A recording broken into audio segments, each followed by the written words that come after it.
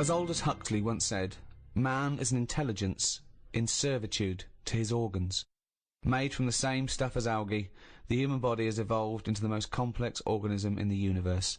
An animal with power of introspection, conceiving complex metaphysical notions of morality, beauty, and love, while at the same time battling time, illness, and even death with even more sophisticated scientific weaponry. While we may still marvel at its complexity, what do we know about the human body? What are its wonders and limitations? And with scientific and medical technology moving ever forward, how will the human body evolve over the centuries to come? To discuss these questions and more, I'm joined by Stephen Merchant, award-winning writer and graduate of the University of Warwick. Hello. And Karl Pilkington, a man without formal academic qualifications or any awards to speak of, but he's good at other things. Cleaning windows, for example, with his fucking tongue, Gump. It's a bit harsh, isn't it? Alright. All your cells die and are replaced many times over in your life, except the brain cells. You only lose them. You lose hundreds and millions and trillions, right? And you've still got plenty left, don't worry. Or most people have. So only a small percentage of the cells you're born with remain yours, the brain cells. So supposing you're 99% different all the time, you're changing.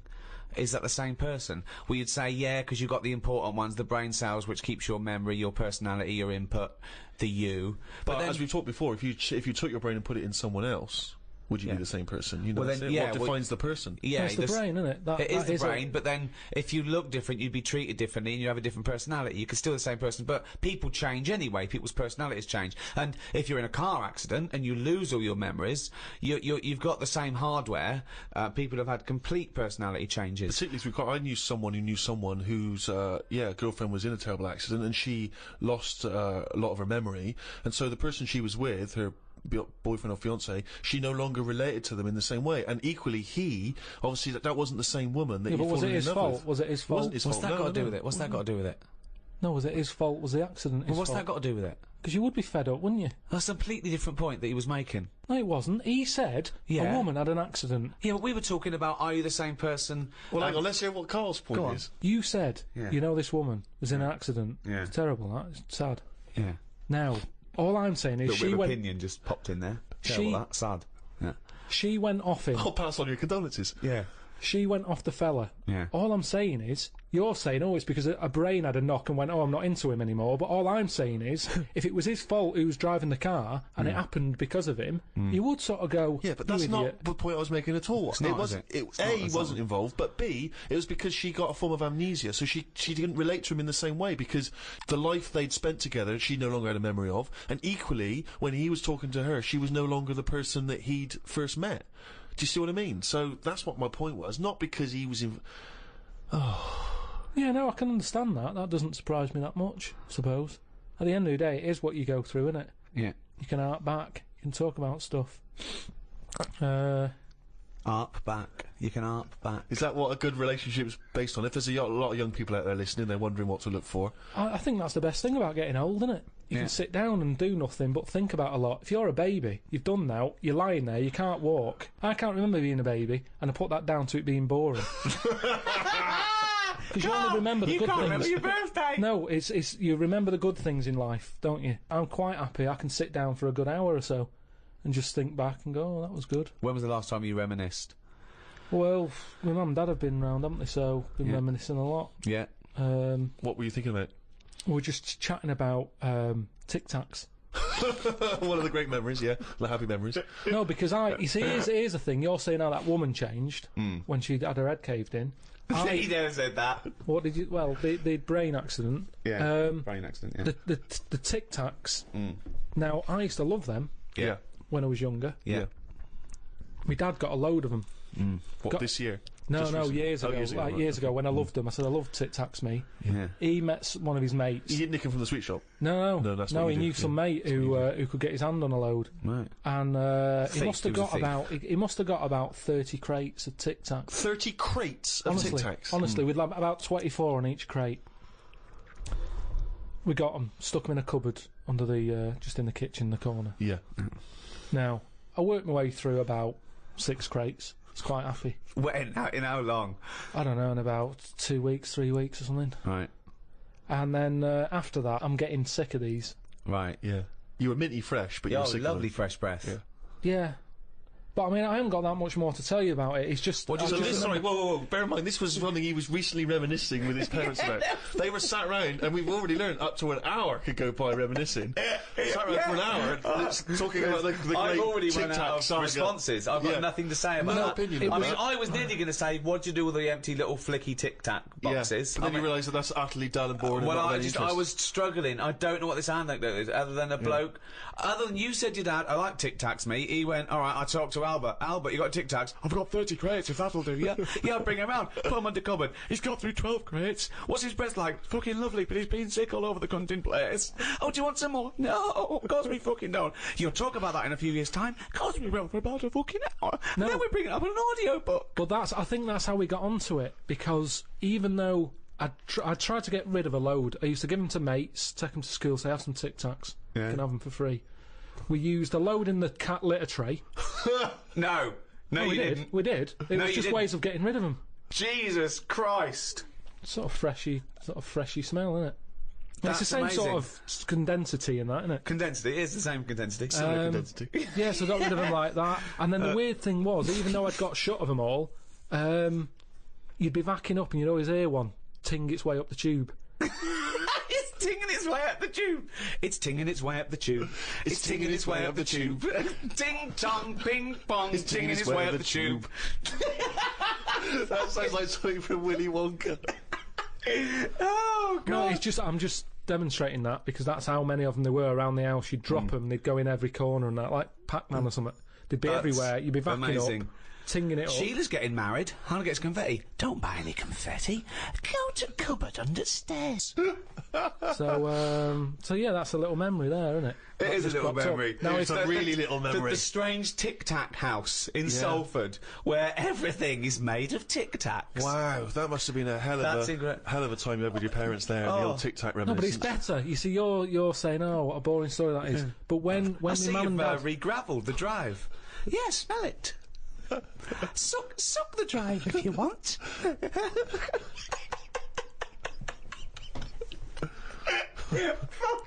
no, but it's different. When my mum and dad are there and they can remember that, and they're going, oh yeah, the Tic Tac incidents and stuff.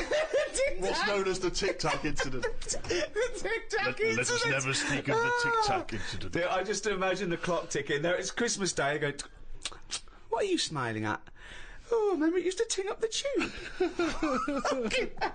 You should think about selling this to Hollywood. Listen, what do you remember then? What do you remember? That's Wow. an amazing thing to say. That's a difficult question to answer. Yeah, I don't. Nothing at all. Why, out of interest though, and this will sound naive, why don't we remember the very early moments of our lives? Why is it? Is it because it would be too harrowing to remember the point at which we sort of born? Because I don't really remember anything from those first few years. Why is it? Is it just because the brain's not fully formed at that moment? I don't know. The memory's not sufficiently developed. I honestly, It's got to be trauma, hasn't it? It's the things. Again, we were talking about me being younger, and the youngest I could remember back to was 1978. How old were you then? When were you born? 72. What? You couldn't remember earlier than 6? You can remember back to about 2 or 3, most people. What? No way. My mum and dad don't even remember me then. Because you're not doing anything. This is what I'm saying. My mum and dad don't even remember me then. That's amazing. Because they pinpoint They remember things. all the Tic Tacs they've ever eaten. Yeah. Do you remember when Carl was 6? Of course I do. 5? Yeah. 4? Yeah. 3? No. 2? No. Because you're not doing anything, are you? My mum and dad don't even remember me then. And it's weird. I remember, must have been about 2, sitting on a potty surrounded by Lego. I remember that. Very strong image I have of that. No, I don't remember that. No, you wouldn't remember that, would you? You weren't there, were you? What do you mean? What, you don't remember Steve sitting on a potty surrounded by Lego? No, I mean, I can't remember having a potty. I remember having one of them. I'm not suggesting you have the You same used to memory. go in a fucking litter tray. Now I know why, to eat a Tic Tac while you're having a shit. But, okay, so what is your very first memory? The one that cropped up the other day was having my eyes sort of glued together by... Gangsters.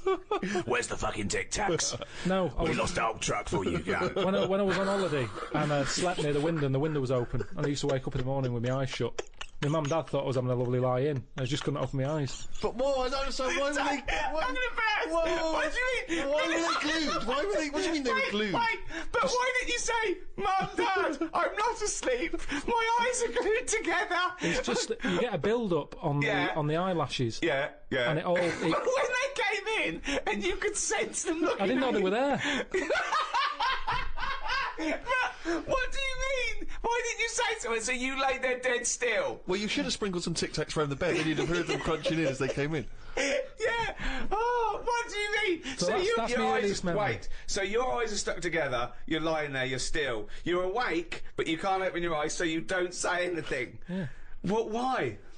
What? What, Every so your- day? It Your happened memory a of- lot. It happened a lot. But your memory was that this was scary to you because you thought you'd gone blind. Probably, and it hasn't happened since, so it's something you remember happening, isn't it? It's like the kidney stone thing. That will always stay with me because it's like I was in agony. Yeah. And that's what I'm saying about trauma. It's quite frightening when you're a kid No, and you you were can't open saying. your eyes. So we don't remember You were trauma. saying you don't remember trauma. No. Do you remember that? Do wasn't you remember that traumatic. conversation we had a few minutes ago? Maybe it's because I had time to lie there and think about it. Because I sort of wonder that if having vision does get in the way. No, that's a good one. Okay, go on, interesting. Yeah, interesting. Yeah, go on. Well, just your eyes are, you know. Go on. What are they? They're the thing that makes you do the things you want to do, aren't they? Your eyes What do you at the mean? end of the What day. do you mean? Interesting. Go on. Everything. You might want to. You might like drawing. Right. Your eyes. That's an example, though, isn't it? Because then you might like music, and you don't need your eyes for that, do you? Well, you need yeah, your ears, because you've yeah. still got to find your way to the record shop to find the record you want. Someone could put it for you, or you could. What I mean is your Stevie eyes. Wonder, we Say rather You than. might like smells. You might be a perfume. You Let me just need think. the nose, don't you? Wine tasting, just I've just always thought blind people go on. are probably good listeners. Right, yeah. That makes sense. Yes. Which means that they'll be more brainy. Possibly. They won't waste their eyes on watching rubbish telly. No. Yep, sure. Um, But bear in mind, you learn a lot, don't you? Yeah, Just from yeah, what you see. You swings absorb a lot of roundabouts, information from swings what you see. roundabouts. yeah, but blind people are going to say, right, I'm not going to be defeated here. Right. I'm going to make sure that I still feed my brain with stuff. Right. Whereas if you've got eyes, your eyes can sometimes say, well, don't listen to that intelligent thing there. Yeah. Watch some rubbish on the telly. Yeah. Yeah. Why Because- your eyes are saying that? Are they? Who are they talking to? Are they? I'm just saying, if you've got eyes, Yeah, they're talking to you. you're more drawn to things Drawn that keep you... what are you drawn to though? Keep your eyes, Go on, what are you saying? interested. It's like everything. Right. It picks your food for you.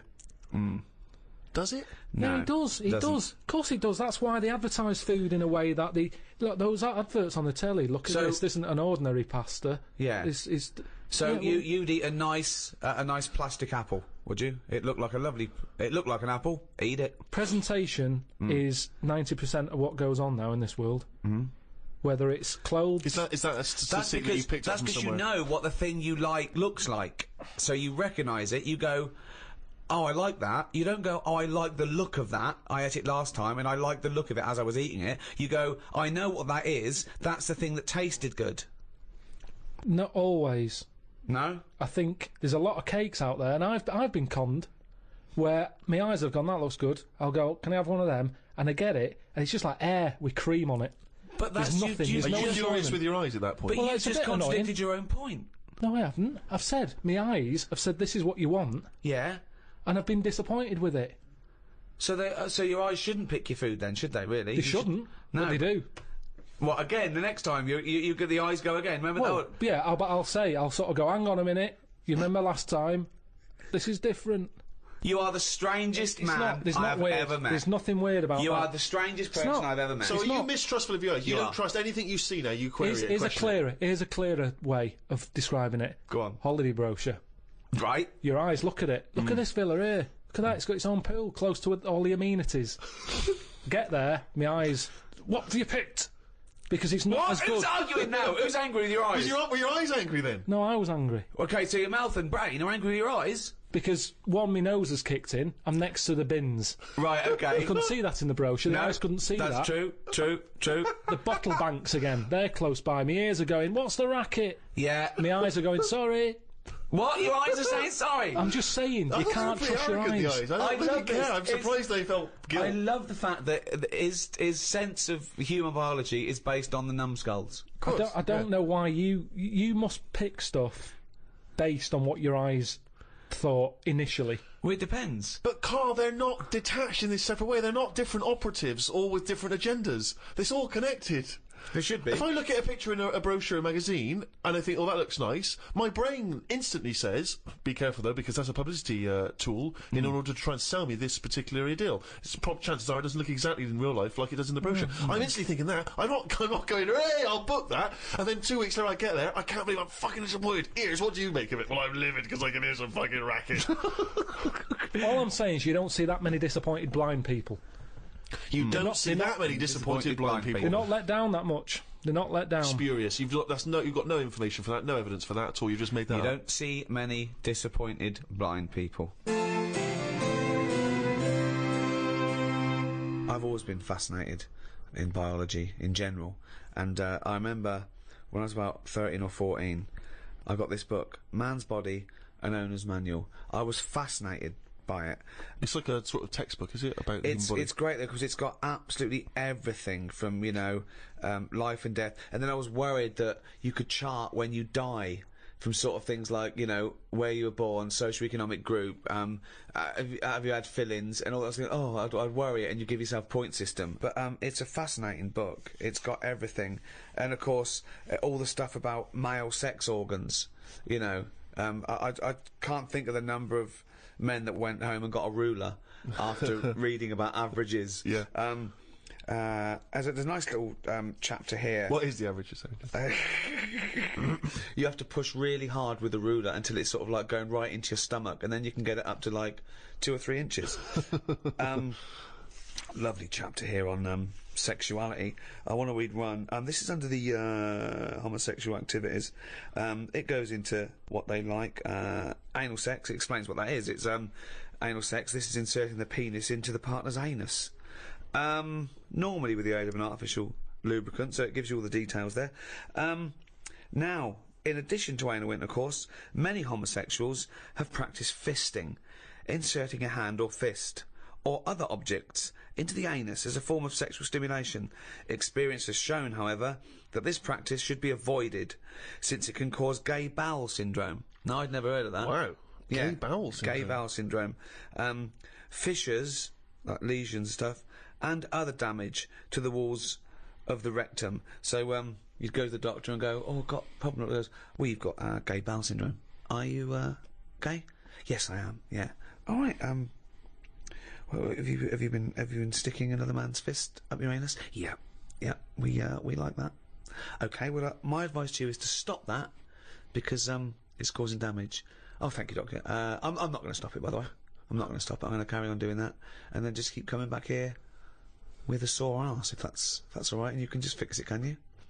Because in fact, I'm going to go home now and do it, even though you've told me that I probably shouldn't. I'm going to... Gay bowel syndrome, you say? Carl, what do you think about that? Sticking a fist up your arse?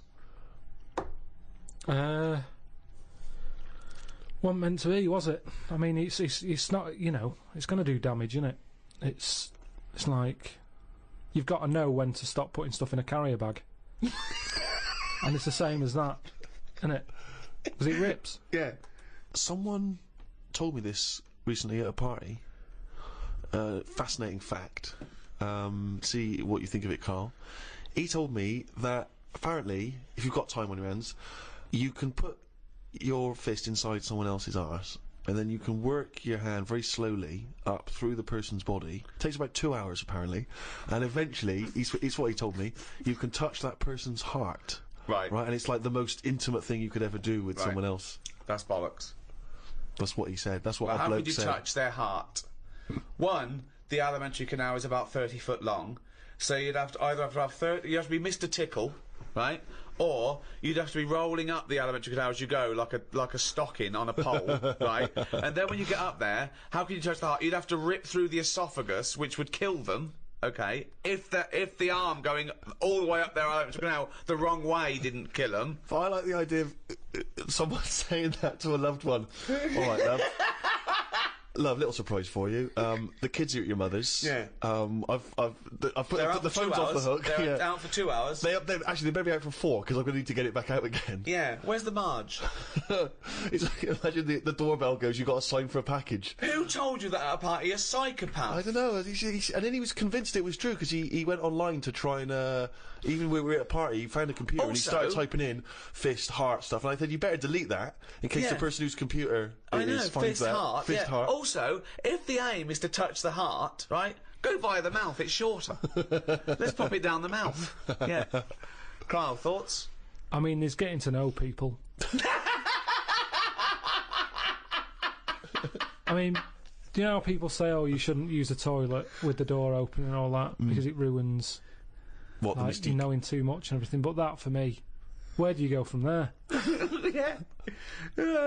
But you know me, I mean, I've got nothing against gays and that, but No. they puzzle me to this day. There's still things that happen when I go, what is all that about? Like what? I went to, what's the name? Harley Street. I went for a checkup. And, like a medical. Posh, you know Harley Street, it's like it's the top doctors, isn't it? I've never been before. yeah. All posh buildings and that. Went up to the counter. I said, I see the doctor. They said, name, yeah. Give us 10 minutes, go and wait in the waiting room. Dead posh waiting room. Dead fancy. Big leather furniture and that. Yep. Loads of magazines. I mean, like a newsagent's. Yep. In the middle of the room on a table. Loads of them. So I'm looking through, and there's the top quality ones. Your Esquire, GQ, Classy, Yacht Weekly, all that. Country Life. Boys. Boys. There's one there, yeah. Boys. What's that? Right, lifted up like the one on top of it, and it's like Boys with a Z. Two fellas stood there, looking sort of Italian looking. Yeah. Right. Remember Brother Beyond? That sort of look. Right. Yeah. Sort of greasy hair. It's a cracking reference there. Dungarees on. No shirt though. No shirt, just dungarees sort of unbuttoned, hanging down a little bit. Sure. So no one else is about. I'm never going to buy a magazine like that. You're going to tell us you looked through a gay magazine? I had a little look just because I thought, like I say, it's one You're chance. always looking to learn, aren't you? You're always looking to learn. Yeah. Always open. There might have been something in there that I go, right, I get it now. I understand why they like doing that or whatever. Yeah. Right. So she said I was going to, 10-minute wait. I can have a quick flick through. Picked it up, had a look. Still none the wiser. Why? Well, what did you see when you opened it up? Just loads of. Like I've said to you before about, I don't know why they like looking at knobs when they've got one of their own. Right. There's no surprises there. You're not going to go. Oh, Sure. Yeah. Yeah. Lots of that. Yeah, they can't get to it, can they? They can't get to their own. Who can't? Well, if they want a little chew, a little nosh, they can't get to their own, can they? They'll break their back. But they can't get to this, fellas, in the magazine. It's only a picture. They're just looking at it. They might as well look at their own. That's what I mean. Yeah, just have a look at it.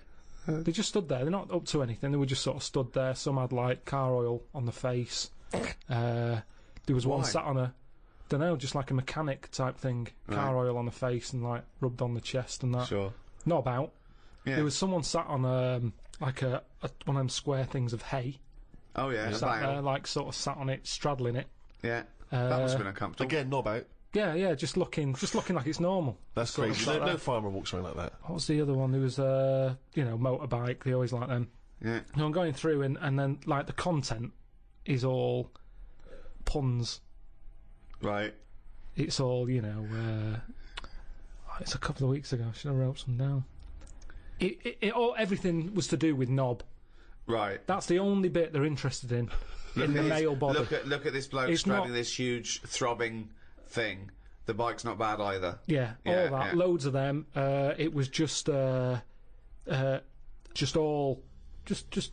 Just 100%. Like, let's just talk about the knob. That's a good name for a gay magazine. 100% cock. 100% cock. Did it not at any moment sort of maybe slightly unnerve you that the doctor might come in and see you reading boys? No, because I wasn't. What about if I walked through? Because I remember once when you were in hospital about to have a tube going down your knob and you were sitting in your pants with stockings on and I walked through and you were horrified. So what if I'd have walked in then and went, Carl, what are you doing? I would have just said, look at this.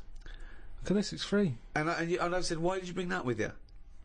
No, I would have just said, look, does it look like I brought it with me? Look Yeah, at this. yes, it does. Because I've never. So you would never see a gay magazine in a doctor's waiting room. So I think you bought that and pretended that it was there. That's the thing. I was amazed by that because there was no there was no Mayfair or anything.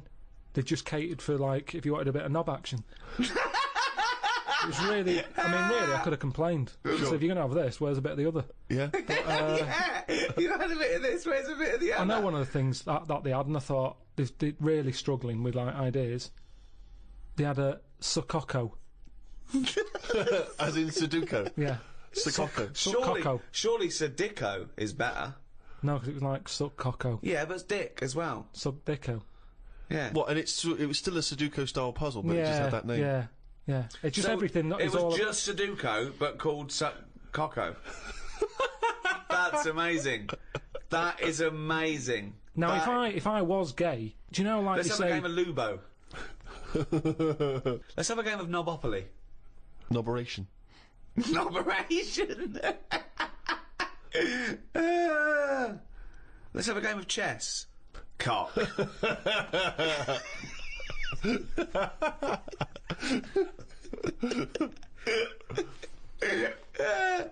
Let's have a game of fuckaroo. Well, that works for either sex. Yeah, that's true.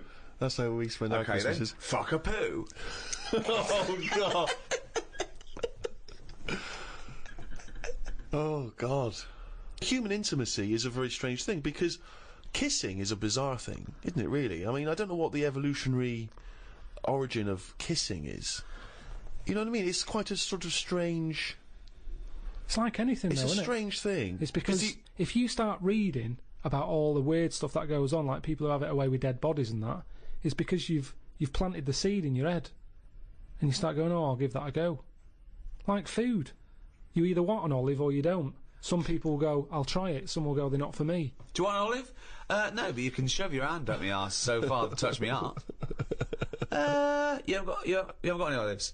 I have got some olives, but if you are fed up with olives, Yeah. I've got an arse here going begging, and 30 foot along the Adam now is a little heart I'd like you to touch. But the thing is, if you give that a go and you enjoy it, then you want to do it again. Right, And you've created do not stuff. try and do that. Do not try and stick your hand so far at someone's arse you can touch their heart. There is no point to it. It is a myth that it could happen. You will end up murdering It's someone. a sorry state of affairs where you've got to put that message out there. yeah. But that's it, isn't it? That's the other thing, isn't it? That you don't hear of animal fetishes and animal phobias. You know, you don't get a lion who's a little bit nervous of antelope. I don't like antelope meat.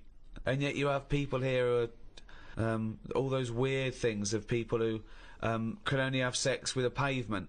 Which is a good thing to... You'll never be lonely unless someone suddenly drops you on a desert island and you go, I'll never see a pavement again.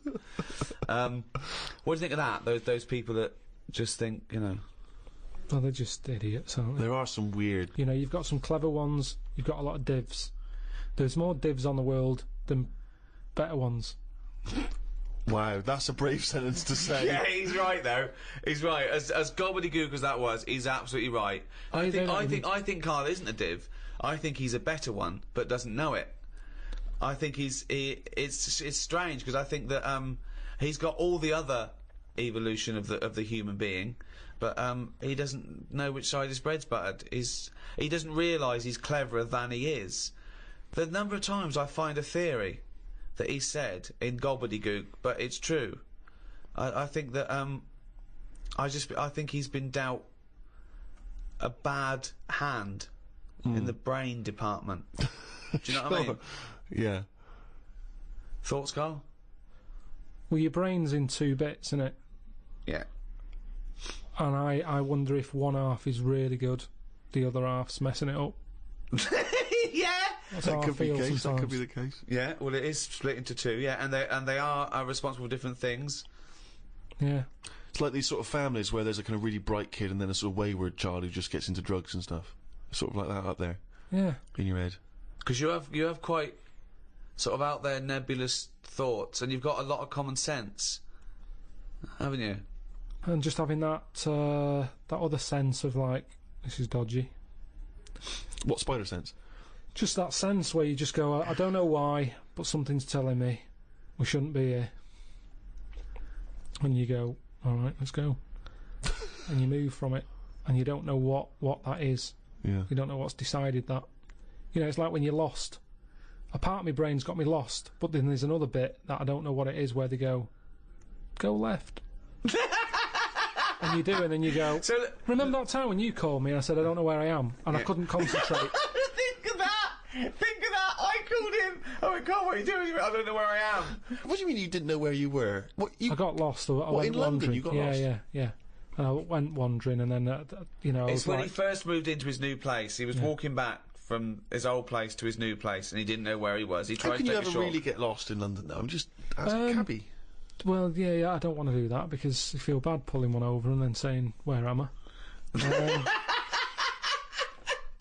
Yeah, they don't appreciate that, do they? But I found my way back, didn't I? Yeah. But you told me 20 one minutes. time that you much prefer getting lost. You love wandering around and getting lost. Yeah, you said go- that's much better. go Yeah, down but the it was a cold cul-de-sac. day. It was a cold day. I just wanted to be at home. I had things to do. There's a time and place to be lost. Go on. Well, a place What's you the don't place? know. What's and the place to be lost? Somewhere you don't know. Right, good. Okay, And the specific. time? The time. Time when you're not in a rush. Right. But that time I was in a rush. And I was And- cold. So a typical argument in your head is what? I'm lost. I'll do one side of the brain, you do the other side of the brain, okay, in your head, okay? Carl, What? this isn't where we should be. You want to go home, didn't you? This isn't your house, because it's a field. You live in a house, don't you? Why are we standing in a field? This isn't your house. You're meant to go home, but you've walked into a field. No, but that wouldn't. I've never been that lost. When I'm walking across a field, at the edge of the field, I'd go, hang on a minute, this isn't right. I wouldn't get in the middle. I wouldn't go that far. I'd go, right, I definitely shouldn't be here. You did once. You were in the middle of a field, and your dad had to rescue you Yeah, and carry that's you when through I was the a kid because I was reading as I was walking. That's,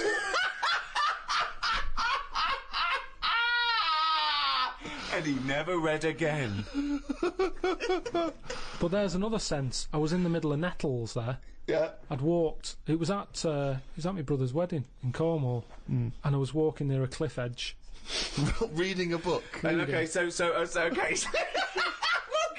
Carl, I know you're enjoying this book. Can I have a word with you? Just look past the book a minute. There's a big drop. Yeah. Well, that's what happened, and then Right. that's when my other senses went, hang on a minute, I'm being stung. Load of nettles and stuff. And I just had to wait there for ages until my dad sort of thought, where's Carl? I was there for about an hour and a half. You showed a book.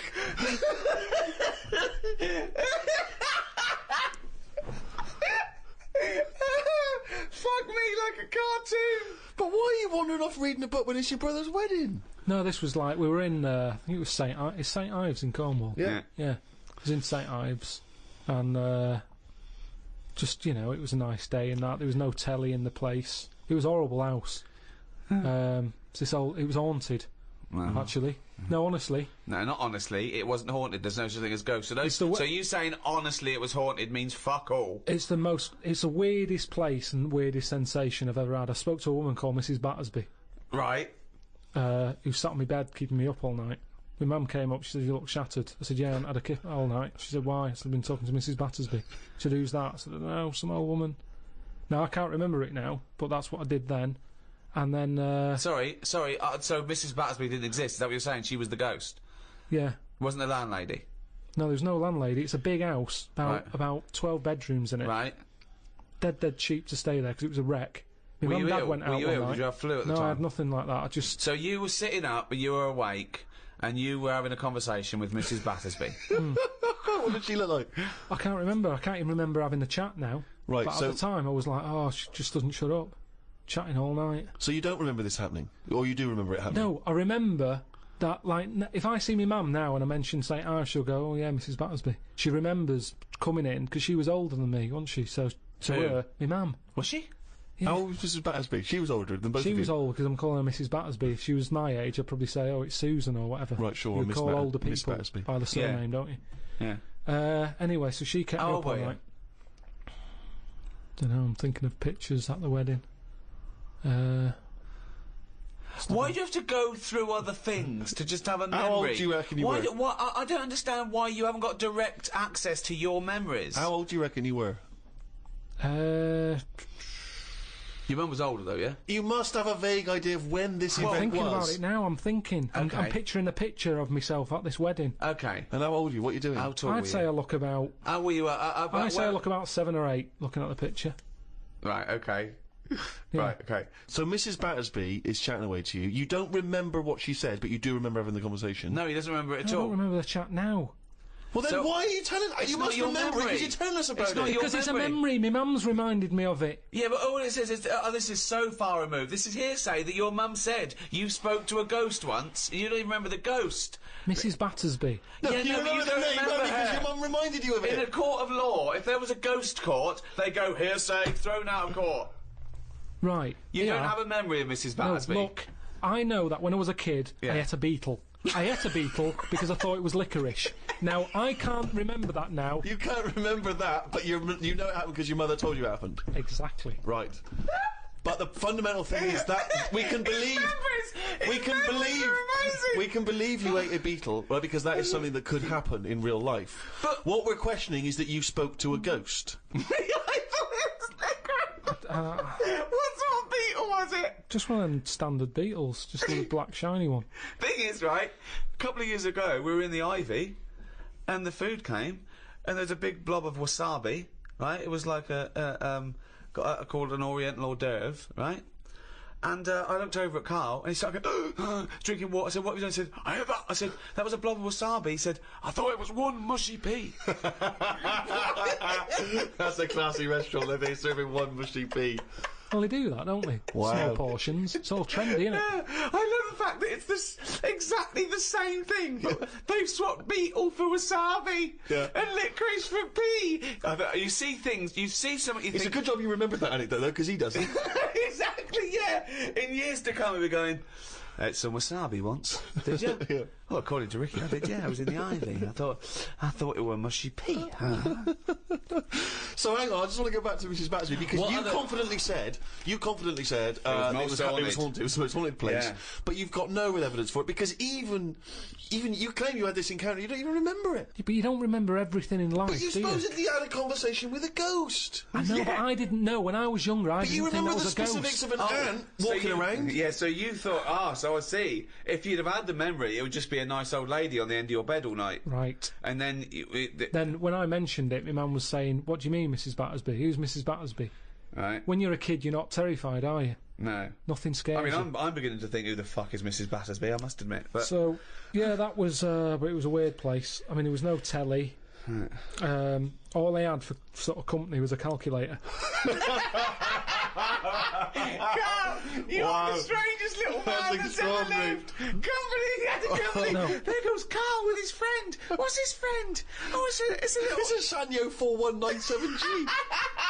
I love that. That's amazing. Oh, calculator, do that boobs thing again. My mum and dad used to go out. I Memories. stayed in there. Just shots of him with his calculator on the beach. Like that. It's Sunday. Maybe beautiful and 4 plus 16, what will it be? My only friend was the calculator. Oh, God. Just imagine the shots of him in Vietnam just carrying Tommy. When the battery's died, they had to have a funeral for him.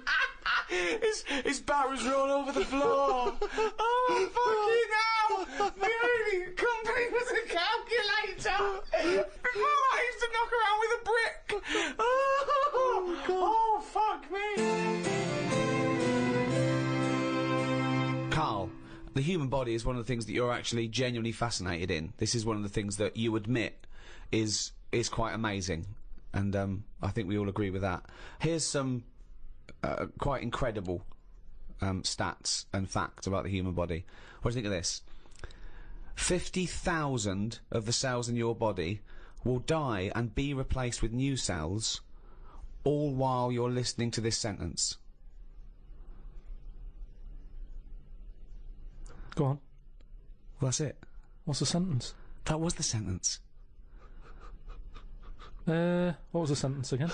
Well, it doesn't matter. The sentence doesn't matter. 50,000 just dying and being replaced in that time. But what are they doing? Different cells do different things. Some are taste buds. Some carry hemoglobin and oxygen to other cells. Yeah. Some are skin. Some are liver. I've heard about skin. I've heard about skin, sort of. What? What you heard? A rumour about skin. You heard about skin? What? It's just it keeps just, all your stuff from falling on the fucking floor. Well, it's the thing that makes you what you are as well, doesn't it? What do you mean? More than anything. Why? Well, without the skin, you're just a skeleton. You look all the same. No, you're not just a skeleton. No. Other than your lungs and your heart and your kidneys and stuff. What I'm saying is, I went to all the flesh on top and all the blood vessels. And I went to that bodies exhibition. Yeah. No, you're right. This is it. He knows all about the human body and science because he went to the bodies exhibition. Do you know where the German fella cuts bodies up? Yes. Now, he had a load of people on show. Could have all been the same family. Because everyone, without the skin on their head, looks the same. Other than height, Yeah. everybody looks exactly the same. And that's why racism is so stupid. Well, it's a good point. Good point, isn't it? Yeah. That's saying that, though, I did think most of them were Chinese.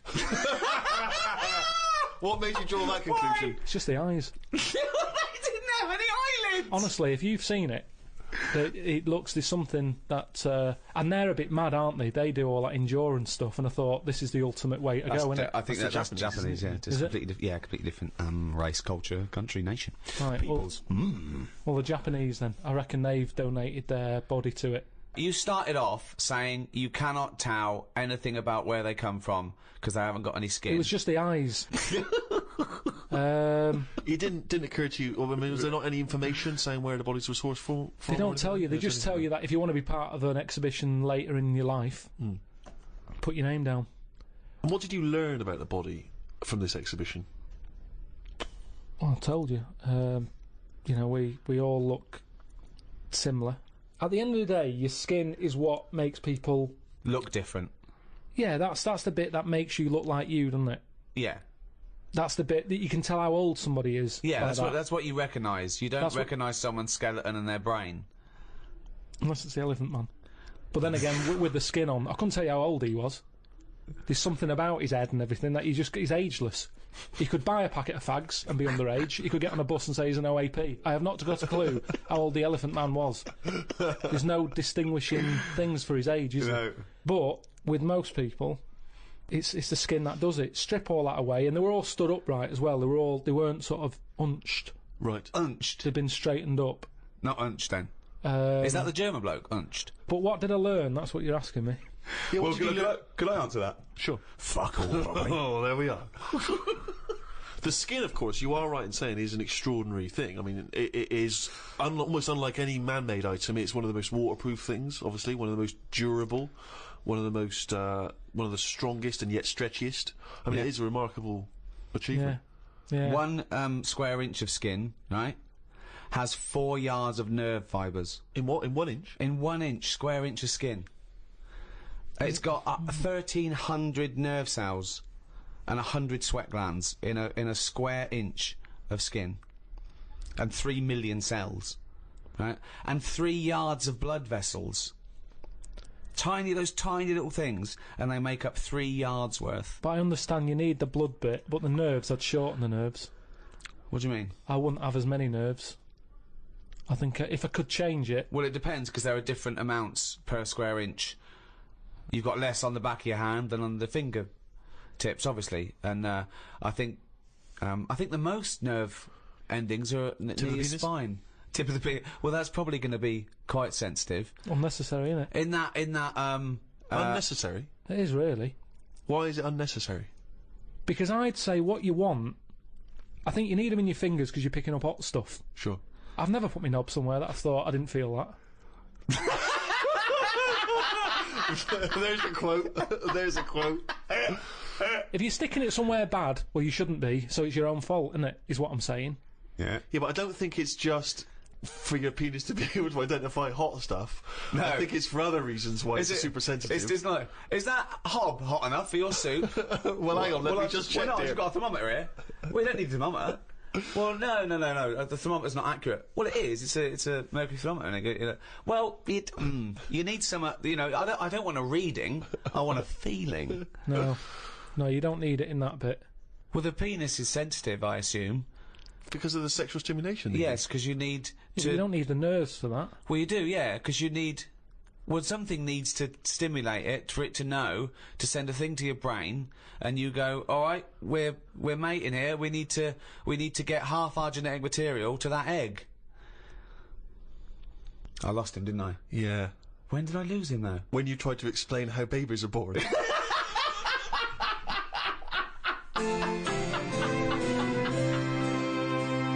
Carl, every human being spent about half an hour as a single cell. I heard about that. What do you mean? You've heard about that? I remember reading it. I read it. I think I went to the Science Museum, and it was Right. on the wall. And I just thought, oh, I would have hated that What, being a single cell? for half an hour. But then when was there ever a chance of a single cell knowing anything? Yeah, if you look at it like that, it's not a problem, yeah. It never was a problem. Why are they telling us then? Oh, for God's sake. This is a guide to. We're trying to educate. I mean, this is for people to, it's just an interesting discussion, isn't it? So we are going to come up with some facts. There are going to be some things that we don't know the answer to. There's going to be many things you don't know the answer to. Sometimes you're right. Sometimes you're wrong. Sometimes we learn something. Sometimes we don't. It's just adding to the debate, really. I just thought it was quite an interesting What do you fact. think when you read that? What goes on in your head? I think it's incredible that that's how it starts. That you One go cell, from there that to then it divides and divides again. A cognizant being. Yeah. That every cell knows what it's got to do. It's remarkable. It's remarkable. DNA. Stunning. Yeah, I'm surprised there's not more weird stuff knocking around. I've always said that. But what's weird? Just something that doesn't look like the rest of us. Nothing looks like the rest of us. There's nothing. What's no, weirder than people-wise, I mean, how many people are in the world? 6 billion. 6 billion. 6 billion people. Yeah, you don't walk down the street and I'd expect every fifth person to be like, what is that? Look at his head. He's got 3 legs. Why? Why is the arm on the back of his head? What do you Why mean isn't there it's- more defects in it? Well, there has been. Not Don't that forget. many. Do you know, like that Total Recall? Yeah. Like that. Where everyone's a little bit weirder. I mean, there's only so much you can do. I mean, even in that film, there was a woman with 3 tits. I'm not talking about having like a shoe for a head. I'm just talking about He's the like weirdness. a surrealist. He's amazing, isn't he? I just mean, You'd like to see more. You'd like to see more 3-titted women. Is what you're saying? oh, one. We'd all like I mean, to it see doesn't that. matter. Mix it up. At least then it's a bit more of a surprise what you're going to get. One giant boob. And it's a shame because it does make the world more interesting. But what's more interesting than the world, than the You're natural endlessly diversity? bored. You're endlessly bored by the world as it is. We're amazed. We sit here amazed by these facts, by thinking about the cosmos. You're endlessly bored by Just it. a Always discussion. looking for something new and weird and alien. Do you know they've estimated that there might be about 5 million species of animal, right? But they think there might be another 20 million all insects. So they've stuck it at about 1, but they wouldn't be surprised if there's another 20 million species of insect. I wouldn't. Right, okay. Well, thanks very much. No, because you start off with the big stuff, don't you? If someone comes along... I mean, I'm still surprised when they say things like, we found a new duck. And I think, well, that's not hard to find. If you're talking about bacteria, I'd go, well done. Where did you find it? No, that's the other way round. A new elephant? Wow, really? No. Where was that hiding? No, I'd be A new- annoyed that someone's not found it. If it's not my job to find new stuff, Right, so it's not my problem. Right. But if someone's on the payroll right. and they're out there trying to find new species, There's and they no- go, there's no we one on the found a new payroll." llama, I'd go, Right. well, where's it? Why have you missed this? Right, Annoyed. yeah. Not wow. There's a new llama. No, but it's harder to find Attenborough. he's been doing his job for years, hasn't he? Yeah. He was excited that he found a small frog. He found a frog, he stuck it on his finger. He said, I've been looking for that for ages. And you could see He checked under the microwave, down the back of the couch. he was delighted. Yes. He was chuffed. I was chuffed for him. He'd been looking for it for ages. Right. Now, the thing is, respect due to him there. Mm. His eyes aren't as good as they used to be. Right. He found a small He's frog. been looking for it. He kept looking. I'd have given up if I was him. But he kept looking, he found it. There it was, a little frog on the end of his finger. Right. It wasn't on his finger all along, was it? I've got more respect for him finding that, Yeah. something so small, than someone else whose job it is to also be rooting round for new stuff, coming round the corner with an elephant, saying, look what I've got. I've been looking for this. Yeah, but that's not They what haven't been happened. looking hard enough. Then no one's looking for an elephant and has failed to find it. They don't You're know what they're looking annoyed for. with these people Yeah. who are on the payroll Yeah. looking for elephants By and fail to find definition, them. they're not looking for new species because they don't know they exist. It's a surprise. No one goes out and goes, what are you looking for today? I don't know, say a letter. D? Duck then. Let's look for a new duck. Where are you going to look? Pond. All right. I know, but sometimes it's the slightest thing. I mean, we've done Yes, a lot it on is. insects. Yes, it is, But yeah. they go, I found a spider with like an orange leg, or a fish that swims upside down. It's like, put it the right way up. I mean, it's not worth noting. I'd say it's got to be a dramatic difference. Right. Right. You're such a bag of contradictions. You'd be annoyed with someone who found a new elephant. You'd think that was a sizable discovery, but no, that would piss you off because they should have found it before. They find a fish just swimming around upside down, put it out the right way. How Isn't that- different does the elephant need to be? It comes around the corner, you go, that's just like another elephant. How does it have to be different? Right? What to you has to be different? To the point that I don't know it's an elephant. That Well, I go, like our hippos related What to would a it whale. look like then? Well, we're all related. We're all related. No, we're not though. Yes, we That's are, a yeah. daft thing to say that. No, we are all we're not related. all It's just a related. matter of degrees. You understand what it means to be related to your brother, don't you? Yeah. So you understand what it means to be related to your cousin. Yeah, it starts getting a little bit... Really? Already at cousin? Already yeah, at cousin? There's cousins I don't talk to. I haven't seen cousins. Right, well, so let's forget chimp then. My dad said over Christmas that Who Do You Think You Are was on. He said, oh, why don't you do that? I said, because it's looking up dead people. There's cousins who I don't even talk to. Yeah, true. I've no idea. It who annoys these- me when they cry about their great-great-grandmother. They didn't even They're know. like, yeah, no, yeah. Didn't even know them. Don't even know them. And all it's going to do is dig up problems, innit? You're going Yeah. to find someone out who did something wrong and you're going to get the blame for it. I don't want to know. If my cousin was Einstein, very nice. Yeah. But at the end of the day, that's If going to your add extra cousin was pressure. Einstein, then you really are an underachiever. No, but do you know what? If he was, I'd know about it. I don't reckon you would know about it. I reckon I don't I would. reckon your family would be that impressed with Einstein. They He would was have a- stayed in touch. He wouldn't was they? always the weird one with the scruffy hair and his tongue out. Yeah. No, I reckon the stuff we know is enough now, and all we tend to do is find problems. All the mysteries still in the world. The What a prick. mind-body problem. What a prick. How to save the world. Yeah, but we're not, are we? We know it's dying. We don't know how to fix it. Not yet, we don't. Turn your lights off. But then we You didn't. turn yours off. Just get sick of it. Leaflets through the door all the time. Turn your eating off. Turn the lights off. Living like a mole. I love his little internal dialogues out loud. They're fantastic. The little discussions he has with himself. Oh, I can't wait till he's old. That's going to be amazing. Us three, when we're about 75, 80, he's fucking moaning. Oh, we're in a little home together. It's just fucking... Fucking hell! Oh, Carl! Do you remember when you were 73? No, do I fuck? Tell us the Tic Tac anecdote again. Oh, what a fucking useless bunch of cunts! Well, that's about it for the Ricky Gervais Guide to the Human Body. Hope you enjoyed it. Hope you learnt something. I know Carl didn't. Next one, the final one in this series, is the Ricky Gervais Guide to the Earth. Carl, are we going to do any more guides, or...? I think we've covered the main stuff you need to know. Yeah? It was good doing the guides, though. I liked them. I like the attempt of, learning. I remember our early ambition was to actually be educational as well as hopefully entertaining, and I feel perhaps at times we've perhaps slightly shortchanged listeners in terms of what they're learning. Well, they're not learning anything because also, even as, you know, compared to Karl, we are educated, but we're guessing a lot of the stuff, and he flummoxes us, you know, sometimes. Yeah. I mean, it was fun trying to be pompous and professorial enough just to fight Karl's ignorance. I think we've learnt more new words from Karl than we've learned anything else. Yeah. There's been a lot of the made-up words, perhaps more than ever before.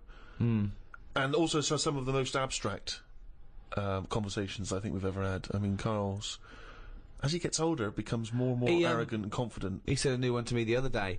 There was a problem downloading one of the guides on iTunes, and he said they've added to the fuckerage. Which is good. Yeah. So, till the next time, it's goodbye from me, Ricky Gervais, Stephen Merchant, Goodbye. and Karl Pilkington. Right.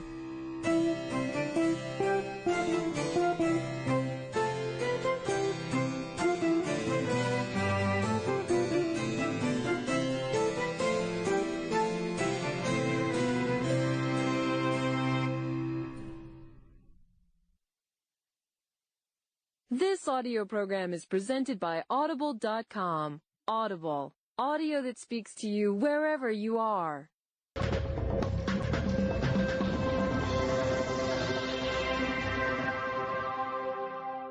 Welcome to number 2 in this second series of the Ricky Gervais Show. With me, Ricky Gervais. Hello. Stephen Merchant. Hello. And Karl Pilkington. All right. Well, I've been away. I had a little bit of an express tour of America, LA and New York, and they're all talking about one thing out there. Karl Pilkington. Really? Yeah. I hooked up with the Simpsons lot. They all listen to it on their iPods. I went down to the American office to keep an eye on, you know, things. check it. Well, as we get money for old rope for doing next to nothing, I thought I'd show them a face. Yeah. They're big fans, Karl.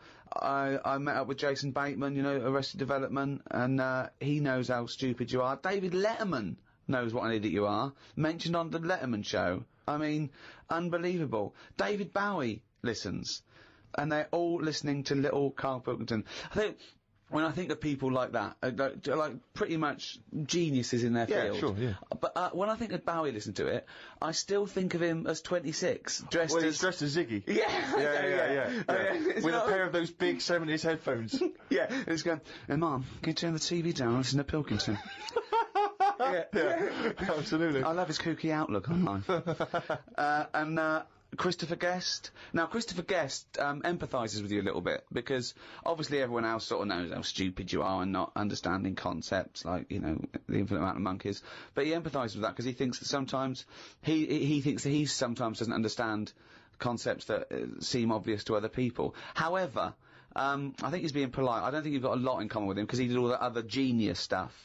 You know, what you did was do the washing up with your pants pulled down slightly. You know, it didn't have the same effect as, say... It's not been as influential as Spinal Tap. Oh, waiting for Guffman! No. I mean, unless people... maybe that's sweeping the nation now. Maybe if someone sees someone nude in a room opposite their house, they immediately get their cock out. They go, genius. That's genius. Well, I did an appearance at the Oxonian Society in New York. It's a Princeton College run event, and they have, like, academics, artists, political figures. They have heads of industry. They had world leaders. They've had Prince Hassan of Jordan, and there was a Q&A afterwards. And one of the questions was, "Is Monkey News coming back?" Yeah.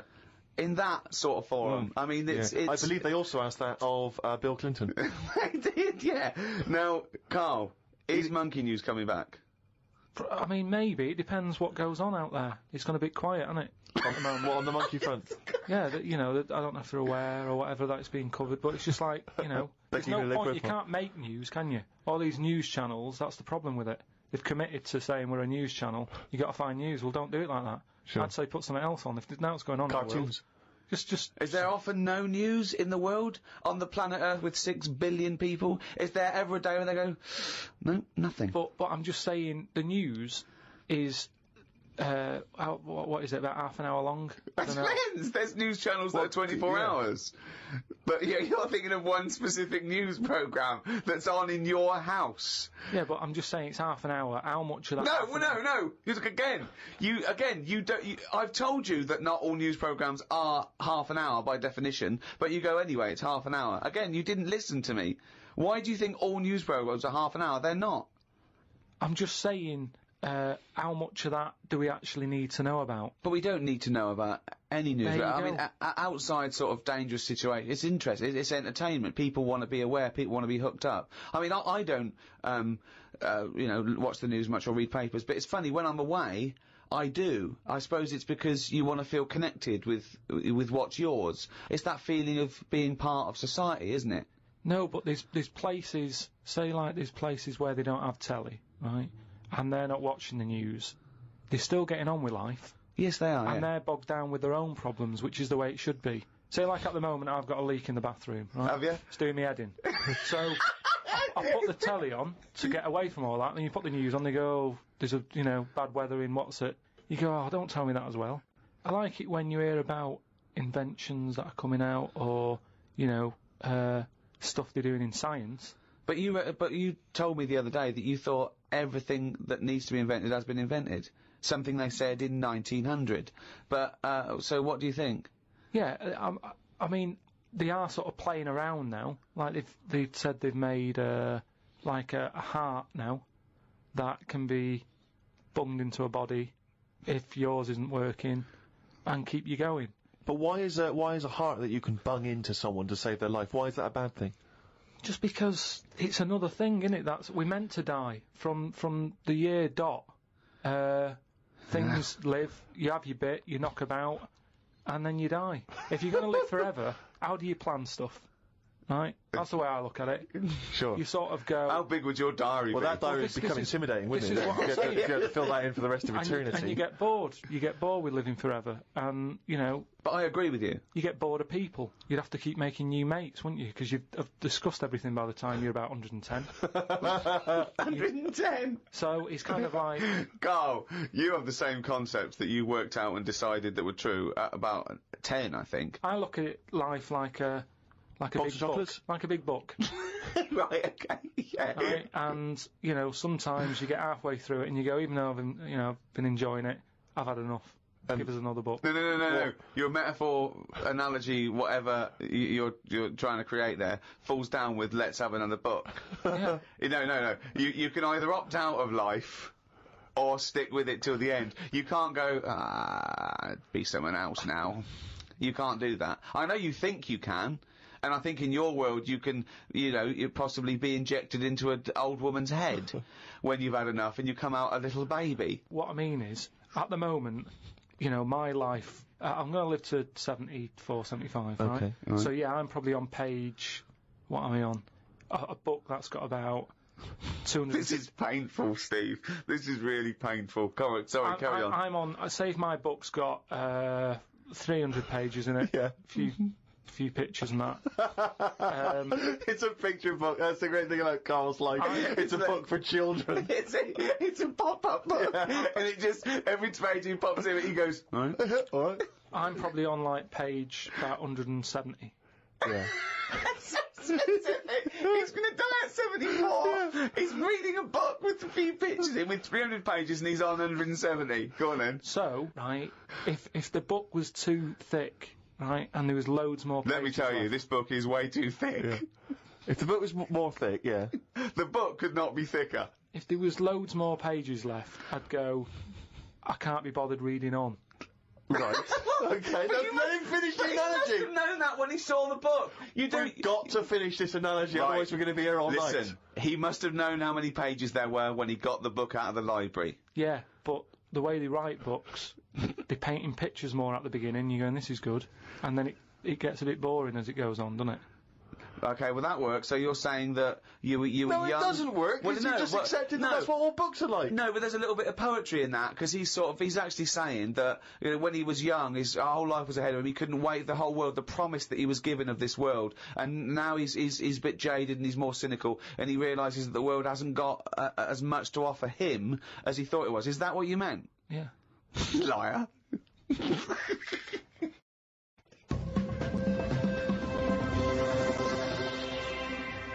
Well, Rick, you're not the only one who's been away. I know you've been off working, but Yeah. I, at long last, have taken a bit of leisure time. Go on. And, you've probably heard of the Rio de Janeiro Carnival. Only one of the hottest, events in the world calendar. Yeah. Imagine me down there. Oh, Rio, you can imagine, did not know what hit it. Oh, God almighty. Imagine, were you like Paul the Party Animal Parker? He would not have been able to keep up if he was with me. God, what did you do? What did you get up to? Oh, let me tell you right now. Day 1, I almost drowned. Day 2, I got a foot infection and spent the day in the hospital. And the rest of the time, I had diarrhea. So that was a hell of a time. Carnival. Yeah. I did. I was able to watch some of the carnival on TV, and right. it looked brilliant. It looked Did it? amazing. I didn't actually. It was difficult to make out because the TV wasn't actually in my room. Because in an effort to save money, I wasn't staying in a hotel. I was staying with a bunch of other people in some kind of, like, someone's flat that they'd let out. And, so I had to watch the TV, like, from my window, watching a neighbour's TV. And, of course, when they change the channel, often during the juicy bits, I couldn't see anything. And, but it looked really good.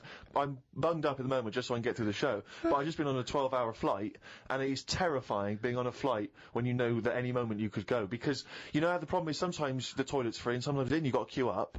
And the worst bit is that sort of half an hour just before you land when they say the toilets are out of bounds now.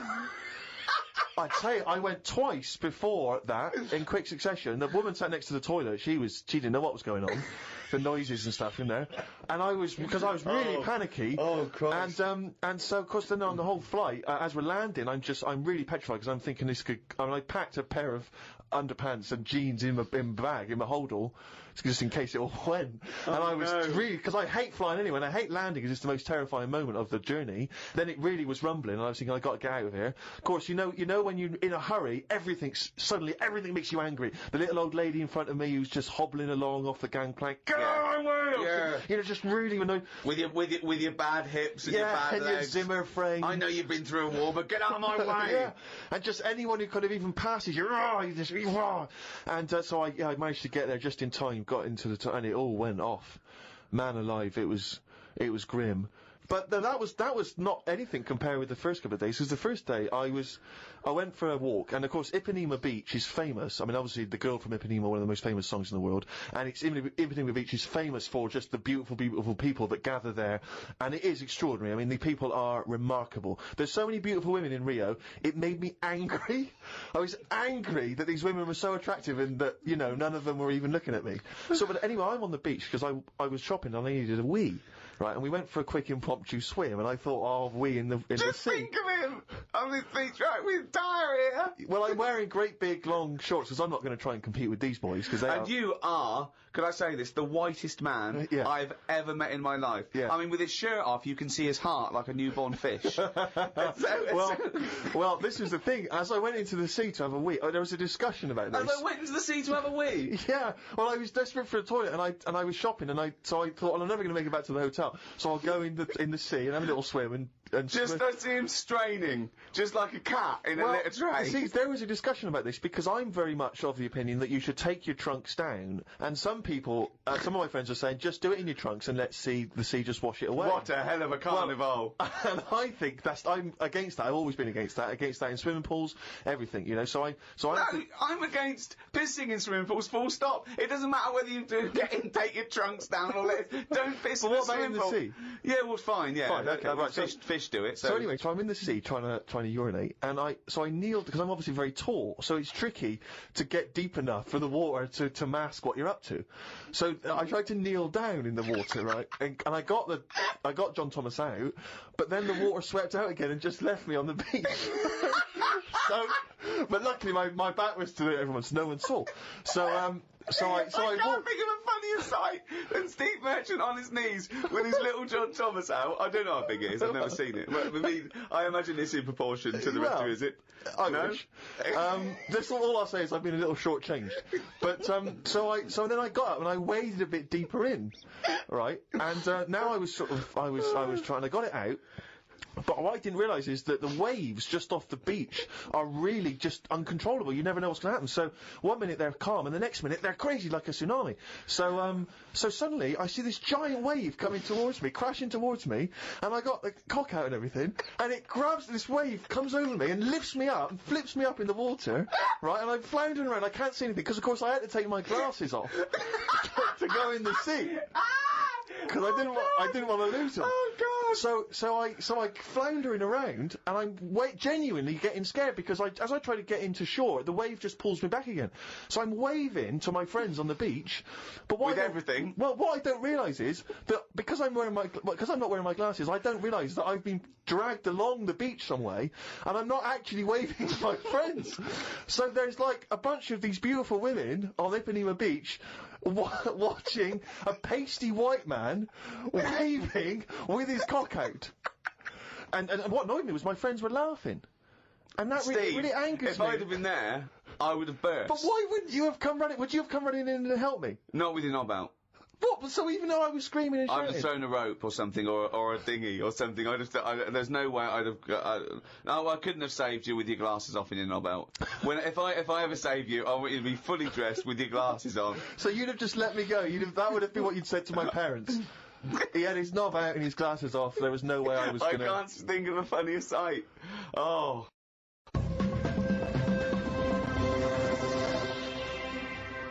Oh, chimpanzee, that is running down again. Yeah, this is where we read extracts from Kyle's diary. We've had to wrestle it from him. He's never happy, but, you know, that's the way it goes when you're doing, a show as popular as this. And I'm going straight now to this entry. My mum phoned and said that my Auntie Nora, classic Auntie Nora, wanted me to look on the internet to find out what the weather will be like in Spain at the end of November. I don't know where she gets her money from. 2 months ago, she was asking me dad how much it would be to get her back garden astroturfed because she's sick and tired of the grass getting out of her What does she hand. want to do? Start a football team? What does she want a back garden astroturf? She likes the sort of green look, but she doesn't like the headache that comes with it, so she's just looking into getting that false grass put in there. Brilliant. Don't know how much it is, but... Went round to Ricky's and had some chicken curry that Ricky's girlfriend Jane had made. Ricky and Jane were going on holiday for a few days and had arranged for Glyn to come in and make sure the cat was okay while they were away. I'm sick of that cat. I was surprised that they hadn't paid for the little shit to go away with them on first class. Blimey, getting a bit vitriolic in the diary. Why doesn't he like the fact that I've got a cat and I love the cat? Why? It's just everything in that house that you've got gets sort of special treatment, and it's a cat, and it What do you mean annoys you get me. special treatment? Sometimes... We put food down for it, and sometimes it gets on our lap and we stroke it. You don't just stroke it, we're you not saying massage it. You massage its back, you go, no, you're stressed out. Well, no, it's good. out. No, I'm not saying are you stressed out. At no point did I say are you stressed out. You said, what the fuck are you doing for? Is it stressed out or something? I like touching my cat. To be honest with you, I don't like Ricky's cat. I can't believe Because every time I go around there, it goes straight for my ghoulies.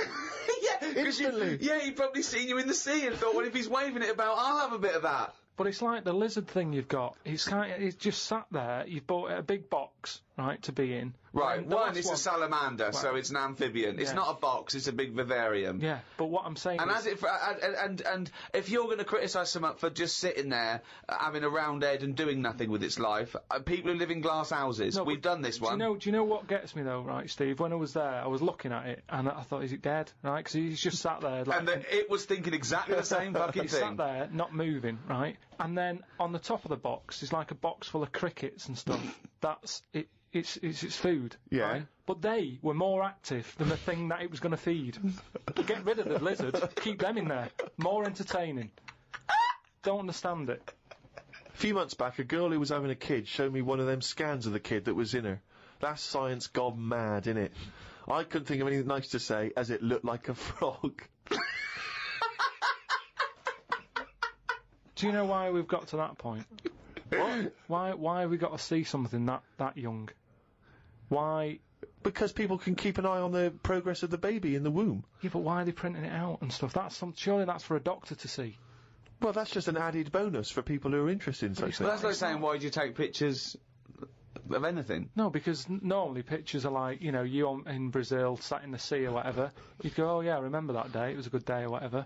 But Wasn't. it's just kind of like, why have you got to see something You might as well. Well, go you to the next- just listen. Why have you got to see something that small? So why would you take a picture of Steve in the sea? No, but what I mean is, why? At what point are we going to stop? Are we going to start sort of X-raying the fella's testicles and saying, well, there it is at a really young age?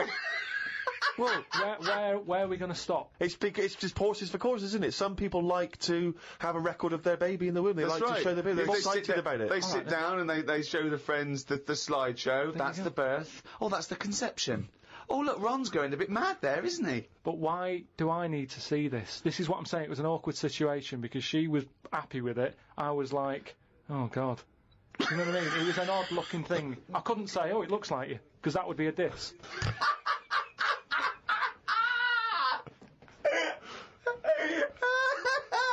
Oh, Christ! Met Suzanne at Euston Station.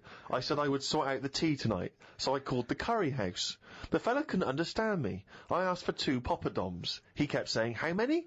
I kept saying 2. He still couldn't understand. I said 1 more than 1. He understood.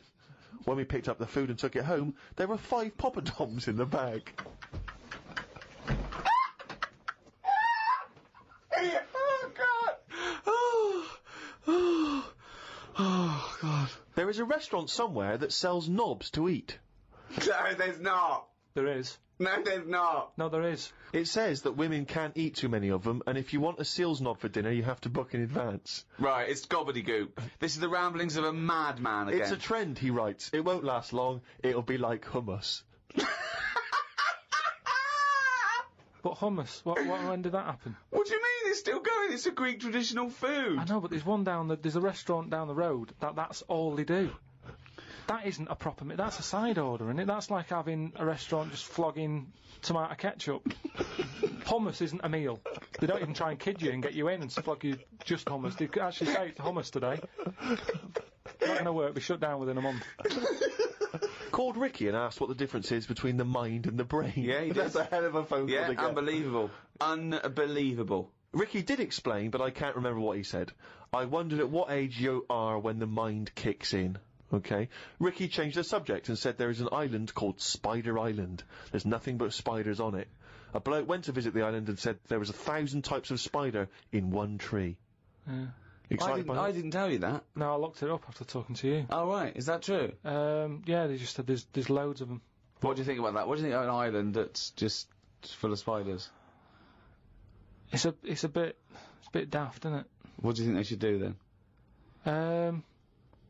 I don't know, because you need spiders. I don't know what they do, but they say a world without spiders, like, wouldn't be good. Who says that? I don't know, someone. But they sort of do something. There's something about if you did get rid of them all, it would have an effect. Well, of course it would. Get rid of anything, it'd have an effect. Not everything, no. Like I've said, jellyfish and what have you.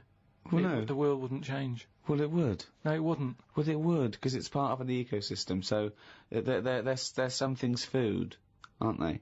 No, but it's 97% water or something. Yeah. So how much are they doing? Just give them another 3%, make them water. That's more useful. Give them another 3% and make them water. Oh, God. The rain ain't stopped. The old woman with the bent neck. Now, we've not heard about the old woman with the bent neck Who's the before. old woman She's with a the whole bent new neck? What's character. this? Incredible. She's really old. And she's got a bent neck, yeah, but tell us something else. I don't know what's up with her, but her head sort of comes out of here. It's radio. They can't see what you're Sort doing. of comes out of her chest. So from behind, it looks like she hasn't got an head. It's really weird, right? I mean, she's old, and I don't know what's happened. Just Suzanne said it's sad, and her bones have sort of bent up or something, or maybe she carried something heavy when she was younger. On her head. And I don't know. It's sad and everything. Yeah. But she's just she's wandering up and down the street. Always looks fed up. But you can see of her. You have to sort of bend down a little bit. But her head's just. I thought I told you about. She finds a before. lot of change. I said yes. Well, as you write in the diary, the old woman with the bent neck is struggling in the weather. The rain must be running down her back. Don't know why she went out in this weather. Me back's doing me head in today. It does this every time the weather turns a bit grim, ever since I tried to kick me height. Oh, remember that? We've heard this before. Kicked me height and landed on me arse. Was going to treat Suzanne to a trip to the pictures to see Breakback Mountain. but then remembered there is a programme on about two-headed kid tonight. What two-headed kid? It's just a two-headed kid knocking about. And I just wanted to watch that. What do you mean, a two-headed kid? It was something on the telly. I only saw the beginning of it. I thought, oh, it seems a bit heavy, this. The programme about the kid with two heads was a bit sad. They never go into the good sides of these stories. I asked Suzanne what happens if they sit an exam. She said she didn't know.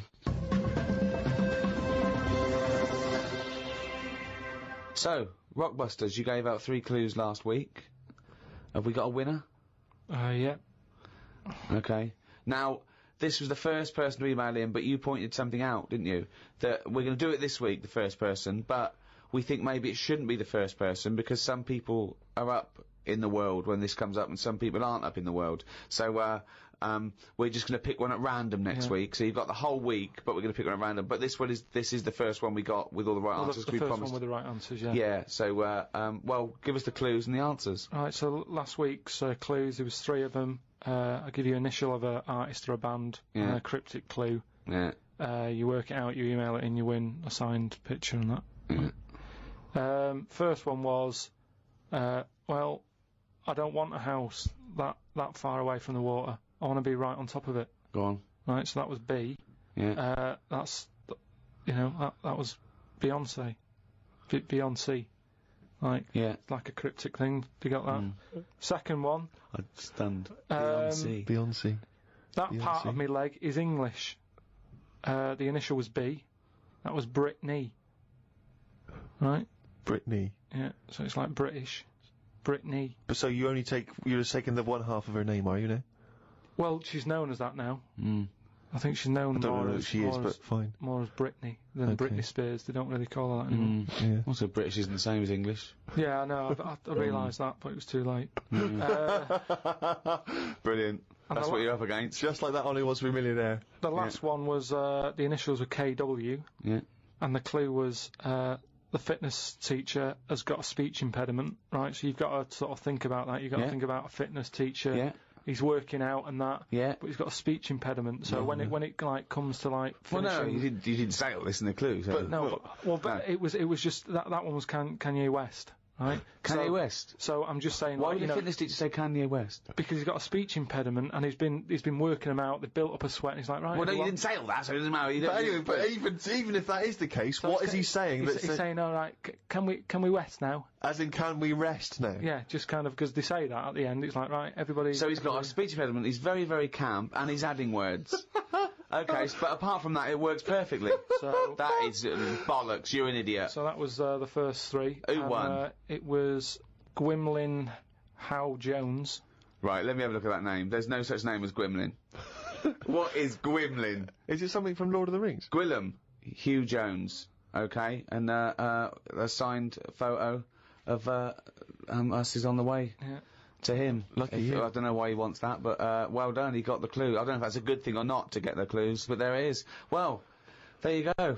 So we're going to do some clues for next week? Yeah, right. Again, same sort of system. 3 of them email in, and we'll pick one at random. Right, first one. The initials RP. Right. Right. And the cryptic clue.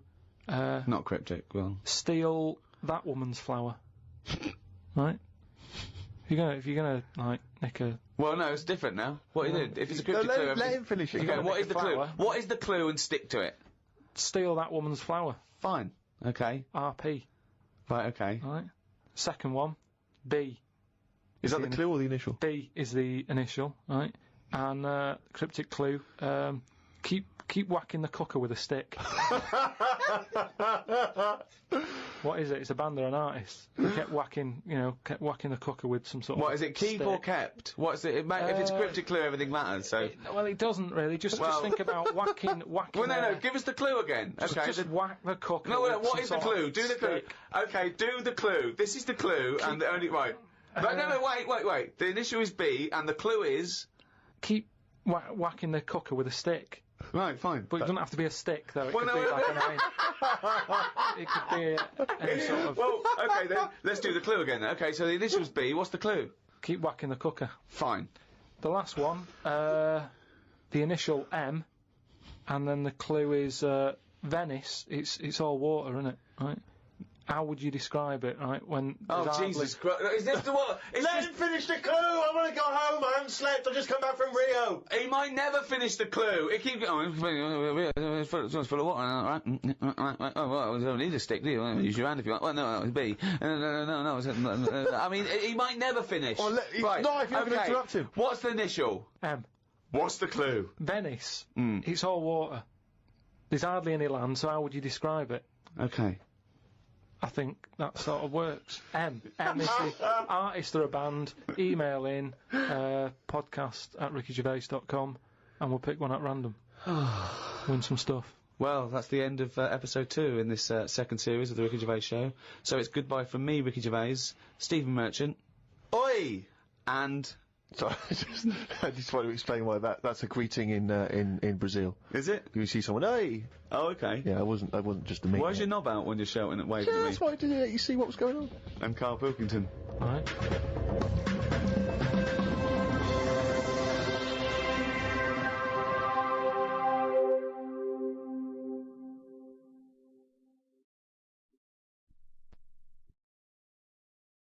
Audible hopes you've enjoyed this programme.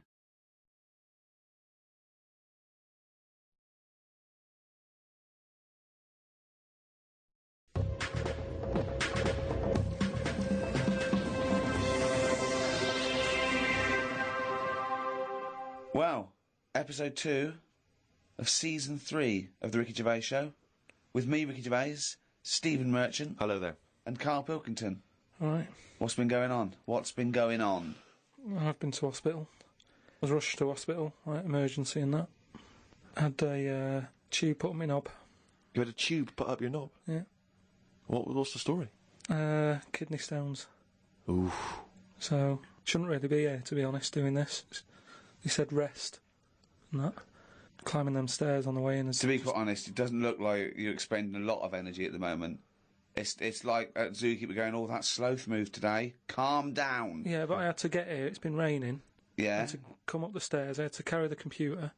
yeah. Well, that's not entirely true because your girlfriend was carrying it. I saw her outside. Yeah, but I'm just saying. And then you handed it to me and said, "Steve, God carry this." So almighty. Yeah, I know. that's already a lie. Christ almighty. Whinging. Not whinging. I'm in show business. I know loads of people that wake up every day with a sore knob, feeling like they've had their kidneys probed, and they would say they were unconscious. So they don't whinge about it. They get straight back onto it. They, a lot of them are on TV now. Yeah, straight back to hosting game shows.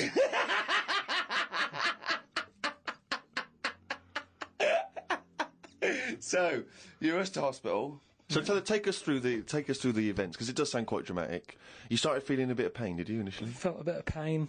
And I thought, yeah, maybe I just pulled a muscle or something when I've been wrestling with Ricky and that, because you don't know what damage is being done. So I just think, it'll go in a minute, and then it didn't. It got a bit badder. It got badder, did it? So then I Got a bit thought badder. I was crippled. I was lying on the floor in agony, looking on the internet, looking for sort of Still looking at solutions. Monkey News. No. I just put in like bellyache and stuff, and they were saying it can be loads of different things. And what I used to do when I was a kid, I used to always just get a cold ashtray and put that on my belly, and the coldness used to get rid of the badness. Amazing. The coldness got me. It's like a witch doctor. Yeah. This is like A witch doctor happens to work in a pub. it's like some sort of 5th century remedy Yeah. written in mud. Coldness doth get away with the badness. Why specifically an ashtray? Just because they sort of old cold. They're old cold. What? I don't know what this is. I love this idea that he's had the operation and he comes round and they're talking to him and his girlfriend gets a phone call and they say, Mr. Pilkington's maybe complications. He's just talking rubbish. She goes, oh, good. Yeah, he's back to his old self.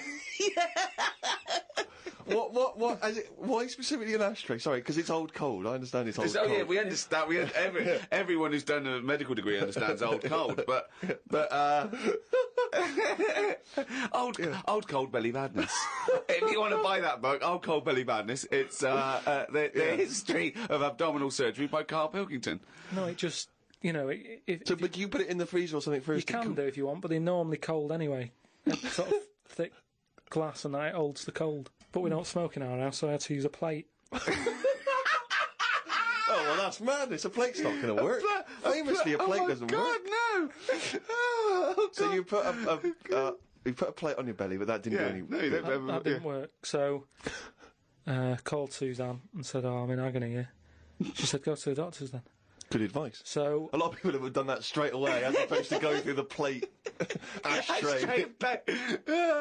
So he went to hospital, and he went to hospital and he said, "Have you got an ashtray?" They went, no, especially an ashtray. This is no smoking. so anyway, so then we get in a cab and what have you, go there. I have an X-ray, His voice is even more boring than usual, isn't Extraordinary, isn't it? Yeah. Fuck me. and they put me on a drip and everything, give me some morphine and stuff, and found out that I had kidney stones. So that's why I was in hospital. And they get them out by... I don't know what's gone on, to be honest. I've got some tube inside me, from my kidney to my bladder. That's helping me stuff get about. And so there's a little tube up the end of your knob into your... Yeah, it's not there now, it's high up. Right. So it's high up between my kidney and my bladder. But why didn't you have the thing where they go in the side? You had the choice to... Because I said to the doctor, I said, I'm not a doctor. I said, what do you He think? went, "Stop putting yourself down, Carl. He said, We need you in the operating theatre now." he just said, I said to him, what should I have done? Because he said, if you want, go home, and we'll get you in again or something. Something like that. And I said, no, I might as well have it done properly. Have it done now whilst I'm here. Sorry, the choice was have it done properly or go home. It was something like that. He said there's something you can do. And I said, oh, Flush it out. no, because it's too big. It's something like 7mm. And it's basically because you don't drink enough water. Yeah. So, anyway, I said, what do you think I should have done? And he said, tube up the knob. And I said, not my favourite one of the choice, but if that's what you think. So he said, yeah, have that. He did me little diagrams, which didn't help. He was like showing... How big did he draw your knob? Sort of normal size. Yeah? Was it? It was alright. You weren't offended by them? But he went into detail. It's just, more the tubes and stuff in your bladder and your kidney. What was your ball bag like? Did he draw that? He didn't do that bit. He left that bit out. Okay, right. But he said, we'll just pop that up there. And then that's when Ricky turned up to visit. Came in laughing at me because we sat there in, like, me underpants and stockings. In stockings? Yeah. Why were you He dressed was as there. No, he wasn't in bed. He was sort of out of bed with his little drip, right? He had his little boxer shorts on, just sat there, right, in his pants, right, and he had stockings on. Yeah, because they stop clots or something. They put them on your legs. It's like, when people have got big veins and they go on a plane. Right. Yeah. You said you're not a doctor.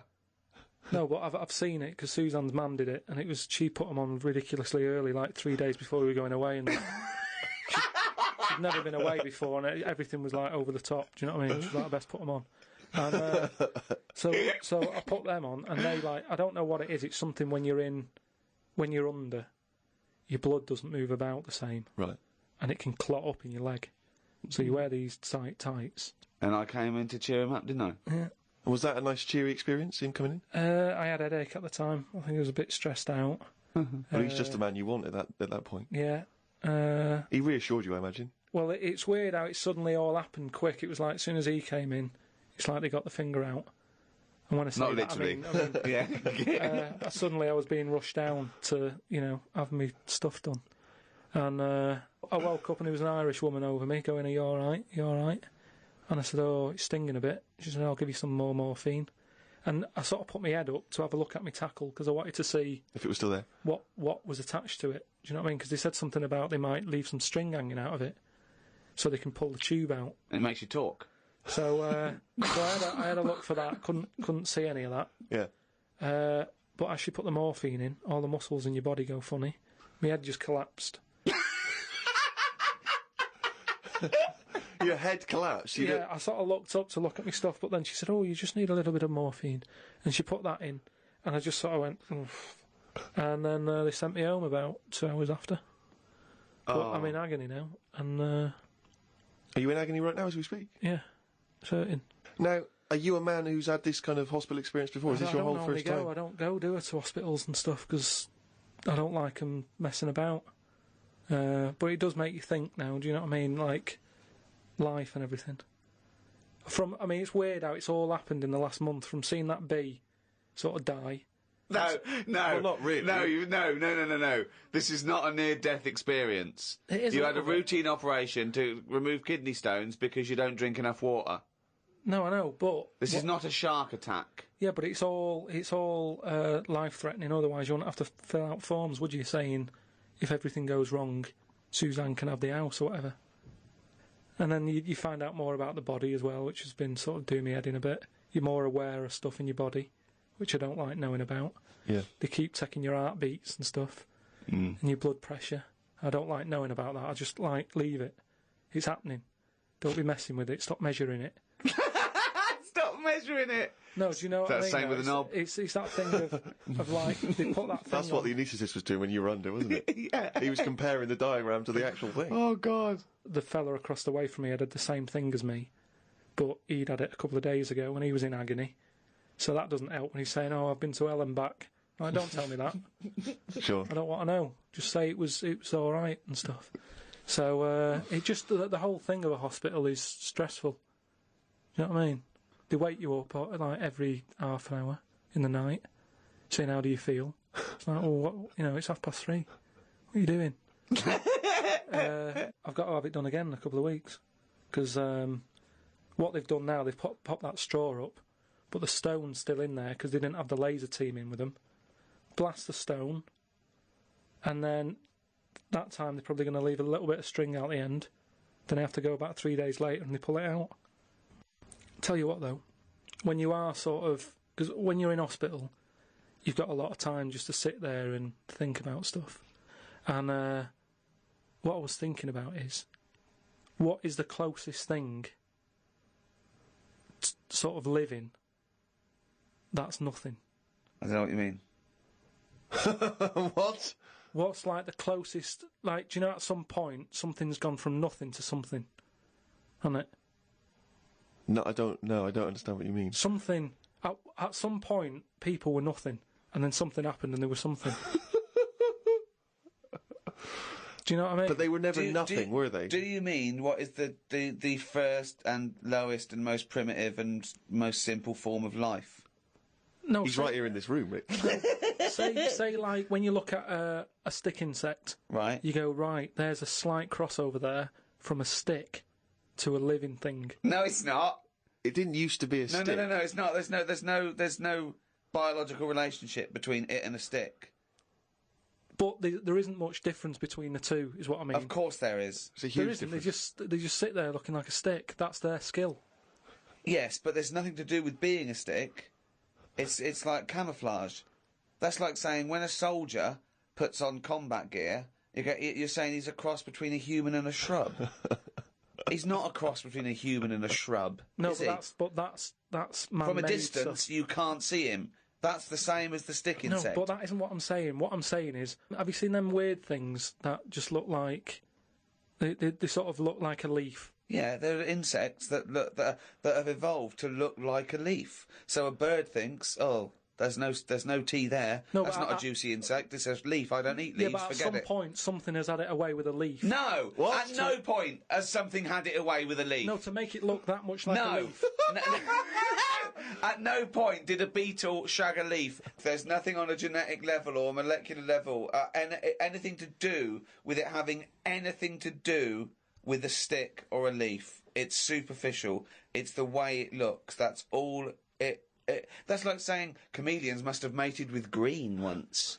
They are green. No, but it looks like a leaf. What I don't understand is, It has evolved to blend in perfectly with its surroundings and fool predators. but then how does it meet? How does it have relationships? It will be going around, sort of having it away with a leaf. No, it won't, because it doesn't know what it looks like. It doesn't matter. They do it with pheromones and attraction, and it's not like they, a stick insect will be talking to a stick for ages and go, "Oh, I've wasted my time here. This club's dead." Rude. I was chatting to her. She was foxy, but she was giving me nothing. But Dave, that's not a stick insect. That's a stick. What are you talking about? That's a stick. You've been talking to a stick all night. I can't believe it. I just thought she had a great slim figure. No, it's actually a real stick. But I've been reading a lot about, I like spiders and stuff, just reading about them. And there's one, right? It's got big legs. Yeah. Doesn't use them. It goes around floating in the air on a bit of webbage. Like He just took a gamble then, didn't he? He took a gamble. He thought, do you know what? I'm going to go with webbage. Don't know if it's a word, not sure, but I could just say web, and I'm going to go with webbage. I'm going to risk it. And it didn't pay off, did it? Webbage! Webbage! But that's how it gets about. It's in the air like a kite. Yeah. And it's just floating about. I've seen one, yeah. So that's what I'm saying about weirdness. The way all that goes on, and this is what I can't get my head round. You have got your head round. But do they get ill then? He's just, for those listening at home, he has just bumped his head against the microphone. Trying to mate with it because it's perfectly round, this microphone. No, but when I was, like, this is what I'm saying, when I was in hospital and stuff, you do think about how others live, because insects don't have operations. Are they built better than us to survive in this world? The trap you seem to fall into again and again and again is you cannot conceive of the fact that insects and animals do not have consciousness and personality and communication.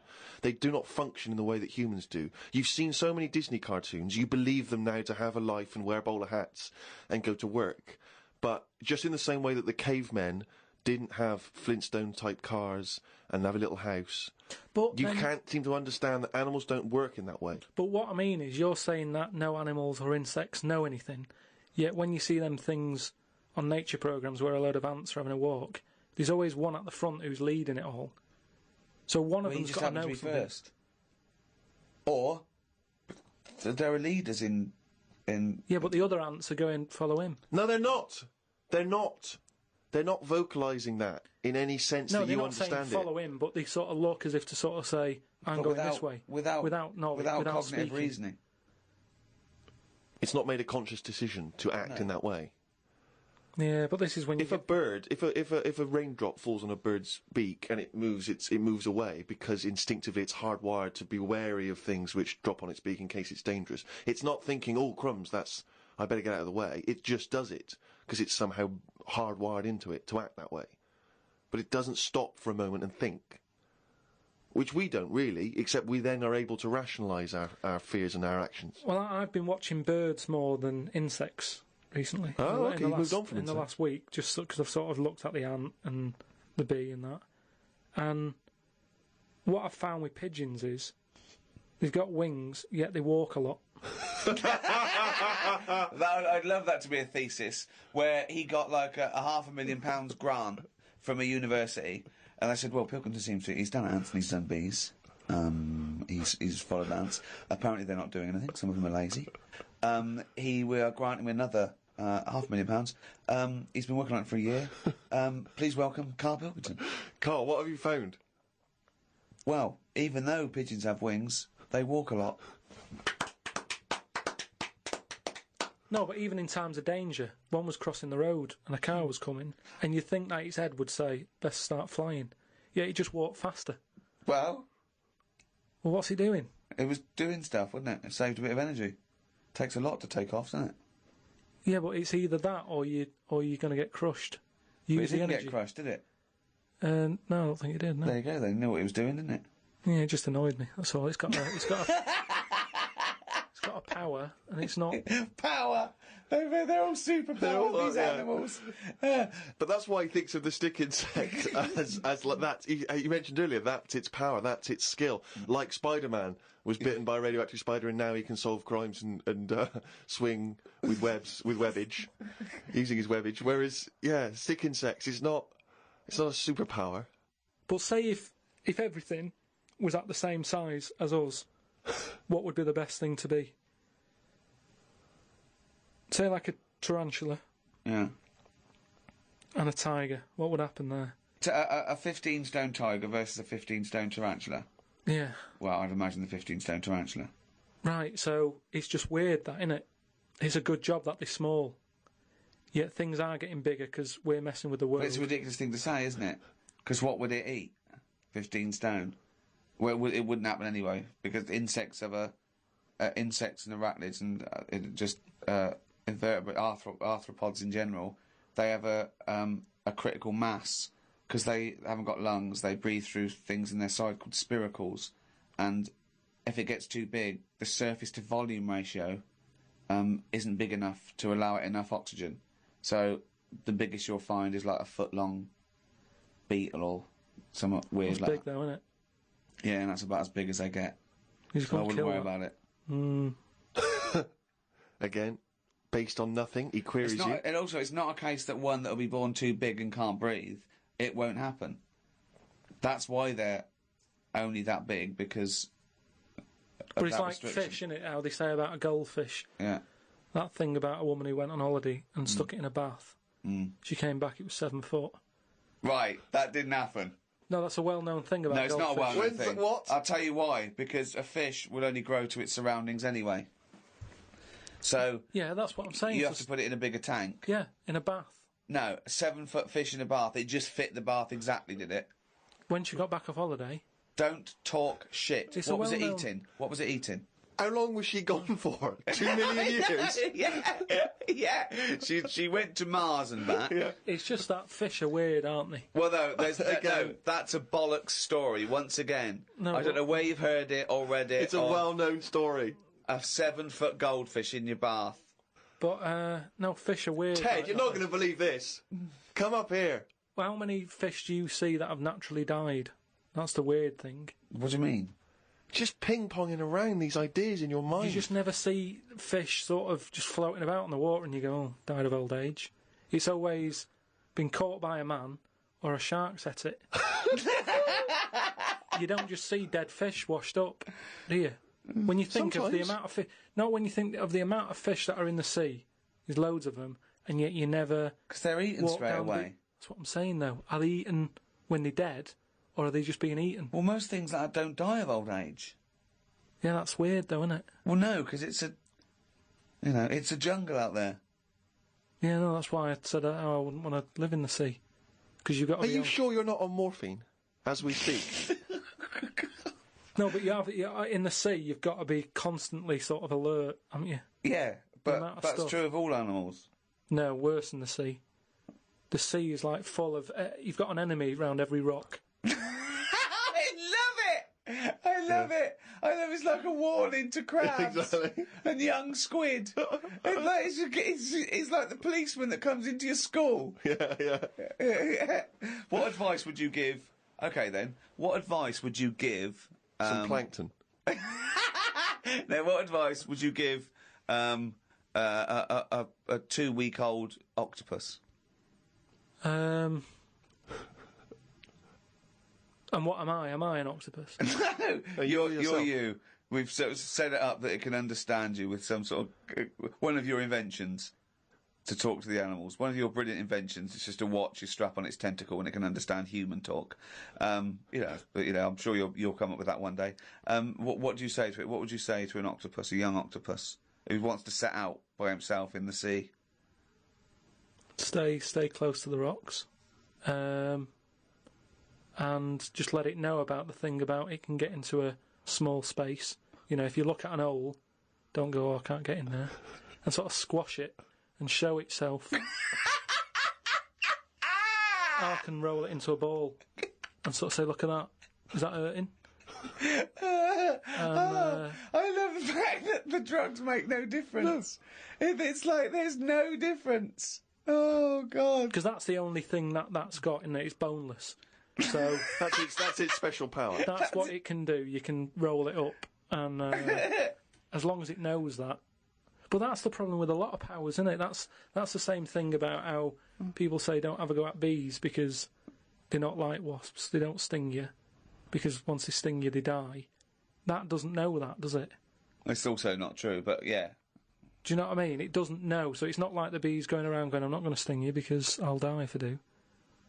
What's your point there? I don't understand. I'm just saying... We shouldn't dislike bees. Well, how do these creatures know what to do? Instinct. I suppose it's like that story you told me about the scorpion, isn't it? It's that, innit? What, the scorpion and the frog? Yeah. What, the fable? Yeah. What was it? It was a frog. The scorpion needed to get across a river, and it said to a frog, "Can you give me a lift?" And the frog said, "Well, no, of course not, because you'll sting me. You're a scorpion." And he goes, "Well, no, why would I do that? If I sting you and I'm in the water and you drown, I drown." And the frog went, "Good point." So the frog gives him a piggyback, going across the river. Halfway across, the scorpion stings the frog, and the frog's dying. And the frog's going, "No, I'm going to die, and you're going to die. So why did you do that?" And the scorpion said, "Because I'm a scorpion." What do you think that was meant to point out? Just sort of be careful who you help. No. It's meant to point out that you are what you are. You are your nature. No, but it's also that thing of like... I'm telling you, it's nothing to do with if you're what the frog was... driving No, and no. someone's hitchhiking, No. don't pick them up because... No, it's nothing to do with the mentality or the reasoning or the anything to do with the frog at all. The point of it. Well, I don't know. I think Aesop was thinking a lot about the hitchhiking problem. It wouldn't happen. That's the problem with a lot of them fables. They're putting animals together that wouldn't meet. Oh, whereas insects go around shagging leaves. Well, insects are with the leaves, whereas I don't know where a scorpion is knocking around with a frog. I mean, there's that weird one I remember He's watching. annoyed. I remember hearing something about this lizard that sort of gets pally with the scorpions, even though they're not mates, they don't get on.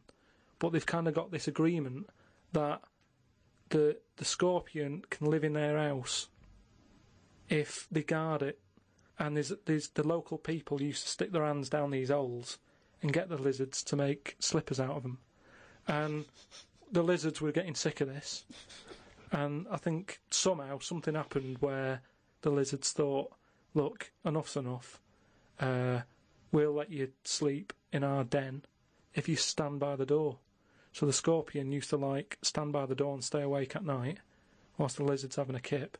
Fella comes along wanting to make some new slippers, puts his hand down the hole, scorpion gets him.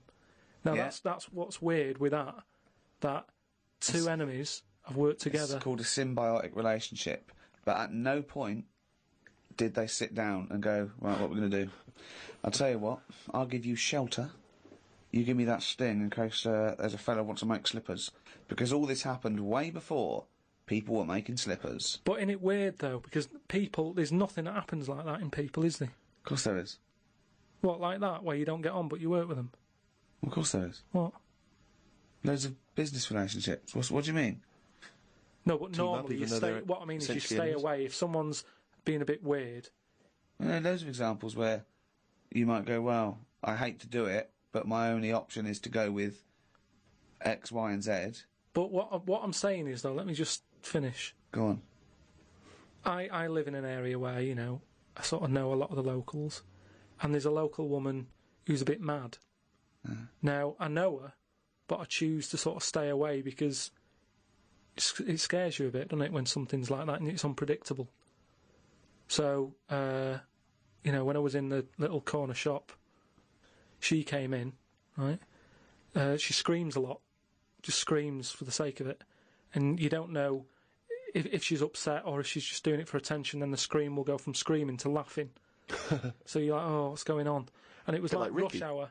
It was like rush hour time in this shop, and she chose to go in then, and she doesn't work, so it was like, why is she coming in now? She's had all day to go in. Just pick the busy time. And she was like about 3 places in front of me, and she was only buying a Yorkie and some earbuds. Right? And I thought, A Yorkie and some earbuds. yeah, and I thought, what's the rush? You've come at the wrong time, and you bought stuff that could have waited. You should never have to rush out for a Yorkie or an earbud, is what I'm saying. Right? And I ended up sort of going, oh, I can't stand this, and I left. Now, that was me being like I would expect the scorpion to be, or the lizard. I don't know what you're talking about now. I have I don't no know where idea. Okay, what do you mean? No, I'm just saying how, like, I chose that woman could be dangerous, so I'll leave her to it. And that's where nature kicks in. And you go, I don't want to be here. I don't know what she's going to do. She's unpredictable. I'll pop back later. And then, I look out, I can see the shop. I saw her go, and she was, like, laughing to herself again and trying to climb up some ladders. And I thought, once she's gone, I'll nip back. I don't know what my point was. I don't know.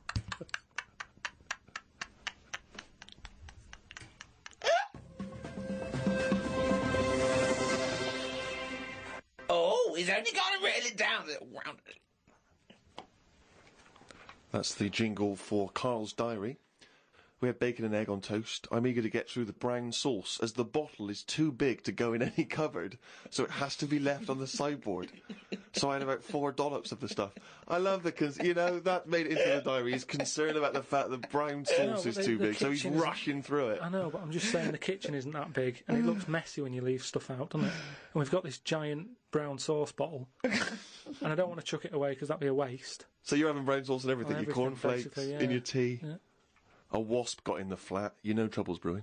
It was massive. The biggest wasp ever. Suzanne asked me to get it out, but I wanted to take a picture of it first. I was getting my phone ready when it flew at me. I reckon the sting on it could have killed a kitten.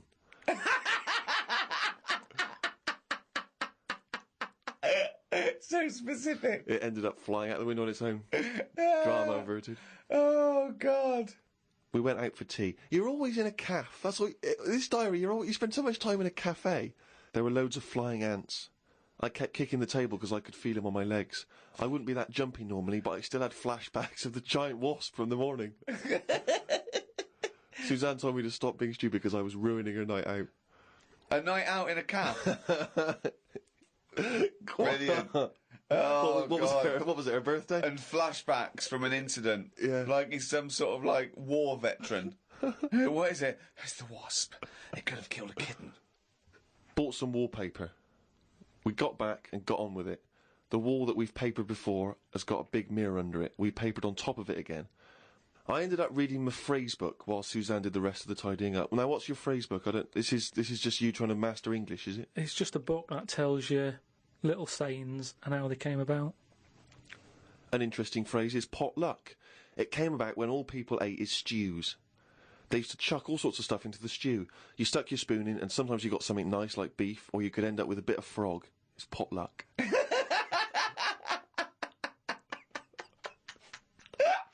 Good, that, isn't it? That's what it said in the book, did it? A bit of frog. Got up and checked the wallpaper out. There are loads of air bumps and it's buckled on the joins. I wish we'd never done it. Suzanne said the washer was broke and it's out of its warranty. She called up the people who made it and they said it will cost £150 to fix. I don't know how they know that when they haven't even seen it. I want to smash it to bits and see what they can do for £150. So much anger. I want to smash it to bits. That'd be great, wouldn't it? 150, you sure? Yeah, Come round. yeah. And it's just like a cube that's been through one of those car crushers. Yeah. 150 quid, there's 150 quid, fix it. I watched the news and calmed down a bit, because there was a story about some Siamese twins who are having an operation. They've got 2 heads, 4 arms, 2 legs, 1 liver. The doctor said they will have 1 leg each. I felt bad worrying about the washer when people have bigger problems like the Siamese twins. Ricky and Steve asked me to do a poem about 1 day a week, so I thought I'd do one today. I can't obviously do it justice, so I should let the master read it. You've done another poem? Yeah, you said, just do one. If you have a day where you've had a lot of emotions. Well, I loved the poem, and so did the listeners, and I knew they would, so if you can do that every week, that'd be a joy for me. You can't force a poem, though. No, I know. So a diary's easy to do, because you just write down what you're doing. But Yeah. you've got to have some really meaty subject matter to be able to write a poem, Rick, as you'll discover. I know. Right, so, you've heard what problems I had that day. Go on then. Bubbled wallpaper. What a mess. Washer dry and knackered. What a mess. Siamese twins separated. 1 leg less.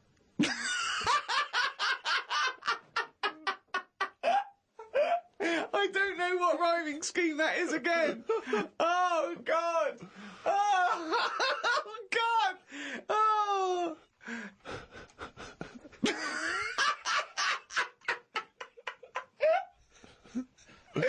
Oh, fuck me!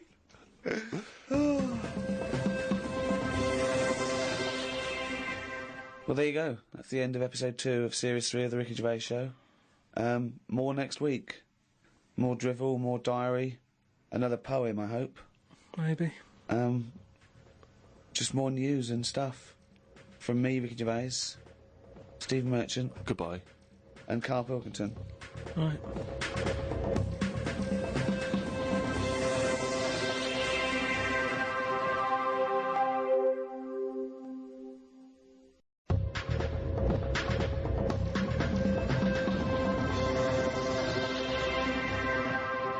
Hello and welcome to the all-new Ricky Gervais Show with me, Ricky Gervais, Stephen Merchant, Hello. and Karl Pilkington. Right. You say all new, Rick. In what way is this all new? I mean, it seems very similar. It's me and Carl. I suspect we're going to be talking bollocks. I'll tell you what's new about it. This time you have to pay for it. Well, that is a nice new development. Yeah. But what about within the content of the show? Any of the classic features, Monkey News?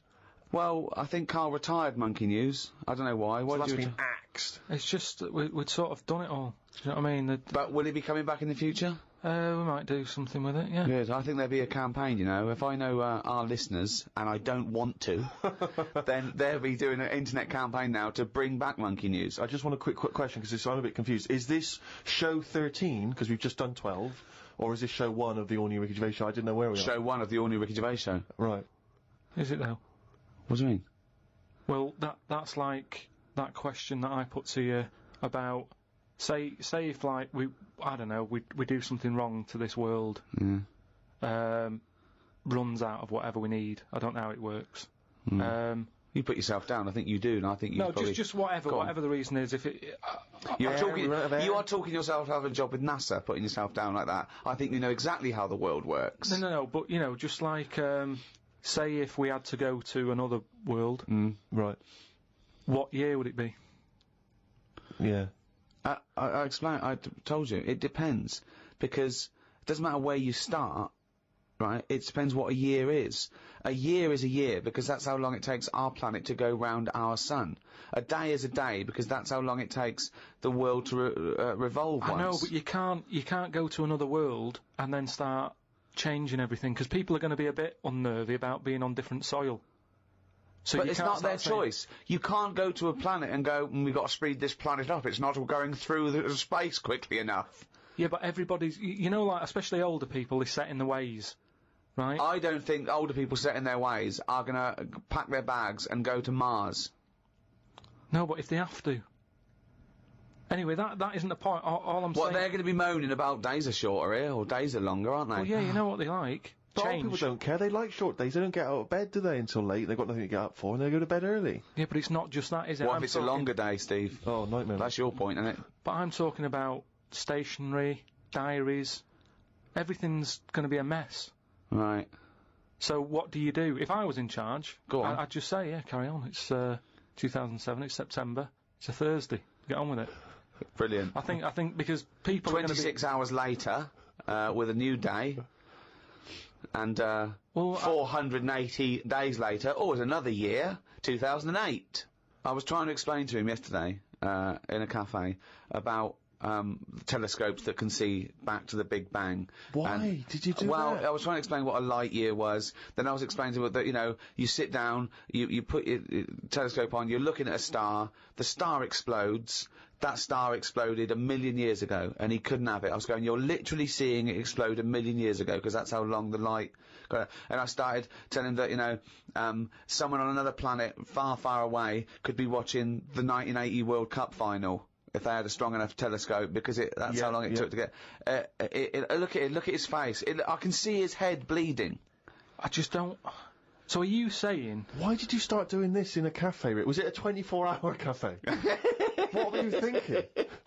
But are you saying, then, there could be an alien fella? No, I'm not saying that at all. I'm saying that just like we can see things happening in other on other planets, other solar systems that happened millions of years ago. There could be a little alien fella with a telescope watching the Battle of Hastings if he was far enough away.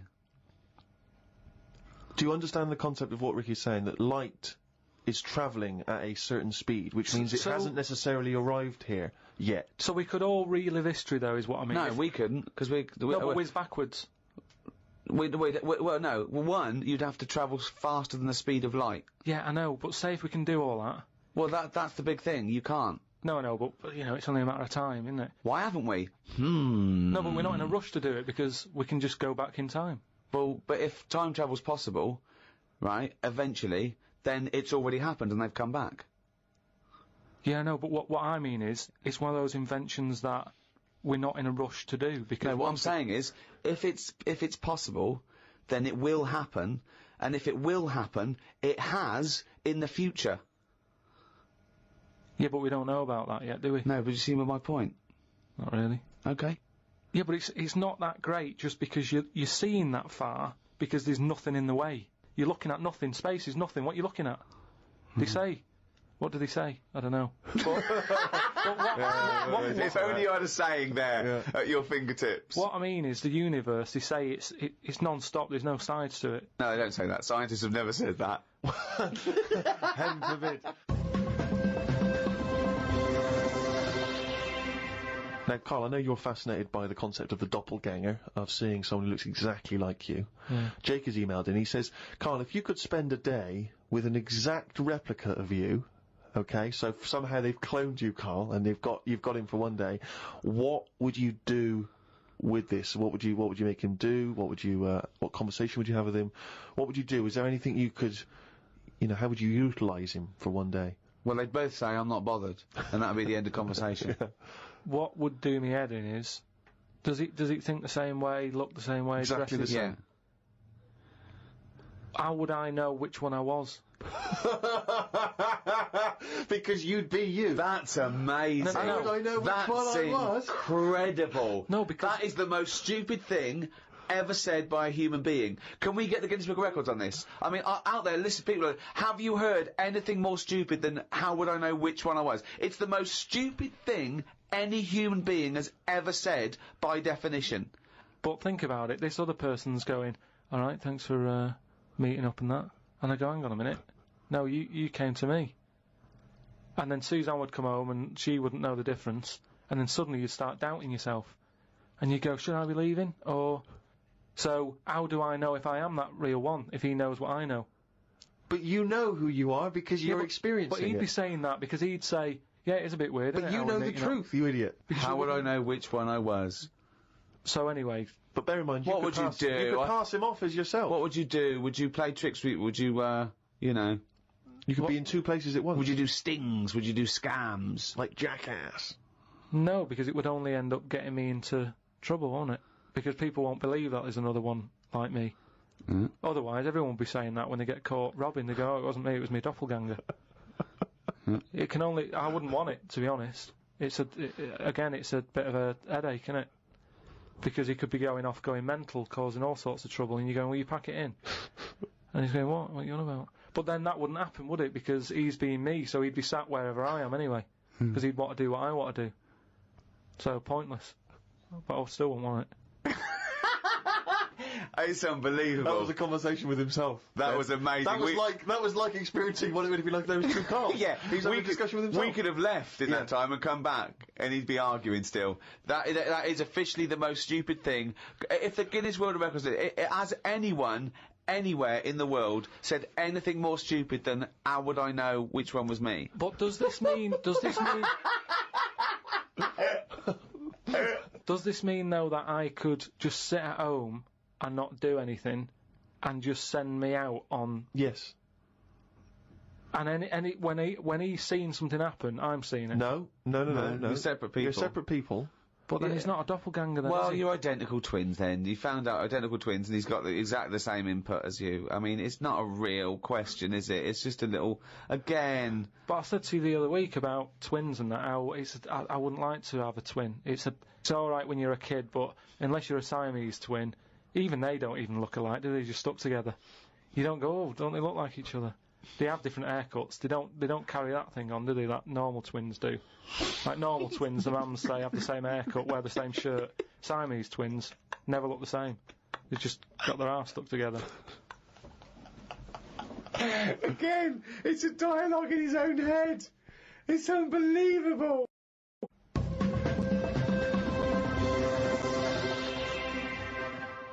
Okay, we're trying to get more cerebral now in this podcast. There's a lot of science here, real science. Maybe we should call it a spodcast. Mm-hmm. Okay, Carl. This is a logical conundrum. To a certain extent, there's a little bit of lateral thinking because, but there is only one right answer. Now, the pressure here isn't to get this right because I don't know anyone who's ever got this right. The pressure is. One, asking sensible questions, and when I've told you the answer, to then understand it. Because when I've explained this to people, I've laid out for them, they still can't quite get the concept. Okay, so, there's 2 doors, Carl. Yeah. One leads to heaven, Right. one leads to hell. Yeah. Okay, they're identical, you can't tell them apart. Okay, 50-50. Right. Obviously you want to go to heaven, I assume. Right, there's 2 guards, identical guards, guarding each door. Okay? Right. The one guarding hell always tells a lie. The one guarding heaven always tells the truth. You have to ask one question to find out which is which, and then go through the door you want. What question do you ask? I've only got one. Yeah. And what? One to both? No. One to either of them. You don't know which one's which, though. So what question do you ask? Why can't I ask, like, both of them one? Because it's Because not the rules are you can only ask one. There aren't actually 2 doors labelled heaven and hell, Carl. It's a leap of imagination here.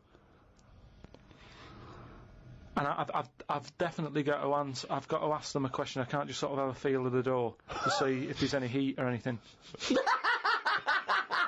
They're identical. You stand a few yards away. You cannot tell from the outside of these doors which is which. They're identical. The guards are identical. But the one guarding hell always tells a lie, and the one guarding heaven always tells the truth. What question do you ask? I can't look through the keyhole or anything. There's no Can't get anywhere keyhole. near them. Let's imagine there's a small rope that prevents you from getting anywhere near, rather like outside a nightclub. Yeah. What do you ask? What do you ask? What question do you ask? Come on, you only got one. Quick, this is it.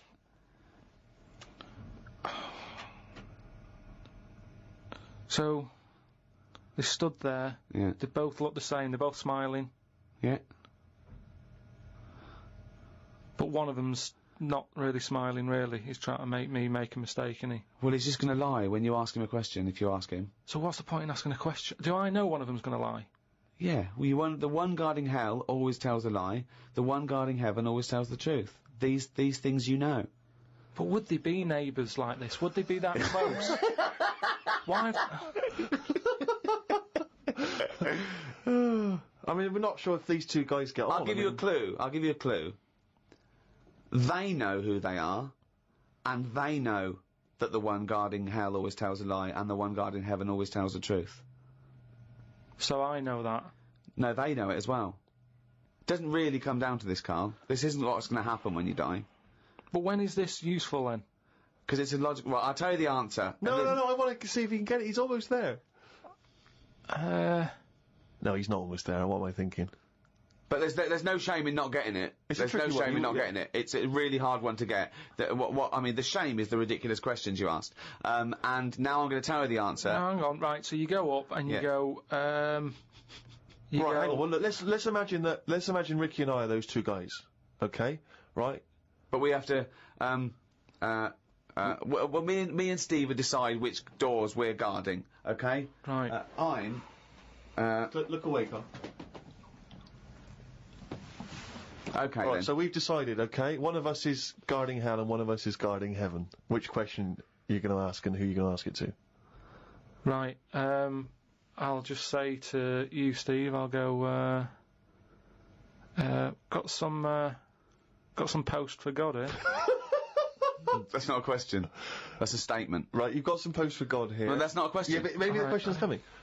You got some posts for God here, yeah. And it needs to be signed. It's not a question. Still not a question. No, let him finish. Maybe Is God in? Because I need him to sign for this post. Is he in? Well, I can answer that as well if you want. Go on. He's in. He's behind my door. Do you want to answer it? Well, Yes. do you want to get him? Just, Well, no, you've only got one question. So you're asking Steve, is God in? What's the answer? Yes. You ask me. Yes. Look, lads, I'm just trying to do a job here. What am I going to do with this? Well, give it to me and I'll give it to God because he's behind my door. Steve? Yeah, give it to me and I'll take it into God because he's behind my door. You're an idiot. It doesn't help. That doesn't help. Let me tell you the answer. You ask either one of us, you say, if I was to ask the other one what door he was guarding, what would he say? Then whatever they say is the door they're guarding. Because if you happen to ask the one guarding hell, right? So I'm guarding hell, by the way. I'm the devil. Steve's God, okay? So you asked me what Steve would say if you asked him what door he was guarding, and I'm going to lie. I know he'd say heaven, because he'd tell the truth, but I'm lying, so he'd say hell. So you know I'm guarding hell. If you ask Steve what door I was guarding, he'd tell the truth, right? So he'd say heaven, because he'd know I'd lie. So he's guarding heaven. So the question is, if I was to ask the other one what door he was guarding, what would he say? And whatever the person answers is the door they're guarding. Steve, what door are you looking after? Well, Heaven. yeah. Why should I believe you? Because you don't know. No, that doesn't work. Because you asked me the same and I'd say heaven as well. Right, so who do I believe? This is where you use your gut feeling, though, isn't it? This is what life's... Well, as opposed to the pure logic that Ricky's just used. I just think, because there's a lot of questions in life where you don't know the answer and you go, do you know what? I don't like the look of him. So... They're identical. Yeah, but they're still identical twins. You always get a little snidey one.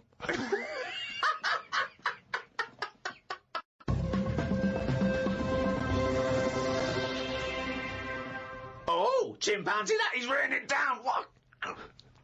That's the jingle there for Carl's Diary. Still a very popular feature on show 1/13. Here we are. Got a book sent to me called Freaks. It's a bit heavy, but it's got some interesting pictures in it. Read a bit about the two-headed nightingale. She/they was on tour in London years and years ago. It cost 2 shillings to have a front row seat. She/they had 2 heads/2 arms and 4 legs. They are called Siamese twins because the first twins that were born stuck together were Siamese. On one of the pictures, they are playing chess against a doctor. That hardly seems fair. 2 heads are better than 1. So it's 2 heads, 2 arms, and 4 legs. That's just 2 women in one dress. Yeah, that's 2 women with an arm missing. Yeah. Spoke to Ricky and his friend Glyn about art. I just don't get it. Ricky had some odd pictures on his walls. I don't have any pictures up in my flat because of the mirrored wall. But I can't say I'm bothered. The mirrored wall, we should just explain what that is. When you moved into your flat, there was an enormous mirror on one wall, was that right? We just got this flat, and, you know, it's not a big flat, so I think the people who had it before us, he was a gay fella, right, which was a bit like, oh, so you've been doing with that mirror and that. But that was... What? No, just, you know... What? What has he been doing with the mirror? Well, What's he just been a doing? bit- Why- No, what? it's just because they're quite sort of experimental in it, aren't they? And I don't know, what do you mean? What do they do?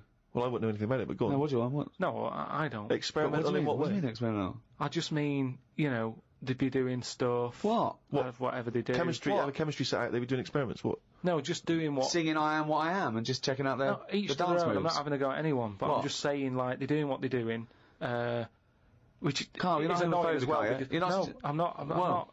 This is why. Why are you worried about what a little gay fella was doing in your flat before you got it in front of a mirror? I wasn't worried about it. Why I are mean, you thinking about what he's doing? Why are you fantasising what a little gay fella was doing in front of your mirror in your... I'm not bothered. I'm just telling you why it was a bit odd that he had a mirror in there, right? But forget the history. But you've got a mirror in there now, haven't you? No, because what I did was I was going to take it down, and I thought, oh, it's a bit dangerous. This, you know, it could crack and Because it's the fall on size me. of the whole wall, isn't it? It took up a whole wall. Right. So like when he's moving about everywhere, he's got a good view of it and that. But he's got this full wall of mirror, and I thought I can't take that down. And I thought, what can I do? So I've just put wallpaper on it, Brilliant. and it looks alright, you wouldn't know, what have you, but it means that I can't put any pictures up. That's all I'm saying. Because if I put a nail in And what don't you understand about art? What about art don't you understand? The concept? Specifics? just the way some people, like, you know, the ones you've got, where it's just like a block of colour on a bit of canvas. It's like, what's that? Just Abstract. It's just abstract. It's you know, it's vibrancy of colour. It's a, you know, an attack on the senses. Or it could be, there could be something in there that you might see. You might not see first time round, or it could be, you know. Yeah, but there's loads of stuff to look at without having to do that. But You've that's got the point. windows. I can understand if you had a cell and there's no windows and you want a bit of colour, but you've got a Yeah. window to look out of, and you've got, like, just a big block of... But I was Colour on explaining this to you, that the photograph where people, before, you know, the art was photography. It was realistic, and you know, they had to make it look like the subject. But then, when cameras came in, that's when people started Yeah, doing surreal stuff. And I understand that. Otherwise, there was no point to it. They had to find a new way to represent things that photography couldn't do as such. No, So- that's like when we were in London having a shop around at Christmas, and there was that picture of fruit for 700 quid. It's like, well, just get some fruit. You know what I mean? You can get some real fruit for 3 quid. Yeah. I understand that, but there's nothing wrong with, like, having a... We'll get... Don't invent cameras then, one or the other. Do you know what I mean? That's what annoys me. Someone invents something, and then they go, we've got to invent something else. Like the abstract thing. Why has someone gone, oh, I can't have paintings anymore because... Wasn't it a Dali? Going, melting clocks and stuff. No? I mean, the first one was alright when he did the first clock, but then all the time he's just like, oh, I'll draw something and it's got a melting clock on it. I'll do a sheep, put one of them on it. Have you seen his lobster telephone? That annoys me. Why? Because it's not, I mean, I think what annoyed me more with that is when I heard about how it happened, he had some artist mate round, right? And, I don't know what happened. They were eating. That's a hell of an anecdote. No, but they were eating. They were eating some food and what have you. Yeah. Lobsters? And, yeah, they were eating lobster. Oh, right. And, That's handy. I don't know, the other artist, whoever it was, sort of Telephone? started saying, oh, you and your clocks and all that, right? Brilliant. And, This didn't happen. They started arguing, Yeah. and he chucked some of the lobster. Bollocks. And it landed on the It phone. bounced off his mate's head, went on the phone, and they both looked at each other like, are you thinking what I'm thinking? And they brought out that phone as a bit of art. Things like that annoy me. Because happen. it was them just messing That about. didn't happen. Just telling you what I know. I saw his work. Each to their own, if that's what he's doing. I'm just saying, I'm not putting my stamp of approval on it. Heaven forbid. Well, you know, as you mentioned in your diary, your favourite artist is Lowry, because you can look at them for ages and see someone different every time you look at it. All I'm saying is, art should be there to tell a story, not just to have a splash of colour. We know colour's out there. There's loads of colour. We don't need to be reminded of it. But colour's part of our evolution, and so it does something to us. Just like sounds. Yeah, but I'm saying, do a picture, Smells. colour it in. Still use the colours, but draw something with it rather than just going, a bit of yellow, a bit of red. Like that when you've got just red and black. What's that meant to do? Well, it does something. What? Well, I like it. I enjoy it, so it does something. Yeah, you have it then. I'm just saying, I prefer it if it was something. And so you, and let me just get straight, you had a mirror on one wall, so you padded that wall, It's just and sort you of, padded it's the just- others. It's just sort of wallpaper on it. Right. Amazing. And there's no other art in there, No, it's no, just an empty cell. Was Suzanne like some art? Just like Suzanne's not allowed to watch telly unless it's a favourite thing. Otherwise, she's got to talk to me about stuff. There's no art. There's no point. Just wallpaper. I'm just saying, we've got three windows we can look out of, Right. right? Stop looking at the walls, look out the window.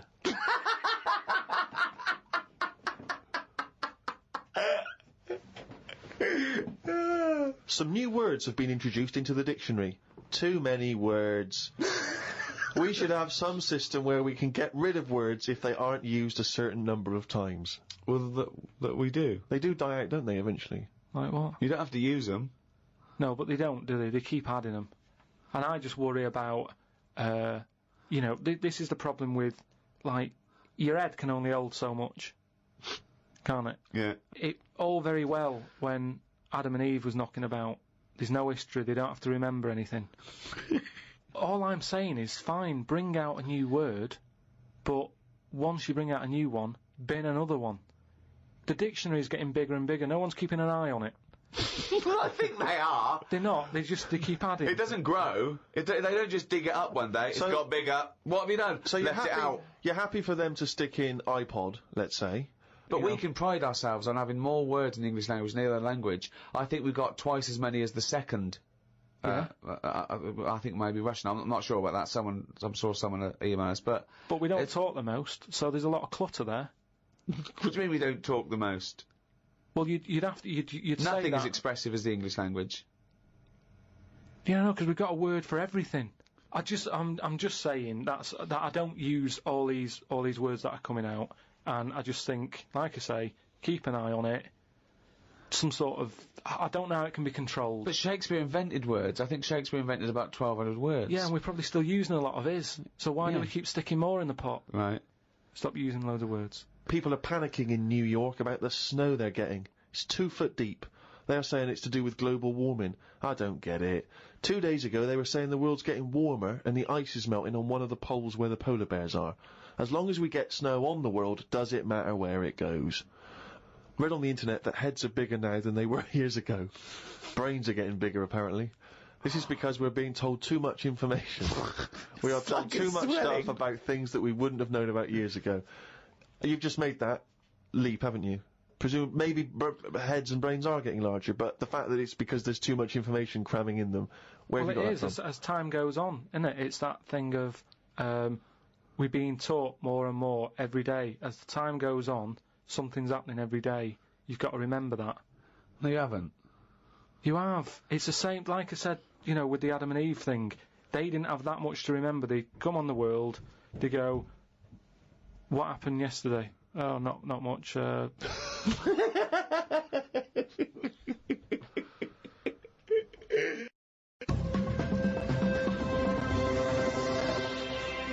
Well, in the all-new Ricky Gervais show, there is no monkey news as such. That's going to come back, Carl. You've got to bring that back.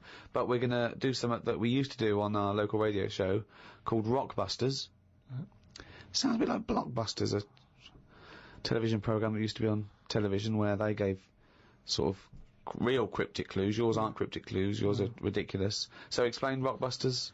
Give out an initial of a artist or a band. Yeah. That knocking about like now or ages ago. And I give a cryptic clue. It's not a cryptic clue. Very rarely cryptic. Sometimes it works, sometimes it's nonsense, but... Well, as we once said, I think it is more accurately described a craptic clue. Yeah. Well... Or what am I thinking? Well, are you going to give an example, or will we just do them? The classic example, of course, for me is a woman. She's an artist. The initials are WH. She was wandering around in Texas. She fell over. A part of her leg fell in a puddle. Wet knee, Houston. That is the level. That's what you're working with, people. So he's going to give 3 of these. The first email that gets them all right, the first email we get, and it's timed, isn't it, email, so we can know, that gets all these clues exactly right, can win, what, a signed photo of Karl? Now that is exclusive. There are not very many. I don't think they even exist, do they? There are no signed photos of Karl, so this will be a collector's item. Right. So, yeah, there's 3 different ones. When you send it in on email, podcast@rickygervais.com, just put in the subject thing like Rockbusters so I know what I'm looking for. Mm. Right then, so three different clues for you to work on. First one. Oh, shouldn't I do a jingle for this? Please. Okay. Oh, that sounds cryptic, no, Pilkington! Rockbusters. Right, first one, the initial, right, is B. The initial B, band B, or artist? So, band or an artist beginning with the letter B. Mm-hmm. The cryptic clue, well, I don't want a house that's that far away from the water. I want to be right on top of it. Right, that's the cryptic clue. Well, I don't want a house that far away from the water. I want to be right on top of it. Right? B, artist or band. Who is it? Right, work on that one. Second one, it's B again. B, letter B for the band or the artist. All right. Cryptic clue, right? That part of my leg is English. That's it, is it? Yeah. Right. That part of my leg is English. Initial B. What is it? Part of my leg is English. And then the last one, KW, artist of band, and the cryptic clue, the fitness teacher has got a speech impediment. What's going on there? Right, KW, the fitness teacher has got a speech impediment. Work on them, right? Send in the answers, podcast@rickygervais.com, and just win some signed picture and that. A signed picture of Karl Pilkington. Also, when you're sending in your answers, or indeed if you don't have the answers but you just want to get in touch, podcast@rickygervais.com. If you've got anything that you think might be of interest to Karl, we're looking for, as Ricky was giving him earlier, scientific facts, stories you've read about, anything which you think might just pique his interest, send them in, podcast@rickygervais.com.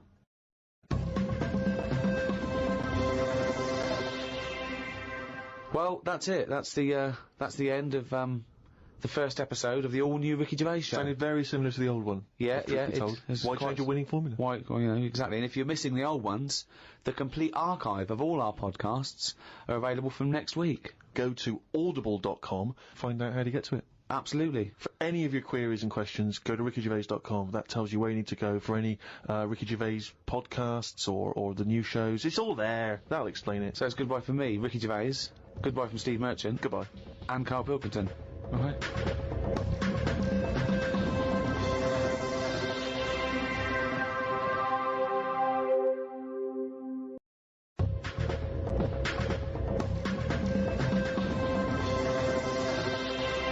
Hello, welcome to number 5, season 2 of the Ricky Gervais show, with me, Ricky Gervais, Stephen Merchant. Hello. And Karl Pilkington. All right. Coming up, Karl's going to teach us all about Sigmund Freud. No, we're not doing that. Well, no, Yes, we are, because last week we promised people that you'd research Sigmund Freud. Yeah, but I had a look, but I didn't find him that interesting, so... But that's not... But this is what I mean, this is what we were talking about. You say you wish you could go back and learn stuff in school because you didn't. You want knowledge. You always say about you want to learn something a day. I want to learn something interesting every day. Yeah, but you've got that... I had a look at the website. It just... SigmundFreud.com. Yeah, he started that, I just had a look. I just did a search on, like, famous quotes from philosophers. Quotes. Brilliant. That'll get you everything you need, a quote. Well, I don't need to know his history. That sums up a man's life work, a quote. No, but that's what you're remembered for, isn't it? Churchill will go on the beaches and all that. Sigmund didn't really have any sort of... Catchphrases is what you mean? Yeah, things that you hear. Yeah, sound bites. Yeah. He wasn't good with the press. Brilliant. So you haven't bothered to learn about him? You didn't even pick up a book? I wouldn't know where to start. Do you feel like you're thinking in your head? Sometimes, like then I was. But I don't know if I am, because it's got a mind of its own, hasn't it? Did look at some of the things that he'd said, and the one Do it now. What have you learnt about Freud? Okay, here we go. This is Karl Educates Ricky and Steve. Number 1, Sigmund Freud. Karl, tell us what you learnt about Sigmund Freud. Right. All I remember was that he said a baby... You look at a little baby having some milk from its mum's breast, right? It looks well happy. It has enough. It's full up. It goes to sleep. It's got a smile on its face, right? He said that's what happens when you're older as well. That's all I remember from all the things that he was saying on his thing. He just said it's weird how, like... It's like... Now, to be fair, Rick, that is obviously in translation. Yeah, I know. From the original, so I don't want you... No, I'm not having a go at Freud. You know. I mean, Freud has been discredited on some issues, and we've moved on with experimental psychology and But that's the one that was interesting. I don't quite follow... So what do you take from that? Explain that to us in layman's terms. I don't know. Well, that's pointless. Without application, knowledge is pointless. But it's not knowledge, is it? He's just saying drink milk all your life. It's good for you. Calcium. No, he's not saying drink milk all your life. What is this? Is this an advert he's doing he now? He also came up with go to work on an egg. Yeah. Oh, Christ almighty. But like I said, I wasn't that impressed by his work. So unbelievable. Karl is allowed to vote. I know. He's allowed to cast a vote in this country. It doesn't make sense. Yeah, no. I wish I hadn't. I've only done it once, and look what happened. I got called up for jury duty.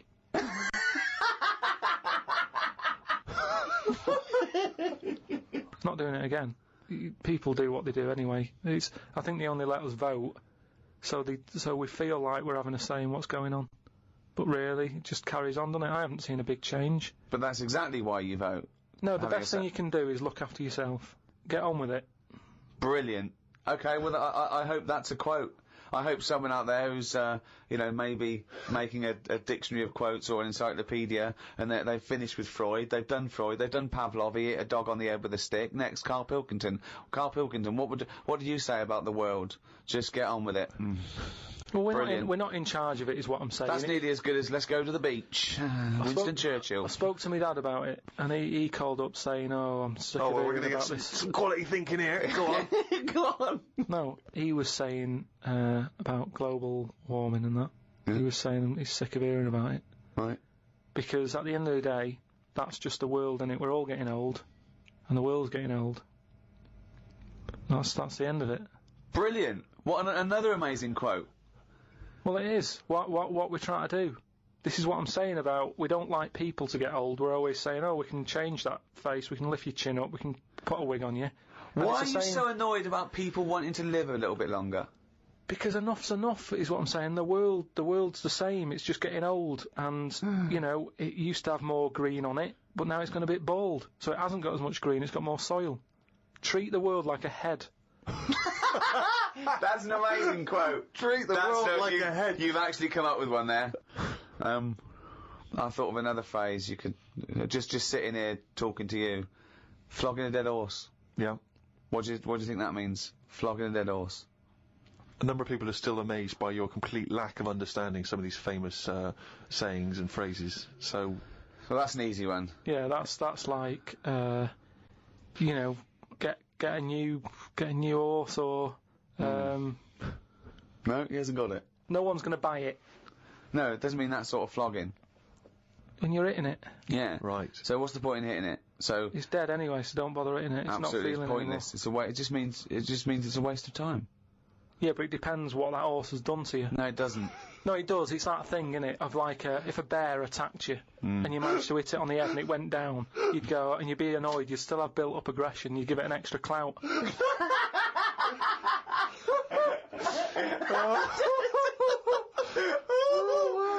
Unbelievable! That's extraordinary. I don't know who's compiling this book. Sometimes it's worth flogging a dead horse if he did something to you, if he annoyed you. Carl, I've got a couple of little facts for you, just to try and inflame your imagination. Go on. Sharks are immune to cancer. Really? Yeah. So what? How have they found that out? Well, I don't know, but I've never heard of any fish having cancer though. I haven't heard of a cod being ill. So why are we focusing on that one?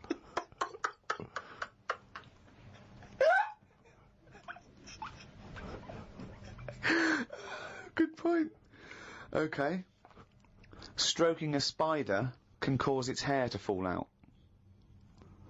What? Because it doesn't like it and it gets stressed out, or is it just that some people are rubbing too hard? No, I don't think it's they're rubbing too hard. I think it's something to do with it. I mean, what sort of maniac is stroking a spider anyway? My mum did it once. Really? Yeah, not to a spider. Right. It was just a little bee. She'd been out, sunny day and that. Got the washing off the washing line. She was bringing it in. Little bee sat on the top of like the bed sheet or whatever it was. Yeah. And she's in the kitchen with it, and she goes, "Look at that little bee there." She started sort of stroking its head. And it loved it. How you did make it clear that it loved it? Well, it wasn't struggling. It was just sat there like, because it must have been like a bit dozy. They get a bit dozy, don't they, in the heat and that. And he just stayed there on the sheet, and she sort of stroked its head for a bit, and she had to put it out. It didn't go out. It didn't try and escape. It was like, "You've had enough now." That was that. She sent it out. She loved all that. She loved little flies and stuff, and we had Harry the housefly. What? Harry the housefly. What do you mean? It's just a fly that always seems to knock about in one corner of the room. Right, it's the same fly, was it? Yeah, it was the same fly. Yeah. How do you know it was the same fly? So whenever she saw a fly, she went, "Oh, look, it's back." Well, we weren't letting him in. It's just that it stayed in. Carl, what makes you think it was a pet housefly as opposed to a different fly every day? Because it was always in the same place, in the corner. But it could have been that something about that particular place that attracted flies rather than it was the same fly. Well, I'm never worried about it. It wasn't harming us. It just always hung about. But how do you know it was the same fly? How do you recognise it? We weren't worried about it. It doesn't matter, does it? If like we're thinking another fly's getting a bit of free rent or something, just let it stay. I don't understand why. But why no? Well, no, right, okay. You're in a house, right? There's flies, okay? Not flies, fly. Why do you think it was the same fly for all those years? Just because we haven't got loads of other flies. At no point was there a crossover period where there's two, and it's like, hang on a minute, he's trying it on here. That's what I mean. It was always just one on its own. And we just thought, leave it, it's all right. I don't know why are you suspicious? Why you always think someone's out to do you? No, I'm not. I don't know why you assumed when you see a fly every now and again that it's exactly the same fly. It In just fact, was. that it's Harry. The one in our house was the same one. How do you know? Well, all right, I don't, but at no point did I feel suspicious. Speaking of flies, though, and that, they've got one, right? I was out with Ricky, right, and he was reading the paper.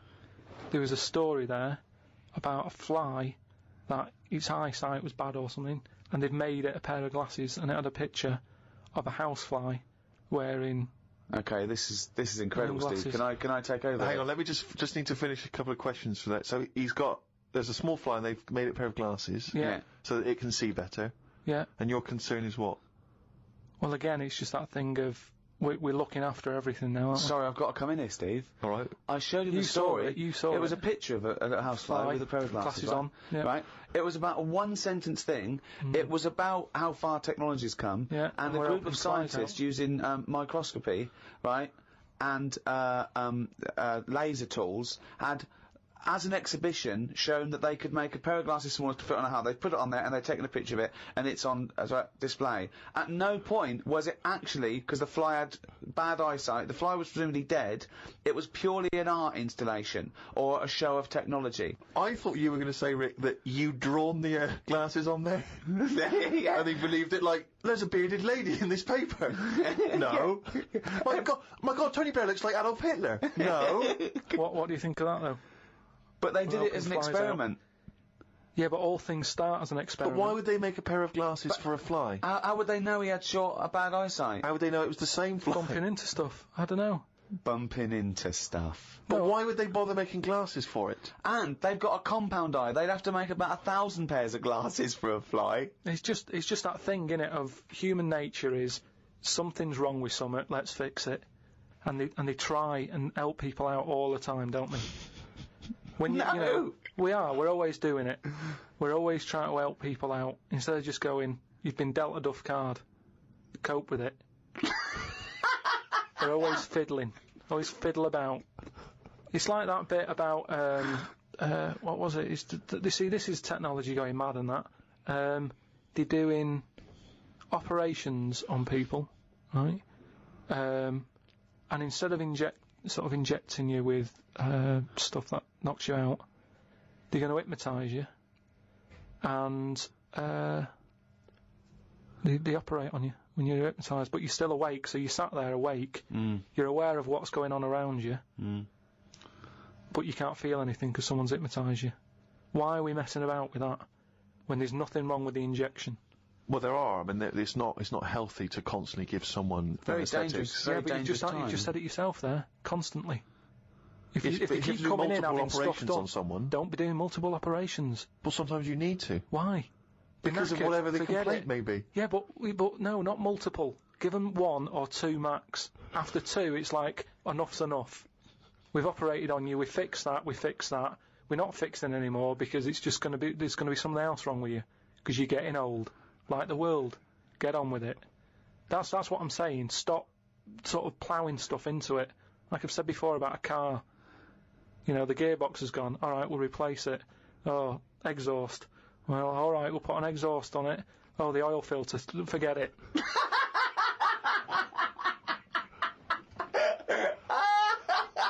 Came up with a good idea. We'll be the judge of that. Well, I'll do it now. It's not a good idea. Okay. Okay. I'm sticking my neck out here. I think this isn't going to be a good idea. Okay. Thoughts? Well, I'm going to agree with you. I'm going to second that motion. Okay, let's see. Let's see if we're both right. See-through skin. High five, Rick.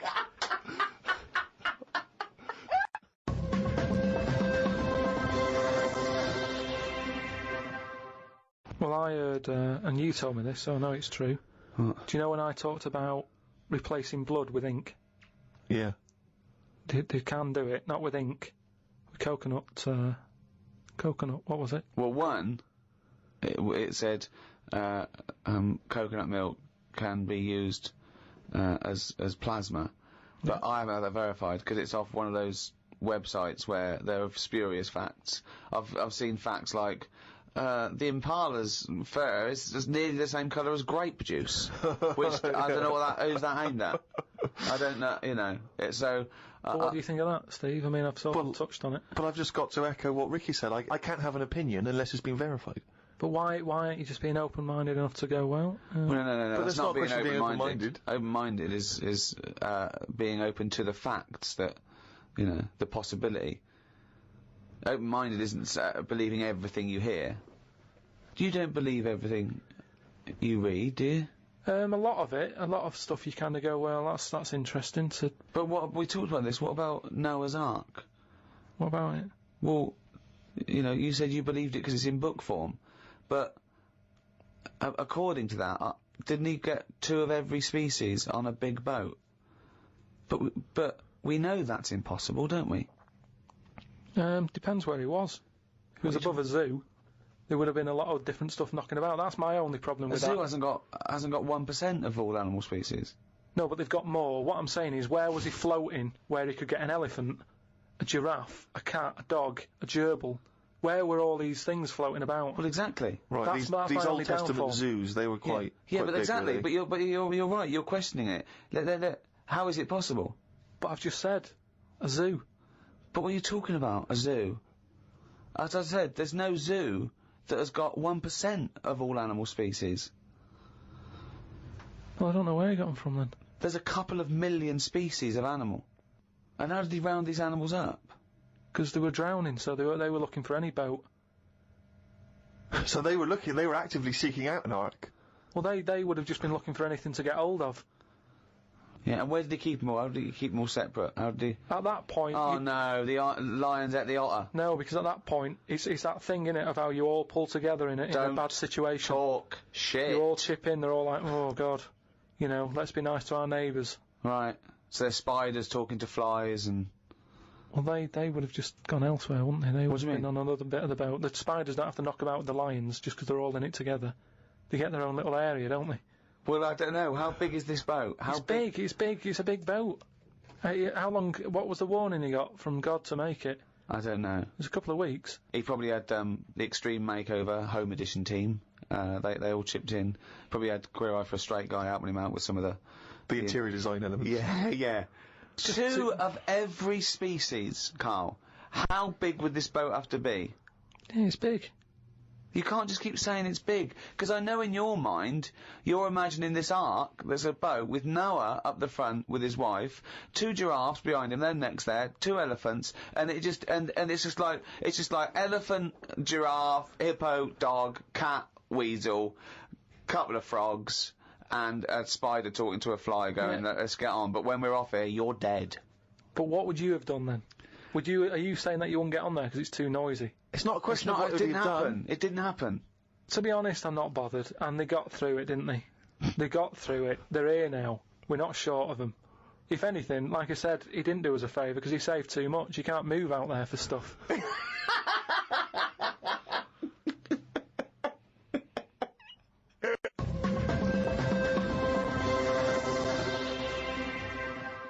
Oh, chimpanzee, that is raining down again, you fucking...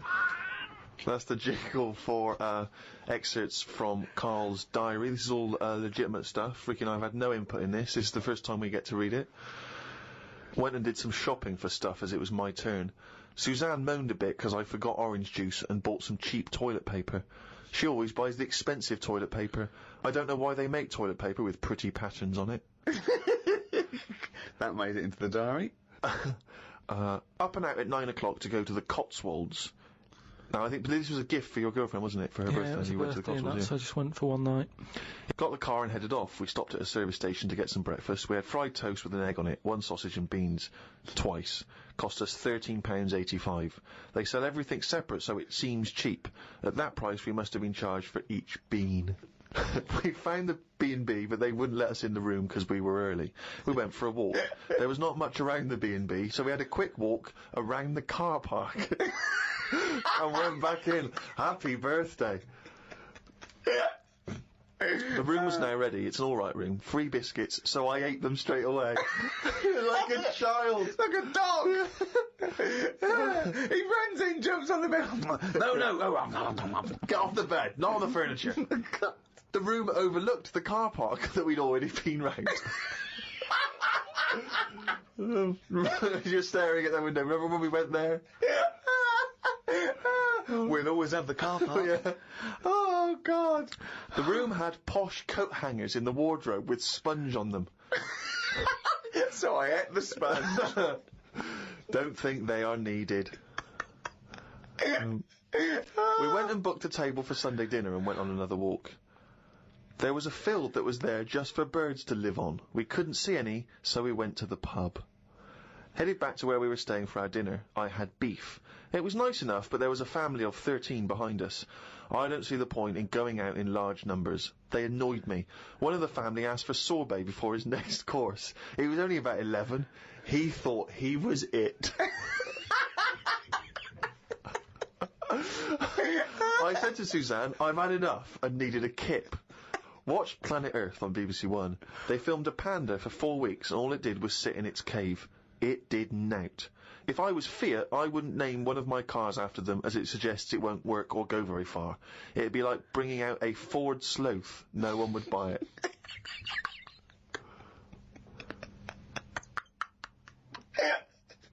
A Ford Sloth. I would love that ad campaign.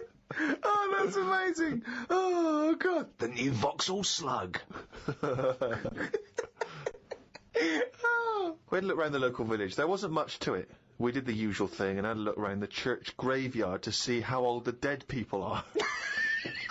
Suzanne's had a hell of a time so far. She's gone to the Cotswolds, the room wasn't ready, she's seen the car park, an empty field, and now let's go and play how old the dead people are. I like the fact that you mentioned we did the usual thing of having a look round the church graveyard. Do you make her do that every time you go away? I like the fact. I want to know what she did for 2 hours when you slept. Did she just like... She went to a club, had a whale of a time. No, she just looked out at the car park, just like, memories.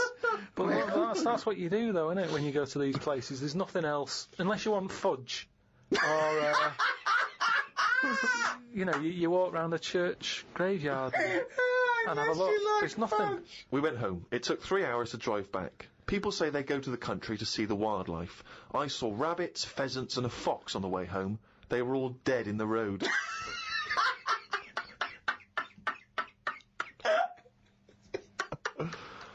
I was just intrigued to know, because Rob from Burton-on-Trent has sent this in, and he wants to know that, because he's just started seeing someone, and he wants to know what your advice, Karl, is on how to keep her happy. You know, he's just started a relationship with someone, he wants to know what your advice would be to keep her happy, because, you know, I mean, he won't have heard that you took Suzanne on that wonderful trip to the Cotswolds, so what's your your advice, really, for someone who's perhaps just started a relationship? I mean, you've been with Suzanne for, what, 9 years? Ages. I don't think you should have to go out of your way to please them, because then it's not the right person. I think you should just do what you want, and then if they like it, then they're the right ones for you.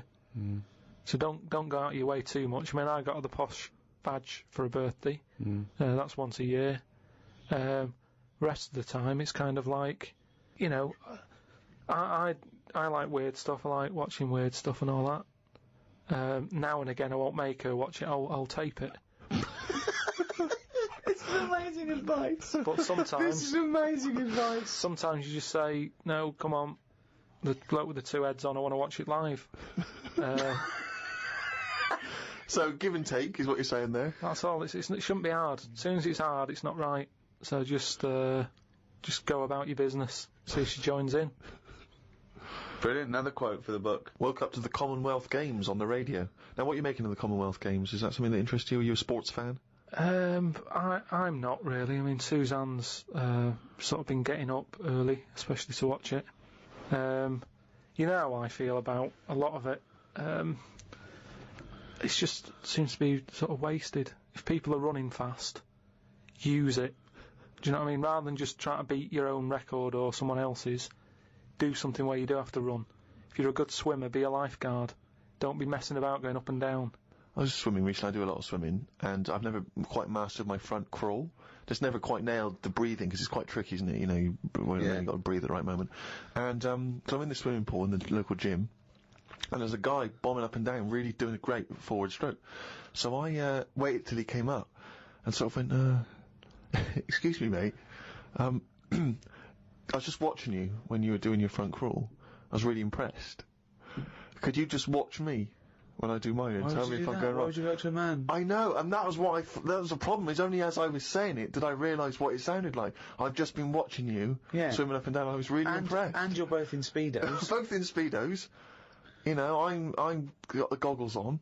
Oh, you got special orthopedic, special prescription goggles so I can see when I'm swimming. How much were they?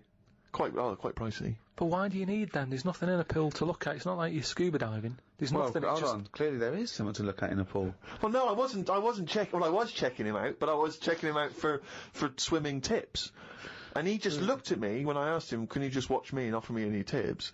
And he just looked at me like I was just mental. That is such a strange thing to say. Can you just watch... I don't know how you had the nerve to do that. Well, it was innocently motivated. Well, I know it's innocent, but what a strange thing to go up to someone and... But what civilization are we living in where we can't just ask our fellow man to help us out with our forward crawl? But we're in a society where we can't. But you know that. It's a strange thing to say. But sometimes it's nice to just think, no, do you know what? I'm not going to fall into the trap of thinking he's immediately going to think I'm gay, or that I'm chatting him up. I'm just going to ask him to do me a favour. There's nothing wrong with that. What if he said, yeah, it's good, yeah, do you mind coming and help me with, my plastering? You'd have said, no, I can't. But it's not the same. He's in the swimming pool. He's there in the pool. He's swimming up and down. He's, it's not no skin off his nose to just offer a bit of kindly advice. If your car's broken down in the middle of nowhere and someone drives by, it's a generous thing to do. Just stop and maybe look under the bonnet and help them out. I agree. But I don't see how that's any different. Yeah. And in the end he did, and all he asked was that I wake him off. No, he didn't. I'm joking.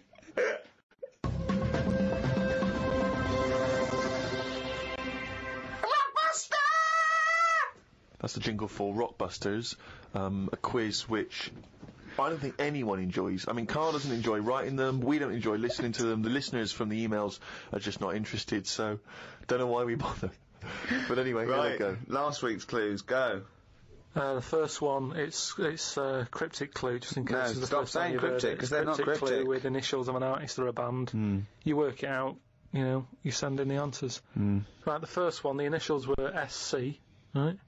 And the cryptic clue was, I went into the restaurant on Monday, Tuesday, Wednesday, Thursday and Friday. The fella making the food, he was there each time. Okay. Right? So you got to think about it. This is what I'm saying. Yeah, just tell us the answer. What is he? He's a cook, isn't he, if he's making the food and that. If he was there on Monday, Tuesday, Wednesday, Thursday, Friday, it's the same cook. Right? Yeah. So what have you got there? Same cook. Sam Cook. You said same cook. Yeah, but if I went, the way I look at it is, if I worked in a record shop... The way you look at it is, if I worked in a record shop, someone came in and said, have you got Sam Cook? I'd go, yeah, sure, he's in the jazz section or whatever. Right, the second one... Bollocks, that is bollocks, that one. Go into that woman's store and rip her off, right? So what's a store? Shop. Right? If you're ripping someone off, what are you doing? Stealing. Another way of... Conning. Right, okay. And what is it? It's a shop, it's a woman, so what am I saying? What's the initial? C. Con shop. Right. It's a woman. Corn her shop. There you go. Shop. So Steve worked that one out. Well done there. The last one. I'm stunned. You've had a go at laying down a track, but it ain't perfect. Go on then. What's that? So a track is... Yeah, what's the initial? E. Okay. So you've had a go at laying down this track. Yeah. So when you're laying down a track, it's like it's a mix, isn't it? Yeah. You've had a go at doing it. You've just you know, it ain't perfect. So you could say it's what's another word for not perfect? It's a bit of a Shit. bit of a like that's a bit rough, isn't it? It's a bit of a rough mix. It's your rough mix. Your rough mix. Your Rough Mix. I've never heard of that band. That's not bad. Annie Lennox, isn't it? Your rough mix. So Your Rough Mix. Candice Morris in London. Got them. I really don't know what to say. So signed picture off to You're her. Well, I feel embarrassed that we're still doing it. Okay. Yeah, well, we're jacking it in a bit. Should we just Yeah. should we just not mention it again, like it never happened? Well, let's do Monkey News next week. No, we're not doing Monkey News. There's nothing going on. I'd be doing it if there was Monkey News going on. It's not going on. We can't do it. Rockbusters has to fill the gap. Are we doing this week's? Hurry up. CK. Depressing. Oh God, we got this week's to come. I thought this was me. over. CK. Okay, now. Do you know the songs that you sing at Christmas? That bloke who sings them is brilliant at it. Right? CK. Second one. MG. I told the homosexual man that the grape tree was mine. What? I told the homosexual man that the grape tree was mine. And what's the initials? MG. Right? Okay. Bit of an easy one. And I ask you if you believe in Father Christmas, right? What would you say if I asked you? The initial is S. Is that specifically Ricky? We might as well keep it as Ricky, yeah. I ask you if you believe in Father Christmas, what would you say? So have they got? Is there any prior knowledge? Do they have to guess what I'd say? Well, they'd know. It's obvious what you'd say about it. Oh, this is so bad. So It's an embarrassment. This. Yeah. So it's a little quiz. Leave them thinking with that for the next week. Right. What are you going to learn about Email next in. week? Podcast at rickygervais.com. Just send them in. Embarrassing. Don't bother if they're shit. Right. Well, that's about it for another week. It's the end of number 5, number 6 next week. Keep coming to rickygervais.com. We'll keep you abreast of things that are going on. We've made a little video, haven't we, Carl? That we might pop up there. And we've had a few emails about the old shows. People came into them late in the season. Well, you can now get all 12 episodes of the first season on iTunes. And I think that's a 2 or 3 quid in England, or $5 or so, I'm not sure. But you can get those now, all 12. So, from me, Ricky Gervais, goodbye. From Steve Merchant, Goodbye. and from Karl Pilkington. Right.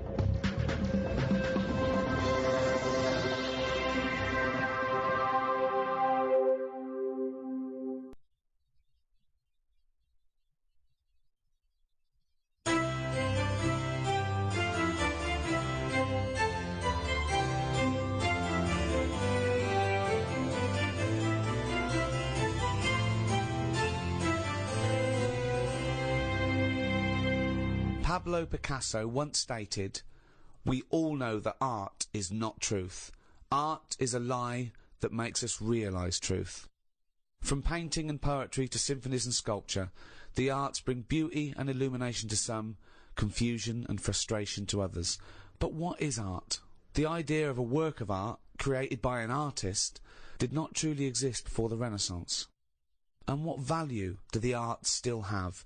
Do they still make us realise the truth, or are they increasingly rarefied and obsolete in this digital, disposable age? With me to discuss the wide spectrum of the arts are Stephen Merchant, graduate of the University of Warwick and award-winning writer, Thank you so much for having me. and Karl Pilkington, a man with no qualifications, very little education, but who is now known the world over as a man with a head like a fucking orange. Alright. Well, I suppose if I can pick up on something from your introduction, Ricky, you posed the question, in a sense, what is art? It's a very broad term. It's a very difficult one as well. I think the earliest people to ponder it were the Greeks, and I think they thought that art was, and its point was to try and emulate as close as possible the beauty of nature. So they knew art was a sort of, a quest for beauty, and I suppose they thought nature was pretty perfect in its aesthetic, and so the point of an artist was to try and tap into that Well, let me throw that question over to Karl Pilkington. What do you want to know? Well, we were just trying to clarify what art is. Ricky's just referring back to the Greeks. It's just something for your eyes to look at. Right. It's just a change from the norm, innit? I mean, that's why I think most people have it. But then, the problem is, I'd never buy a piece of art. I don't see the point in buying something, because I know that my eyes will get bored of it eventually. Right. So it's better to keep it in a museum, like a lot of places, you know, a lot of museums keep the stuff. They rotate it, because people get sick of looking at it. They shift the art around, don't they? People go, I'm sick of that now. They move it around the world, let someone else's eyes look at it. Well, that's more to get everyone the chance to see it, as opposed to the people who looked at it once and now sick of it. Oh, not the shitting Mona Lisa again. No, If I but have to how stare many at times that can you little look at the same thing? I think there's a snobbery with art. I think people do go, Well, I have you think seen the new one at the Louvre? Oh, Well, yeah, I think it's there should lovely. be a snobbery with art. Why? Because the world is full of idiots. And just because there's not safety in numbers with art. I think you should be a complete fascist when you're creating a work of art. I don't think it is open to utilitarian or democratic referendum. You end up with the X Factor winner that way. No, but that pleases the masses. That's what I'm saying. When there was a painting knocking about when I was a kid, right, called The Blue Boy. Yeah. Now every house had one, right? It turned out that it was just a bloke who had a load and he was flogging them to everyone. But the thing is, that sums up art to me. Someone's got a load. Do you want one? Go on then. I've got a wall to fill, and they stick it on. It's not. No, what does that represent? Well, what's that going to bring to the room? It's just filling a gap. And that's what art is to me. It's filling a gap that would otherwise have now in it. but you're obsessed with the functionality of things. This is all you're ever obsessed with. What's its function? Things always need to get you from A to Z in some way, and art's not about that. Have you got much art in your house? Yes. Yeah. Because it gives me pleasure, and I don't get tired of it. I don't get bored. Do you look at it every day? Well, it's there, isn't it? It just adds. Yeah, but other things a are there. pleasure to Dust it. is there, but Surprisingly, I've not compared I think art I've to looked dust as often as I perhaps should. But the thing about, and this I think may be intriguing to you, Damien Hirst, of course, is more of a conceptual artist like Tracy Emin, and a lot of what contemporary art does is followed on from a guy called Marcel Duchamp, who I'm sure you're familiar with. Now, he famously took a gentleman's white urinal like you'd find in a pub toilet, and he put it on its side, and he signed it with a fake name, and he put it in an art gallery. Now, he did that in about 1917, perhaps a bit later. It just annoys me, because there'll be snobby people who haven't got a clue, and they're looking at that and they go, oh yeah, see what he's trying to say. Well, that might make them think. They might. Damien Hirst, I don't feel angry with Damien Hirst really, because he's Right. getting away with it. But why does that annoy you? Because it's people falling into the trap. Damien Hirst, before he dies, I bet he goes, what a laugh that was. I had everyone on. There's a very good point as well, because some people think that the greatest art form of the last 100 years is marketing. Yeah. Some people say that is his art, that it's not good enough to do it. You've got to then get away with it. And if the point of art is to inflame, I don't think anything inflames people more than the discussion about whether something's art, or if someone's taking the piss, or if someone gets 50 million for something, do they deserve it? Is it worth a hospital? Well, what do you think? What do you think of the shark in the tank? I think I was blown away by it. I thought thought the I'd Shark never Tank seen anything was- like yeah. it before. It was sort of spectacular because it is so huge and so vast, and to have put a shark, in formaldehyde and to have hung it in an art gallery, it's very striking when you see it. Yeah, it's it a is. remarkable achievement. But what is he? Is he an artist or a fishmonger? What he's done, anyone could have done what he did. Yes, but not everyone did it. He did it. This is an interesting point that you raise. It's the same old point you always raise. Not anyone could have done it. That's always the same point you make. Anyone could have done it. Carl, but they didn't do it. You could say the same about Michelangelo. Is he an artist or a painter and decorator? Well, it hasn't caught on, has it? Like the crying boy photograph. No one's having them in their house. No one's gone, have you seen this? Have you seen the new trend, a shark in a tank? No one's got the room, no one wants it. And that, to me, shows you what's popular. At the end of the day, if everyone wants one, he's got to be good, hasn't it? But I think if people were given a chance to appreciate more sophisticated things, then they would. And I just think that's true in all walks of life. You know, it's an acquired taste, and the best things are an acquired taste. They really are. Well, You know, if all you eat is processed cheese and white bread, you get a taste for it. But if you try something that's, you know, in my opinion, better than that, then, you know, you'll leave that behind. That's pretty rich coming from you. I know, I love a bit of cheddar, don't I, on Mother's Pride. Yeah. Whereas if you were to be offered perhaps some calamari, your reaction would be... Squid, get it out of my face. Sure. Yeah. But I take your point, Rick. Thanks for it anyway.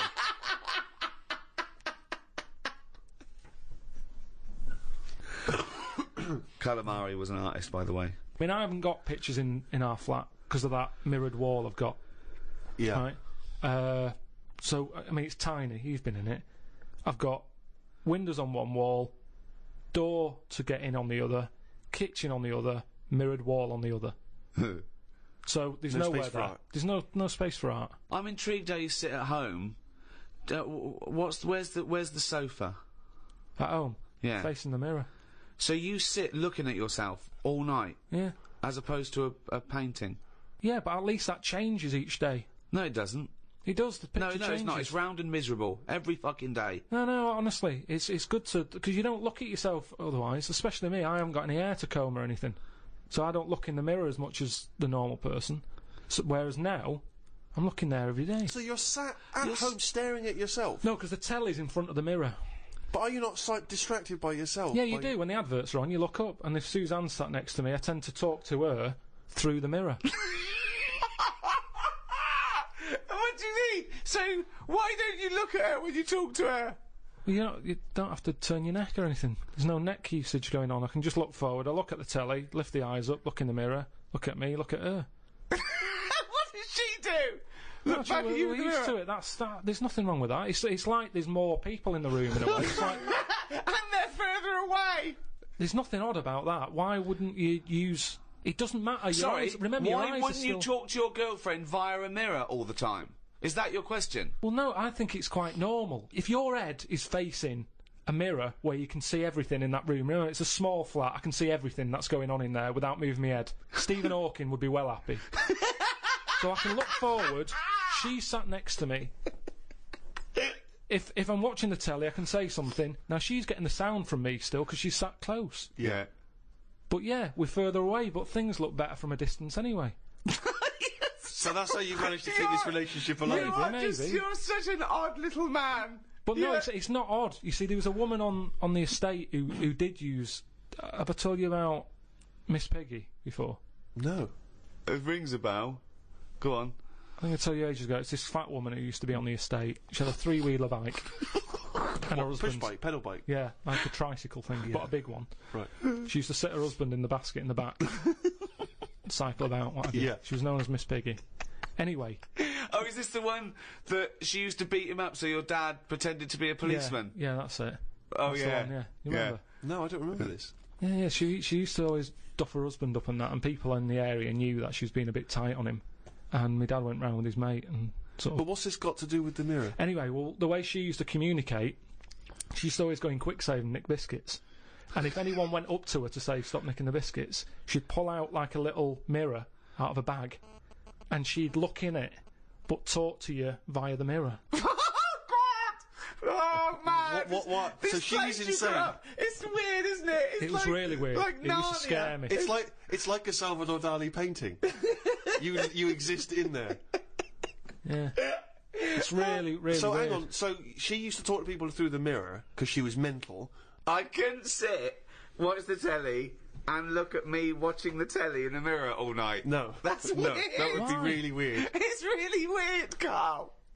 I'd be very conscious of myself. No, Conscious I of the think way it gives I'm you, sat. it gives you confidence in that, and if you are Gives you sort of... confidence. Well, yeah, because you're seeing yourself more, and you pick up what habits you do and stuff like that. So what have you changed through your viewing of yourself? I sort of grew a beard the other week, just something different to look at for a bit. And then you get sick of that, it's like a piece of art. Change that, have a bit of a shave. Can you see the back of the telly in the mirror? A little bit, yeah. If the flat's a mess, it's a mess twice.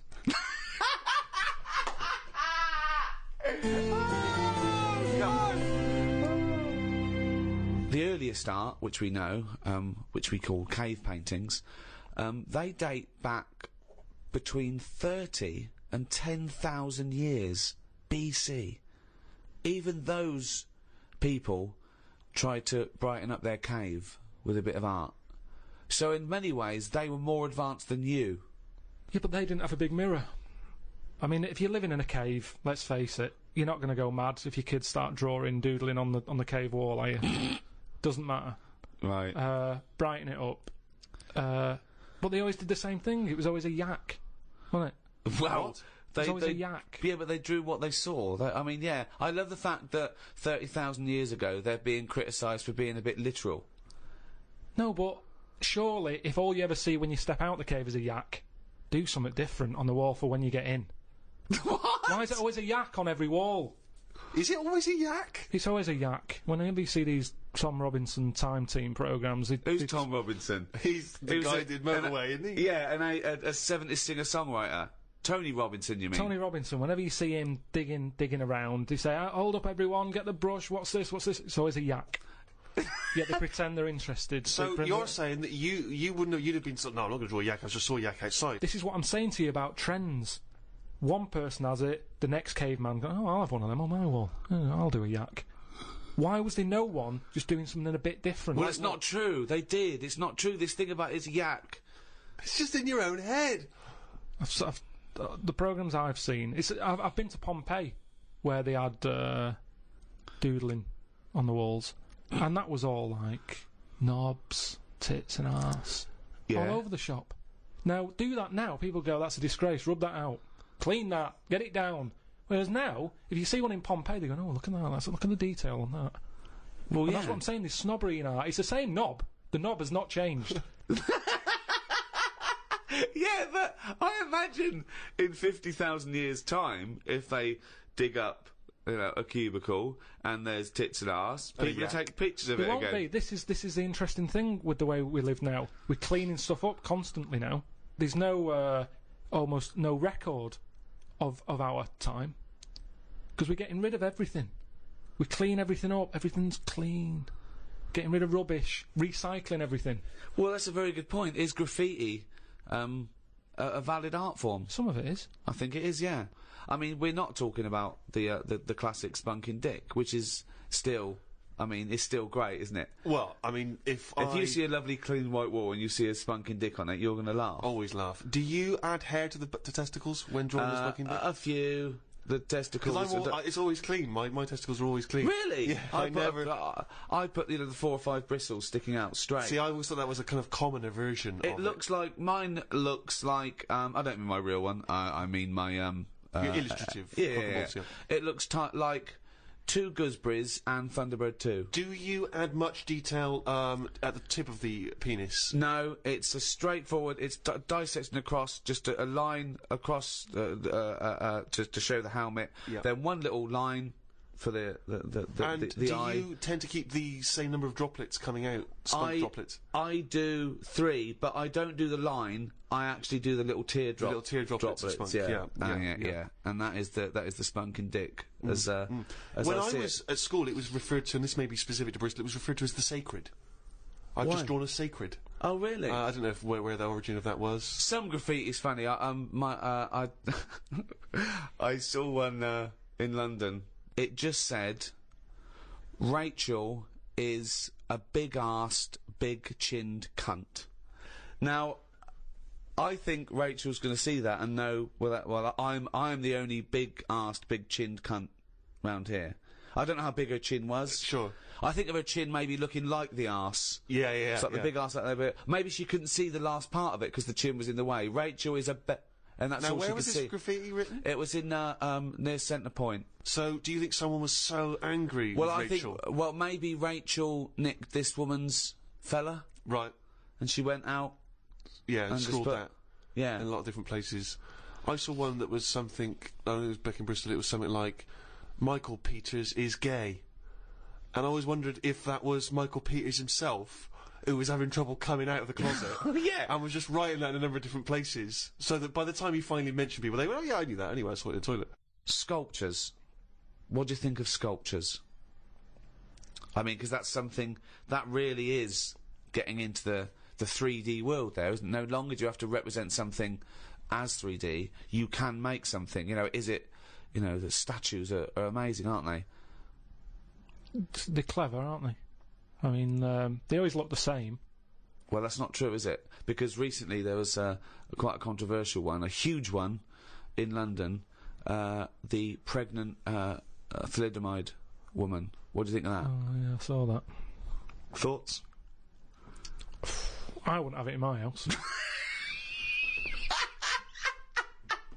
Well, there wouldn't be room, because it would just be you, Suzanne, and a pregnant thalidomide watching telly.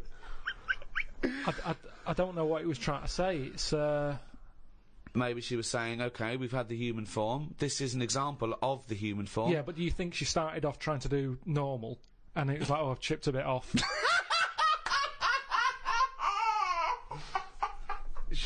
One of the arms got chipped off. Well, it makes you wonder, doesn't it? And why? You see that square, Trafalgar Square. You've got that. Nelson's column. He's got one arm and a leg missing or something, and a patch over his eye. Then you've got the thalidomide. Why can't they just do a full person?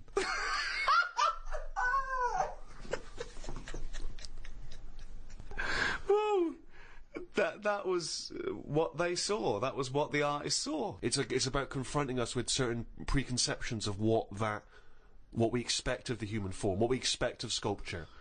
It's probably a little ironic comment as well on the famous Rodin. It's been wrapped up with all kinds of ideas of maternity, of the human form, of what sculpture is. Why wouldn't you put that in a big public place? But what about the subject? Did you think who's that subject? Who is that woman?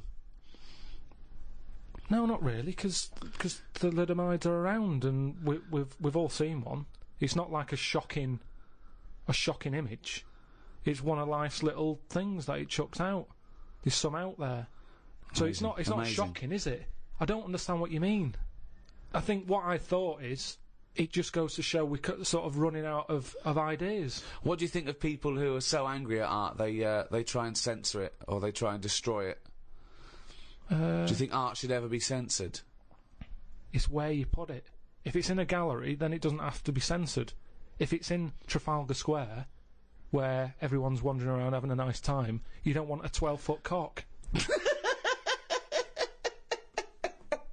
So it's all about where you put it. I think some art looks better because of where it is. Angel in the North, that's a bit of art, but it's a bit of a surprise, isn't it? You're driving along a miserable motorway. Yeah. Oh, what's that over there? Gives you something for your eyes to look at again. Motorways are the most boring place to drive. But you go, oh, look, there's a bit of art over there. Yeah, but then again, should you be North. looking at art when you're going at 70 miles an hour along a motorway? Well, yeah, because it's really big. You can keep your eye on it and Look in the mirror. It's not a problem. Wait till you go past it and look in the mirror like normal. So you like the Angel of the North? Because it's something in the middle of nothing. Right, but if you put it somewhere else... Stick it in Trafalgar Square, you'd go, oh, more clutter. Now, you've spoken, Karl, about, art and what impact does it have, blah, blah, blah. And as Ricky's just pointed out, of course, in some instances, art has been considered incredibly controversial, very provocative, and has been banned. Famously, one thinks of the Nazis banning and burning certain books, not all of which were just books, criticising them. It was often artistic works, things which they felt were subversive in some sense, and you get that in many repressive regimes, where people's artistic work is not allowed to express the way they feel about something. Stalinist Russia, for instance, art there, literature, are not able to express its views, because people see it as dangerous, as provocative. Well, yeah, the threat always comes from scholars, with, like, any dictatorship, and they know that. But not just scholars writing, scholarly texts, criticisms, but also people expressing themselves through poetry, through creativity. Well, yeah, things which are not direct. dangerous. Yeah. They can be abstract, and yet they can still be subversive. Yeah, but I think if it's done in a way that isn't just like a lunatic, they get away with it. Like a nice poem, some people would read it in a different light. I might read it and go, I don't even know what they're going on about there. So, as long as it's done clever, get away with it, don't they? So it makes the artist better. But that's not often not the case, that's what I'm saying. Often, in these regimes, these things are repressed. No, but there's always, like, code words and that you can use and they can't have you on it. Such as? I don't know. I'm not into that sort of work. Right, well, so you've just made a statement there, but it's not backed up with any actual information. No, if you well, do there it was in a good clever point way. there. No, there was a very good point there. The McCarthy era, where he was threatened by communism infiltrating the country, and he thought that entertainers might be a part of that, the conspiracy.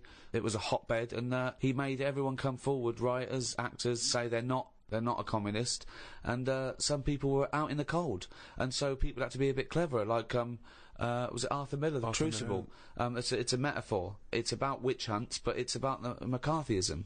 So yes, good point. You can put coded messages. CB into radio art. was the same thing. Go on. Well, it's all the codes.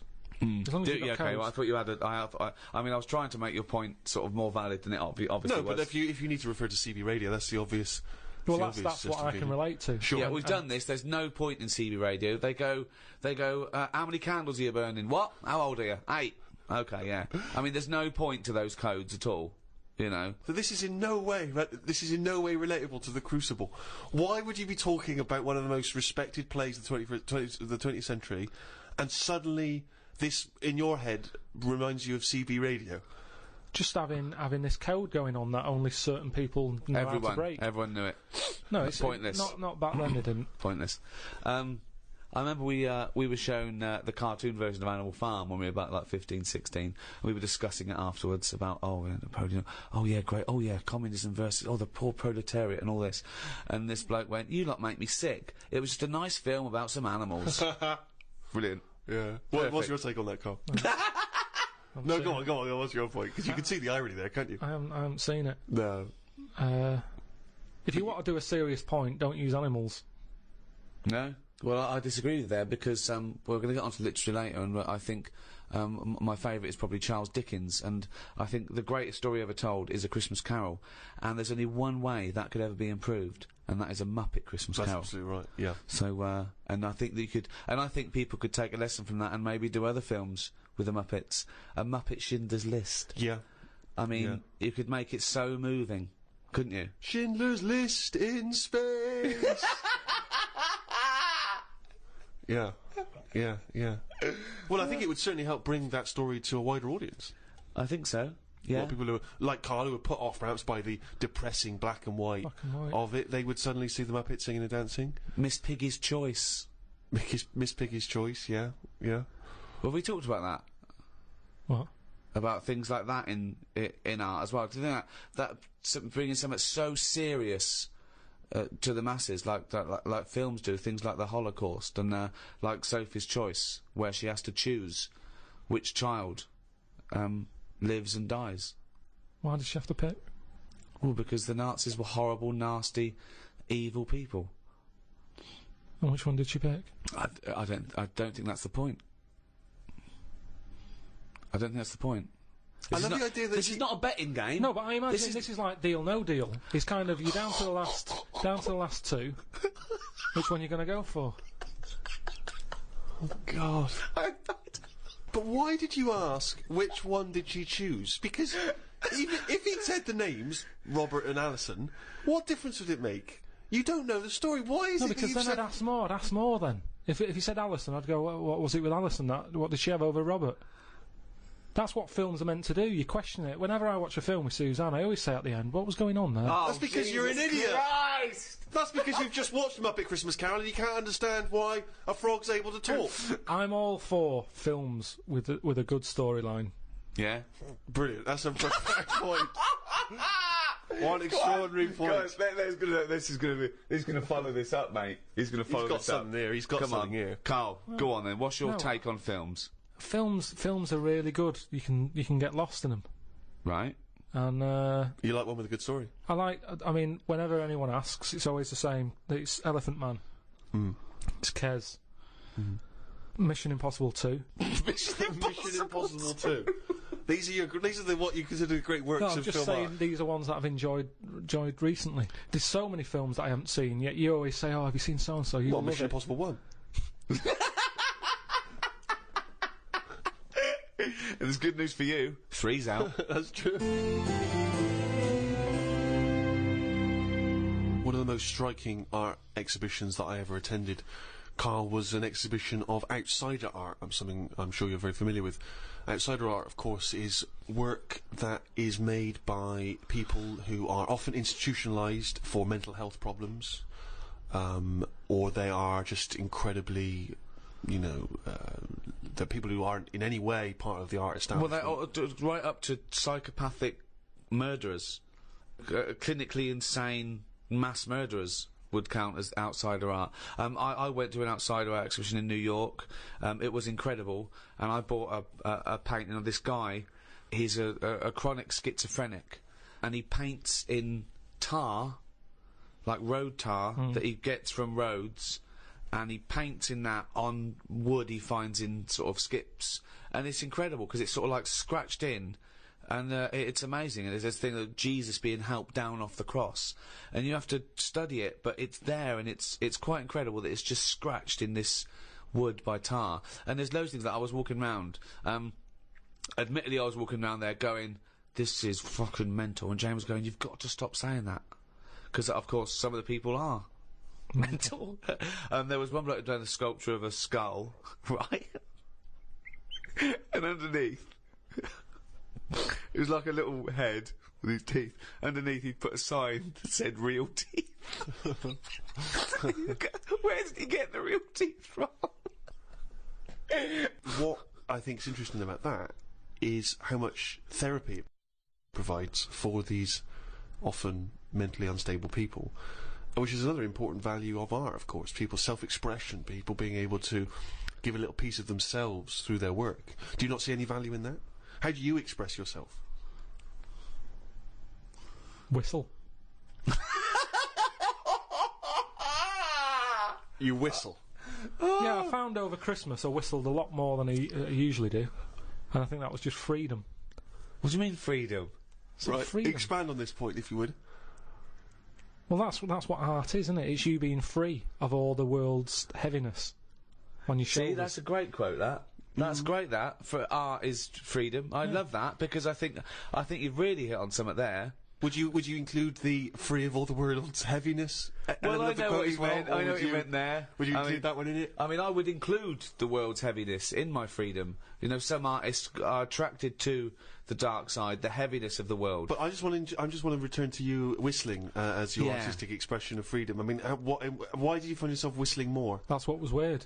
So just take us through a typical day. When would the whistling begin? So this was that you spent Christmas down in Kent with Suzanne and her parents. Yeah. Yeah. Could I suggest something? Your freedom was thinking, I'm in my own place now, I'm going to annoy them.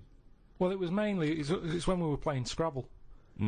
And they were taking ages to have their go, and couldn't have the radio on because the boiler affects the radio. It works, it just gives something off. Every time it kicks in, the radio goes all staticky. Right.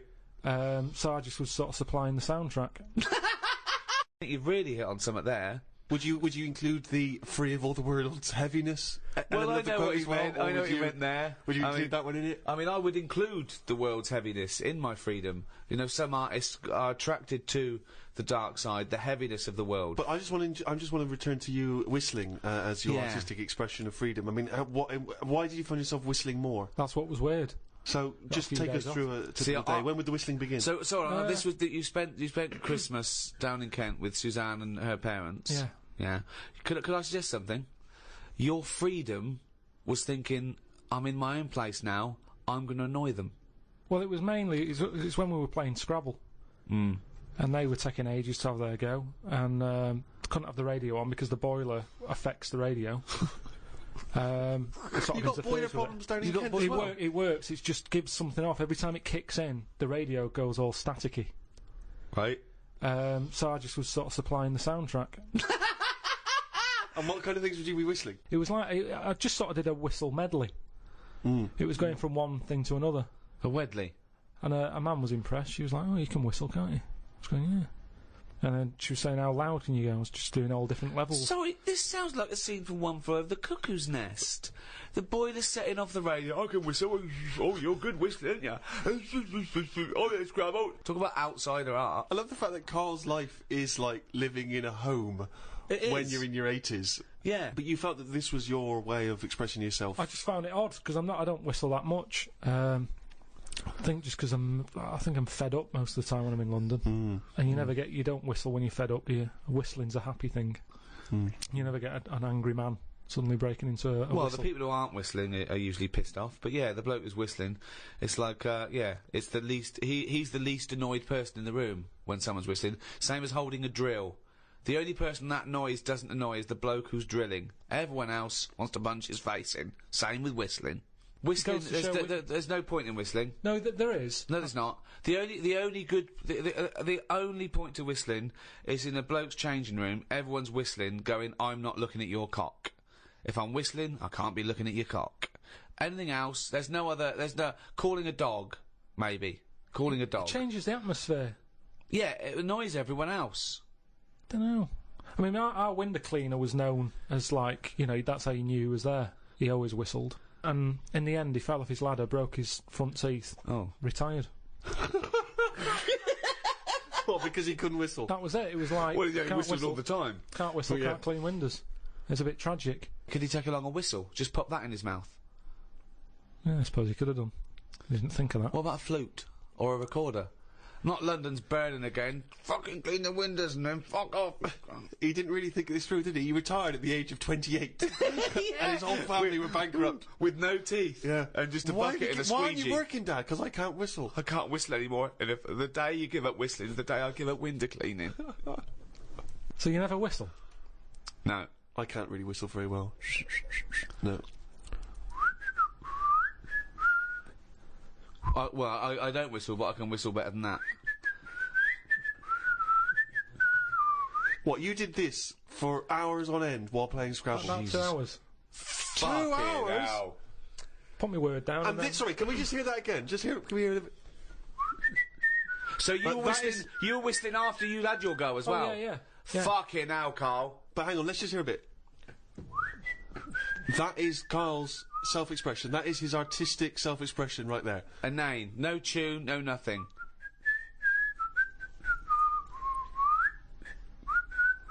There's mental patients who have smeared canvases with shit who have expressed more than you have in that. Yeah, but it's not about other people. I'm not there to please other people. You're there to annoy him. What was the best word you came up with in Scrabble? Don't knock me at Scrabble, because I do alright.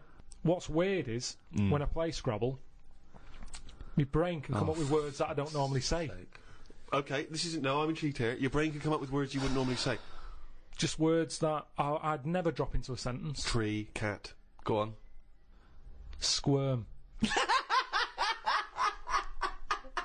That's using a Q. It's worth 10, Matt. It's not bad, is it? No, I'd never say that. I've never heard you. I don't think I've ever heard you say squirm. No, I don't think you're right, Carl. I've never heard you say squirm. Weird, isn't it? Yeah, it's weird. And yet your brain popped that one out. And then, yeah, when it wasn't I go, just... Anyway, so that's sort of doing art for yourself as opposed for other people. I don't think you can count what you just did then as art. Hobby maybe, craft, pastime. I don't think you can count that as art. I'm not being funny. I'm being a bit snobby here, but I think there's a difference between Beethoven and squirm.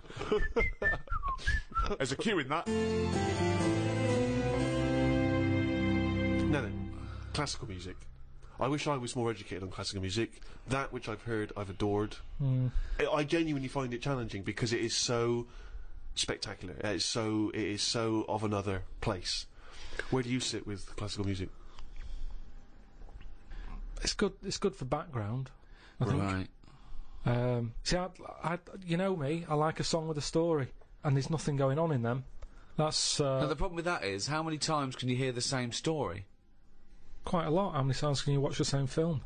Same thing, except it's shorter than watching a film. Yeah, but the film goes into the story with more depth than a 3-minute song. Yeah, but there's also... Do you know, like, when you watch... what's an example? Say, I can't think of a film. Yeah, there's not many. No, but a moment in a film that it doesn't What? matter how many times you watch it, you go, I enjoyed that bit. Godfather swings to Well, mind. say, no, over Christmas, On the Buses was on the movie. Oh, Jesus. You went with The Godfather, you went with On the Buses. I mean, Brando, Varney, I don't know which is better. It was the bit where, like, the toilet blows up after chucking a fag in. That's had paint in it. Right, sorry, seen that's in On the Buses, that's not in The Godfather. I can't remember that. Maybe that's Godfather 2. Well, the thing is, I enjoyed that bit and I knew it was coming. It's like, oh, I'll just watch this before I nip out and put the kettle on. Let's just see this How bit. many times have you seen the On the Buses film? Probably about 4 or 5 times. Sure, why not? But all I'm saying is, music is there to sing over. No, it's not. Music is there to sing over. That's a ridiculous thing to say. Music does something to me. I don't know what it is. I don't know why a chord can say something to you. I don't know, mate. Gives you that feeling. I'm in awe of it. I'm in awe of musicians. Yeah. My favourite piece of music is a thing by Vaughan Williams. It's 5 variants of Dives and Lazarus, right? And there's a bit there where it hits this chord, and I can't listen to it when I'm away from home because I well up. It reminds me of everything. England, just it does something to me, and it does it on a level that I can't sort of quite understand. It's just immaculate. I just don't think you can beat a decent vocal on top of that. Oh, that's amazing! My mum's got a CD of Roger Whittaker, right? Right, whistling again. Now, he whistles Jealous Guy. Now, the thing is, I can't listen to that and whistle along. I end up singing Jealous Guy on top of it. So, singing trumps whistling? Yeah, when someone else is doing the whistling. Okay. I like whistling, but if someone else has did that first... So if Roger was singing Jealous Guy, you'd be I'd probably whistling it. To make the classics live on, I'm surprised someone hasn't gone, I can add to this, and dub on a bit of vocal. So you would have classical music with lyrics? Just for people who Beethoven's want that. Fifth, Beethoven's Fifth, that would be better to you, that would... But what are you meant to do with it? What do you do when you've got that on? Then do you whistle along? Or No, do I you don't whistle along. Hum? I let it. Oh, Do you Karl, whistle along? I just don't know what to say. Why are you obliged to whistle? That's the only way you can enjoy music, if you can whistle along. Well, that's the same with anything. A good song, you join in, don't you? It's like, oh, I like this one. Yeah. No. So by that token, YMCA is one of the greatest of all tunes. I mean, it's not one of my favourites, but you can't knock it. It certainly gets the crowd up. I did DJing, and Why do you care that about was the more crowd? popular. Who are this crowd? Well, I'm just saying. Who are this crowd that you have to live in your head with? Fuck the crowd. Most of them are idiots. Although, admittedly, if I was doing a wedding DJing set, I probably would do YMCA over Vaughan Williams. And why is that?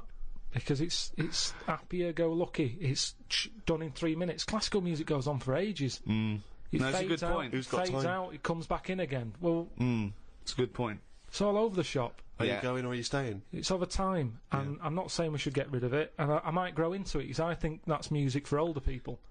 Well, You're an idiot. I think Mozart would disagree, I think he did his first symphony when he was 5 or 6. Probably playing piano and writing music before you could read. When did the piano come out when he was a kid? What do you mean? If it was trendy to have a piano when he was a kid, it's like how kids now, they're messing about on Google at the age of 2. Because the laptop is new. It's new to us. To them, it's like, well, it's Google, innit? What's your point? Because he was born at the right time. Beethoven. Yeah, he was No, born. Mozart. So you're saying that all 3-year-olds around the time of Mozart were brilliant? There would have been quite a lot of them. Mozart, Beethoven, all that. They're all Handel. They're all around the same time, aren't they? Just guessing. Wild stabs in the dark. Just names he's heard. Just names he's heard. So when Ricky was young, when I presume Rolf Harris's stylophone came out, everyone was composing on the stylophone. Yeah, weren't they? exactly. It's all what you brought up with, isn't it? Nothing's hard if you're given it when you're a kid. Nothing's difficult. It can be taught all sorts. I haven't got room for a piano. It's too big for a pastime. A hobby shouldn't take up a whole corner of a room. It's so limited, isn't it? His scope, his imagination. But a piano, the idea that a piano in a house would be a frustration and annoyance. Music. That you could play harmony. But I'd worry about annoying other people with it as No, well. you don't. You whistle. When you're playing Scrabble, you don't worry about annoying people at all. I'm sure people would rather have gentle piano music in the background than... Squirm. Squirm. So, one of the earliest and most celebrated art forms that's, along with painting and music still going today, is the play. And, of course, the most famous and celebrated exponent of that is our very own William Shakespeare. Some say maybe the greatest literary genius in history. I'm not a fan. Right. And I'll tell you why I'm not a fan. One reason and one reason only. Sure. Nothing to do with the structure, his themes, fantastic. The pun. Right. Oh, I can't stand the pun.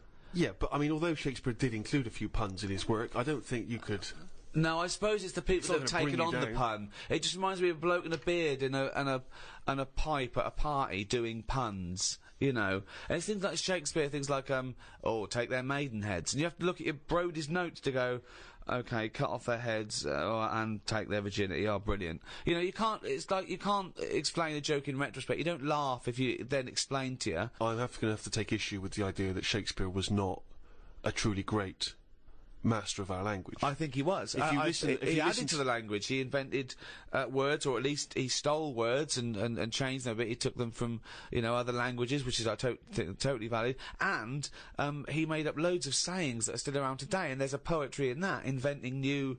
Actually, Carl, you like sayings, don't you? I've got a list here of some of the sayings and phrases that Shakespeare made up. Really, in a pickle was his. Yeah.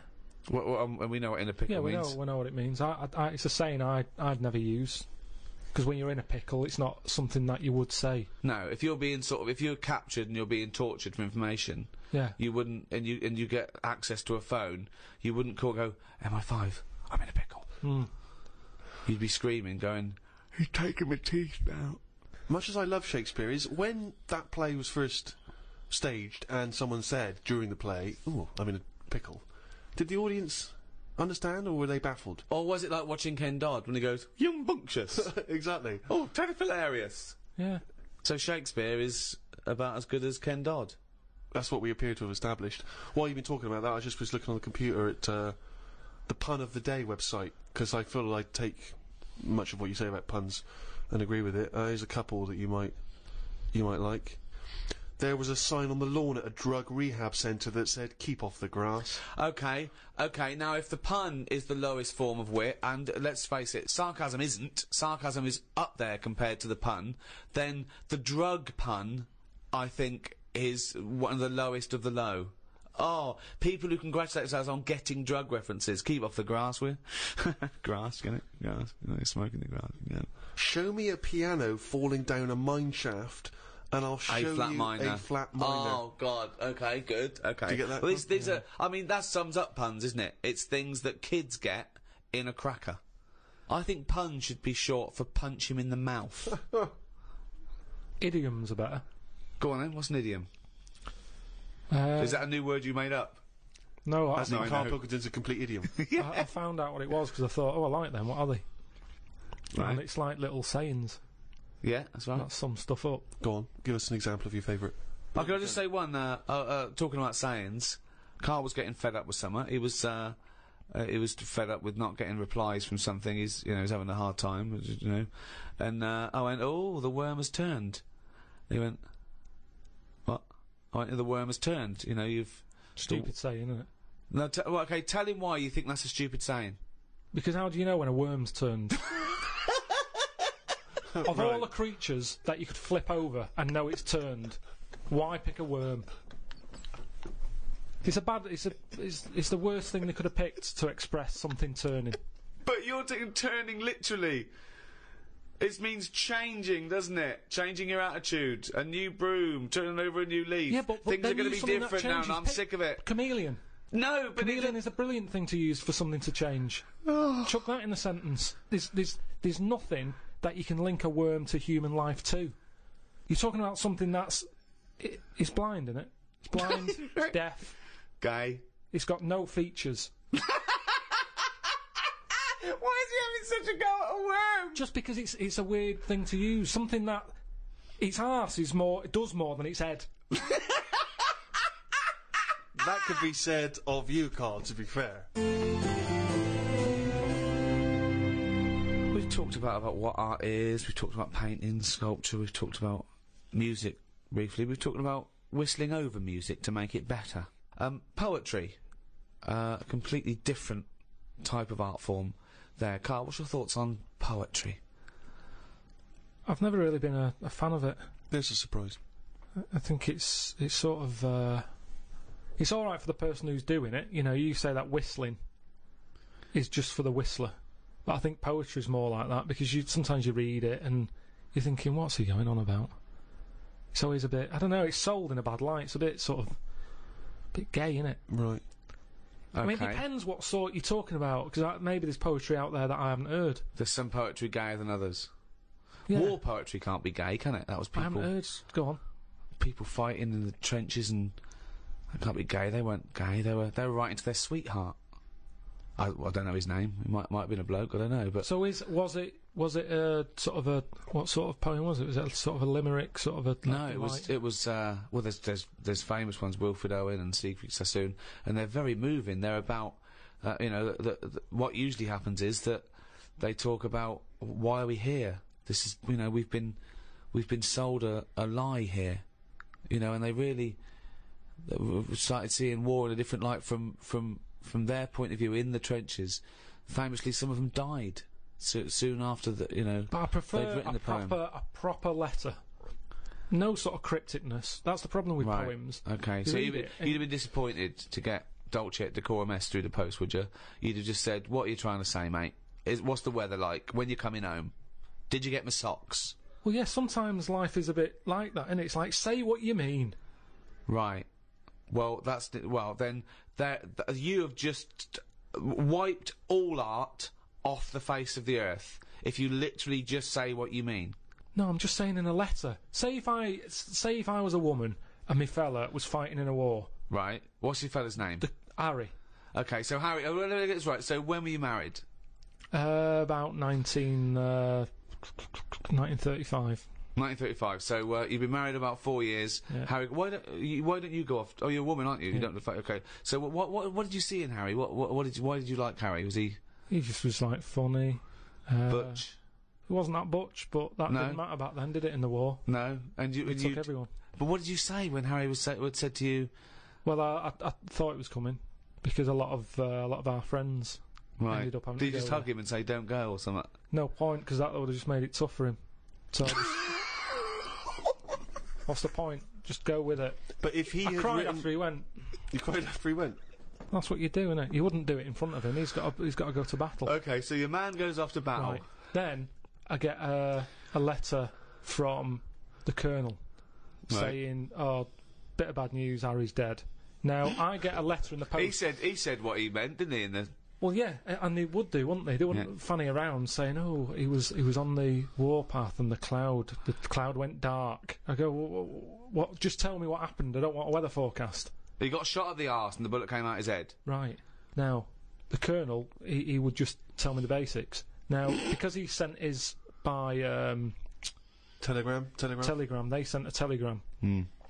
The letter I get from Harry has been stamped, so I get it late. Oh, okay. So I get a letter from Harry after he's died. Yeah. Right, and you know he's dead. I know he's dead, so I get Right. this letter with his handwriting on. I'm devastated because I was just getting over his death. Yeah. It's all brought back to me when this letter drops through the post. Well, yeah, 3 Right. days and you're pretty much over it. It's Harry's handwriting. Yeah. Oh God, what's this? What's now he I written? open it, Yeah.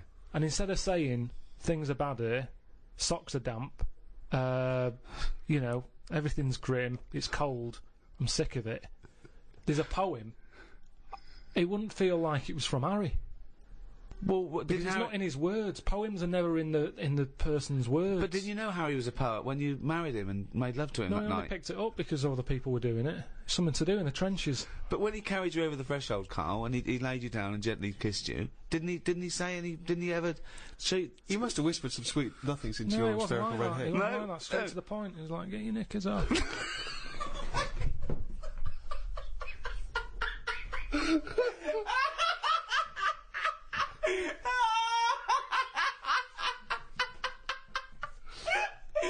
That's one of the weirdest fucking scenarios I've ever heard. Why the fuck was the telegram coming before the letter? So specific. It wasn't like Harry. The fuck's Harry?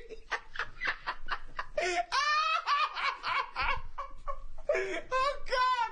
Oh God! Oh God! There are a few things gayer than poetry, though. I want to throw one into the pot. The continental breakfast. Oh. The continental breakfast. That annoys me when I see it. Who orders that? If you've got the choice of eggs, beans, burger, chips, sausages, Bacon. all that, you've paid for it already. If I was a waiter and someone said, what do you want for breakfast, mate? And the bloke went, oh, I just have a little bit of grapefruit juice and a croissant. I go, do you? Do you want some cum on that? Or you can go back to the hotel room and suck a cock? Yeah. So, No, I'm with you there. What else is, What else is gayer than poetry? I remember when I was at school once, right? The worst thing you could be growing up was gay. Yeah. In school, it was the worst thing. It was and I remember I was about 14, 15. I was talking to this bloke. I talk about him on my stand-up. David Beasley. He's the one that said if you get captured by cannibals, they show you pornographic pictures when you're in the pot, so you get an erection. There's more meat to go around. So he was an idiot. He made Karl look smart. Wow. Really. Wow. And he said, you know that thing that kids always do, what would you rather be, blind or deaf? Yeah. We did that, and we discussed that for a while, and he went, what would you rather be, blind or queer? Mm. And I went, well, I'd rather be gay, because... Still got all your sights, yeah. And he went, oh, would you? I went, well, yeah. Well, rather than be blind. I said, yeah. I said, also, if you were gay, you'd like being gay. He went, I wouldn't. I went, no, you would. I said, if you were gay, you would like being gay. He went, I wouldn't, Gervais. Sounds like you would. I went, well, if I was gay, I would like being gay. He went, well, I wouldn't. And he looked at me accusingly, and I went, no, nor would I, but gays would. Which made no sense at all. Right, yeah. Just the idea. But this is just like such a stonewall that I'd rather be anything than gay. Yeah. Karl, thoughts? Blind or gay? This is about art, is it?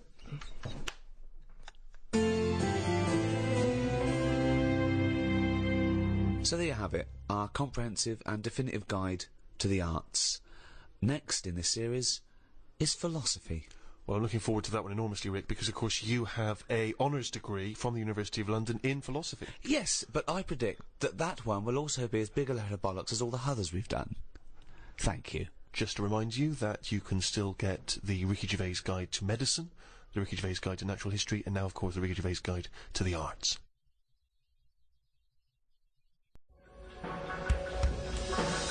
The Ricky Gervais Show on Guardian Unlimited.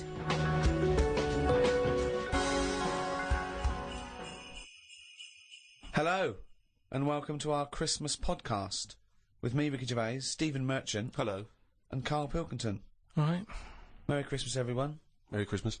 Yeah. A lot of people are wondering, Rick, if having done so many podcasts this year, because we very much started the whole podcast revolution ourselves single-handedly roughly this time last year. Yeah, that's right. Have we perhaps exhausted the podcast phenomenon? Is it time to pack up the equipment and move on to something new? Well, this will be the last one for a little while, I think. I think, you know, we did, I think 24, and then these specials this year. I think we started it about this time last year. Well, I don't know about you, Rick, but I'm bored of the whole podcasting thing, and I know that you probably feel the same way. Well, let's stop for a while. We might get back together again, but it won't be for a while. It's the... You know, we had a year. It was the year of the podcast. Been a weird year, hasn't it? Go on. No, I'm just saying, you know, when you look at it like that, when you think about all the podcasts that we've done Yeah. over the year, Yeah. just a lot of stuff has gone on. That's... Looking back at the year, a year in which we've seen, you know, increasing violence in Iraq. We've seen the advent of more fears over global warming. We've seen George W. Bush take a massive battering in the midterm elections. We've seen many major world events this year. Karl, what stuck out for you? What event do you, if you think, oh my God, if you were doing your own review of the year, what would you put on the front cover? The grub that was eating biscuits on my windowsill. Right. That's just a little bit more up there for you than the capturing of Saddam Hussein and his sentencing to death. Just because, you know, it's, I never thought I'd see that this year. So what exactly... What, the capture of Saddam or the grub? No, the grub. The grub. It was just, I was there on the computer, I was having a cup of tea and a biscuit, I put the biscuit on the windowsill, I sort of picked it up. Why would you do that? Why would you put a biscuit on a windowsill? Because I'm sat next to the windowsill. It's like something from a cartoon. I put the pie on the windowsill to cool down. Yeah. No, And so, some ruffian stole it. Yeah.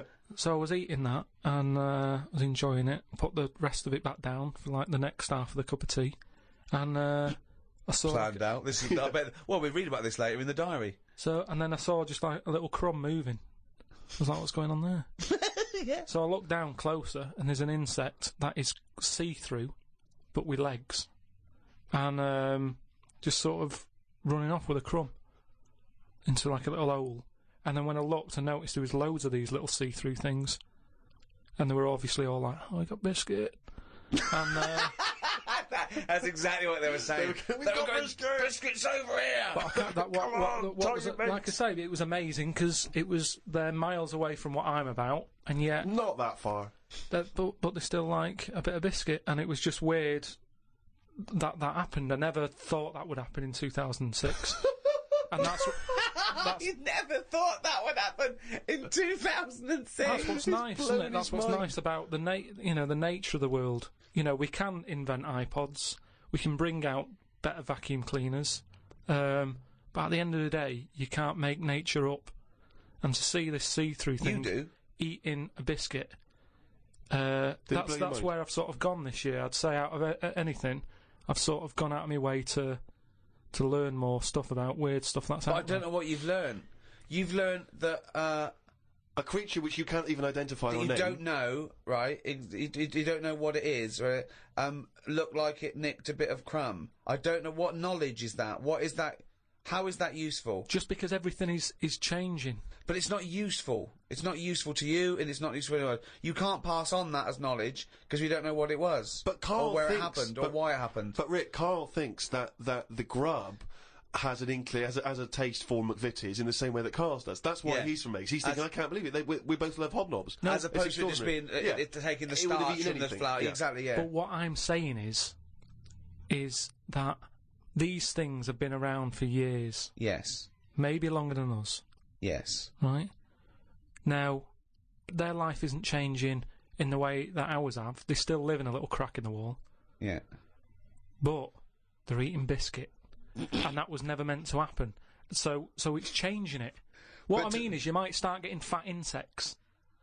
That should never have happened. You don't normally see a fat beetle. You go, oh, look at that, that's a bit fat. Put a bit of weight on. And now that's going to happen because they're eating sugary stuff.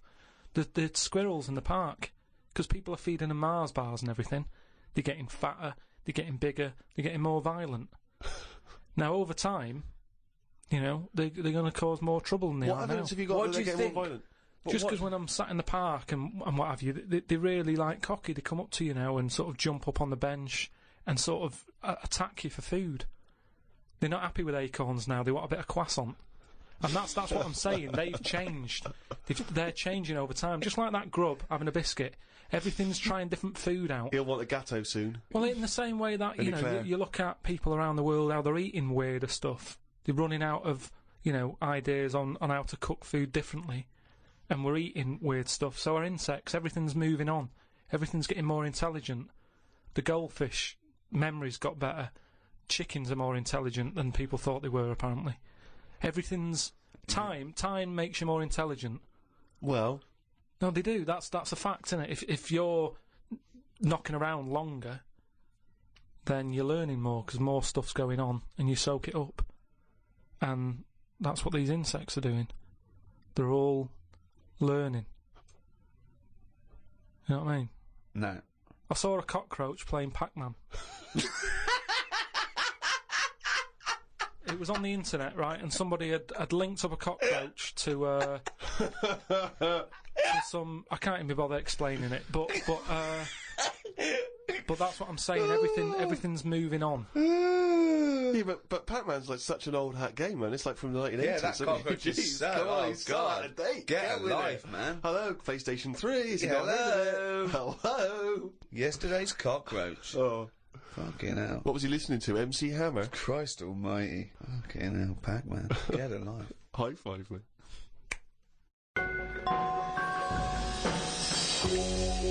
I was in the supermarket recently, just walking past the condoms on the way to the pornography, and I thought, you know, it's worth perhaps, you know, getting a stocking, you know. You get a stocking? No, getting some condoms. What, to put over your head? You're not still doing that, are you? No, I thought it was worth getting some condoms in, you know, it's Christmas party season, and you never know when you're going to run out of balloons. and I was weird because the condoms in the supermarket are contained in a kind of cage, in a plastic cage. So it makes it all the more embarrassing buying them. Because I took them off the thing and I was trying to open it. Sort of, because I thought that they would, you had to open it. Try it on. Try it on. Exactly. This, in case it doesn't fit. Bring it back. Yeah. Bring it back, yeah. And I was do you do alterations? Yeah, we do, yes. £5. And, so I'm trying to open this thing, and this guy who works there, sort of his middle-aged guy who works there, goes, you have to take that to the checkout. So you can't open that yourself. And I was just, because I don't know, I still find it very embarrassing, dealing with any of that sort of, prophylactics and things. The novelty of that is still very embarrassing to me. And so I just left it. I thought, forget it, I'm not gonna take these to the counter, because you never know. It's like if you get served by a woman, it's still a bit embarrassing, particularly if that's all you're buying. Because she knows what you're up to. You're going to fill them up with water and throw them at students. And anyway, the reason I mention this is because it reminded me of the conversation we've all enjoyed in the past, Rick, about when Karl bought for his girlfriend for Christmas. Was it a 2-pack?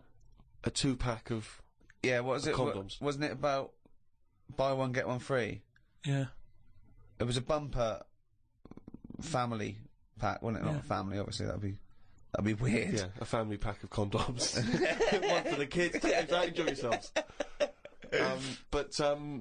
So that was a couple of years ago, Karl, the famous condom gate. Have you bucked your ideas up since then? Not really. They were the early days. Do you mean the early days? You'd been going out with her for about 8 years, hadn't you? Yeah, but I just think that as time goes on, you don't sort of buy each other as many presents. Sorry, that was a bumper year, was it? That was a hell of a. She went. Oh, I remember when you used to buy me stuff like condoms. It's gone downhill since then. Well, no, she didn't know she was getting them. What I mean is, there's less. Of course, surprises. she didn't. That's what I mean, though. It was sort of interesting to when I gave them her and said, "There you go, open them." She was not expecting that. And as time goes on... No, she was probably expecting a piece of jewellery or a holiday in Paris. It's more difficult, is what I mean, to surprise someone, innit, over time. No. But the surprise thing is meant to always be a good surprise. Yeah, but don't... If you always get something good... It's like the 3 wise men. What did they get the second year for little baby Jesus? Do you know what I mean? Once he's had that gold, it's like... I've sort of made it hard work for myself there. I've got to get him something better than that now. So it's best to give him the myrrh. And next year, get him the gold. Step it up a bit or whatever. But don't you understand... Because I don't want to criticise you because you're a lovely man, but having read the diary and read much of this diary, one of the things I notice is the complete lack of romanticism.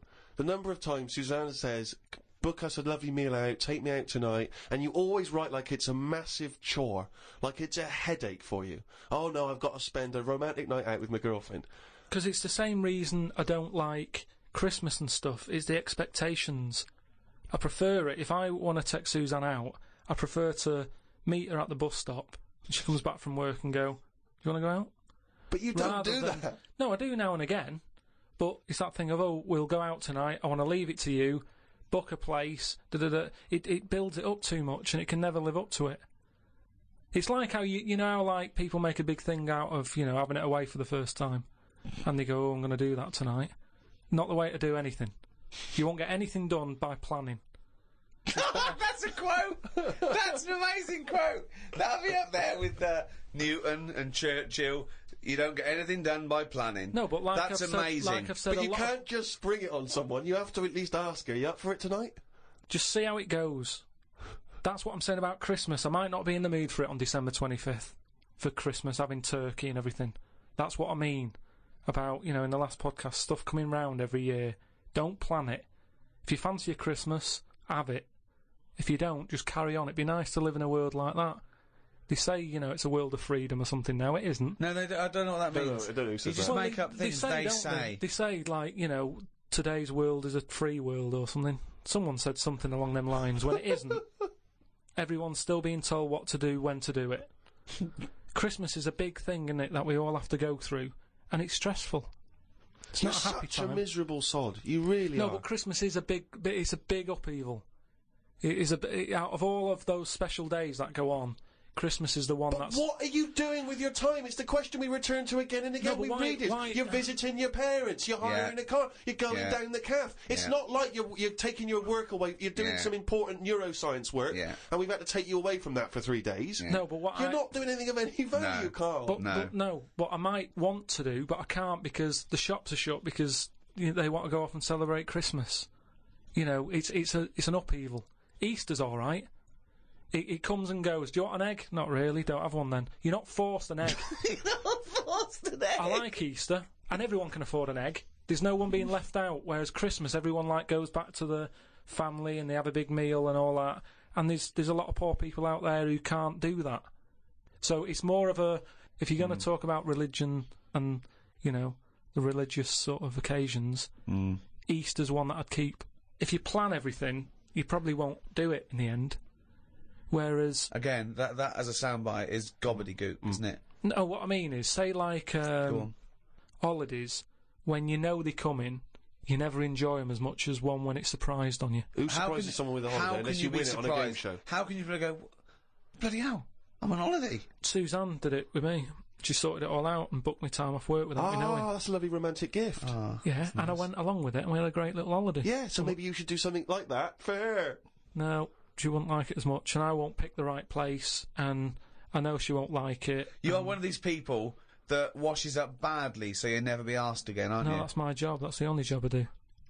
Washing up. Well, it was a... But to be honest, that's doing me head in at the moment, because I've outgrown the sink.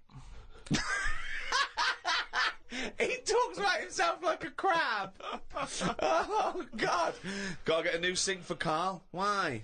He's outgrown it. No, just he's 33 now and his knee's around his head. Oh, he can't bath in that anymore. No, just my back's been playing up a bit, and I think it's because of the height of the sink. But hold on, you haven't grown. I think I have. Well, you haven't. No, you haven't grown at 33. Well, it's definitely something. It's just not very good. Subsidence? I don't know. I've just said to Suzanne, I said, this isn't as good as it used to be. It's not. This isn't as good as it used to be. This washing up. Oh. He says he's got nothing in the flat. That's why he has to do a shop every day, because he's got nothing in the flat. It's easier that way, isn't it? You don't know what you're going to want to eat. But that's why you get a... But you don't have a different meal every day of the year, do you? You rotate maybe a dozen meals, don't you? So you can get in enough ingredients that any time you go to the fridge and go, oh, am I going to have chicken? Or am I going to have fish today? Or maybe I'll have some pasta. I do that every day. Yeah, but I always come down to one of half a dozen meals. You've got a freezer. We haven't got a freezer, have we? We've only got a little fridge. Oh, There's nothing wrong with nipping to the supermarket. Hands, there's nothing wrong with that. So you've got too much time on your hands, boy. It had one thing. You had to do one thing this year. Promote the book. Couldn't be bothered. Couldn't be bothered, mate. Could not be bothered. I haven't seen Carl an interview with him. I haven't seen him on the TV. Oh, he was on the TV a while back on the thing called The Culture Show, BBC Two. And I tell you what, he was sat there, looked like a little frightened frog in a chair being interviewed. And I tell you what, I'm not being funny, but his head looked fucking round. Did it look fucking round? Yeah. Literally looked like a little fucking round-headed twat. Yeah, I'm not doing that. And that's my personal opinion. Yeah. Did you enjoy that interview? Not really. Why? Well, I've met a guy, funny you should mention that, I met a guy when I was in France recently, and I met a guy, he wasn't a Frenchman, but he was over there, and he saw me, he was a bit drunk, and he came over and he went, Karl Pilkington's got a head like a fucking orange. and I high-fived him and we agreed. I thought, isn't that nice? You know, even when you're abroad, you can find someone who speaks sense. Yeah. Have they shaved your head more? No. It's just They sort of greased it up a bit just to get a bit more reflection off it. No, they put a lot of makeup on it. They said, do you want any makeup? And I said, not really. And that's when I was like at the back where they could have done it. And then I went and sat in the chair and there's like a live audience there. And the woman goes, no, I best do some colouring in. And it was like she gave you a book to 50 colour in? people. No, she started colouring my head in. And she was like had some brown powder. She's doing my head, doing the top of it and stuff. And I was going, isn't that enough now? And everyone's looking and sort of laughing to themselves that I'm having my head coloured in. I'm sure she was doodling on the top. She took longer than anyone else who she was doing. I watched like other people who were on. Well, she's got more flesh to do. When you usually powder someone, it stops at the forehead. You always have to go round to the fucking back. Yeah, but the camera wasn't at the back of my head. She was just kept going. No, and but going. the shine for the cameras that would get in people's eyes. They've got to be careful. Health and safety. The light will bounce off into the eyes of the audience. Blind them. Yeah, well, I wasn't happy with that anyway. So I'm not doing it again. How do you cope with this newfound interest in you as a person? I've got an idea, Steve, by the way. You know, for me, I want Karl to be famous so it gets him hassle in the street. Yeah. That's what I'm hoping. Sure. When they see him in the street with his little fucking round-headed face like a fucking orange. Yeah. Right? I'm going to do a tour next year, okay, called Fame, okay?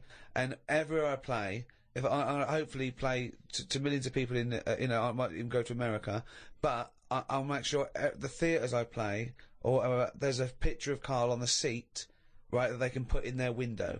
So next year, I want a picture of Karl in every window. With. Or whatever. But if you can make this yourself, put Karl everywhere. So, have you seen this bald-headed twat?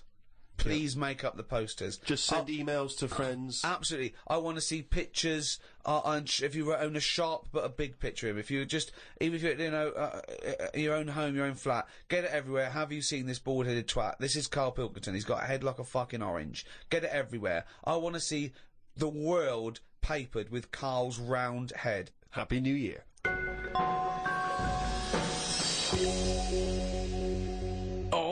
He's only gone and written it down for a whole fucking year.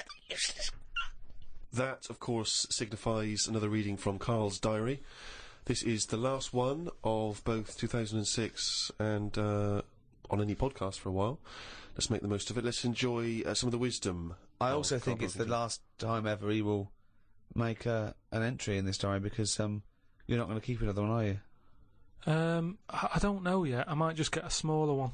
But I've found that since keeping a diary, I've gone out of my way to do more stuff. Well, you say that, but... Well, let's find out. Let's find out if that's true. No, but I have. I read a bit in the news about people being injured while trying to cut open avocados. It's a food that ain't worth injuring yourself for. If it's a hassle to get into, leave it to the experts. I have never bought one. I have also avoided coconuts and pineapples. The amount of hassle to get into these things outweighs the joys they give. Yeah. It's the same reason I never bought a pair of Dr. Martin boots. Too much hassle when it's time to take them off. Yeah, a lot of my mates used to wear them in, like, the 80s. You know, you can't just kick them off, can you? It's a big upheaval.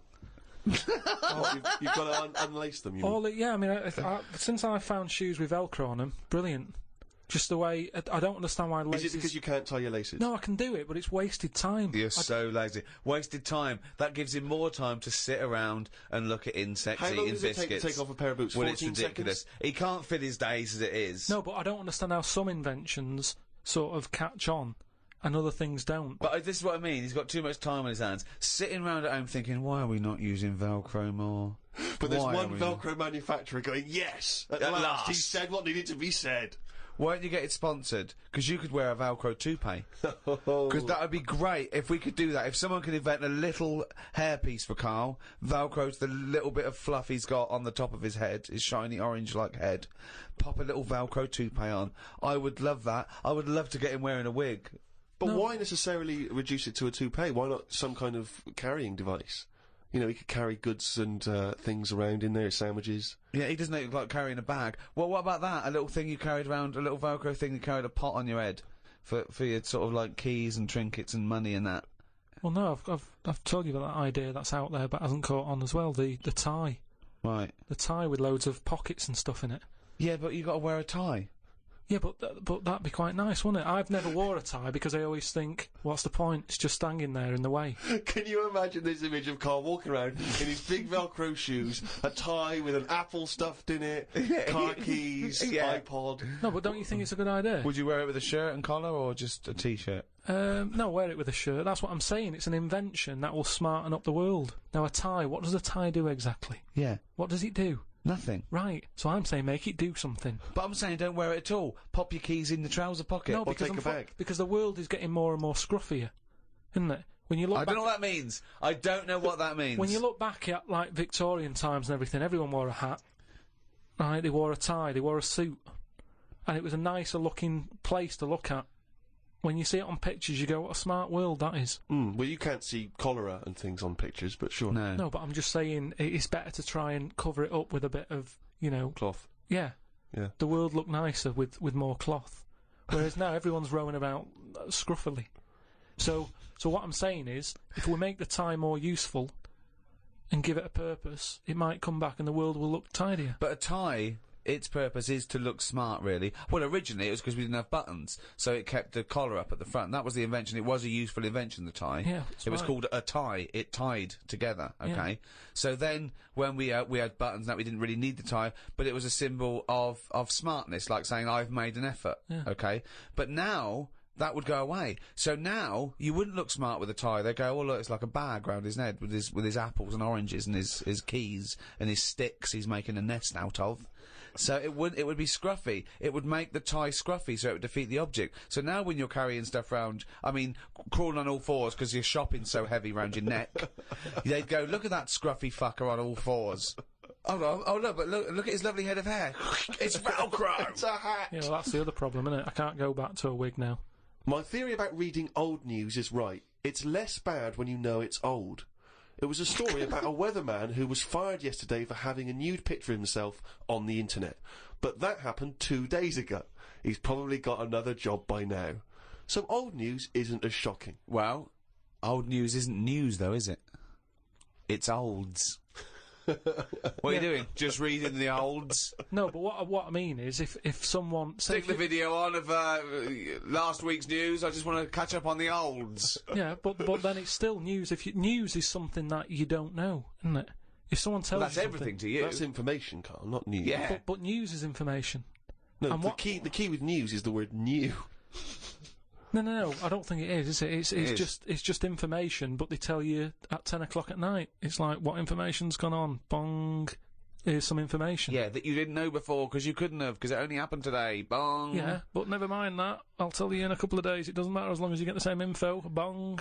Yeah, we can't call it news, though, because it's misleading. We'd get done. It's called olds. Bong. Yeah, but listen to me theory. What I'm saying is that if someone in your family, you know, it's Christmas and that, I don't want to bring the tone down, but someone dies in your family. Now, say if you're away on holiday, and they don't call you because they don't want to ruin your holiday, and you come home, and they go, Uncle Frank's dead, and you go, oh, when did that happen?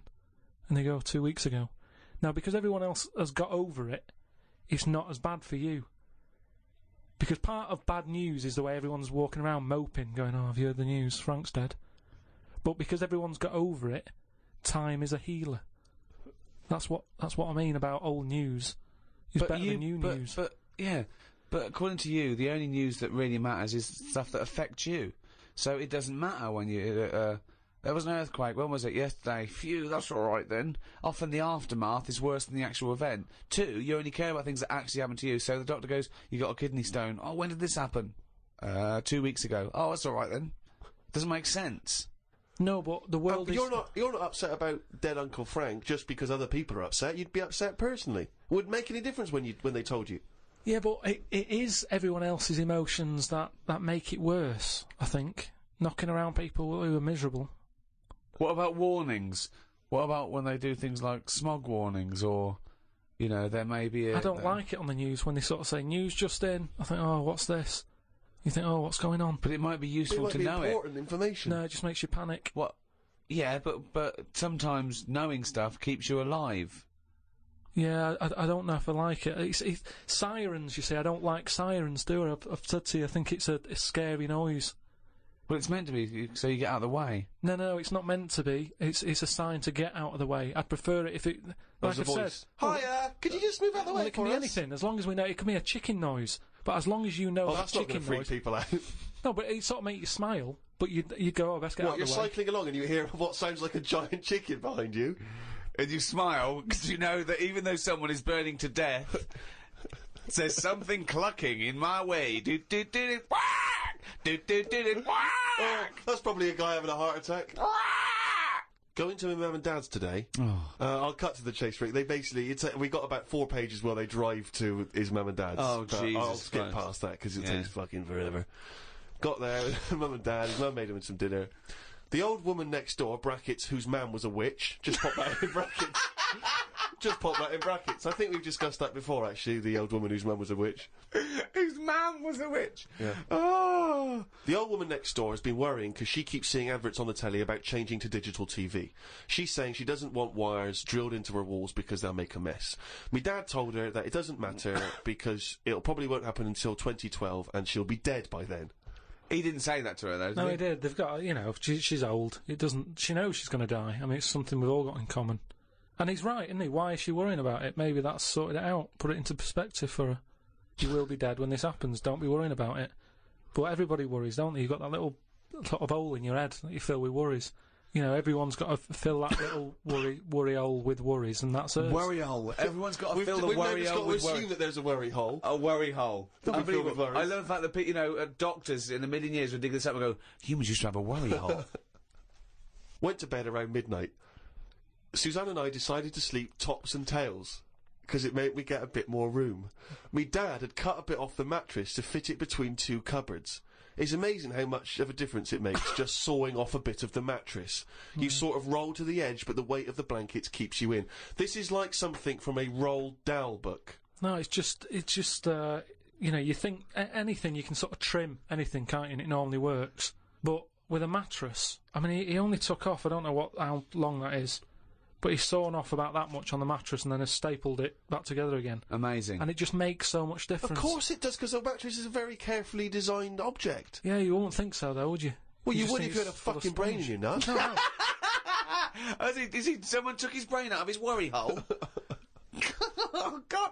He sawed the mattress in half. So we decided to sleep tops and tails. It just gets stranger. So strange. Why? He did it to make the room nicer with the cupboards on either side.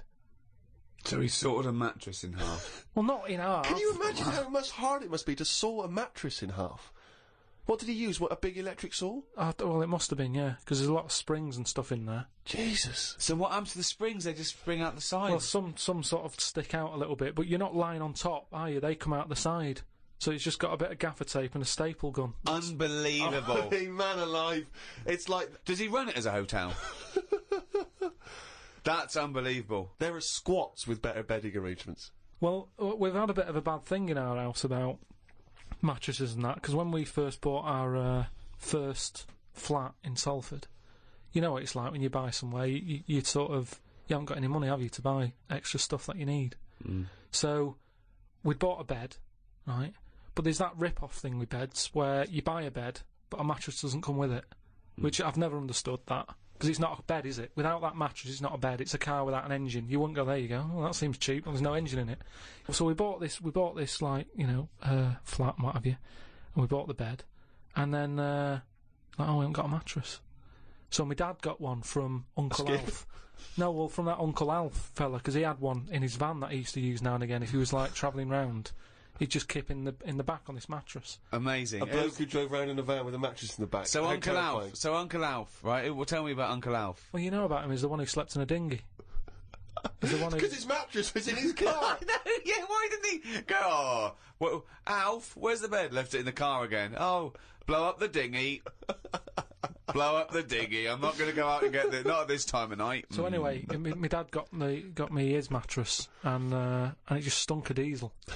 And Suzanne was like, "Oh, I'm not happy with this," and I think she realised sort of what sort of family She's got I was herself from and into. stuff. Wow, she landed on her feet when she got you. So didn't she? now she's always a bit touchy about, you know, mattresses and things. Unbelievable. Uncle Alf, of course, sadly passed away when he couldn't escape from his sinking ship. The fire engines were too late. No one got out of the way because they were laughing so much. The mad woman next door saw me and said, "Hello, Clive. You live in a nursery rhyme. The old man down the road, the old woman next door whose mum's a witch, Uncle Alf who lives in a dinghy." This is like, not a real place. It's like fucking Narnia. It's a children's TV programme. Unbelievable. Oh, God. Oh, just all of them there on this broken mattress trying to find the golden ticket. Oh, God. Oh, God. The old fella down the road talked to my dad a bit. He kept bees in the back garden. Oh, for fuck's sake. Here comes the bee man. His Yorkie dog was knocking about when he was messing with them, and it ended up getting stung 150 times. Oh, little bastard. What is he doing? It's not dead, but it cost a lot to get all the stings out. I don't know why people keep dangerous pets and insects. The amount of gear he had to wear to play with them is barmy. I don't think he's playing with the bees. He's not playing with them, is he? Well, what is he doing then? Well, I don't know, but I think he should get the dog the same protection. Yeah, but that's just it, isn't it? It's like you can't mix your pets. If you've got a snake, you don't have a mouse. Do you know what I mean? They don't get on. And it's the same with them. Don't have bees. I can't imagine one bit of enjoyment. The only thing he does is the honey. And it's like, well, how much is that to buy? It's not worth messing about wearing a big white suit just to get some honey. There's a shop down the road. Bees are kept for a very good reason, aren't they? What? For honey. Yeah, no, but like I say, you can buy honey for next to nothing. Where do you think... What do you mean? But where does the honey come from that you buy? Yeah, from some proper bee farm. Let them do it. All he's doing, he's not making loads of pots of honey. He's looking after himself. And the thing with honey is it doesn't go off either. No, it doesn't, no. So get 10 bees, get the honey made, kick them out.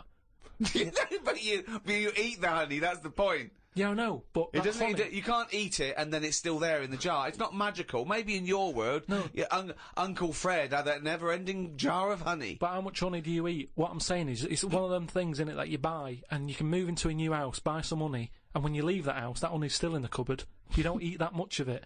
So get 10 bees, get your honey's worth. 10 bees! Imagine keeping 10 bees! Well, just get them to do the graft. If you got loads of bees, they're not all pulling the weight, are they? Because they'll go, well, I'm not doing any, because I'll leave it to the others. Whereas if you've got 10 bees, you know that none of them are pulling the weight if there's no honey. That's what I'm saying. No, it's not a workhouse. Bees don't knock around saying, I got a bad back.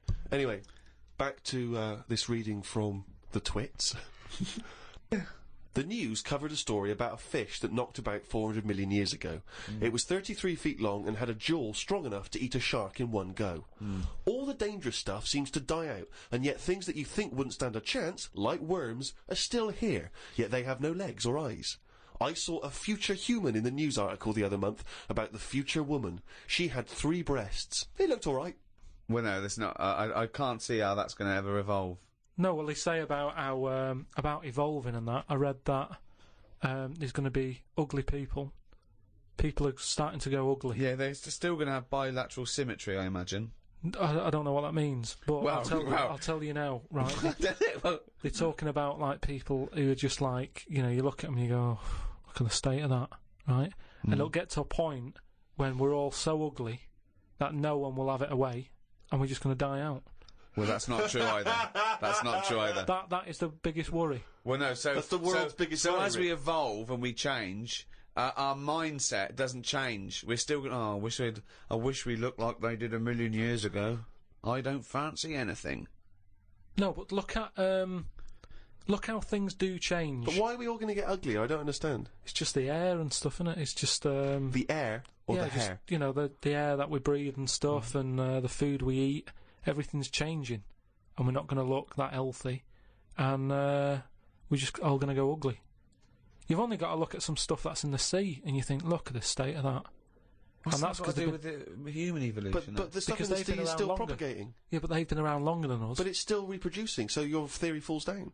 But they're deep down, aren't they, in the dark, so they probably can't see what they're having it away with.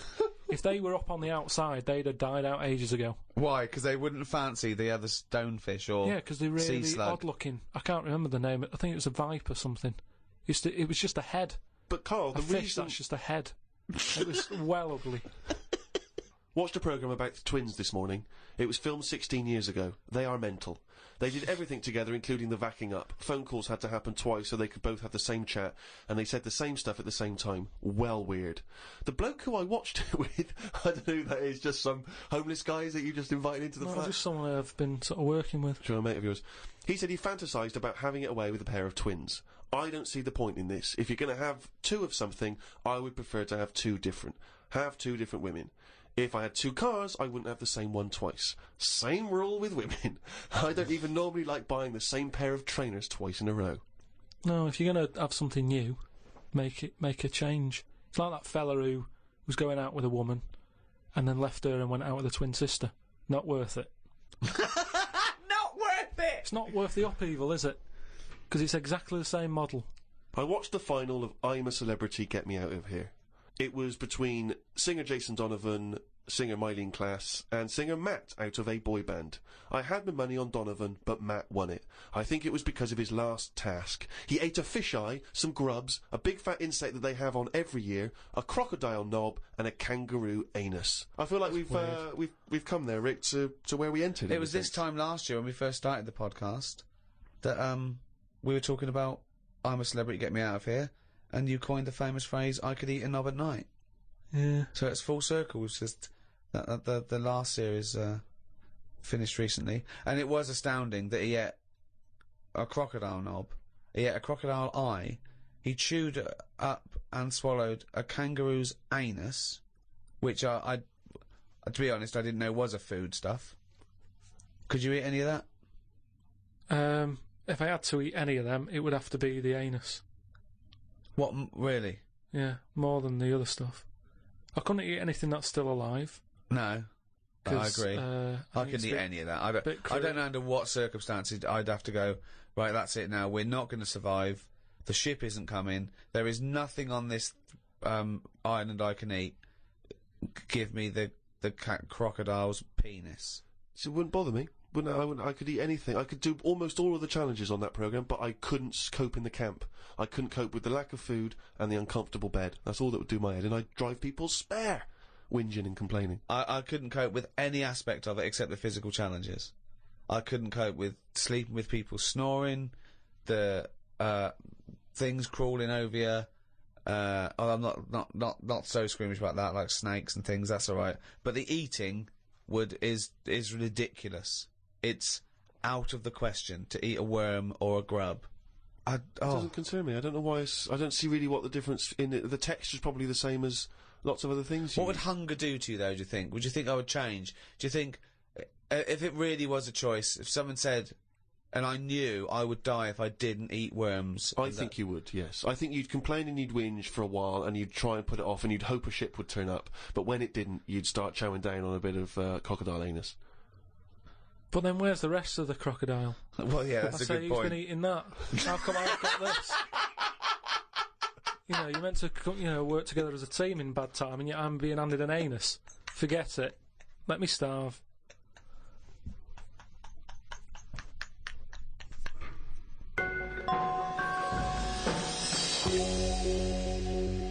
Well, thanks for listening. That was the Christmas podcast.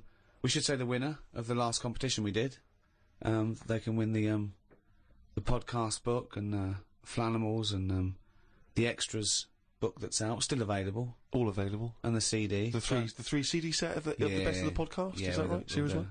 Brand new hour. If you haven't got that, get out. Maybe you've got some record tokens. Yeah, if you've got record tokens or book tokens, those are the perfect things to spend them on. Or £50 from your auntie. Exactly. Go and buy one of those. And the winner was Stephanie Prow from the Wirral. Well done, Steph. Well done. Well, thank you to Positive Internet, the guys that host this podcast. That's the end. That's the end of the Christmas podcast and the end of this team for a little while. Yeah. It's been great. So it's goodbye from me, Ricky Gervais. Goodbye from Stephen Merchant. Goodbye and Happy New Year. And goodbye from Karl Pilkington. Alright. Alright. That was alright, wasn't it? Yeah, it's good. It's alright. What are you doing now? You got time for a coffee or something? I can't now. I'm going to the the orphanage for terminally ill kids. Oh yeah. I'm going down there. I'll go down there every Christmas and do you? Entertain them. Oh well, I bet that's lovely for them. Yeah, no, I've actually written a song I'm going to perform. They see The Office and see that I sing in that. You've written a song for them? Yeah. Well, could we hear a bit? I mean, what? I don't want to put you on the spot, but you've got the guitar there, isn't it? Yeah. Hold on. I wrote this for a kid. He's a brave little guy. He's only about 10, but it's heartbreaking. Don't cry, it's Christmas, Santa's coming soon. Though you ain't got a mommy or daddy, Santa still loves you. And he's riding on his reindeer to trample down the gloom. So don't cry, it's Christmas, Santa's coming soon.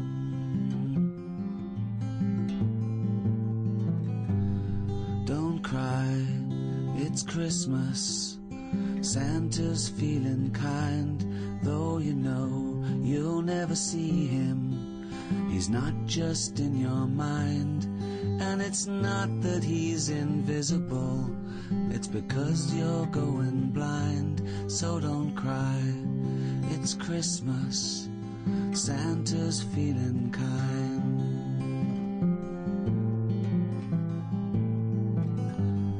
Don't cry, it's Christmas, Santa's on his way. Though he's got 1 billion children, and he's only got one day. You've got slightly less than that. If I were you, I'd pray. But don't cry, it's Christmas, and it sounds a little gay. Oh, isn't that be quite moving for everyone? Yeah, I would ask you now to not play that song. Oh no, too late now, they expect me. But I'm not sure it's going to be as well received as you perhaps hope. I think that's better than any gift, and I don't really want to give gifts because they're expensive. Sure.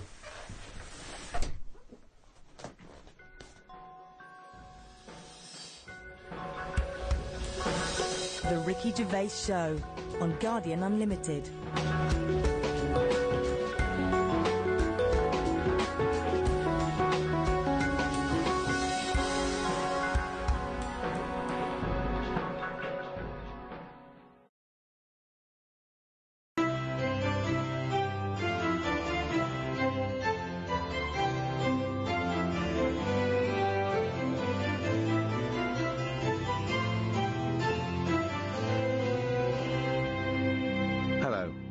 I'm Ricky Gervais.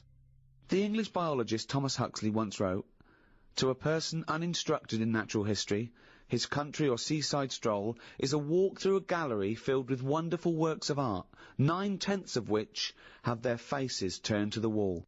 Teach him something of natural history, and you place in his hands a catalogue of those which are worth turning around. To some, the wonders and intricacies of the natural world are a miracle, living proof of the existence of God. To others, the natural world is a wondrous illustration of Darwinian evolution."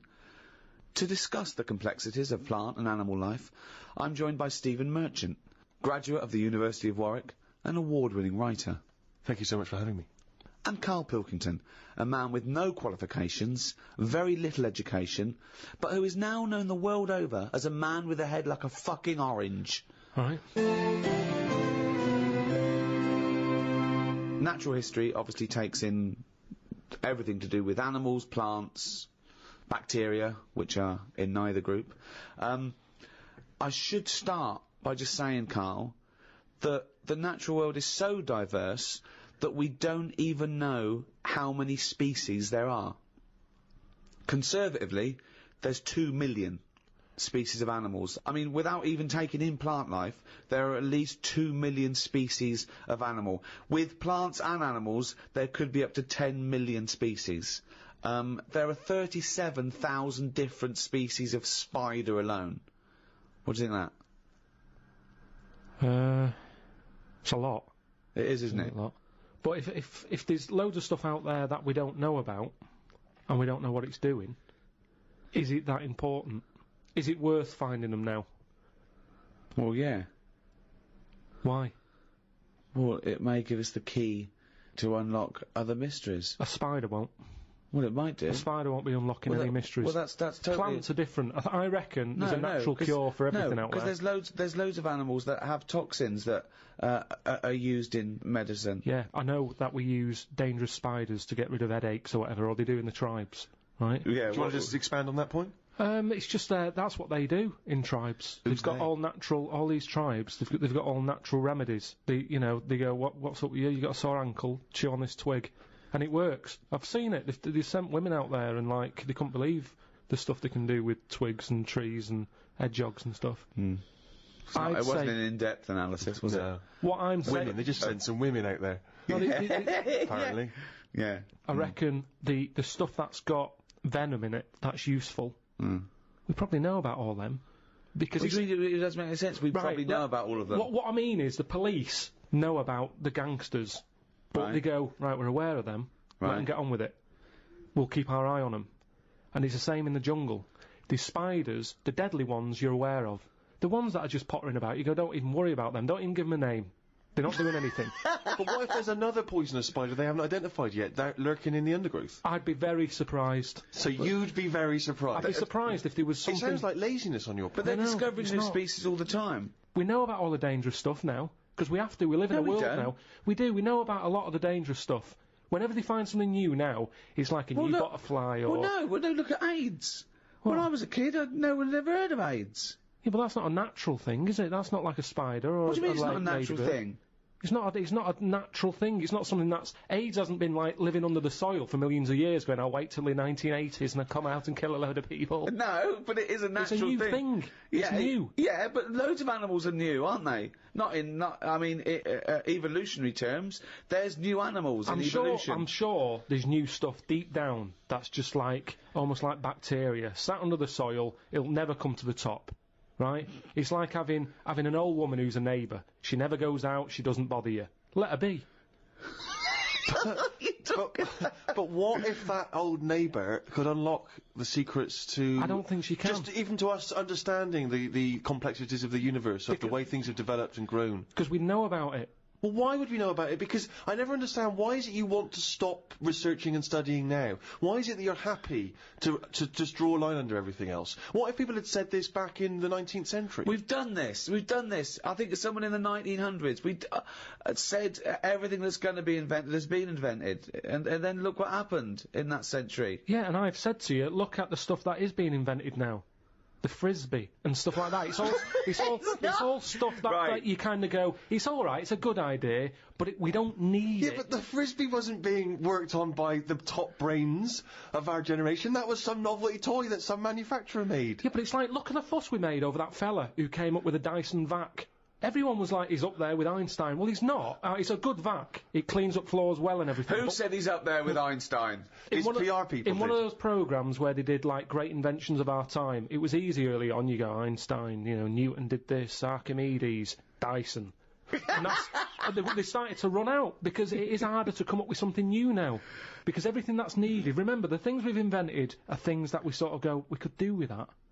Inventors don't sit there going, what can I make? Oh, I need a toaster. They've sat there, they've burnt the toast under the grill, and they've gone, I need some sort of device here. Well, somebody, yeah. And what can it do? I'll shape it like Necessity that, is the mother of invention. Yeah. However, there are people who sit around going, where's a loophole in the market? Where's a niche? Here's something. About a year ago, I came up with a see-through toaster, so that you can see how much the toast is cooked. Right. I found it about 2 months after that. Someone had done it. So I've just been beaten to the post. Yeah, but all you're really doing, Carl, is modifying an existing invention. What other examples are being pipped at the post, are there? It's got to be one that hasn't been done. Or it's not your theory. But also something that unlocks a mystery. Or helps the world. What's causing problems in the world at the moment that needs sorting? Oh, cures for things. Faster transport. Anything to do with security, anything to do with well-being, you know. mean, obviously environmental concerns are a big issue. People trying to design automobiles that can run on different alternative fuels.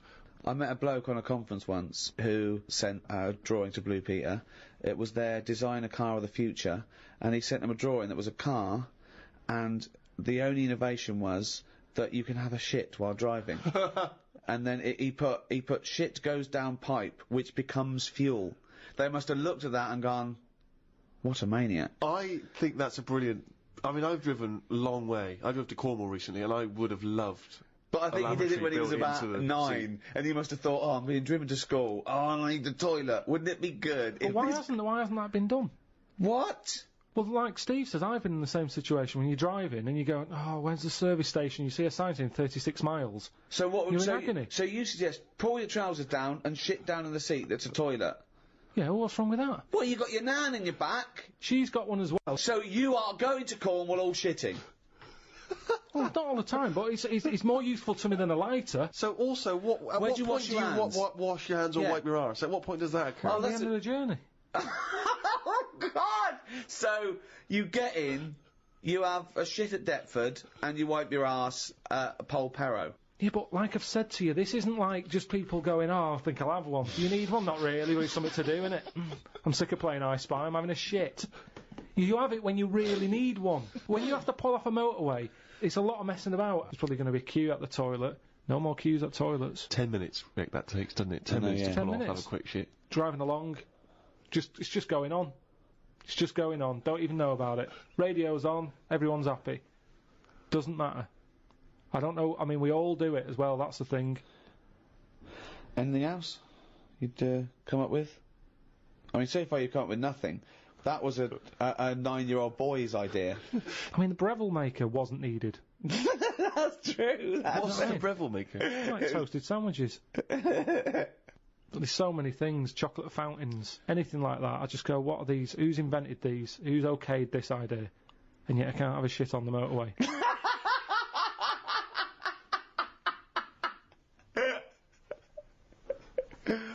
Think of computers. What about them? Well, I mean, that's in the last few years, you know, 100 years in our existence.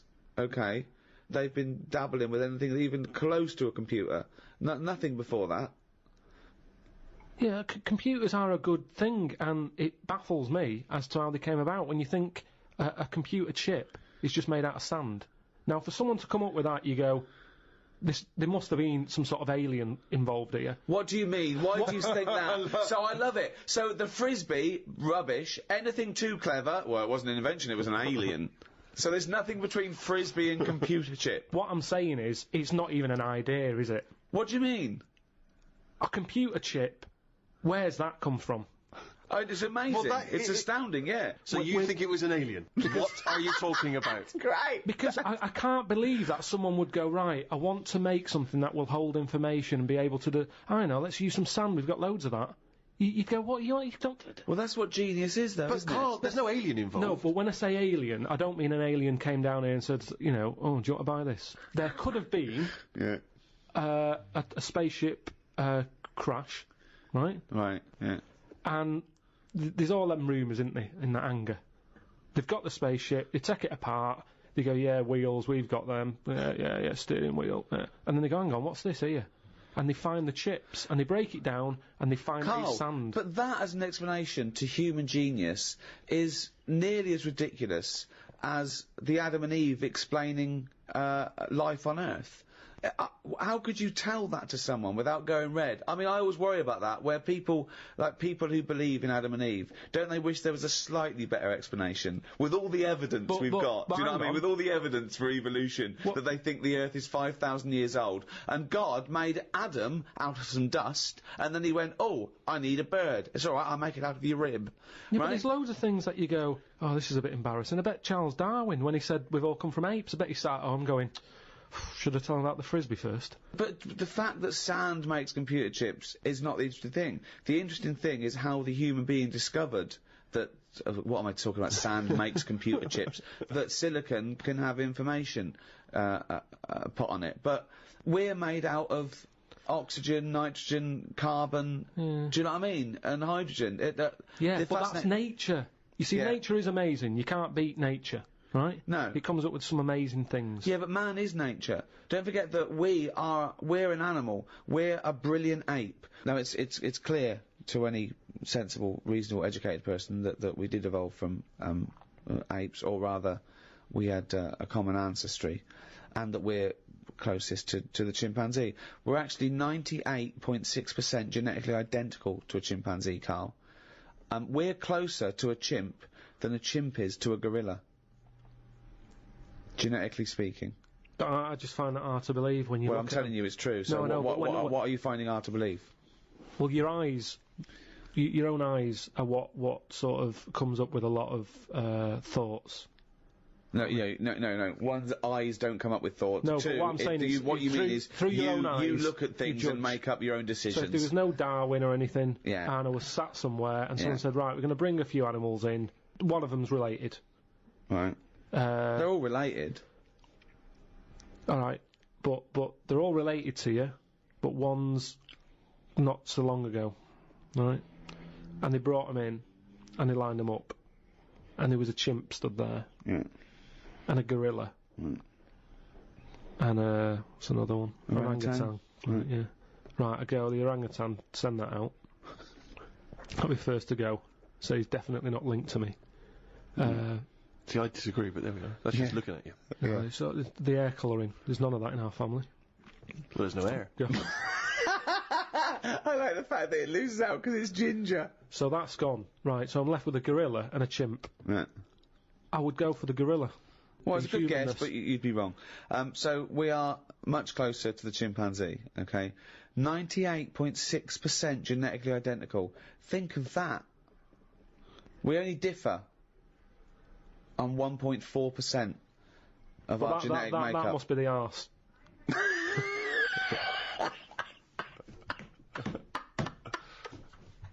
Because that's a lot different.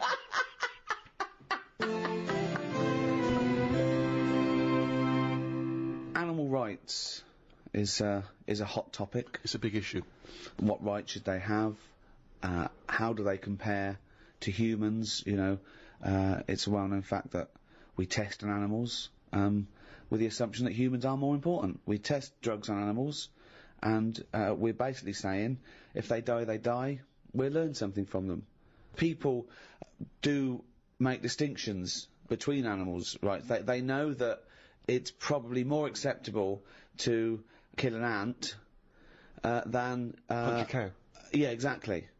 You know, I think that comes again from how close are they to humans? Have they got a face? But that's are they furry? I told you, didn't I, about me dad's mate who had a monkey and he had to thump it. What? Well, there's two things there. One, why did he have a monkey? Two, what sort of discipline is thumping a monkey? What was the monkey doing? He was annoying his wife a lot and sort of, you know, pinching her arse and stuff like that. Right, No, right. that's Wait not a minute. true. We've It's never not heard true. this before. How have we had all these years No, of I'm sure I monkeys and told we've you never about heard it this ages before? ago. Your dad had a mate who had a monkey? Yeah, I'm sure I told you. Well, why did he have a monkey? Just for a laugh? Well, it was back in the day when people did. They all had like odd, sort of pets and that, didn't they? In like about 68. Oh, 1968, when everyone had a monkey. But he had to thump it. Now the weird thing is, No, that's weird enough. Is this is all the story? This is the entire story? No. You've got all the information you've got is he had a monkey and he had to thump it? yeah, my dad told me about it. When he found out that I was into monkeys, he said, oh, Benny thumped one. And, Benny thumped one. Oh, my son's into natural history, particularly simian variety. I've got an interesting fact for you, Carl. Sit down. What is it, Peter? Benny thumped one. Brilliant. But what was interesting is the way that people are thumping other people all the time. No one bats an eyelid. Thump a monkey. People go, you thumped a monkey. Yes, they do. They do go. You thumped a monkey. So that's what's weird, isn't it? But this chimp doesn't want to be caged and kept in a fucking council house in No, Manchester. it was quite happy. And if It it wants to wasn't live like a happy. human, I mean, in the 70s, you know, there were all the teabag adverts and all that, and they were loving that. No, they Then weren't people loving it. interfere, people go, "Oh, that's unfair." Now they're in like a cage in a zoo. You go, it was better when I was pushing a piano up the stairs. They weren't really. They weren't actual delivery men. They weren't really sitting down and having a cup of tea. It wasn't a documentary. A week in the life of the monkey delivery men. I love that. Chimps in a zoo now going. Fucking hell, at least we were free. Remember when we used to drive a van? And for a we're, living? and we're on 58 quid a week. Yeah. They're not meant to be kept in a house in Manchester. It's cruel to keep a person in a house in Manchester, so it's fucking cruel to keep a monkey.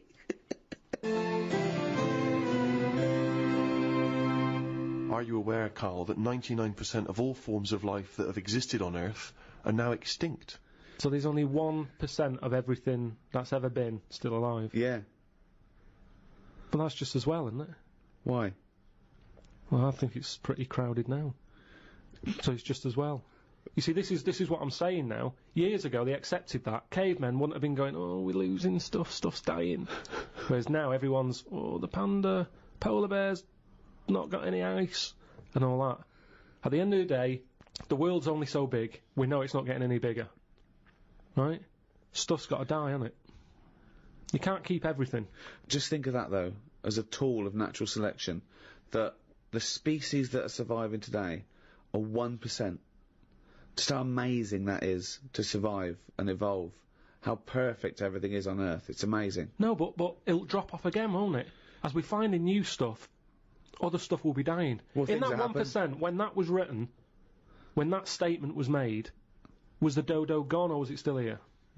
It was. I'm pretty certain the dodo was gone. It was gone already. It doesn't matter though, does it? A percentage is a percentage. Yeah. The dodo went. The last dodo died. They said that was the last dodo. No more dodos. But we found this Dido. Still making great albums. Although we lost the dodo, but we've got Dido. A recent album's not sold very well, actually. I've heard it's dying out. Dying out. Everything has a lifespan. Dido's dying out.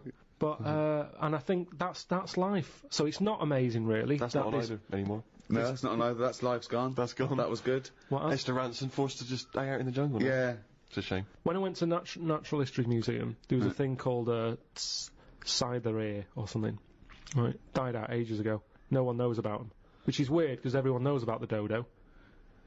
Well, that's because it died out in, I think, was it the 18th century or something, wasn't it? Well, within what might term recent history. Yeah. Well, this thing's sort of. I don't think it was far behind it. It's just timing, isn't it? That got more press, the dodo. The Cyther, or whatever it's called. It was a big thing. It was a cross. You've seen it, and you still don't know what it's called. Well, it's spelled awkwardly. But it's. But they said it was a cross between a moose and a giraffe. Now we don't need that, do we? At no point have we said, "Do you know what we need here to get us through this?" Well, that's funny because when they first named the giraffe, they called it the camelopard because they thought it was a cross between a camel and a leopard. Really? Yeah. Well, I can tell you that when zoologists examined a platypus for the first time, some of them thought it might have been a hoax, because they thought it could have been different parts of different animals sewn together.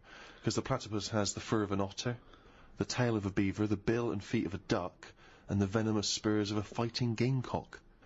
So they assumed that it must have been a scrap heap challenge of animals. Yeah, I remember, right? But they actually... just to clarify that, it actually is descended from a link between reptiles and mammals almost 150 million years ago, a sort of living fossil. When I was about 13, 14, I once tried to improve the animal kingdom by making the hardest animal ever, the most perfect animal. Now, just to clarify, you didn't, in sort of Frankenstein style, try and bolt various bits of animals together? It was a drawing that I sent to Blue Peter. There was no competition going on. You just thought they would be appreciated? I thought they'd look at that and they'd go, well, he's a genius. Yeah. This is like Da Vinci. Sure. And this is the animal. This is what I thought, the perfect animal. I mean, when I say perfect, I meant the hardest animal. This animal, it could take anything. It was just the strongest, hardest, fastest. Right? Yeah.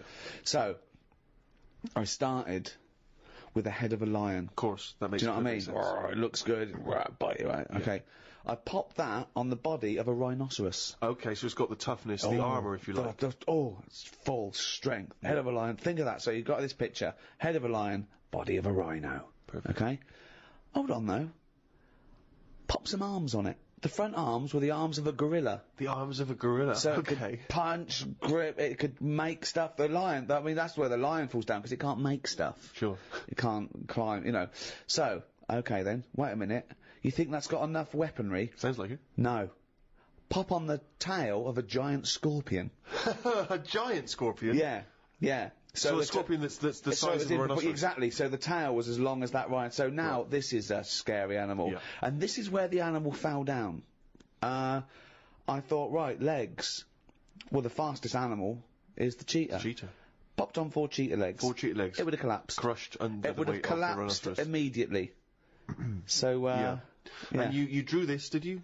Drew it, yeah. Did you show it to anyone else? Yeah, my mates went, that's brilliant. Right. They said, that's brilliant. And then just sent straight to Blue Peter. Yeah. Any reply? No reply at all. Really? No reply at all. What do you think of that, Carl? What would you? How would you do? What would, if you wanted to make the ultimate fighting animal? What would you come up with? If you had the power, like that fella in Arabian Nights, size of a chimpanzee, you could change into anything, but you could change into, you know, like that. I don't think I'd go for strength and that. I'd go for survival. What would you do? Cockroach. No, I'd have like an armadillo's body. Right. Okay. So that's as big as you can be now, then. So you can't really pop on a lion's head because it'd just lay there going, I can't fucking move. All right. I'd have head of an owl. Right. The head of an owl. Yeah. Why? Come on. Why? What does that bring to the table? The head's there to sort of make it look friendly to the make it look human friendly. race. So, Okay. because if you look half decent to the human race, they'll look after you. Right. That's the way it works, Yeah. isn't it? With a Okay. cat and a dog and all that. Okay. So the owl makes it look nice. Right. I'd have, I wouldn't have legs, I'd go for like the slug juice. What do you mean? So now you're a really slow-moving, legless armadillo with the head of an owl. Slithering along. How is that going to be friendly? They'll see the beautiful face, but then they'll be terrified by the sludge. No, because the head's that nice that they'll forgo the sludge. But hold on though. But wait a minute. So it's got this thing that's stuck, right, going at 0.1 miles an hour, with a going hoo, right? You come over, you kick the head off. How is this? No, a because the survival? head can go into the thing like a tortoise. Can it? Yeah, of course it can. Into the armadillo body. Well, no, an armadillo doesn't do that. It just curls up into a No, ball. this isn't an armadillo, is it? So it's Why has it got the sludge? Why Because is that so what attractive? I'm thinking is an armadillo. They're good when they're on their feet. Flip them, they get stuck, like a tortoise. Right. Slug stuff keeps it down. So if anything attacks it, it's like a limpet or one of them things that can. Why block have a the stuff. limpet then? But it can't get any. How it can barely move. It can Just go hardly and get just anywhere. go and kick it. What do you mean it can't get Well, how anywhere? can it escape from danger? It's going to move very rubbish. slowly. No, because That's the worst it'll lock animal. itself in. It'll lock itself in. Yeah, and then I just scoop it up on the You sand. can't scoop it up. It locks itself in if it's in danger. I'd give it peacock feathers. This is the worst animal Why has it got peacock feathers? Again, it's just It's the just worst animal I've ever heard. Why has it got peacock feathers? threatening. It looks more threatening. That's what peacock That's the feathers do. least threatening thing, peacock feathers. It's like Danny LaRue coming at you. There's Yeah. nothing remotely scary about peacock Yeah, feathers. to humans, but Yeah. the humans won't be harming it because they like the owl head. People will like to have these things in the garden. They eat lettuce. They eat lettuce. They eat Why has it got a beak? They eat lettuce. He's telling them what it's going to eat now. The owl's going, fuck that, I want a mouse. I love the fact that he's based what it eats on the fact that how it moves a bit like a slug. Yes, Let it eat lettuce. It moves that, and let it eat lettuce. Like I said, it's not that weird if that existed. If that was normal, like when you went out to empty your bin, there was one of them sliding up the wall. You wouldn't even double take. It'd just be like, oh, there's the owl head peacock feathered thing. I don't know why it's climbing walls in an effort to find lettuce. Yeah, why is it climbing up that wall? Because that's the only way it can see properly. Because its head's coming out like that. So even though you've designed this animal, now you're even expanding got its limitations. problems. Well, No, it's it's got mainly problems. made as to be on walls. 'Cause what else is living on walls? Oh, God. Oh, fucking hell. What a useless animal that is. Carl, I mean. But nature chucks up odd things, doesn't it? Don't. Why are we starting on this again? No, I'm just saying that is nature. Now and again, you'll get stuff that. Oh, was he looking at you? Yeah. Was he really? Look at his fucking head. Look at his stupid round fucking orangey head and oh. Why aren't you a freak? You've got a little bald head. We're not meant to be bald. Well, I was, I think. That's the thing. That's what nature's done. You see, I didn't do anything with my hair when I had hair. I didn't style it. I didn't do anything with it, and it probably thought, "What am I doing here?"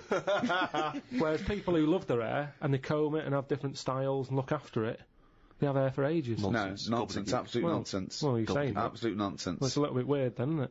And that's what happens with old people once they lose their, will to live. Once they lose the job, they get old. What's my purpose? What am I doing here? And it's like nature goes, you're not needed, and they die. Maybe that's what happened with the dodo. What's it doing? It can't fly. Its wings are useless. Eat it. Tastes horrible. Kill it. No, they did eat Nature. it. I think they did eat Yeah, it. but it wasn't very nice, was it? I think they over-farmed it. I think that's why it was extinct. Because they did eat it. No, but they did eat it, but they didn't like it. Everybody, you never saw like a fully eaten carcass of a dodo. You're It'd making always be this up half again. eaten. All conjecture. No, but they didn't eat it all. Everybody would probably try it and go, it's not for me, that. But you don't know No this. idea, You you're don't just know making this. it up. What's this based on? That people... And also, why would that kid it out? Because I'll tell you why. Because if it's not nice, people don't get another one in. And they die out. The reason we've got loads of chickens and loads of cows is because we eat them. If we ate polar bears, we wouldn't be short of them. Because you'd farm it, you'd take more care, but what's a polar bear doing? Sat on a block of ice floating about. It's no use to us, is it? It sounds harsh. Once It's again, no got use. his information from a Glacier Mint No, advert. but it's no use to us. We know they're there, and it's all very sad when you see them on the news sort of struggling and all that. Yeah. But it's going to make them stronger. If scientists could bring back to life the creatures that have existed in the past, do you think that's a good idea or a bad idea? Bad idea. Bad idea? Yeah. Now, leaving aside the horrors of Jurassic Park, do you think, for research purposes, it might be a useful idea? I don't think it is. For me, it's like a friends reunited. It's like people who you knew ages ago getting back in touch, and you go, I don't want to get in touch with you. That was then, and it's the same with a mammoth. That was then. You had your day. It didn't work out. Now to bring it back, it's unfair. You're messing with nature anyway. I think I've said to you before about I don't know what they do with them. They're massive things. I think it's like they're just not thinking about it. It's like rushing into buying furniture that's massive, and then you get it back and you can't get it through the door. No, and it'll be like that with a mammoth. Where are you putting them? Oh, I didn't think of that. But what about if you could say you could feed the third world with mammoth meat? But what's wrong with we've got loads of cows and stuff. Why do they need a mammoth? No one even knows what it tastes like. Imagine that. You bring it back and you've got another dodo on your hands. People go, this is horrible. Well, they used to eat them because they, again, what humans found out is they could take down a mammoth, but they got greedy and they found out they could chase them, and so they'd go over an edge of a cliff. And what they did, they went crazy and they used to herd them and they'd all die, but of course then they'd waste the meat because they couldn't eat it all. Yeah. Well, that's I think that's why we shouldn't bring them back, because they are too big. So even if... Didn't hear a word of what you said then, didn't hear a word. No, I did. Everyone can eat them, but the problem is they're so big that you couldn't eat it quick enough, so it all went off. Yeah, but I was saying that they killed too many at once. Yeah, I know. He doesn't know what you're talking about. I heard that. But what I'm saying is, why not bring back an animal that's smaller, manageable for everyone? Yeah. That's why the chicken is perfect. Out of all the animals, perfect. Good size, feeds a family of 4. Whilst it's alive, it's giving you eggs. I agree. So it tastes nice. But it doesn't if you think it's not having a good life. If suddenly said to me, I stopped eating it because I found out about how badly they were treated like 10 years ago, and at least I have organic. And honestly, eating an animal that's been tortured doesn't taste nice. Foie gras would make me vomit. The thought of it, the evil involved in torturing a goose because the liver tastes slightly better. I mean, where does it end? I think if they're looked after, they don't want to die. The ones in a nice warm little, hut, being fed lovely food, you're going, right, we're going to cut your head off, and they're probably like, oh, God, I'm going to miss this. I'm loving this life.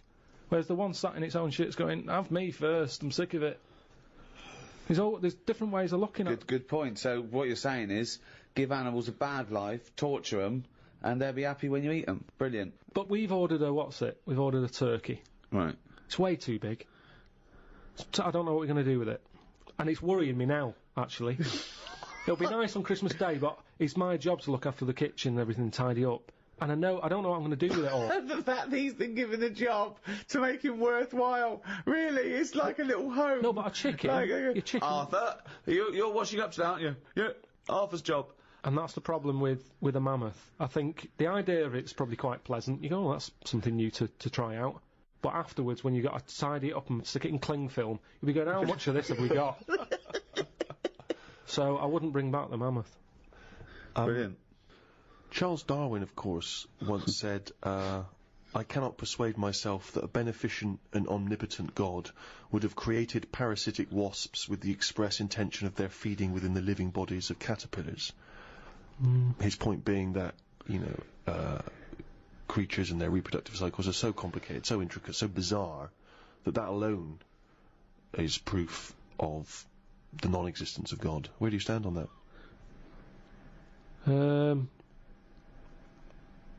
It's pretty weird. We talked about it ages ago, didn't we, about the wasp that has a thing growing in it and all that. Lays its egg in a spider. Yeah, and then the spider goes mad, doesn't it? You fucking cunt, laying your eggs in me, you fucking stripy wanker. Goes absolutely fucking mad. It is weird. What's going on my arse in a couple of you fucking... I don't know how it found out that that's what it had to do. That's the amazing thing, isn't it? Well, it didn't, did it? It just did it. No, I know, but when I say found out, I mean it just did it. Well, it's like mimicry, when they say mimicry, that there's a poisonous snake, and then a snake comes along that looks a bit like it that's not poisonous, but people go, oh, careful, it's poisonous. That snake didn't go, I'm gonna strain, and I'm gonna try and look like Scary over there. Some were born that looked a bit like Scary, and they survived. Yeah, I know. It's just being chosen. But that's changing now, isn't it? The fact that, like, when them frogs came out that are dangerous, they were just dangerous. What frogs came out? But some frogs in the jungle somewhere that were, like, pretty dangerous. New from Mattel, dangerous frogs in the jungle. Yeah. But people didn't know that they were dangerous. And they were going about killing loads of stuff. Anyway. They weren't going, no, they don't go around killing loads of stuff. Nature said, this is a bit unfair. Make them orange. So then, the frogs that were orange were dangerous, but you got a warning. It was a bit more fair. Nature said, if they're going to go about being dangerous, make them orange, make them stand out. In a jungle, orange stands out in all the green, right? So people went, there's an orange frog, stay away. Then, over time, nature went, right, what's happened here now? Everyone knows the orange frog's dangerous. Birds aren't eating it because they know it's dangerous. People are avoiding it. They don't even need the poison, it's just the orange it needs. So now you've got a load of frogs that are orange, not even deadly. But people go, is that a deadly orange one, or is it a friendly one? Well, best to leave it. Again, he's explained my point, but took 30 times as long over it. But listen, let me finish what I was going to say. But what's interesting with all that is, evolution has taught stuff to lie. Because that orange frog isn't deadly, it's going about like it's the big I am. Yeah. You could squash it with your hand, you can't do anything. But evolution... It's swaggering around. It's made it lie. So lying is part of evolution. But it's not lying, is it? What do you mean? Well, it's got no the poison. interesting thing about like a toad that secretes a poison is that often it's no good for it as an individual, but it's good for the species as a whole, because someone will come along and chew it. Now that toad might well die, but that fox is sick and it doesn't eat another one. So it's sort of saving the species. Yeah, but at the same time, the dodo tasted rubbish. Everybody said, don't eat one of them again. We don't know that. We don't know that. I have read it. I've read that they don't taste very nice. But it didn't stop it dying out. Why doesn't it taste very nice? Why? Just in the same way that chicken's nicer than duck. You can't all have nice tasting flesh. Pork's alright, but I prefer beef. Point proven, good night. So, what I'm saying is, with the dodo, it did taste horrible, but everyone wanted to give it a go. Meanwhile, it's different people trying it, so it died out in the end anyway. So your theory of a frog being poisonous and a fox going, yeah, that's horrible, I won't eat another one of them. Then you get another fox trying one, and another fox. They don't all have a word with each other, do they? They go, I had a rotten frog the other night. So it's pointless. It's a pointless exercise. What I like is your image of nature. This idea that sort of, in your head, there's Mother Nature sat around like a boardroom table, making these decisions. People are coming in, oi, frog, what's been going on? Well, I've been poisoning people. Why? What about you? It's just... You just picture everything as one large Your confusion is that you still think of evolution has a will. You still believe that things are striving to be something else, as opposed to surviving if they adapt or change. I just want to go through some of the wonderful diversity of nature, some of the incredible feats of the animal kingdom, in a way. Yeah, that's an interesting one. Alligators and old people have something in common. They can hear notes only up to 4,000 vibrations a second. I don't know what you're meant to do with that information. When's that ever come in handy?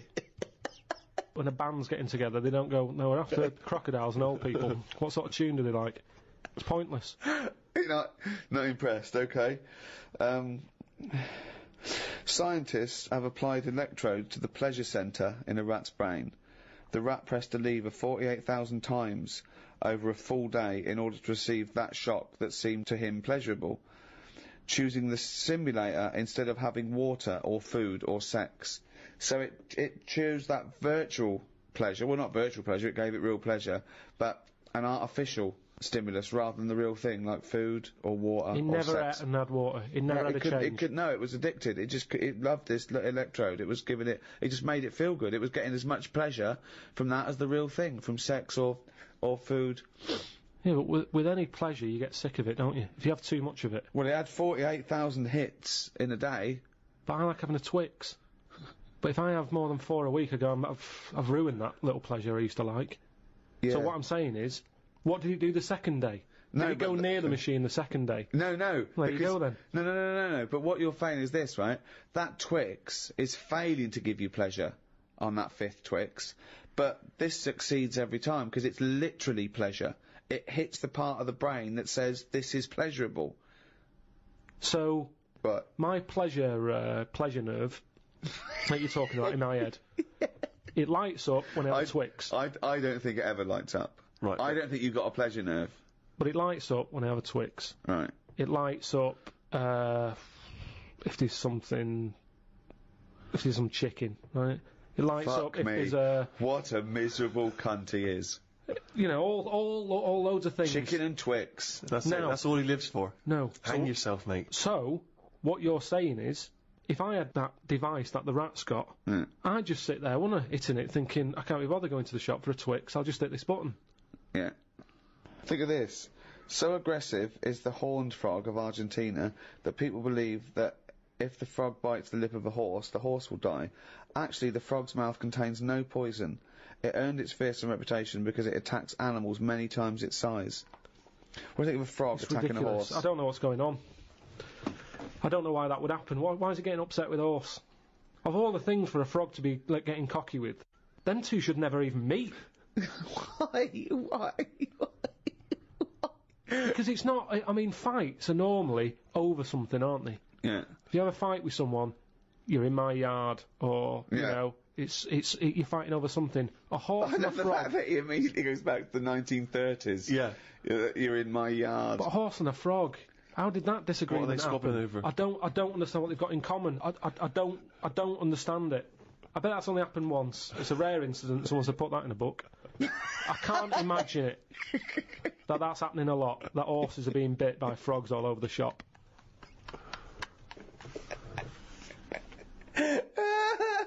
Oh God! I saw this trailer for this documentary that said the man who's having a baby, and I turned on, and it's a woman going through a sex change, and she's pregnant. That's not a man having a baby. That's a woman having a beard, having a breakdown. Why is that? That's a con. That is pure sense. It's a man having a baby. Look, world's first. No, it's the woman. It's a woman. What do you think of that? What would you do for your doctor? And I came to you and went, Carl, listen, I'm having a bit of a rethink of these. The penis, I hate it. I hate this cock. But what do you mean you hate it? I hate it. I don't want it there. It doesn't look right. It doesn't look right. It just sits there resting on these fucking awful testicles that I'm going to get rid of. I want this thrown away. Yeah, well, it's, they're not a great look. I know that. Everyone knows that. It's just the way they are. I mean, if we're all being honest, they're an odd design. I don't think anyone likes their own, do they? That's why we cover them. They're not a great thing, are they? What? It's not why we cover them, though, is it? It's part of it, I think. I think deep down, I mean, even if, like, I know you hate the Adam and Eve thing, but even if back then he was like, good God, cover them up. Even he had a leaf on. No, but listen. Right. So, are you thinking fundamentally, then, that aesthetically, the testicles and the penis isn't as good as it could be? What would you have there instead? Well, it's designed that way because that's the way it's got to be designed. It's more about function than yeah. And that's the thing, isn't it? With modern technology, you need, the thing is the testicles have to be outside because they have to be a few degrees below body temperature. Yeah. Otherwise, the Sertoli cells die, which sort of feed the semen and all that. So, to be functioning and sort of like fertile, they have to be outside, which is annoying because I'd put a little rib cage around them, like that. I'd pop a rib cage round those, protect them. Wear a cricket box, have that built in, so you cannot get a swift kick in the bollocks that makes you feel sick. But it'd be better if they could sort of reverse up in a way that they were hidden away. Right. So that they were just, then you dropped them, it's like, right, we need to cool them down, be at it in about half an hour. Yeah. Drop them down. Yeah, like the gear on an aeroplane, landing gear. Yeah, and landing gear down, and the bollocks and the cooling down. Or you could just pop them in the fridge for 10 minutes. It's Well, like they could detach and you could pop them in the fridge. Cool Yeah. down. Can you make me some breasts? Easy. Okay. Go on, you say easy. What are you gonna do? What's your plan? Just, how do you do that? It's tablets, isn't it? No, but Testosterone, isn't it? Testosterone. no Toblerone. I want some Toblerone. Just well, sort of pointy tits, like Madonna.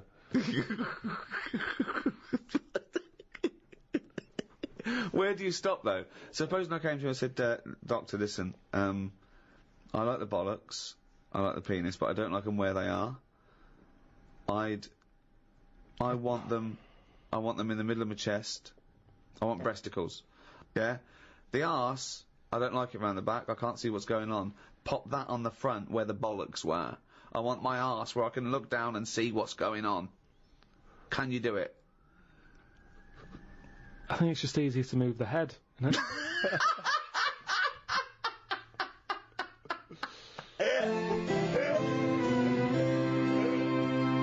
Rick, I know you're a big fan of Professor Richard Dawkins, the evolutionary biologist. He wrote a book, The Ancestor's Tale, in which he predicted a post-human world.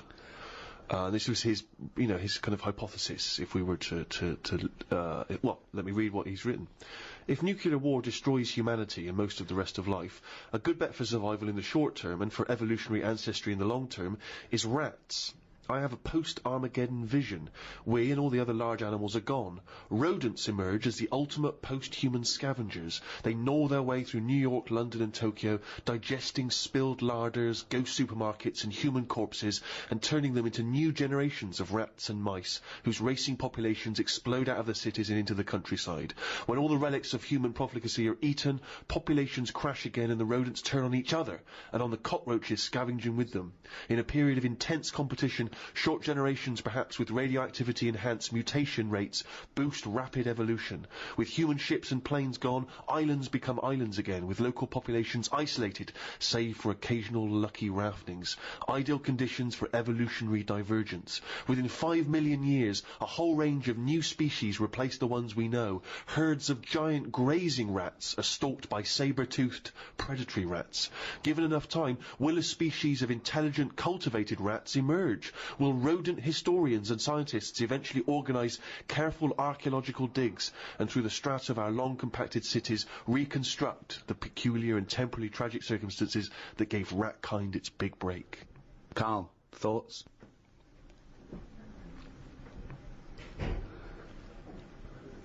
I mean, who knows what's going to happen?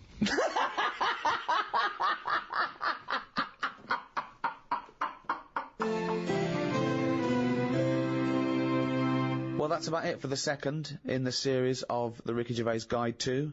That was Natural History. I think we've left no stone unturned there, Rick. I think that is a definitive work. If you've enjoyed the Ricky Gervais Guide to Natural History, why not go back and listen to the Ricky Gervais Guide to Medicine, if you haven't already, or if you have, because it'd be revision. You know what I mean? There will be a test. There won't be a test. There won't be a test. We can't be bothered. No. And next in the series is the Ricky Gervais Guide to the Arts. Look forward to that. So just clarify, that's the arts. Yeah. Right. Not the arse. Sorry, just yeah, the arts. The way you speak. Well, yeah, I mean, I think you should never go away. People speak your words away. Yeah, well, no, but just be clear. Well, no, but you be clear. clearly you're not being clear, aren't you? You're making dumb, bumbling fool. And we won't even get on to Karl Pilkington. Don't be twat. Anyway, thank you very much from me, Ricky Gervais, with me, Stephen Merchant. Goodbye. And Karl Pilkington. All right.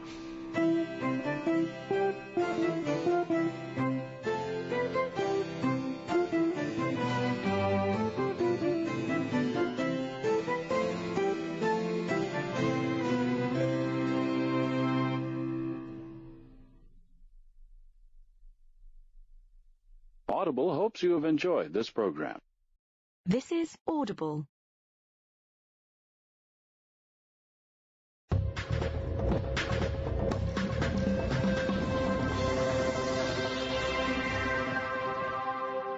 Hello, welcome to number 6, the final episode in this season 2 of the Ricky Gervais Show with me, Ricky Gervais, Stephen Merchant. Hello. And Karl Pilkington. Alright. You can still go and get the archive, all 18 episodes we've done so far. That's available on iTunes and audible.co.uk. And there's a little video diary we've done, a little free podcast. We may go into free podcasting, but in video, Steve. And there's a little free taster up there. So check that out. Go to rickygervais.com to find out all news and everything. But come on, let's get on with this episode. We're here and now. This is right, yeah, absolutely, here we are. Good, Karl, go. I've got some bad news to start off with straight away. The world's oldest tortoise, a 250-year-old tortoise, died last week. Did it? Yeah, in a zoo in India. 250 years old. So would that have had that thing that they say about how you get a flashback of your life? You mean your life flashes before your eyes? Yeah, they say, don't they? Just like on your last breath or whatever. You like see you coming out of the womb and everything. Well, one, I don't believe that's true. I don't believe your life flashes before you. I don't know what evidence we've got. People who die say, you never guess what's happening. No, but there's loads of things that have happened where people go, oh, that's weird. That goes to show that we've been around before, or no, it doesn't. There's none. I have no evidence for that. Of well, reincarnation. I told you that time when it happened to me when I was younger. Go on. Your life flashed before your eyes? Well, it wasn't like a flashback, but it was it's the next thing next to flashbacks. It was I was having a bath, right, and my mum had like run the bath and that, and she said, "Is that too warm?" And I said something like, "No, it's all right. It's a lot better than when I used to have a bath in that wooden bath in front of the fire." Okay. And she was like, "What?" And I said, "Well, it happened years ago." And she was a bit like, "Oh." And I can't remember that now, but she talks about it, and that just goes to show that because I was at an age when I wouldn't have known about wooden baths years ago in front of fires. No, but you talk rubbish now. So all you were doing, you were talking rubbish from an early age. Where's the problem? No, but you can only talk rubbish if you're aware of knowledge. Well, I didn't know about wooden baths, so why would I have invented But Karl, that? we've only got your mother's word on this, and she thought you might one day be a doctor. Yeah. So she put a rock with a feather on it to keep a parrot company. Lest we forget. Yeah, but I'm just saying. Well, it's all bollocks. So have you researched this? You've tried to find out when little Karl Mark I and his wooden bath, when he was No, around? I don't want to go there, because that's when you start digging out all sorts of trouble, rubbish. isn't it? It's rubbish. No, it's not rubbish. Well, it is rubbish. What sort of stuff might There's you no discover? scientific evidence. No, just like I've said about family trees and that, don't be looking at them, because you're only going to find stuff you don't really want to know about. It's the same as that, innit? Leave it, let it be. Do you know what I mean? If your granddad was Einstein, you'd know about it, because your family would be shouting about it. If he was a bad un, you'd go, oh, keep that quiet. So don't look at family trees, and it's the same. Don't be looking back in your past lives, because no God knows past what you've been up lives. to. Well, Karl and the wooden bath. Proof. If Karl proof we needed. Pilkington, live on air, talking shit again. but this tortoise. So if that's And also, its flashbacks would just be, the same wall. I mean, it basically spent, I don't know how many years, in a cage. It was in the zoo, so, it died of liver failure. Which is a problem if you're a tortoise, because with us, they can cut you open and have a look at the liver. With that, it's going, forget it, we're not getting in there. It's like you when you didn't want the plumbers to knock through the tiles to check out the piping. It's the same with the tortoise. If it's a liver, we're not going through that. It's not worth it. If it's your head or your feet, we'll have a look, mate. But we're not looking at internal organs with a giant tortoise. why not? Because, what do you mean? Well, can't you drill into those things? It is only a shell. That is easier to replace than skin. Karl, I was joking. You can't do a liver operation on a tortoise. Why not? It's got all the same parts, hasn't it?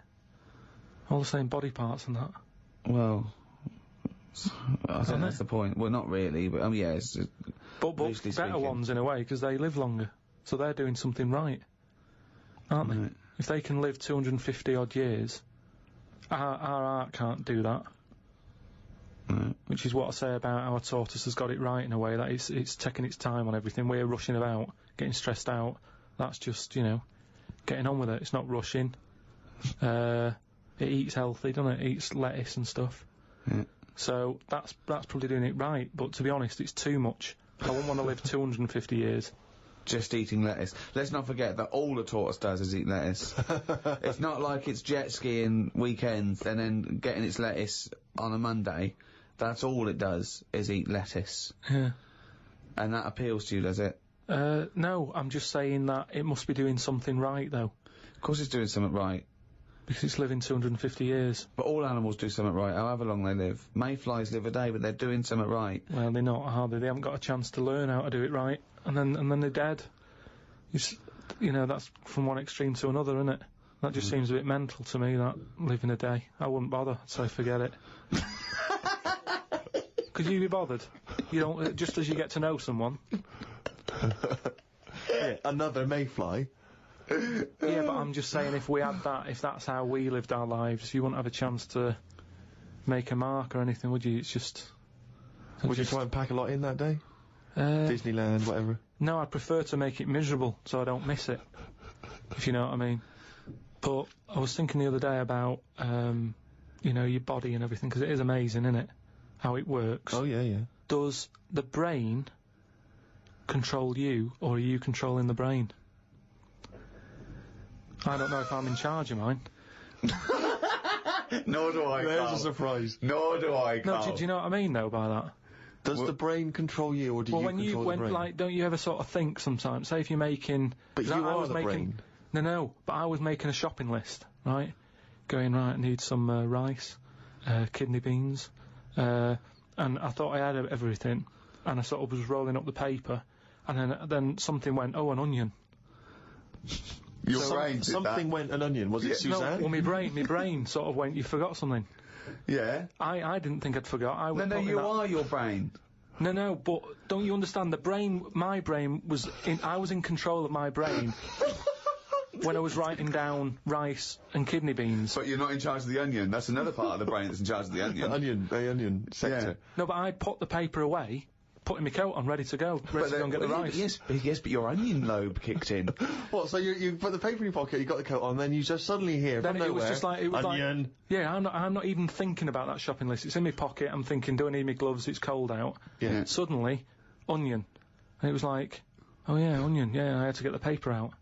So what I'm saying is, who's in charge?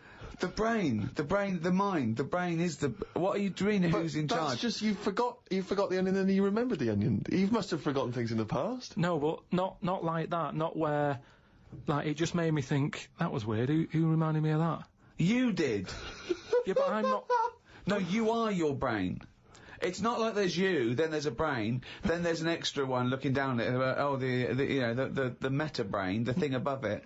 No, but your brain... How does your brain work?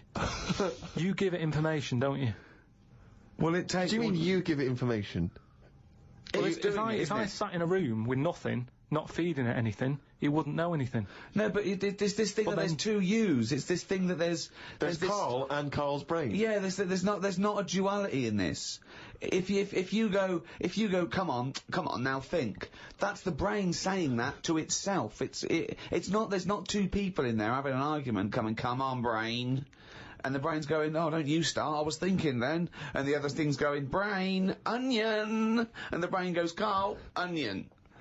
You are your brain. If you are anything, you are your mind, your brain, your collection of memories, your personality. You're not what you look like. Does that answer your question, Carl? What do you think then? You were thinking of a tortoise on a skateboard then when I did that last sentence, weren't you? I, like you, Rick, I'm always annoyed and embarrassed when we have to concede something to Carl.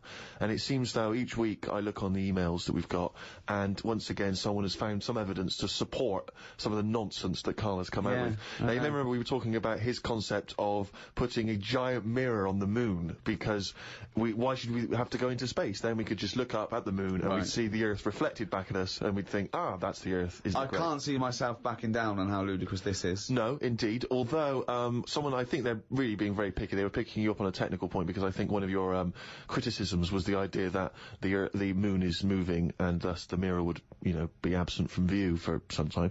Although people have been claiming that the moon, there's always the same face of the moon that's shown to us. There's always the same side of the moon is always visible to Earth. That's when they talk about the dark side of the moon. It's not just light. It's the fact that we can't see it. It's the other side of the moon. But we move, so it's not always present. Well, no, but it would always be present to someone on Earth. Yes, I know. Wait, this is the thing. These people don't know what I know. I know that Karl is thinking of looking up there and seeing himself looking back. That's what he's hoping. Like when you're going along in a car and you see a shiny building, you go, oh, that's my car. And you wave. That's what he's hoping to see. He's not doing it to gauge the speed of light and think and change like that. He's not doing that. He wants to look up through a telescope and wave. Yeah. That's what they don't realise. I know what he's thinking. Do you want to respond, Karl? He's got the problem with the moon is. Here's a statement. The problem with the moon is ... Yeah. The problem with the Earth is there's too much water. Yeah. No, the moon. It's been around ages, hasn't it? Yeah. But it's got no history. It's got nothing to show for it. Just a load of old rocks and stuff. Yeah. And for me, history is created by stuff happening on it. So really, the moon, even though it's old, in a way it's new. Because it's untouched and that. But we don't go to the moon to visit museums or arcades. No, but say like Henry VIII, right? You watch Antiques Roadshow or whatever, and some woman goes, oh, this plate you've got, this was Henry VIII's. And as you can see the knife marks on it. Oh, look, there's some chicken on it, right? And you go, oh, God, yeah, that's amazing. Then someone goes in and goes, here's a plate of Henry VIII's, but it hasn't been used, it's still in the box. You'd go, well, it's not as good, that. It's got no history. No, because very often on the Antiques Roadshow, they have Henry VIII's plate with a bit of chicken on it. They kept that. Don't throw that away. Why? Arthur Negus are like that in a few hundred years' time. No, but do you understand what I'm saying? Things are only good if stuff's happened on it. The moon, you're up there, you're having a look, you're going, no one else has even been here. But you go to the moon for research purposes, for scientific research. There, Steve. What do you mean there's nothing there? They're examining the soil and the environment and the air. It's just a long way to go. Well, they're not doing that, are they? They're just not doing that. Well, they're not, are they? Because last time they went up, they were playing golf or something. There's golf balls up there that they've been whacking about. What sort of research is that? That's what I'm saying. There's nothing up there, so why else would you go all that way and go, oh, nothing here. Fancy a knockabout? Why are they knocking golf balls about if there's really important stuff to look at?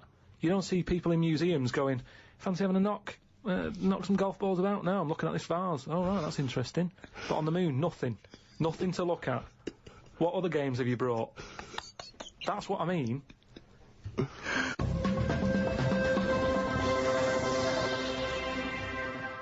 Karl, have you ever seen the programme Inside the Actors Studio? No. James Lipton interviews famous actors and gets words of advice about, you know, how they work and how they act. But at the end, he always asks a series of questions, which is based on a French series of questions that a guy called Bernard Pivot used to give people when he interviewed them. So I'm going to ask you some of these questions. Many people will be familiar with them. I'm just interested to see what your response is. And, you know, answer them quickly. You don't have to think about them too much. What is your favourite word? Don't think I've got a favourite, because you only use them when you need to, don't you? I don't just go about saying the same word. So, well, alright. Yeah, it's not my favourite, it's just that it does the job. It does the necessary job for that time, doesn't it? It's like, how are you? I'm alright. It's a greeting. What about, I think serendipity was voted England's favourite word. Never used it. No, stupid word. Who decided that?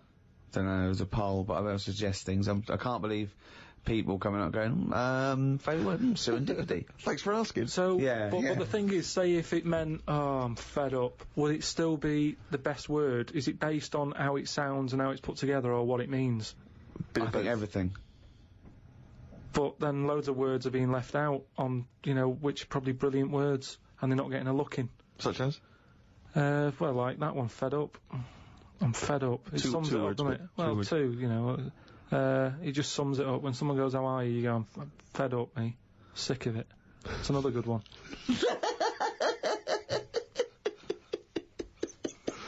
Oh, we're getting somewhere. Come on, some of your other favourites, right? I've had enough. It's just all stuff. These aren't words, they're phrases. They're all negative. They're all whinging. These aren't words. What's your favourite thing? My favourite thing to do is moan. Yeah. That would be well, it's not one word, it's loads of words. Fed up, sick of it. That's enough. Jeez. Whinge should be your favourite word. Yeah. Whinge is a good word. I like NGEs. Lozenge, whinge, flange. Yeah. What is your least favourite word? It might be serendipity. That would be up there for me. I'll tell you what, that would be up there for me. Probably like French words that have made it into the English thing. Blancmange. Just. There's an unge there. So, you know. How could you dislike it? How could you dislike blancmange? But just, you know, as if we haven't got enough words in our books. Go on. Because I was thinking about, Go on. alphabet, right? Why have we got that many? When other countries get by without that many letters in it. We got more words than any other language as well. But that's because we got more letters. Well, I don't know. So we've created a headache. I reckon you could at least half it. Well, you probably could half it. Well, you only use about half a dozen of them. No, but stuff like an X, you look at words that have got X in, and they're always words that you go, what does that mean? How's someone come up with that? That's how it comes across to me, and there's loads of big words. It's like dinosaur names. It's like, well, look, nobody was about when they were knocking about, so let's make up some names for them using the letters that hardly get used. They've all got Y's and X's in them. Yeah, they have, yeah. That's what I'm saying. It's like, well, let's use it for that. Yeah. So you just, it's not so much what is your least favourite word, you just don't really like most of the words. Just cut down the words. Stop adding new words. I get by, I don't know how many words there are in the world, but I reckon I hardly use any of them. Well, I'll tell you what, this year's word must be podcast. Yeah, but that'll be in the dictionary, and but it's made up, innit? It wasn't here before, it's just another one. This is what I'm saying about... But what else would you call this? You know, there is a new concept called podcasting. That is a podcast. But it's also a broadcast. We had a word for it. It's still a broadcast. Yeah, but they go, oh, you're a broadcaster. Oh, what radio station? No, I don't work on a radio station. I do a radio show, but I don't understand. Well, I do a radio show and I upload on. I don't understand. It's called a podcast. Done. Here's another idea. Go on. Add a new one. Get rid of an old one. Last one in, first one out, or whatever. Do it that way. That's a good way. What would you get rid of then? So we've brought in podcast this year, but what word would you lose? Well, what's the name? Those birds that died out. Dodos. Get rid of it. If the bird's gone, the word can, surely. It's almost profound. Oh, it's amazing. It's great. Oh, God. What turns you on, creatively, spiritually, or emotionally? Learning. That's a nice answer. Yeah. Excellent. Will you say that? Yeah, but everything you teach me, I take it in. It's just that sometimes I go, I don't get it. But that still counts as far as I'm concerned. Well, no, it doesn't. Learning is knowledge is. There must be some sort of retention. You can't say I've got a great memory for a second. You can't say that. It has to stay there, and then knowledge has to be, applied. You can't just have all this knowledge that isn't applicable because it's useless. I mean, trivia is useless to a large extent. It's not real knowledge because it doesn't really help you in practically. No, but there's a lot of that going on. You're always reading stuff that you go, I've just read that. It's got me thinking for a minute. It's not going to help me in any way, but it gets a reaction, doesn't it? Well, that's good, yeah. That's what art does, and yeah, sometimes education's good for its sake if it really does inflame, but then sometimes, like I've said before, you can know too much where it gets you down. Go on. I just was reading something about an octopus. That's like a killer octopus. And it annoyed me that this was knocking about now. Because I didn't know, I thought they were quite friendly. Whenever you see them in cartoons and that, they're always happy, aren't they? And then suddenly, like, they've sort of brought the whole sort of creature down. Do you know what I mean? No, what do you mean? Well, just you know, when you see them in films, they're running about and that, and everybody likes an octopus. But this one that's on the... It was your fault, really, because you told me about that frog that's going about killing people. No, I didn't say that. So I looked it up on the internet at, like, other creatures and stuff. .com. And there's some octopus that's in the sea. And what it does, you don't even have to, like, threaten it. It just spits in the water. And if that stuff gets on you, does you in. Again, So in a way it's good knowledge, because, I mean, I don't go in the sea anyway because it's full of stuff like that, but that's just reassured me that I'm doing the right thing.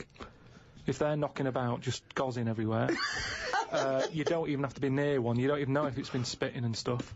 It can kill you. It just seems unfair. I haven't harmed it, I haven't gone near it, why is it getting annoyed with me? Doesn't seem right. So that's where a knowledge has not helped that octopus out. Because now, when you eat them, I just think, yeah, have another one. Do you know what I mean? Get rid of them. Another conversation with himself. Another conversation with himself. What is your favourite curse word? I don't think I do anything like that. I think people can tell by my face when I'm, like, fed up. Well, they know you're fed up because you're always whinging. I don't think I've got one. Knobhead. That sums everything up, and I think it's... But you wouldn't call your nan a knobhead, would you? What would you call a nan? But she doesn't do anything to annoy me that much. But if she did, what would you say? If she really annoyed you? Well, knobhead's alright, isn't it? Because she sort of gets it. It's one of them things that everybody understands, but it's not too offensive. Right. What a knobhead. Alright, you're getting into this, aren't you? So that sums it up, but I don't really...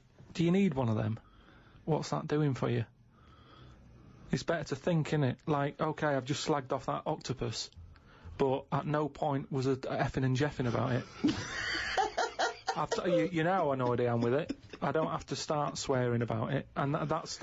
What would you do, though, if you were swimming, right? It was a nice little thing, you're on holiday, right? And there's this octopus there, and you're going around, right? And you just see it start spitting at you, poison. What would you say to it? Well, it's too late then, innit? And I'd kick it. And I'd say, you knobhead. I would, but what's the point? What's the point in getting annoyed now? Because it's done its stuff, hasn't it? He's kicking and calling it a knobhead under the water. What is this octopus thinking? Oh, God.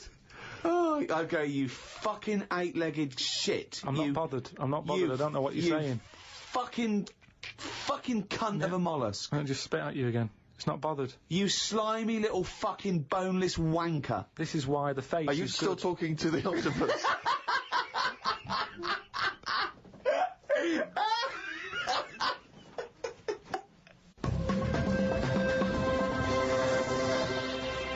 Oh, I don't believe it. He's written it down.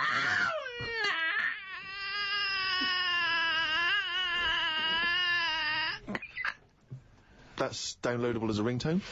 And it's also the jingle for Karl's diary. Just reading excerpts of Karl's diary. Went home and looked up Freud on the internet. Didn't find him that interesting, so looked at some other philosophers instead. Socrates, Aristotle. Why have you just listed some philosophers? Just to show that I'm learning. Well, that's not learning. That's just learning their names. That's a list. You might as well write 1 to 100.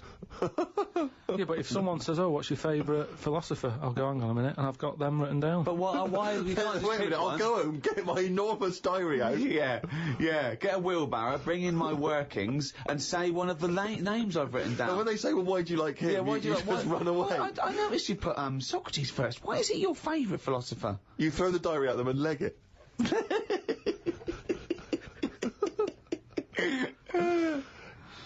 Oh, and then you go on to say, it's weird how names have changed, but then there's no other point there. It just is, isn't it? When you think about, like, Socrates, I've never heard that on anyone who I know, is what I mean. It's just, in a way...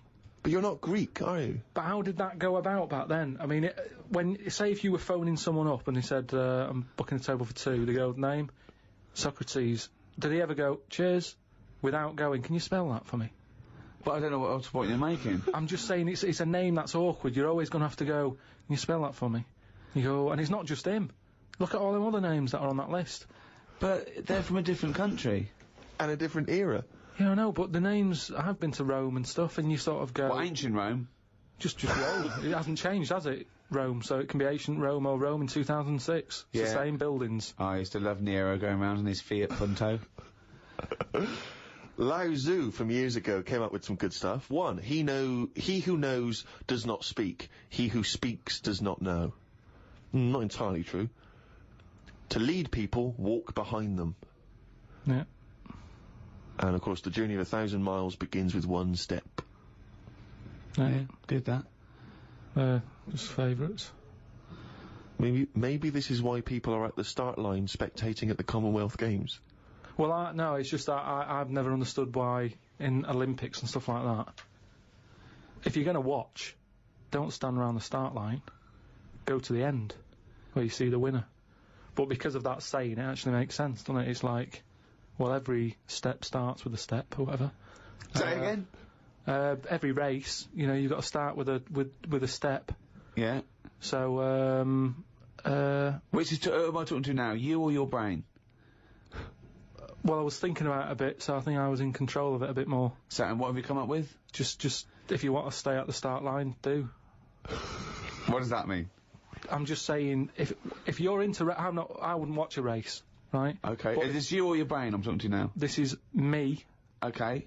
I wouldn't watch. Are you gonna bring the brain into it, or is it? There's no. I don't know. Let's just see what happens. Okay. But all I'm saying is, right. If I was to watch a race, yeah, I wouldn't hang about the start line because.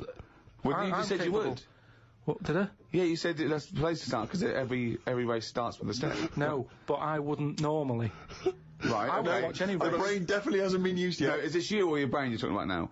I'm just saying about me. If I was on holiday, yeah, and Suzanne said there's a race going on down the road, yeah, I'd go, well, let's go, keep going down the road and stand at the finish line. Okay, but now what have you thought? According to Lazoo, yeah, I'd say, well, hang on a minute. Every race starts with a single step. Yeah. How many people around the start line? Is there more room there? She goes, yeah. I'll go, let's go there then. It's less busy. Right. And what would you see there then? I'd see people starting the race, but I wouldn't be that impressed with them because I'd go, well, I don't know if any of these are any good. So would you start at the start or the end then? If it was down to me, I'd just probably stay at the finish line. Okay. So you wouldn't want to see the first step then? So what do you think of Lazoo now then? It's not what, but I wrote down 3 of his. That one isn't my favourite. That was the 3rd. I preferred the leading people from behind. Okay, and what would you do to lead someone now then? Well, if you're behind, you don't have to take responsibility, do you? You can go, well, I didn't send you here. You went there. That's not really leading them, though, is it? Yeah, because I've made them think. I've gone. They go, oh, I've just walked into a big hole. I'd go, oh, you should have been looking where you're going. I haven't led them in that hole. But they've learnt a lesson, they won't go in a hole again. That was one of the greatest conversations I've ever been a part of. I mean, that was incredible. Never mind Aristotle and Socrates. That was incredible, that. If someone's out there, could they make a transcript of that? Because I think that, you know, in 1,000 years' time, that'd be amazing. That was incredible, Carl. And not once was the brain used. Rockbuster! That's a jingle there for Rockbusters, the one of the most hated quizzes in the history of mankind. Joking, aren't you? The people loathe it. I'm loving it. Well, it's the last one anyway, so just get over, just do the answers. Hold on, we can't do another one though, because we can't get the answers out, so this just... Yeah, this is the last one, it's just the answers for last week for people who are doing it. Okay, well, small mercies. The first one that I gave you last week was, the initials were CK, right? Yeah. The clue was, do you know the songs that you sing at Christmas? Yeah. That bloke over there is the best at singing them. So what are the songs you do? Carol King. Carol King, yeah. Right, That works. yeah. That works. Fairly Right. well done. The second one, MG. I told the homosexual man that the grape tree was mine. Right? MG. Gay. Yeah.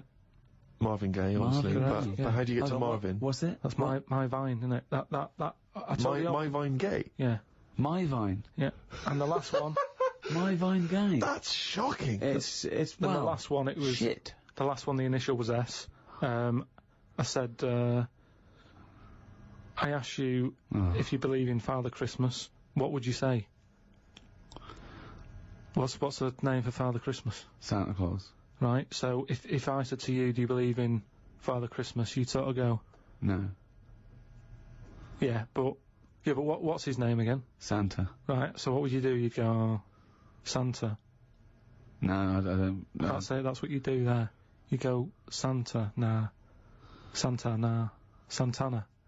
So that was the last one. Well done to Bob in Yorkshire. Got all three of them right. You'll get a little signed picture. Oh, well, that's it. That's the end of season 2, Ricky Gervais Show. We're back soon. Check out rickygervais.com for information and upcoming news. There's a free video cast we're doing. We're also bringing out a book of the podcast.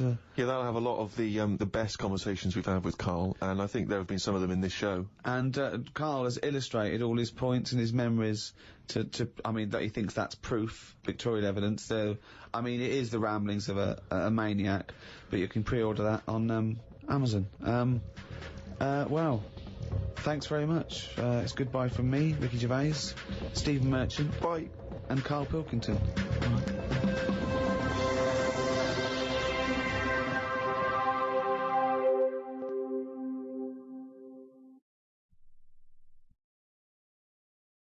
Audible hopes you've enjoyed this programme.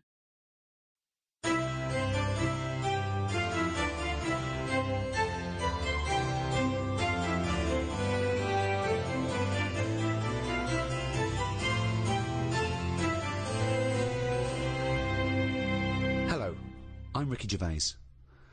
Philosophy is the science which considers truth.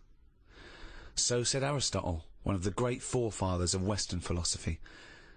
In its attempt to seek out the truths and principles of human existence, philosophy must answer questions of beauty, of justice, of language, indeed, of the mind itself. To help me consider some of the core concepts and presumptions of philosophical inquiry, I'm joined by Stephen Merchant, graduate of the University of Warwick, an award-winning writer. It's a pleasure to be here. And Karl Pilkington, a man with no education, didn't really go to school, no awards, head like a fucking orange, you know the twat. Alright. To me, philosophy might be the greatest subject of all academic subjects, the mother of science, asking the big questions, why are we here, how do we live? But it's been sort of mugged and kidnapped by those people who put rubbish under the umbrella of philosophy. Right. Cod philosophy. I went to a library once, I looked in the philosophy section, and there was a book by Doris Stokes. Doris Stokes being, for those that don't know? A medium who said she was talking to the dead. There's crystals, feng shui. Feng shui, yeah. Oh, God. The interesting thing about feng shui is how, I remember someone came into an office I was working in once, and she said, you're going to need crystal here above the lavatory to get all the negative chi out of the cistern, and she said, this crystal is £25. And the guy went, we're not going to spend that. And she went, okay, I got one here for £5. Brilliant. It was surprisingly convenient that she had a number of different crystals that apparently did the same job. We're also going to need a brush to get the shit out of the toilet. What have you got for that? Yeah, there's a lot of that, that twaddle. There was a woman I remember once, I used to do a radio show on the BBC World Service, and she came in and she could tell from the coloured liquids that you chose, from a big selection of coloured liquids, she could tell a lot about your personality from that. So I picked up about 3 or 4, and she looked at them and I chose like a blue one, just arbitrary, and she looked at me and she said, okay, I get the sense that you like to communicate with people, but on a global level.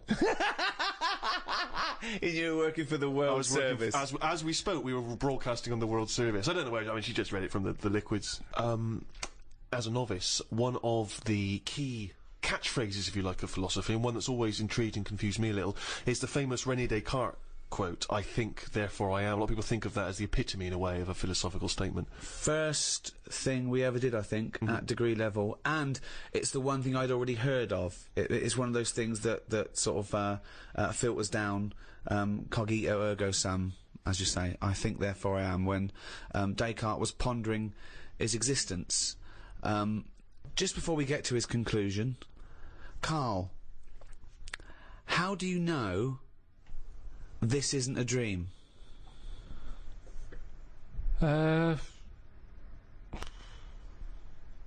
Just because I haven't been sleeping that well. Right, okay. No, but you could still be dreaming, couldn't you? Because this could be a dream that you haven't been sleeping lately. You could be dreaming the last few nights you haven't been sleeping. In dreams, they're different, like, I mean, like I say, I don't have that many of them because I don't sleep that well. But when I do have one, there's something different and vivid about it. Now, if I was dreaming all this, I reckon my boiler would have been fixed ages ago. I don't think anyone has a dream that goes on for that amount of time. Well, it could be a nightmare, but the presumption... But I think you're also presuming that the dream that you could be dreaming needs to be exactly the same as the dreams you think of when you're dreaming. My point is, there's no way of you knowing that this life you're living now as you talk to us is real, and that it's not actually the imaginings of another Karl somewhere else. There are actually no clues, Karl. There are actually no clues now that this is the real thing. Well, most of the time, it's 1 minute I'm awake, next minute I'm asleep, then I'm awake again. Yeah. Sleep's just... You know the bit between you being awake and awake again? That's called a sleep. Yeah. Now, do you ever think things while you're asleep? Vivid things. It's that bit between the awake and awake I want to look at. I told you about one ages ago where... Go on. Where you burst in and I was on the toilet. I never had this dream. The one that it was like everyone was German and it was at some gig or something and you opened the door and everyone was looking and laughing at me and I'm sat on the toilet and you sort of said, oh, that's probably because you're uncomfortable with fame being put on the limelight. Yeah, like that you might be yeah, possibly, yeah. But that's one dream that could be true. But yeah, exactly. Or there is a likelihood that you think, I bet he's going to burst in. I am always on edge when I use the toilet here. Yeah, I kind of think, is he busy at the moment? You have to wait till he's on the phone to go for a piss. I have to sit there holding the lock. Yeah. It's a weird thing it isn't to do. normal. It's not normal. But there's an example of a dream.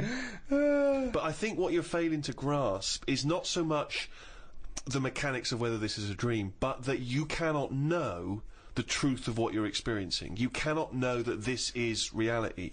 It's a question about reality. So How do we know what reality reality is? What reality is and what we like about reality. Robert Nozick did this thing that if you could go into a flotation tank and you led a whole virtual life and it was the best life possible, you did exactly what you've always wanted. You became the person you wanted to be.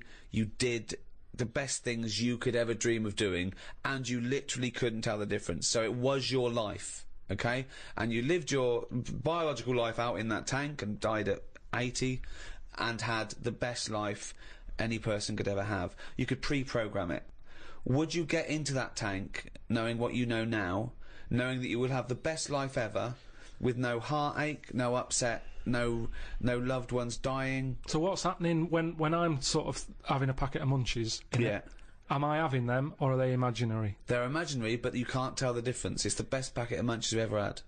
I love the fact that you went into the flotation tank, and your one proviso was, are munchies as good? Yeah. No, I'm just taking it back to basics. That is basics. You've got to pre-program your life. That's where you'd start, is it? Munchies must always taste magnificent. Well, it's just if you can still enjoy the basic things in life, then that's when you can't go wrong. You do. You enjoy them. It's the life you'd ever want to live, and you're living it. Bit dangerous. Bit dangerous. Why? Go on. Why? Just I don't know, because sometimes I think things don't happen for the best, right? Right. Sometimes you can sort of think, oh, I'll enjoy that if that happens. And then it doesn't happen, and you've had time to think about but what this would is have happened. perfect. No, this is built in, because whatever happens is for the best. So not only when you're in this flotation tank are you enjoying yourself, that things just keep getting better or staying as good. You never have a bad day? You never have a bad day.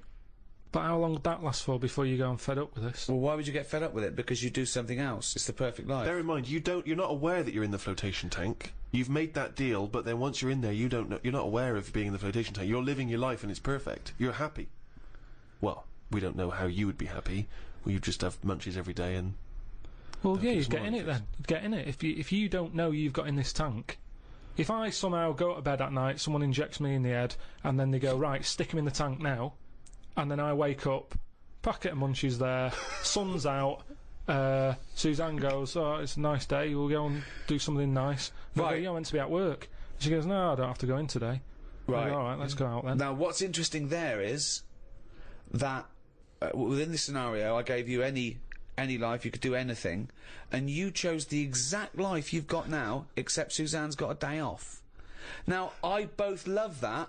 Well, I was a bit suspicious, though, that she's just taking a day off. No, wait, it's not happening now. It's not happening, really happening. You could do anything you like. But I like the fact now you even question it and you're not in the tank, and why has Suzanne got a day off, right? Now, I love that, because that suggests to me that you're a nice, happy, satisfied, whatever you want to do it, contented person who's got the perfect life. However, it's almost like you haven't fully understood the possibilities. For example, you wake up, there's the munchies, sunny day, Suzanne's not at work, you go, why aren't you at work? She goes to you, hold on though, why are you flying? And you go, I just can. But you hadn't even thought that maybe you could fly or swim or hold your breath. You just gonna have some munchies for breakfast. Hang on a minute, this is day one. Oh, okay. When you go on holiday, yeah, like I said before, you don't turn up and go, right, it's 1 o'clock, jet ski for half an hour, bungee jump in 40 minutes after that, let's have a nice roti, and, you know, try a little cocktail. And what do you do? What do you do when you arrive there? Well, you get there. Yeah. The fella takes your case to the room. Right. You have that panic of, am I going to give him too much money? I don't know the currency well enough yet. I don't know how much More things information are. than we asked for. No. And the most mundane scenario I've ever heard. No, but this is what happens in real life. Yeah. Right, okay. So you have that scenario. You go, right, where's my shorts? You get them on. You go out and have a wander. In the case, you have a wander round to know where everything is. The car shop, park you did the once. shop, you know, how close the beach is. Yeah. Is it busy? Yeah. Okay, you're just telling us what happens when you go on holiday. What's your point? Okay. Because you don't want fun all in one go. You want to build to it, because that's sometimes part of it. Right. Yeah. Right? Okay. So anticipation. Yeah. Good. Yeah. Yeah. That little bit. Yeah. It's about things taking time, innit? And looking back at the journey and going, how did I get here? Okay. Well, can I ask a question? Because sorry, what I'm fascinated to know is if you decided to sign up to the float tank idea. Okay, you can design your perfect life. But I prefer not to know I'm doing it. No, you won't don't. know. But I You want to won't ask know. this question. Imagine Ricky and I are the doctors, okay? We can put you in this tank. All we need to know from you now is what your perfect life is. And we're going to program it in the computer. You're going to wake up tomorrow. You won't know this conversation's happened. You'll have the perfect life. What, if you don't mind, we're going to take notes now. What is the perfect life? You're still obviously living with Suzanne. We've got but munchies. What else? We've got munchies and we've got sunshine. But what else would you like in your magical life your ultimate life? I think I prefer hair. No, because then I'd know it's not real. No, you would never know. know. It just came back. Suzanne comes in one day and goes, why aren't you working? She goes, look, okay, I've left my job. Can we leave the why am I at work? I'm always going to be here, right? I've got a new tonic, right, from Boots. She pops it on your hair. Boop, baby gorilla. Yeah, I don't like this idea. Suddenly Suzanne's never at work. I just think you need a bit of the badness to have the goodness. Right. In a minute, you're going to be injected in the head, you're going to go to sleep, you're going to be in a floating state, but you are going to suddenly leave this office and it's going to be a virtual world. You can do what you want. You can suddenly go, what was I hanging around with that bloke off the office for? I'm a spy. You go to MI5 and they go, thanks for coming in, Pilkington. Listen, Drosky, he's coming from Russia and he's got the bang. What do you do? What's your scenario? What do you do as a job? We've got munchies. Suzanne's never at work. I prefer to leave everything as it is. Brilliant. Go in it, but have everything the same so that I'm going, hang on a minute, has it actually happened? What are you talking about? No, you don't know about this. You don't know anything that's happened. No, because you've just said you're gonna put me in the tank and you're asking questions as to what I want when I get in it. But you won't know you're in the tank. Once you're in the tank, you won't know. You'll have a new life, a life that you've designed. Yes. You'd have different memories if you wanted. You could be 5 again, or you could be now, but you weren't born in Manchester. I prefer it to be the same, with the same memories, but the difference is, when I next get British Gas round, they go, oh, Mr. Pilkington, yes, Oh my God! the boiler so is he's like fixed. to have a virtual life, so his boiler's fixed! No, so your boiler still goes wrong in your dream, but it gets fixed. But you don't even need a boiler. You could be the perfect temperature all the But this isn't time. the Earth anymore. I don't like the idea of too much change. I don't want that much of a change. But to you my life. won't realise, it won't feel like change. Well, it's changed already. You're saying the boiler's been fixed like that. I prefer to still have that problem. Go, hang on a minute, is this different? Suzanne's still going to work. Right. That's very important too. But then, you don't want her around all day. But then, things happen that wouldn't have happened in this world. Go on then. Right, okay, let's write that. Well, let's see the differences. What do you do? Because I've got to program this. So you've got the same job, all that. Are we still around? Yeah, because it's part of. I'm going to ask you a question now. Do I still squeeze your head every time I see you, rest you to the ground, and wind you up, trying to stress you out, call you at all hours? Do I still do all that? What am I like? You're still the same, and you still do that, but maybe one day I go, don't do that anymore, because it does annoy me. And you go, okay. And then I've dealt with it. I've sorted that problem, as opposed to this machine, this tank deciding. Right. I don't like the idea of this tank making life good for me. Right. I want a few problems, and if there's a problem, I want to sort it. Okay. But... Well, you've hit the nail on the head there. We're going to go back to this, because it's fascinating. But Nozak concluded that no one would get into the tank because we'd rather have a real life with all its problems than a fake life. And I sort of think you've proved that by even getting into the tank with your provisos and scenarios. I mean, you've changed nothing except your boiler being fixed and me stop squeezing your head now and again. Which makes me think that you should have your boiler fixed. And then you will have the perfect life that you can imagine. Yeah, but it's that old chestnut, isn't it? It's the thing of, like, what's my problem then? You've got the problem gene in your head. You've got to fill it with a problem. Yeah, he's not a geneticist. Got the problem hole in your head. No, it's got the problem hole in your head. Shut up, Ricky. Let him say what he means to say. He's got a problem hole in his head. He's got a problem hole in his head. It's called his mouth. Yes. Right, that is your problem hole. So, if someone comes up and they go, I've fixed your boiler. Sorry, could I just ask let him speak. Let me ask one question, Steve. Is the problem hole different from the problem gene, or is that a new term for... No, you put things through the problem hole and they end up in the problem gene. You feed something in the problem hole... Is that right, Carl? It goes through the problem tube into the problem gene. Okay, so it's down the problem conduit. Okay, go on. Right. So it's better to have... You've got a problem hole in your head, right? Yeah. So you stuff in a problem into the problem hole. Okay, yeah, okay. Now, all the little problems can't get in because of the big problem. Right. Is that good or bad? It's a but that's not true, is it? The problem hole is a standard size on everyone. Right. No, but that's Shut up, Ricky. Let him explain. Now, Ricky, I'd say his problems... not even problems. Well, how big's his problem hole? Same size as mine. Same size as yours. But his problems are all little ones. They're like, you've got like a load of Skittles, I've got a big cream egg. Right, but why... Shut up! Let him speak. He's just expanding on his idea. Why do you keep his problem? What is your problem that's so big compared to my little Skittles? Loads of problems. You get stressed out about things that I'm like, what's up with you? You get annoyed easily with stuff. People chewing loudly, or someone breathing loudly, or someone coughing. Whereas I'm like, that doesn't matter. Like you say, to you, the boiler is like, get it ripped out, put a new one in. It's not as easy as that. It is. And that's why the problem ball is growing. It's got a gene, a ball and a hole. So the problem ball... No wonder there's no fucking room for a brain. Right, shut up. Let me ask... I want to clarify this. The problem ball exists in life. It gets bigger and bigger and bigger. It has to go through the problem hole, down the problem tube, into the problem gene. Into the problem gene. Right, now then. So you've got the problem ball. Everyone's problem hole is the same size. Okay. But some people's problems are smaller, so they can slip straight into the problem hole. I've got a question, Stephen. Wait. And listen, has anyone got a pair of problem balls? Or is it always just... Because ladies have a pair of problem balls? No, because Hitler had one problem ball, didn't he? But could anyone ever have a pair of problem balls, is my question to you. And some people's problem balls are much bigger than another man's. Or another woman's, right? Yeah, depending on the problem. So you could have a pair of problem balls and one problem hole. The way I'm saying it... So supposing I came to you and said, listen... but a man starving in a foreign country might have huge problem balls. He might have, but if I went to a doctor and said, I've got a problem hole, and the doctor said, well, let me see it, and he said, well, let me see your problem hole, and hanging down in front of my problem hole was a huge pair of problem balls, what would he treat first, is my question. Well, would he look into the problem hole? He said, he'd say, take your problem genes off.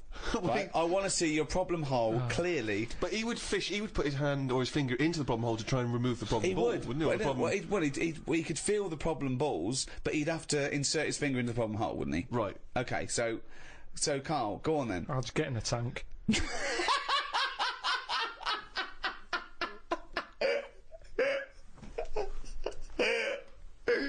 Oh, God. Okay, so in a roundabout way, back to cogito ergo sum, I think therefore I am. Descartes, pondering, how do I know this isn't a dream? Well, he concluded he doesn't. When he took it further to, how do I know I even exist, he quite rightly concluded that, well, if I'm even pondering this question, I must exist. Whatever I am, wherever I am, the fact that I'm questioning, introspecting, thinking at all, I think, therefore I am. Because I'm even thinking, at least I know one thing, that I exist. That's all he said, Carl. I don't understand why he had so much time on his hands to be worrying about this. At the end of the day, get on with it. You're not doing shit all, Carl. So why are you so annoyed at other people who aren't doing anything?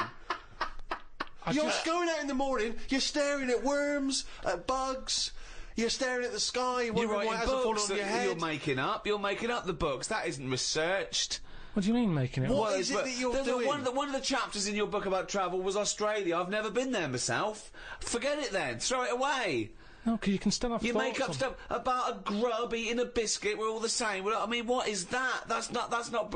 But I laughed. Yeah. So I enjoyed that book. Listen, everyone like me who bought that book is absolutely pointless. It is in my lavatory. Every time I pop in there for a shit, just take it off the shelf, have a little read. Yeah, Great fun. And I'm down to about 4 pages because sometimes I forget to get bog roll. But listen, that is a fun book to wipe your ass with. It's a great book to wipe It your was ass me, with. but that book was good for me. I don't know if anyone enjoyed it, but I was emptying my worry hole. And at the end of the day, Emptying your worry hole. Is that different to the problem hole? Your worry hole. it's next to it. Once the problem ball is being processed through the hole, is it deposited through the worry hole? All I'm saying is, you're right. I do watch a lot of insects and stuff, and you never see them wasting time. They're always doing something. An ant's carrying something somewhere. Sometimes I watch it and it goes somewhere and comes back again. You think, does it know what it's doing? But at least it's trying. Now, if there was What is it doing though? What is that ant doing? Work. It's building a house or. What's the point? Everything it does is pointless. How can you say that? It's pointless. I'll tell you what, if there was a bigger sort of being looking over the world and they went, right, let's look at the human race, and, well, they'd look at the ants first and they go, right, they've got their hands full, they're carrying big stuff, they try to save time by carrying stuff that's way too big for them, really. They could do that between 3 of them, but they don't. They're all grafting hard. Then they go, right, hit the human button. They hit the human button, they watch the humans. The amount of people who are just sat about doing now. They're reading about Amy Winehouse, Lily Allen in London at 2 a.m. So what? What are we doing? I agree with you, but what are you doing? You see, the ant analogy, joking aside, I think there you hit on the fact that life is about working for what you get. And I'm right behind that. I am right behind that. I think that's I think that's absolutely true. That's what I meant. What's dangerous is a boiling kettle to an ant. At the end of the day, right? Yeah, but that's evil, isn't it? What? You know, I mean, you sometimes make out as if I'm an evil man. We had an ant problem in the garden. Suzanne said, we've got to get rid of these. And I said, well, it's a bit out of order. They are outside. And she said, yeah, but there's getting a lot of them. She went and popped the kettle on. I said, I can't handle this.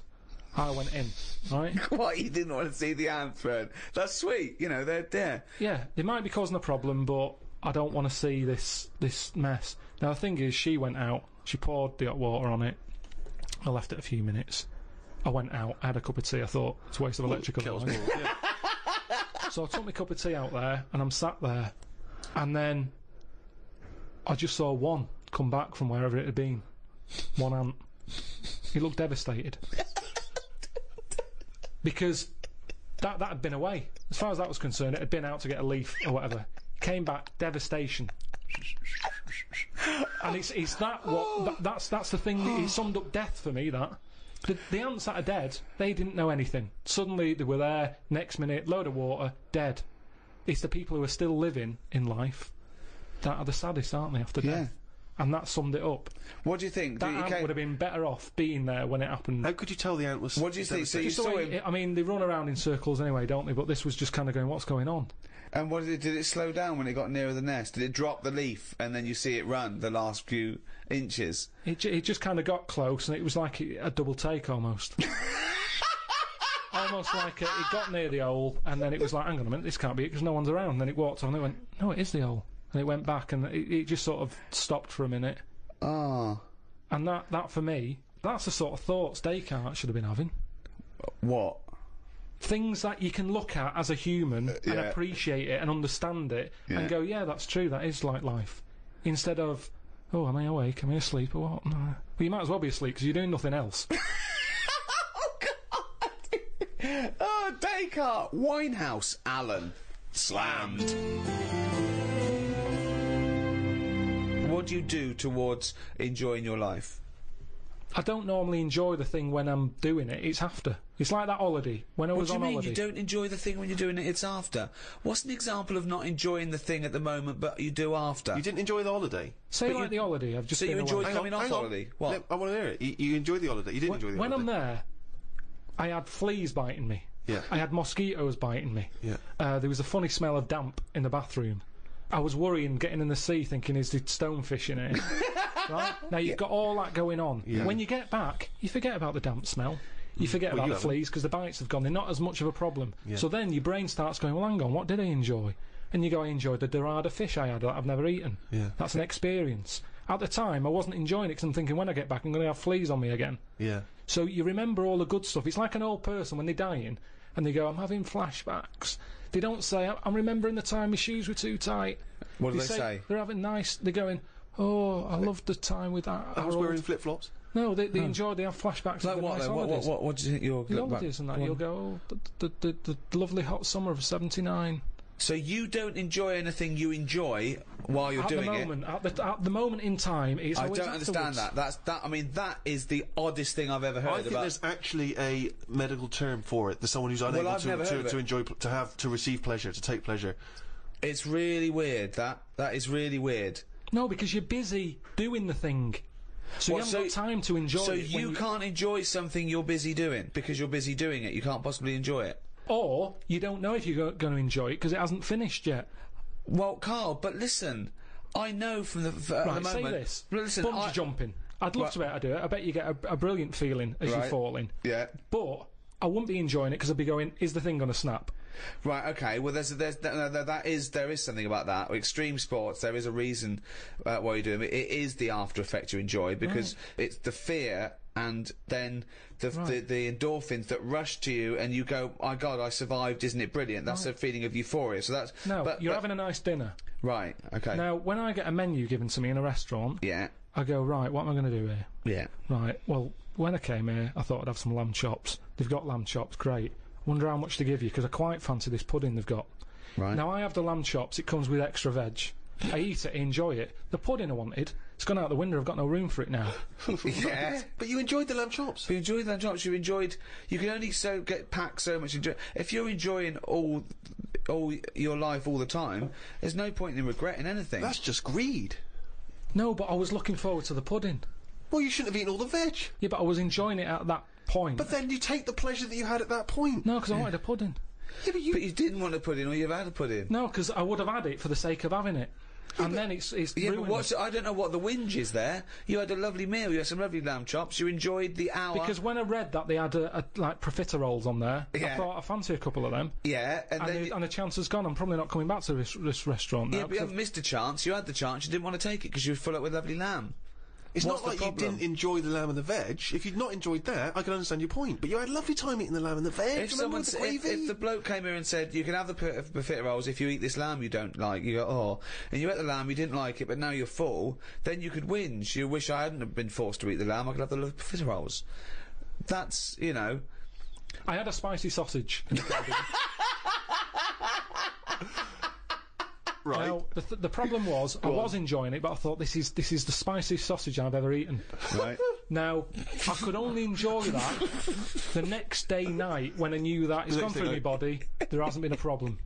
So I go, that was a nice sausage, I'd have one of them again. Right. That was a nice sausage! sausage. But then the next time, surely you'd be enjoying it, because you wouldn't have the trauma of the next night, because you'd lived through it, and now you're just enjoying the lovely spiciness and the sausaginess of the spicy sausage. Yeah, but the problem is, once you've enjoyed something, it's very difficult to replace what you got from that spicy sausage the first time. Then why are you looking forward to having another one? Because let me tell you, Go on. Auntie Nora, Yeah. she's guilty of this all the time. She loves a spicy Well, sausage. she, you know, I've told you she prepares all her food, right? She's got them all in bags in a freezer, Monday, Tuesday, Wednesday, Thursday, Friday. Yeah. Right. She's got it all there. Now, what she normally does, she makes a big pot of curry. Right. She goes, what I'll do, I'll pop that in the Monday bag and I'll pop it in the Thursday bag. It's the same curry. Now, she has it on the Monday. Yeah. She loves it. She thinks I got the mix just right there. The spices are good. The chicken was tasty. I'm looking forward to Thursday. I'm looking forward to Thursday. I can't wait for Thursday. Yeah. I'll call her up on the Thursday evening. I'll go, how was the curry that you had on Monday that you said you were having again on Thursday that you enjoyed? Didn't enjoy it. Why is that? Dunno. Just want the same. Now, the weird thing there is it is the same. Auntie Nora, that is the same. It's from the same bag. It's from the same pot. But she was expecting too much. And that's the problem. If I had that spicy sausage again, it's never going to live up to it. So forget the spicy sausage. I've had it. I've experienced it. So you never someone have another says, well, it depends. So do you have anything twice, ever? Maybe not. But this is insane, Carl, because aside from you and your Auntie Norma and presumably all the other Pilkington clan, or all as weird as one another, why you phone her up and ask her what she's having for tea, I don't know. Yeah, that's one thing. What, and that shows not you only what is happening on Monday, but what you're going to do on Thursday as well. I'll make a note of it in the Auntie Norma food diary. That's proof that you really aren't enjoying your life. Exactly. To go, right, oh, fucking hell. What else do you say But to then other he's people? phoning her up again late on the Friday to find out how the Thursday curry went down. I know, exactly. Yeah. That's two calls that week. Unbelievable. Well, it's just Just good to- read her journal. No, it makes her happy, doesn't it, getting a call? She's got nothing else. Yeah, What but else the is she curry gonna doesn't. tell The me? curry don't make her happy. No, well, she did the first They time. loved it on Monday. We should like it on Thursday. Now, the question is it better to enjoy something once and not again than not at all? But you're an idiot because you're the That's only not the person who choice. experiences this. That's not the choice. That's not the choice for normal people. You can either never enjoy summer or only enjoy it once. You can enjoy things loads of times. No, you can't. That's what a hobby is. A hobby is enjoying things over and over again. I haven't got a hobby, have I? That's why. I've had loads of hobbies in the past. I did the dancing, I did the boxing, I did, what else have I done? That is it. I think that's what. But that's what I'm saying now, I soon get bored. And it's like how you enjoy, you know, I love munchies, Yeah. but I always enjoy the last one more than... But that doesn't make sense. That goes totally counter to your argument. No, because it's from one packet. What? It's from one packet. What difference does that make? The first one's surely your favourite. So it's hold on. not. So if you were to have one munchie, I'll go as a munchie, mate. You No. go, I'm not going to take one unless I can have all of them, particularly the last one. But what Well, is? no, I'd like to have them all, please. What? No, you can't have them all. Don't be so greedy. Have one munchie. Have the first munchie. There But you I'm go. going to have one, and I'm then going to get a taste for them, and I'll probably want another. Well, no, they're my munchies, though, aren't they? I'll Do you keep them then, forget it. Well, look, so you'd rather have no munchies than one munchie? I'll go and buy a packet. I'd prefer to go, do you know what? I fancy a packet of them. But why do you enjoy the Okay, then Why wait. do you enjoy the last munchie more than the first? Whereas you know you that's the enjoy the last first one. curry, but not the But second you know it's curry. the last one. Because I'm eating them all in one sitting. I'm not going, that's for Monday, that's for Tuesday, that's for Wednesday. I'm Right. talking about a packet of munchies. Right. I eat them. There's probably about 12 in a packet. Okay. I shove the first 4 in without even thinking what I'm eating. Greedy bastard. You shoved the first 4 in! Without even thinking about what I'm Right. eating. Now, then when you're getting towards the end, you make them last more. You might bite the top off them. You look what's inside them. You go, I'm liking this. But You know hold that on, last what, one? every time? What, every time you buy a packet of munchies? Yeah. Yeah. So, hold on, though. You must enjoy a packet of munchies regularly, then? Not as often as you think. They have Well, an I don't offer know. on them. Well, No it's not opinion. as I think. I don't know.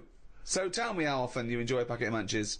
Normally after sort of maybe once a month. So, every month, you look forward to a lovely packet of munchies. And the same experience. Yeah, You but like at the the first end, I one. like the last one. The only thing you know you enjoy, look forward to enjoy, and it fulfills all those expectations is a fucking packet of munchies once a month. Fuck me.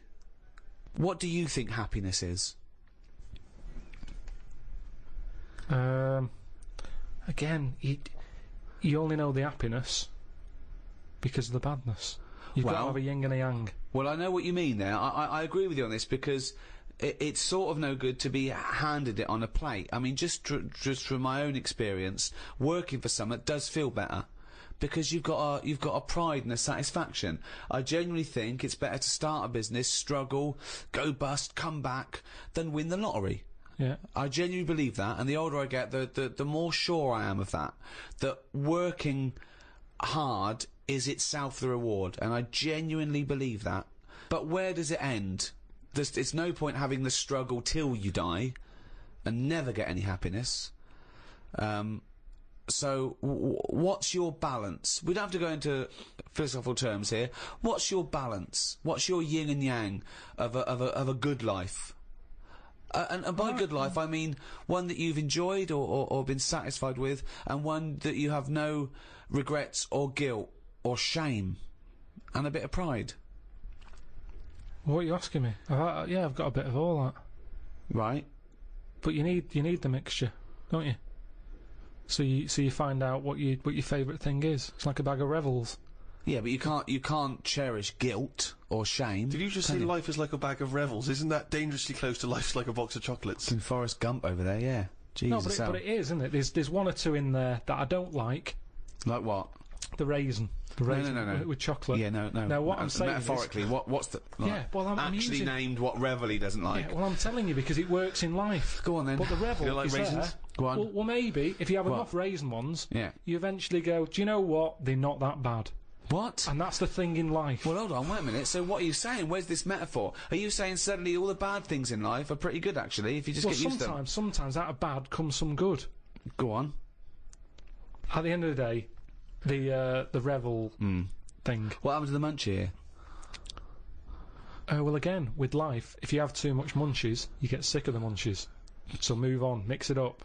What mixes it up? Bag of Rebels. You've got a bit of everything in there. Right. Even the ones you don't like, you might like in the end. You'll go, do you know what? I was wrong. Okay, lose the analogy now. Actually, just talking about Rebels now in life. What about what has he enjoyed before? What would you have written to Jim will fix it to fix for you? What would have given you pleasure as a kid? Dear Jim, can you fix it for me to do what?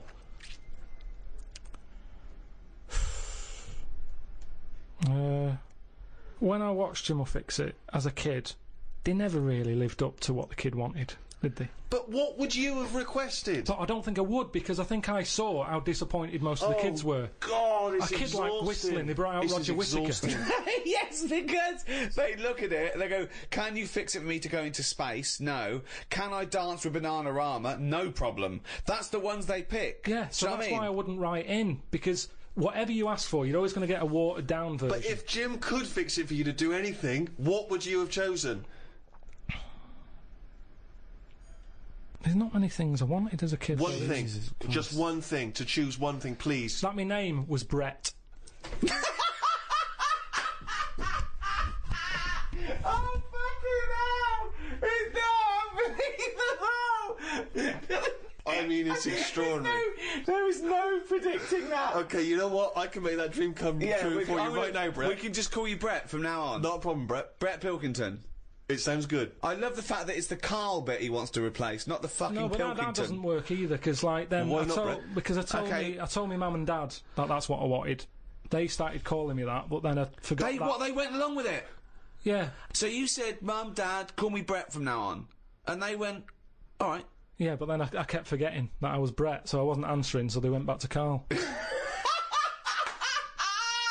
Oh, It's amazing! so you've had that dream come true. Yeah, and it wasn't that good. And that's what I'm saying to you. Things never live up to what you want.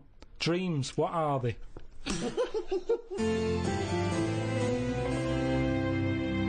Taking one of the big themes of philosophy further, why are we here? What's the point of life? What is it to be human?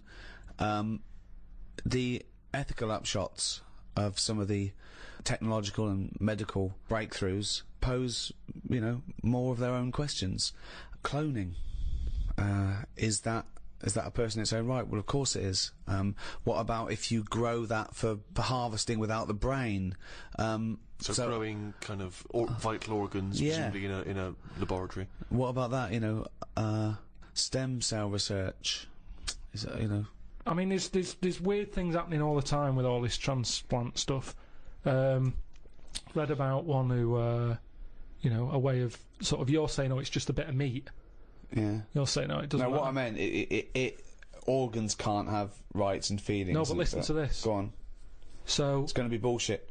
No. No, the sensors went up. Would you like a small wager? Beep, beep, beep, beep. The sensors went up when he said, right, listen to this. Okay, I'm going to bet you £5, Rick, that this is not bullshit. Don't let me down, Carl. Okay, I'm going to bet you they found out it was the heart of a chimp and the bloke's selling like bananas. Okay.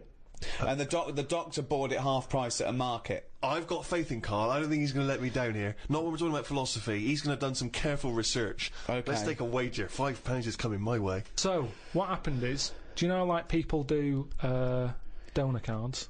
Mm-hmm. Someone filled one out saying, if I die, you can have my kidney, right? Mm-hmm. So, anyway, he died. He said, get the kidney out. They got the kidney out of him. Someone who needed a new kidney, they were like, over the moon, there's a new kidney on the way. But this person who who needed the new kidney had a couple of things. What? He wasn't very good at driving. Yeah. And he couldn't stand yellow biscuits. Right. Couldn't stand yellow biscuits. Okay. He just didn't like them. There was Okay. something, he didn't know why, he's just never liked them. Anyway, they pop it in, he's having his tests done, he's in hospital for a couple of days, goes home, goes, could do with a yellow biscuit. What the fuck's a yellow biscuit? Just a... Banana baldies. What are you talking about? Just a yellow biscuit. Who decides I like all biscuits except yellow ones? Where is this I'm just telling you what supermarket? happened. Right, and well, it I don't turned know out why. I don't know what the colour of the biscuit's necessarily got to do with it. It's like a phobia. It's an odd phobia. Oh, so he fears the combination of yellowness and biscuitiness. Right, so a bloke... He doesn't mind biscuits, I don't mind yellow. Don't ever put them together, that's my worst nightmare! So, right, I'm confused as to who's got what, whose kidney. There's a bloke's received a new kidney. He hated biscuits. He's that not were very good yellow. at driving, he hates custard creams. Right, but now, suddenly, after the hospital after the operation, I really fancy yellow biscuit. Yeah. Okay, does he go out for a drive at any point?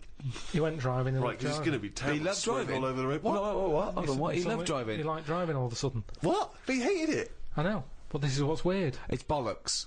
The kidney is a filter system. But if you have something for long It's enough... like getting a new tea strainer and suddenly liking yellow biscuits and driving. No. The kidney has no impact on anything. No. It's like how if you knock about with someone, you pick up their little things that they do. Right. Suzanne kept saying to me, that's a nonsense. I said, stop saying that. You've suddenly picked that up from someone. I said, you've never said that before. And you've done it 3 times in about 2 days. And it's the same thing. It's the same thing. Christ. Living with Carl. He doesn't like me saying nonsense. I don't know why. But let's be honest, if you're going to live with Carl, you're going to use the phrase, that's nonsense. You're going to start quite a coming lot. up with more and more bollocks, nonsense, rubbish, shit. Round-headed fool, you've picked that from someone. You've used that 200 times in the last 3 minutes. Head like a fucking orange. Stupid fucking bald cunt. Where'd you get that from, Suzanne? You've said it 3 times just during Fucking breakfast. hell, dim-witted half... Steve, £5. Yep. A big question, particularly in the area of philosophy of the mind, is what is intelligence? It's just... it's what you know, isn't it? Well, that's knowledge, isn't it, really? You know, it's a form of knowledge, intelligence. No, I don't think it is. Why not? Because intelligence, really, is everything from the ability to retain knowledge, to understand it, to apply. It's probably a little bit like the difference between how fast the computer is and how good the program on that computer is. It's no good. I'd say I've got a brain that can work stuff out. But sometimes, if I tell it too much, it can't remember all of it.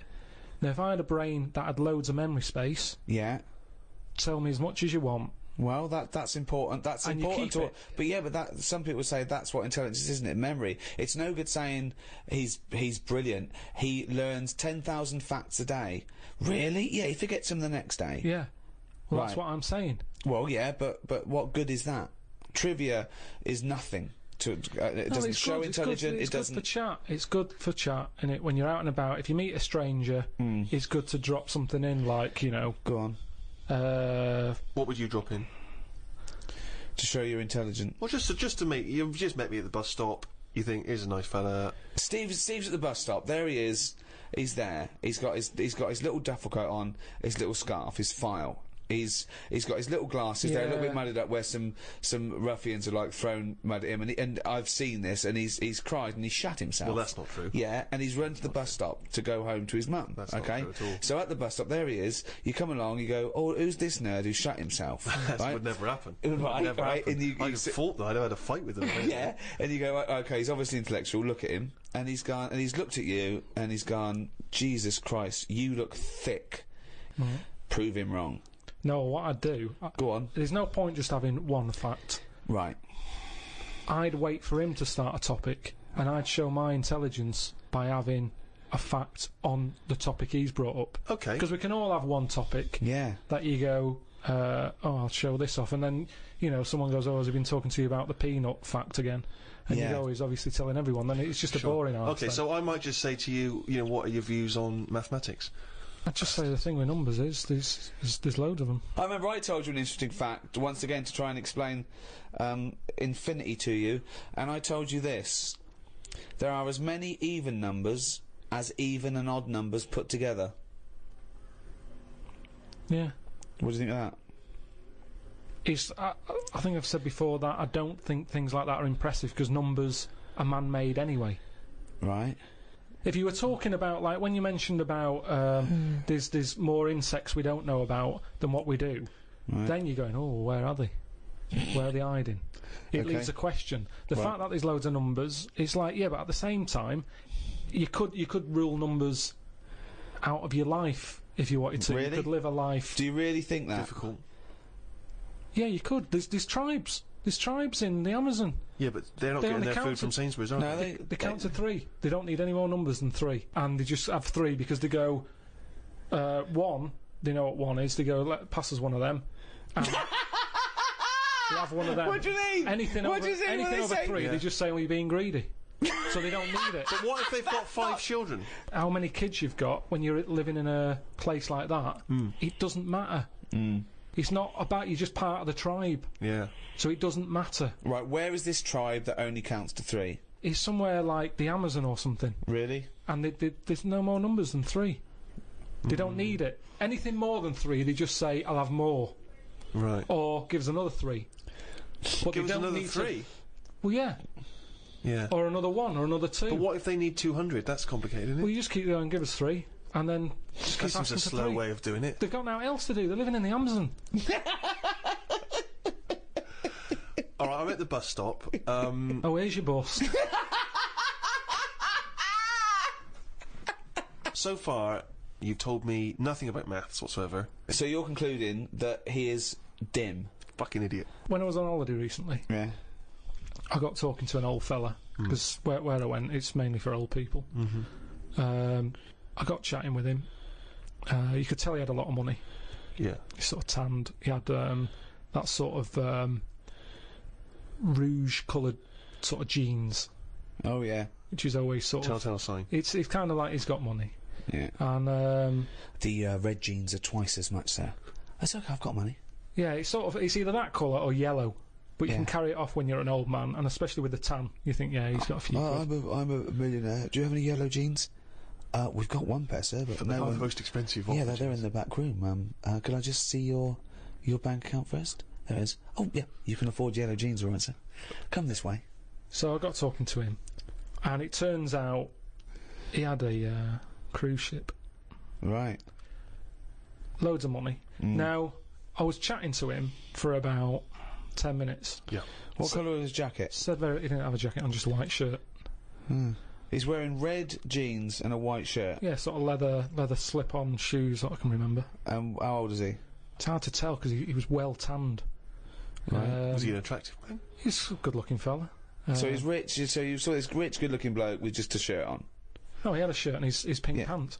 His pink pants, and he Okay. just went over and struck up a conversation. I don't know. Why did you notice what colour the crotch area was? What? Why did you notice what You were colour looking very much at the arse I and the can crotch see why area. you could see if you're looking at his face, you could see a white shirt. I'll But tell why you could you why. see I'll tell you what why. colour This is what I'm the telling you. fabric around his This is what testicles I'm were? saying. You saw a good-looking old man sat at the bar. You went out and bought him a drink. Yeah, you I was waiting noticed for the that. barbecue to open. Right. Okay. And I you got noticed there a man's. early. So you noticed So a it was man's 9 in the morning? trousers. No. Yeah. No. I was annoyed. I Right. don't like late nights on holiday. Right, With okay. jet lag. Suzanne said, let's go down there early tonight. Right. I get there, I find out the barbecue's not for another 40-odd minutes. What time was the it? holiday rep. Well, I don't know, it starts at 8. You're so I had to noticing wait people. 40 You're minutes. noticing old men's genital coverings, but you don't know what fucking time it is. Yeah, but Get your story straight. What I'm saying to you is, the Right. reason I noticed his pants is because what he was talking about, Right. there was no reference points. I didn't have a clue what he was going on about. Right. What was he talking about for your eyes to wander down to his penis, is what I'm trying to say. What made you look at his penis? Because I got bored.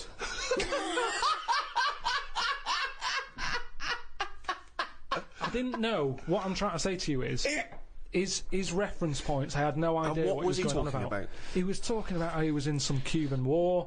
He told me about how he'd met President Reagan.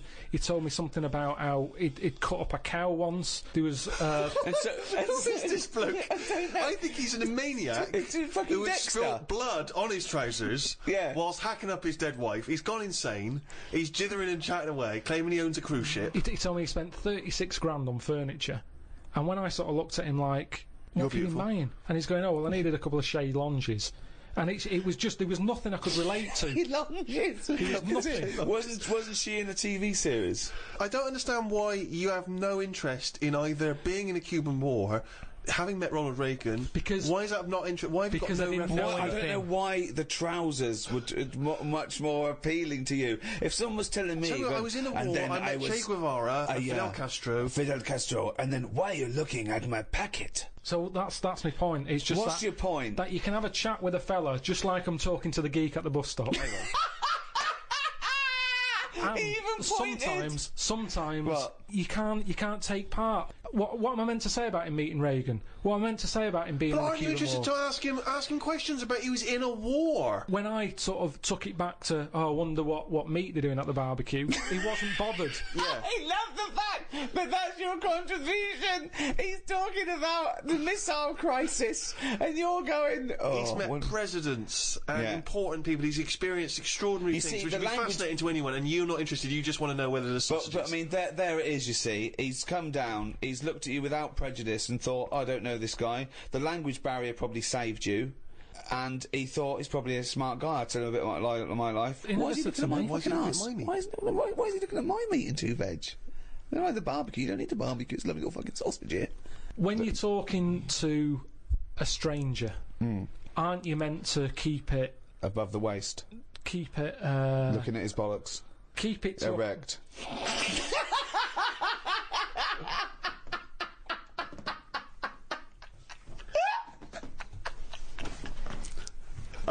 I made Carl laugh.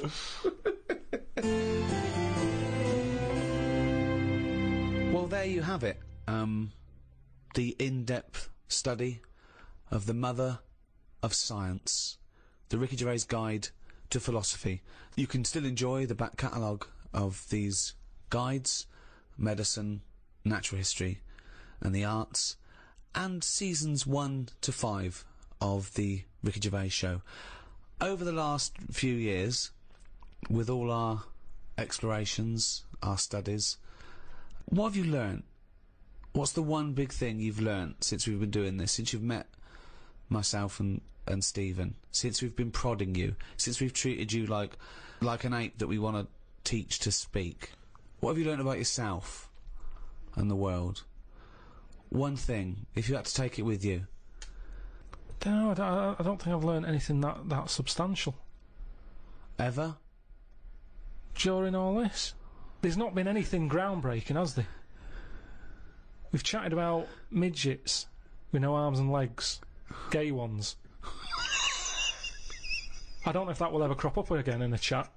So even if I've learned something from it, I don't think it'll ever crop up again. So it's no use. That's what I'm saying to you about information and intelligence. It's if you can use it. There's So no you're point having a brainy saying head. this series of audiobooks at the price of £1.95 is absolutely worthless and pointless? Yeah, I suppose it is, yeah. Thanks. Good night.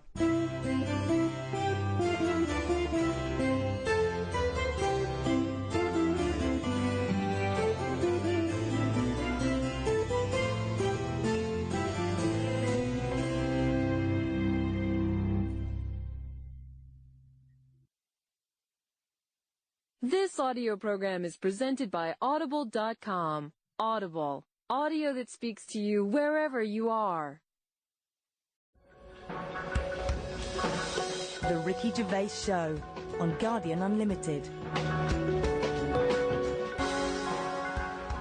Happy New Year. Welcome to the world's #1 podcast. I'm Ricky Gervais, with me Steve Merchant. Hello there. And Karl Pilkington. All right. We have had an overwhelming response from emails. To be honest, we're very grateful and thank you so much, but we've had over 4,000, which is just too many to get through. So we're going to have to apologise for not getting back to you. We are going to try and read them all, but we just can't reply. We do this ourselves. We're three little fellas. We haven't got an entourage and millions of people working for us. It's just us in a little room. But thank you so much. One in particular, remember a couple of weeks ago we asked if there's any house DJs out there, maybe they could do a dance mega mix with the words, "I could eat a knob at night." Karl just said that in conversation, talking about someone in a reality game show, "I'm a celebrity, get me out of here," who ate a kangaroo penis. And he just came out with the phrase, "I could eat a knob at night." Someone has risen to the challenge. We had about 70 different songs. We're going to play our favourite at the end of the show, and maybe put some of the others on the website, rickygervais.com, so you can go there and hear great dance tracks. They're all called "I Could Eat a Knob at Night." Oh, no one's switching off now. Everyone's guaranteed they're going to stay right to the end there so they can hear, I want a bit of knob at... Was it? I could eat a knob at night. I could eat a knob at night. It's funny, it was only a while ago you were talking about getting quoted, like Winston Churchill got quoted and Ben Franklin got quoted, and now you may go down in history, "I could eat a knob at night," Karl Pilkington. Karl, I could eat a knob at night, Pilkington. Talking of all things nobular, I got a text from Karl yesterday, Steve. A text from Karl, yeah. Yeah. I'll just read it to you. "Okay, see you to Moz for a face rub at 6:30 then. No bum tubes, though." So I was intrigued, and I called Karl and said, "I think you've just sent me a text by mistake." What's the explanation of that? "See you tomorrow for a face rub. Yeah. No bum tubes, though." Just because my mate, right, Russell... Why did he choose you? He said, you know, there's things that go on in life that you need to experience. Yeah. He said, just pop along, and I didn't say yes straight away. What's a face rub? You mean a facial? Like a facial? Just like a posh face wash. Like a facial, where you lay down... You just clean your face with a flannel and that. So you're going to have a facial scrub, you're going to go lie down with another man and have your face Well, fiddled no, with. This is what I was saying to him. There's a couple of questions. I didn't just say yes straight away, I questioned it. I said, well, I'm not that happy with this. So I said, look, there's nothing weird going on here, is there? I said, it's not a house, is it? It's a proper clinic and that. He said, yeah, it's proper, you wear a dressing gown and that. I said, well, I'm not that So he's already got you in the dressing gown? Yeah, well, I haven't agreed to that. Today I've worn a little round polar neck sort of jumper so I don't have to take it off. It's not going to get in the way of my face. I made sure I didn't wear a shirt with a collar. I'm not taking this off. They can put the dressing gown on top of this. Right. If you have to do it to look smart or whatever. I'm not taking my clothes off. Okay. I don't know if it's a woman who rubs my head. Don't know if it's a bloke or whatever. Well, the thing is, you get extra, don't you, for your face rub, because your face goes all the way back over the top of your head down to the back of your neck. But all I was, so you've got a big face, haven't you? All I was saying to him is, I'll have the face rub, but I don't know if once you're in there, right, they try and sell you the old the bum tube thing. What's a bum tube? Is that a euphemism? What are you talking about? The thing where they pop a tube in and put coffee in your belly and it cleans you out and that. An enema? Yeah, a colonic irrigation? Yeah. Why would you have that? I don't want it. I don't think Why you not? need to. Just because I think I've said to you before about, you know, you don't need to be that clean inside. Do you know what I mean? I don't mind washing my face.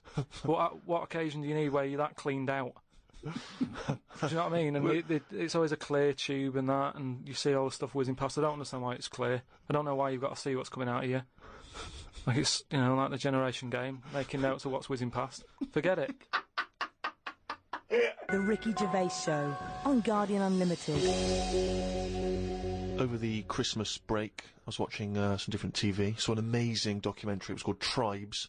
This guy, and he goes and lives with different tribes around the world. These small little indigenous people. And there was one. He went to Papua New Guinea in Indonesia, right, Karl? He lived with the Kombai tribe. Alright? Now, this Papua New Guinea is an extraordinary place because it is one of the only places left on Earth that hasn't been fully explored. There are parts of it that it's just blank on the map because they've never explored there. They don't know what's there, they don't know what's going on. So, firstly, that must already freak you out. Imagine that. 21st century, they have no idea what's going on down there. But do they need to know if there's nothing going on? Well, they don't know what's going on. There could be stuff going on. No, but there's no chance that they'll go, we haven't been over there, and someone goes and there's like an Arndale centre. Nothing's going to be there, is it? So there's no... Well, no I'll tell you point. what is there, okay? There's these various small tribes, okay? This guy goes, he's amazing, right? Now, the thing about these is that up until the 60s, and even more recently, some of these tribes are still cannibals. They're still cannibalistic, okay? Eating people from other tribes. This is going on now? Going on now. It's generally stopped, but it still does occasionally occur, alright? So this guy goes to live with them, right? They walk around, you know, obviously naked, except for a little leaf just above their genitals. It's not covering the genitals, it's just above the genitals. Do they know they could move on? Have they got a telly? Or have they seen a telly and gone, I'm not up for that? Or are they saying... It's not the Amish. They haven't chosen But what this. is the difference between the Amish and these people? Well, the Amish are a group of people that choose to live in that way. These people are just essentially untouched by civilization. I mean, they do have interaction with civilization, and people do come there, but they still live in this very, very almost prehistoric way. They go around, they have homemade weapons, they kill pigs and hogs in the undergrowth. They live in kind of tree houses. They did buy a telly, but there was nothing on because there isn't any broadcasters. They couldn't plug it in. Yeah. They're having an absolute nightmare. Yeah. But there was one guy, okay, now he said that his brother was dying. This was a couple of years ago, right? His brother was dying. He said to his dying brother, what happened? Why are you dying? This guy said, it was a bloke in another village. Okay, he goes over to the other village, he kills this other bloke, right? He eats him, or eats bits of him. The other village gets a bit annoyed. They go, what's going on? Why did you kill this bloke? He went, sorry about that, right? They said, well, you need to make it up to us. He gave him a pig. They said, a pig's not enough. They gave him 5 pigs. Hang on, who are they giving these pigs to? The tribe? To the tribe of the bloke who he killed and ate. So 5 pigs apparently made up for the fact that they'd killed one of them. They said, well, hang on, what are you going to do with this bloke's wife? Why were they bartering? Why didn't they just get the police in and say, what's going on? What police? Yeah. Why didn't they call Morse? I mean, what? Yeah. Why didn't they call in Kojak? Because he'd have sorted it out, wouldn't he? Or who else could they have called in? Columbo would have sorted it. I don't understand. What are you saying? There's 2 tribes. There's a number of different tribes, aren't there? I've just explained that to you. There's a number of small individual tribes in this dense Papua New Guinea forest. With a load of pigs. With a load of pigs. But the wife of the guy that he killed, Nate, they said, what, we don't need her now, we don't want her. So she had to come and live with the murderer of her husband. So she's living there now. You know, happy as Larry. But what I mean is, right, they're miles away from anything, but it doesn't sound like the great place to live, right? Could they not move? Could one of them go, do you know what, I'm sick of this. I'm moving or whatever and go to a proper city. How far away is this, these Papa people, to the next... They're like the Smurfs. They're very like the Smurfs. But how many miles away from a place with a normal life going on? But think about this, Carl. Firstly, they don't speak the language, so they don't have any practical skills. They've got no experience of civilization. So even if they chose to go and live in one of these cities, what can they do? How can they function? They'll spend, 15 years just trying to figure out what, how everything works. Mind you, I have had the same thought about Inuits. Right. If you live in a house made of ice and eat fish all day and then just stay in for 6 months, move. I really do. I mean, I don't understand why they're living there. I think there's some bacteria that has better lives than that. That's got to be offensive. Why? Okay, how about this is one of the weirdest things. This is one of the weirdest things, right? Sorry! An entire race just of people. dismiss. I'm not having a go, but I'm just saying I wouldn't fancy it, is what I mean. But they You know what I don't mean? We're living know in of ice. another world. How can they imagine that they could... Oh, I'll tell you what, this is boring. I'm tired of hunting for food and eating fish from the river. I'll tell you what, I'd like a world where there's iPods and room service. I'm going to go and move to New York. They're not thinking like that, are they, Carl? Because they don't know about this other world. Which is why, in a way, Karl can't offend them because they are not listening to this podcast.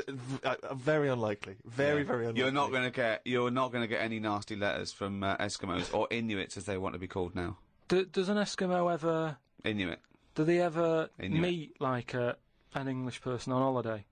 And an English person goes, it's choppy here, isn't it, or whatever? Well, what do you think? It's just that people go to, you know, Steve said before about places he's been to where people are still walking about with swords and that. People go to these places on holiday now. They like a little bit of danger. They like to see how the others live. So all I'm saying is, we know they exist. Yeah. The Papa people, maybe people aren't going there. You know, it doesn't sound like the best place. You know, I can't imagine it having a tourist board or anything, right? But would they accept me if I popped over there and, you know, with Suzanne, sort out a little weekend break and that? Where are we talking? We're talking Papua New Guinea? In Papa. Well, okay, this is one of the things that they do, okay, which is a tradition you may have to do. These kombai, right, they invert their penises, so they push their penises back up inside their bodies. Like a sock. What for? Well, keeps it out of the way. Of what? Well, if you're running through the undergrowth, chasing a hog, you don't want it flapping away, you know. But it's also become a kind of ceremonial thing, so if you were over there, you may well have to try it yourself. You would have to try it yourself. If you went there, you'd have to try it yourself. But even cavemen had little pants on. Why haven't they... Whoa! Slow down. Rewind. What do you Again, you've been watching the Flintstones. No, it's just, you know... Is it a leopard skin pair of pants that's actually quite a... Go on. But it's a well-known fact that they wore, like, bear pants or whatever. Bear pants? What do you mean, bear pants? No, listen, you are a qualified anthropologist, so what... I mean that, you know, whenever you see them on footage or in a museum... Footage? Yeah. Whenever you see that early it's a bit shaky, isn't it? Yeah, it's black and white as well, isn't it? Caveman footage. You always see them wearing a little bit of fur little pants and that. So, what I'm saying is, even though... What year is it to these people in the woods? I don't know what this conversation is anymore. He's just clutching at straws. His mind, it's like a fly. His mind, isn't it? It's just buzzing round. It's trying to find a window, and that's your mind. It is just like hitting against pieces of information, but then just bouncing off. Yeah, dazed, perplexed. Yeah, forget it then. The Ricky Gervais Show on Guardian Unlimited. You can't believe your luck, Rick. Paul, the party animal Parker's been in touch. I imagine the kind of New Year party he was having last night. I don't want to think about it, because it gives me a hangover just thinking about what that dude got up to. That dude got up to. Come on, then. Man alive. But anyway, you know, he never stops. He never stops supplying us with little tidbits. Oh, what's PP done for us now? He just likes finding little odds and ends and just sending them in. And you remember when we used to, years ago, we used to do that thing where we'd read headlines? Yeah. And sometimes the headline is all you need from a story. Yeah. And this is what's great about this one. If you just give me a News at 10 style bong. And now the news at 10. Bong. Boy waited while doctor rode unicycle. What does that mean? Well, amazing. A hospital has apologised after a 6-month-old boy waited 2 hours for treatment while a doctor rode up and down a ward on a unicycle. Paula Dadswell has taken her son James to a local general hospital with suspected gastroenteritis. I should point out now, James was fine, it was not a problem. But she spotted the doctor pedalling the unicycle, but was astonished when the same doctor later walked over to examine the child. Miss Dadswell said, "We took one look at the doctor and said, 'You must be joking.' His face went bright red." A spokeswoman for the hospital said, "Of course, we are sorry if distress was inadvertently caused to the mother, and we've offered her our apologies. But let's also remember that we should try and make hospital wards less intimidating places for patients, and we regularly provide diversions that are not directly related to medical care. Many parents have commented favourably on this approach and indeed about the unicycle." What I love about that story is that it's the most important job in the world, and the most useless. Being a doctor is saving lives. It's incredible. It's so noble. Riding a unicycle is the most useless thing you can do. It's that to me is plate spinning, juggling. Yeah, flame eating. Who goes into plate spinning? Is it like the father going, "Son, when you've finished university, you can take over the business"? But I want to be a doctor, Dad. Look, the plate's nearly, and you're hooked, and you give it a little push, and you're there, and you're hooked. It's a dying art. You don't see it as often as perhaps you once did. Dad, I want to be a doctor, but the plate's nearly dropped, son.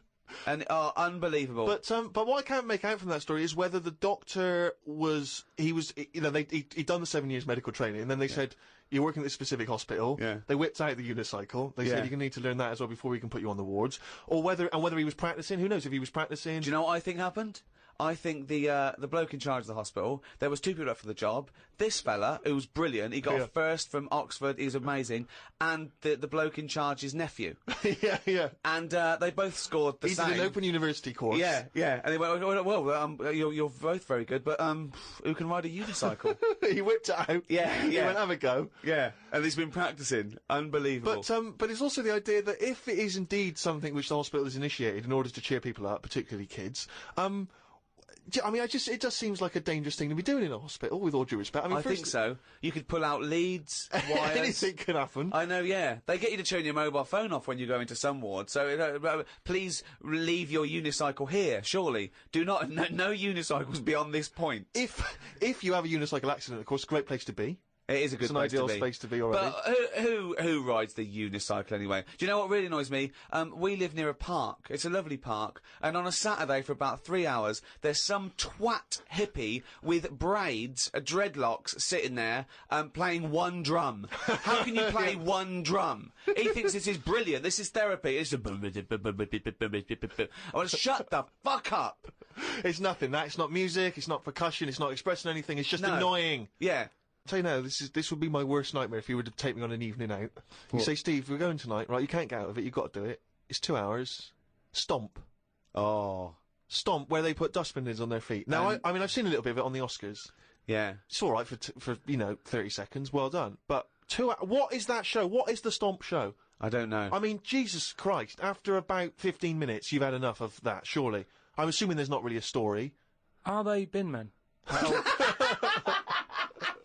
No, I just wondered how you get into that, how you start practicing and go, do you know what? That sounds quite good. Yeah, they are. They're bin men, yeah.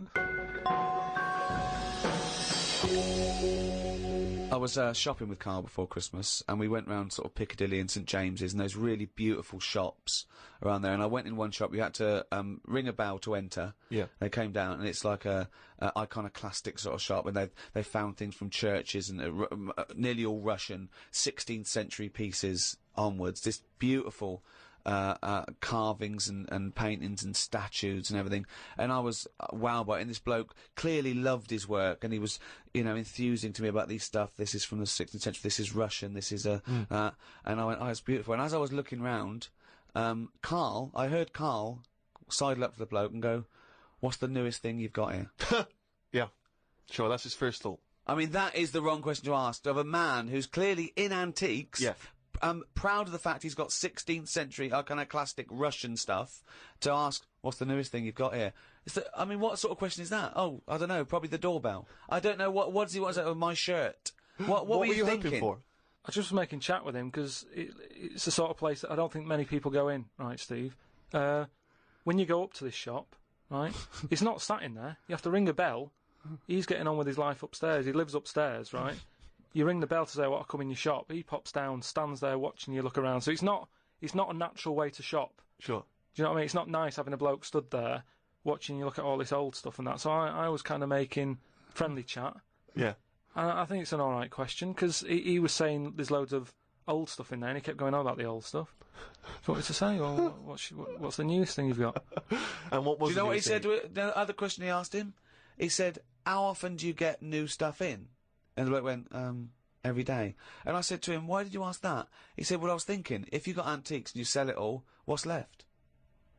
Like, someone's going to sell all the antiques in the world because they're not making. He said, because they're not making any new stuff. What does that mean? They're not making any new stuff. But I know for a fact no one's ever going to go in there and buy the lot anyway. I mean, I've never seen anything like it. I'm not at any point in my life, and I don't think it'll ever happen, will I go, "I need some old Russian wood." Because it was brilliant. No, Steve, no. It was beautiful. It's amazing stuff. There's stuff. There's these things from the 16th century of sort of like saints and monks, and they're carved. But and there's loads of it. It's just all piled up. No one's interested. If I was him, I'd go, "Do you know what? I'm into this, but no one else is. Close shop." Because seriously, it's just piled up, piles upon piles of like old bits of wood with pictures on it and that. But just think of a man 400 years ago that carved this, No, but nobody wants it, do they? I've never heard anyone say, you know, oh look, it's my birthday coming up. I'll tell you what I'd love. What? Bit of old Russian wood. It doesn't happen. That's what I'm saying. I've never heard anyone saying it like. I've never overheard someone saying, "You don't know where the Russian shop is, do you?" And this is in London where the rates are high. There was this thing, right, Steve? You know, again making chat. Loads of bits of wood with like them old drawings on like. It was like a panel from a church that someone had painted, right, yeah. and I think it was like, you know, from sort of like 1590 or something. Yeah. And it was this a picture of this this saint, wasn't it? So 1590. It could be from any time, really. So there's this one there, right, leaning up against the wall, and most of them in there was that Stalin bloke, right? But there was this little. Right, can I just stop with there? Lenin. Right, Okay. alright then. Yeah. So he was on all these bits of wood and stuff, but I saw this other little face, right, little fella with a beard, right? So I said, who's this bloke here? He said, the story there, right? He said, it's this little fella who went a bit mad or something, he got mugged back in Russia. This is right, isn't it? This is what he was saying. He said he got mugged. It's just that term, I love that term in a 16th century Russian wood. Oh no, I'm being mugged. So he got mugged. He got happy slapped. And he said, I've had enough of this, right? Yeah. And he went to live in the woods, right? Made like a little shed, stayed there. People went to visit him, and like if you got a problem, you knock on his door and you go, I'm sick of it. And he'll sort of say, yeah, I know what you mean. I've moved out of the city and what have you. And he'd make them feel better, and then they go again. Now, why has that man got a plaque? If he was around now, there's no way he'd have a bit of wood with his face on it, is what I'm saying. If someone had got fed up with living in London or New York or whatever, and they go, I'm going to go and live in the woods, people wouldn't visit him, and he wouldn't get a piece of wood with his face on, is what I'm saying. But this man is selling it for about, I think it was about 750 quid for this bloke's head. Well, because it's 400 years old and beautifully painted. But the chances are that this is either a well-known Russian folktale, or it may even be a piece of classic Russian He's literature. a saint. He was a saint. He was canonised. Everybody was a saint years ago. That seems to be like thrown about, doesn't it? Who's a saint now in this year? Who's a saint? Name me one now. Yeah, this fella lived in the woods in a hut. Oh yeah, that's Saint John or whatever. He's not a saint. He's done nothing. If anything, he's sort of said, I can't be bothered with living in a city with everyone else. Everyone else has got to put up with it, but I can't put up with it. I'm going to live in the woods. Well, if you can't put up with it, you're not good enough, are you? You've got no stamina. And yet he gets a plaque, is what I'm saying. It's annoying. Who would you like to see get a plaque in the modern world? Who deserves a plaque, in your opinion? Probably like nurses and that, who do a lot of bad things that I think I couldn't do that. Carrying lungs about and all that. No, but I couldn't do. Do you know what I mean? That's one job that my mum wanted me to be a doctor.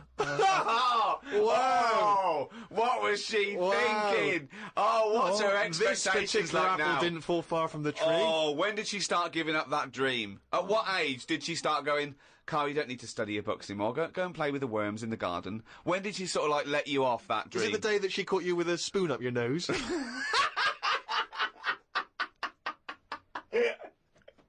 From the creators of The Office, Ricky Gervais and Stephen Merchant. Extras, the first series, now on DVD. Who are you? Nobody. What's that? Who? Nobody. That's right. Nobody. And who am I? So the Starsky Hutch, I can never remember. You are guaranteed an Oscar if you play a mentor. I've just written a sitcom, but I wonder if you could give it to anyone you know. Is there any nudity in it? Well, it could be. Men or women? Either. Well, just women. Yeah. I will make it so. A painfully funny double disc. Extras on DVD now. That was a good advert, wasn't it? I'm just remembering some of the great jokes in that show. What was that for? I always forget what adverts are for. So it was for. That was for extras, available now on DVD. So if you've got vouchers for Christmas, you could go to a shop and buy. Go to the shop, yeah, extras. Definitely. Absolutely, you could walk straight into any kind of shop, high street shop, and say, "Excuse me, have you got extras on DVD? I've got some vouchers," and exchange them for a copy of the DVD. Right, and that's big in England and America, isn't it? It's on HBO in America, so it's a very successful. Americans, I guess, the great place to buy that would be on say one of the websites, Amazon or one of the internet shopping .com or .co.uk or Play and search for it there. .com. And I mean, if it's going the way of The Office, which is the most successful British sitcom ever, I mean, I'd invest now. I'd say I was round at the beginning. I bought extras on DVD the first year it came out. Get a first edition of the DVD. Get a first edition of the DVD. That'll be highly collectible. And there's great extras on there. You see Sam Jackson and Kate Winslet and Ben Stiller. Rick, there's some wonderful behind-the-scenes footage, and there's some wonderful little documentaries about, you know, the making of the show. Yeah. I mean, to me, it just makes perfect sense. It's a great way to see in the new year. Right, but if you are going into Amazon, .co.uk and you're buying extras, buy a copy of Flanimals. More Flanimals is available now. Yeah, I don't get any money from that, so I'm not gonna talk about that. No. Just buy Flanimals, more Flanimals. Well, don't keep going on about it, 'cause that's not fair. Extras. Yeah, exactly. Coming up, the Mega Dance remix of I Could Eat a Knob at Night. Plus, of course, monkey news. Yeah. And, you know, if you've got any monkey news, by the way, just email it in. What is it? podcast@rickygervais.com. That's right. But don't be asking any questions about monkeys and that, because there's too many people asking about what's going on in the monkey world and that. And I can't do it to everyone. Well, you're gonna bring up any kind of big monkey information. If they need to know every that, week, I'll have it every week. But it's just that a lot of people, you know, they've got a taste for it. They want to know Talking what's of going on. monkey news, if you want to learn more about Karl, we've just put up a big biography, and there's some pictures that you haven't seen before of Karl Pilkington, and you can go to rickygervais.com and check out the roundness of his head and some of his stupid ideas. Yeah. But anyway, talking of emails and that, right? Nick Decker, who's emailed from Australia, right, Melbourne. He's been going on about dolphins and that, problems with dolphins. What problems? He's just saying when that wind happened. What? There was like a bad wind thing going on, and Not your Auntie Nora again. There was a load of dolphins in like a bay. Hold on, wait a minute. What bad wind? In America, they had that Hurricane Katrina. Yeah. Right. And there was like a little bay with dolphins in it, and that, with all guns on them and stuff. What? Whoa, rewind. What do you mean? Do you know dolphins? they use dolphins, don't they? They say they're an intelligent animal and stuff. Yeah. And they've got them all like, you know, they've all had the training. They're all like ready for battle and stuff. Right. Got like rifles on them. What do you mean rifles? How can they hold a rifle? How can they hold a rifle? No, it's sort of on a strap and that. What do you mean it's on a strap? I don't know what they kit them out with, but they're just ready for war. What are you talking about? Listen, though, that isn't the point. Don't worry about it. Oh, we leave that one, do we? That's not the point, so let's leave it. So they're swimming about. And that, yeah, in this with bay. rifles and berets. Whatever they've got on. Yeah. Right, ready for battle and stuff. Yeah, ready for battle, yeah. The wind comes in. The wind comes in. Hurricane Katrina. Makes a wave and that. They get out of the little bay. Yeah. Still all kitted out with all the, you know, weapons. You're talking bollocks. Steve, do you want to look at the email? Well, there's no way. There's loads of dolphins now swimming round, kitted out with guns and that, with a strap. How can a dolphin hold a... Again, you've been watching Planet of the Apes. They just say, you know, they say they're an intelligent animal and that. Yeah. People are trusting them, right? Brilliant. Look, here's a dolphin. Oh, he's trying to talk to us. What's he saying? He's saying, go ahead, punk, make my day. Look, You're talking shit. It's just news to say if there's dolphins, you know, if you see a dolphin in that, don't go, oh, it's friendly, because there's some with weapons now. So I'm just reading it out on email. That'll cover it and that. So bollocks. And more animal stuff, right? Yeah. Your girlfriend, Jane, right? When I was round there the other night, she was talking about they're getting closer to doing the mammoth. Oh yeah, they're genetically engineering it. They've there are a few sort of million bits and pieces away, but they reckon they're going to be able to build a living mammoth in 2 years. Yeah. Really? Yeah. Apparently, what sort of Jurassic Park type stuff? Sort of, yeah. Yeah. What do you think of that, Karl? Do we need them? What do you mean? Well, is it worth messing about? Because I always think, well, whoever's like knocking one of these together, right? Yeah. They must be pretty bright. Right? Yeah. So whilst they're messing about with an airy elephant, could they be doing more useful stuff that the world needs? Well, it's sort of like, you know, it's fascinating. Even if on the face of it, it looks pointless, which it rarely is. Scientific discovery.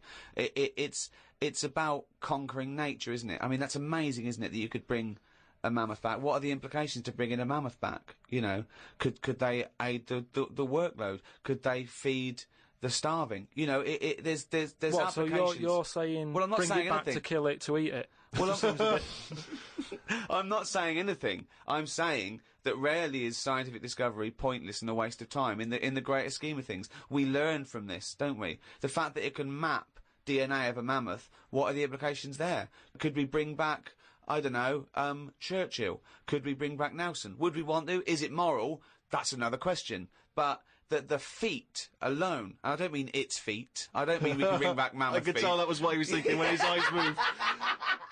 Yeah, I meant the achievement alone is remarkable. Putting a man on the moon, pointless, but what a feat. But don't you think... Not impressed by putting a man on the moon? No, we've chatted about the man on the moon, you know, some people like it, some don't. I'm not going to argue about it, do you know what I mean? If you were behind it and that, good on you. But I'm not that fussed. I don't think we've learnt that much from it.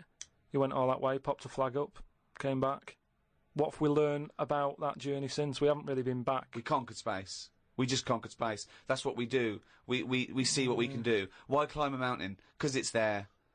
What's at the bottom of the ocean? Yeah, but I don't agree with people who climb mountain for the sake of it. It's all right if you've got to get over it, but don't go up and then go down again. No, just go for a good walk. Well, I don't mind as long as they don't strain the emergency services. If you're a posh bloke going up the mountain in a beard and you get stuck, you're an idiot.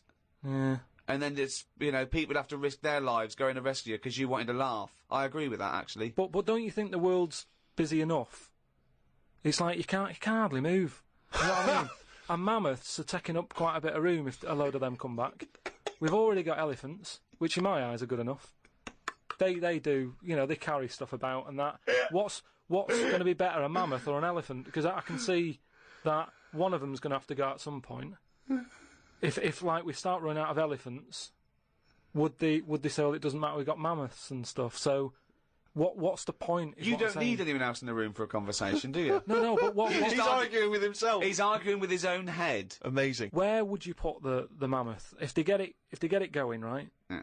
They pop it on give it the old electric shock and that, wake it up, and Frankenstein has been watching. And it's like... all his information about science is about the Flintstones, Planet of the Apes, and Frankenstein. In his head, they've got an elephant. They've put some carpet tiles over it, and they're trying to bring that back to life as a mammoth. Yeah, forget it then.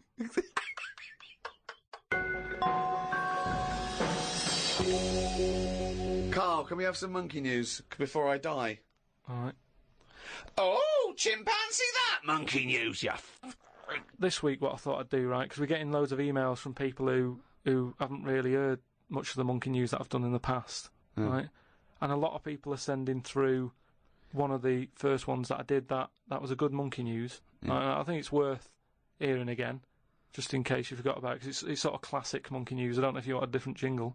Well, no, I mean, it's just, you know, if it's anything that you've ever said, it's not true anyway, so carry on. Well, it was a true one, because this is the one that, like, this is, like, world-known monkey news. A lot of people will send this through. It's the most popular one, right?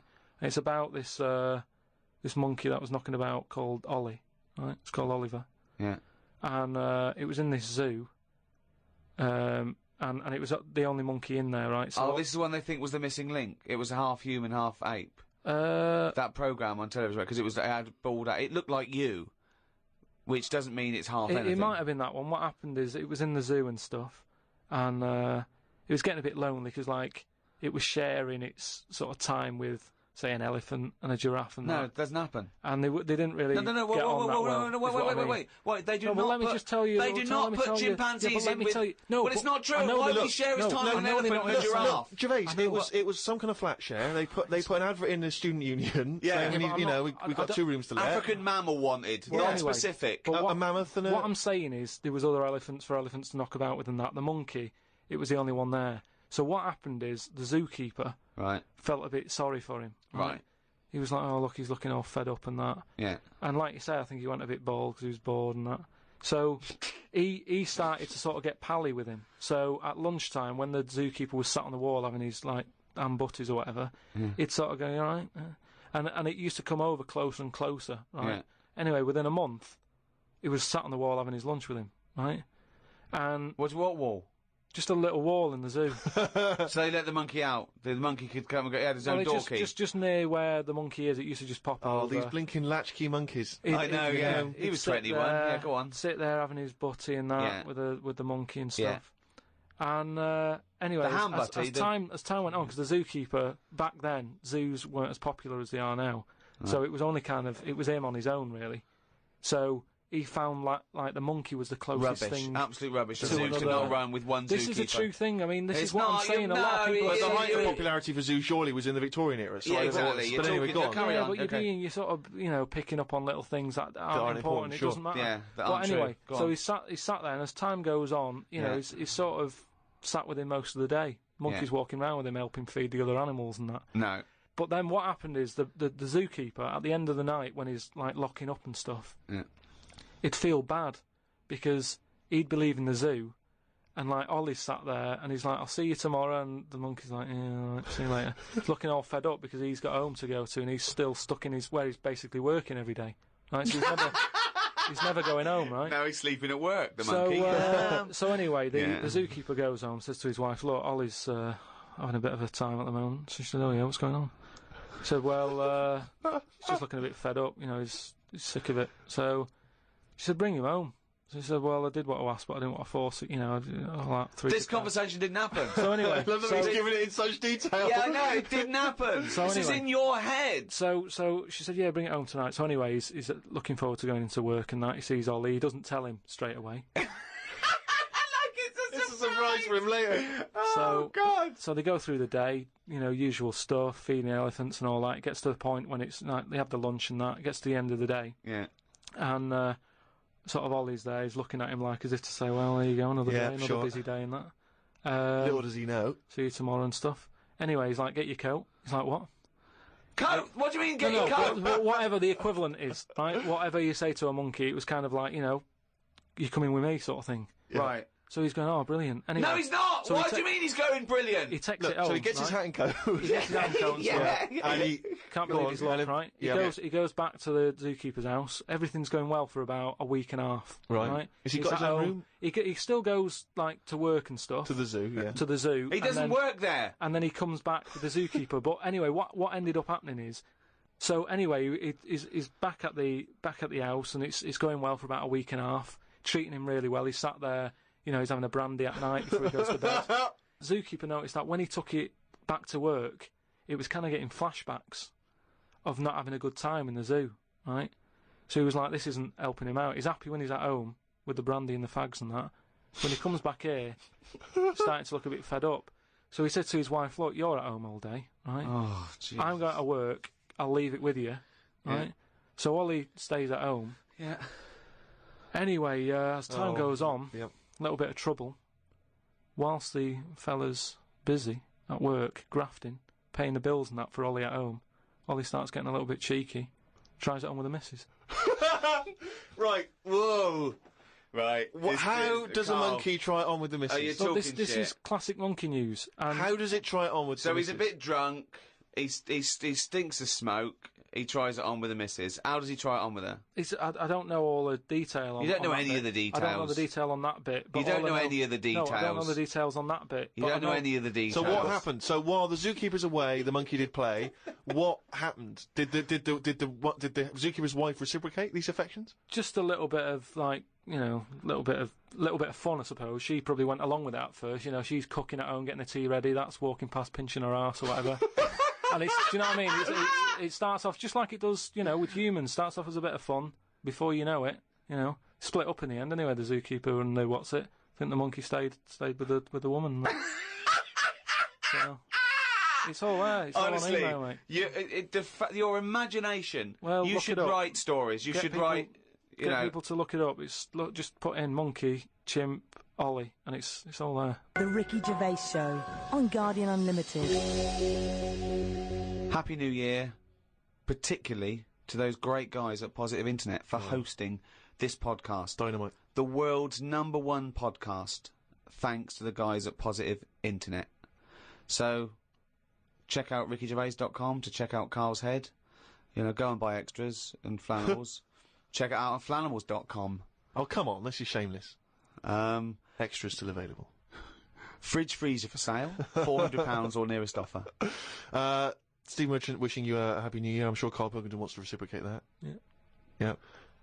And do you know what I want to wish them? I want to wish them a fantastic new year. I could eat a knob at night.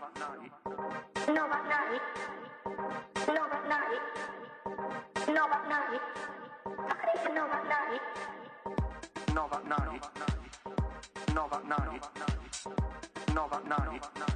I could eat a knob at night. Knob at night, knob at night, knob at night. I could eat a knob at night. Knob at night, knob at night, knob at night. I could eat a knob at night. Knob at night, knob at night, knob at night.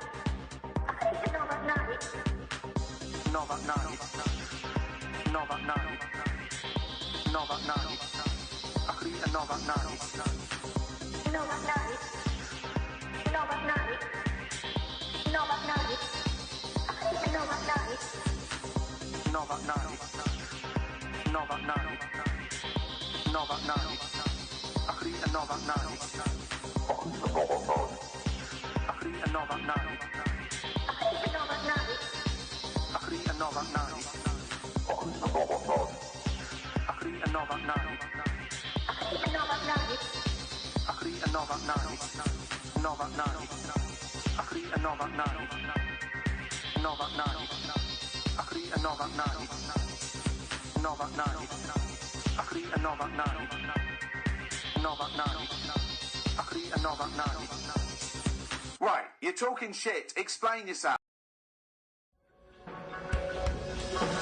The Ricky Gervais Show on Guardian Unlimited. Hello and welcome to number 11 in our series of 12 podcasts with me, Ricky Gervais. Hello, Stephen Merchant. Hello. And Karl Pilkington. Right. Now, Karl, you have become a phenomenon. Okay? Right. This is a news story that's gone everywhere. It started, I think, in New York, Reuters, and then that's been taken up by every Reuters network everywhere. India, all over Australia, England. Okay, here it is. The headline is, Podcast makes Britain an unlikely internet icon. Britain there, Briton. Okay? Now, this is the story by Mark Egan, and it's came out of New York originally.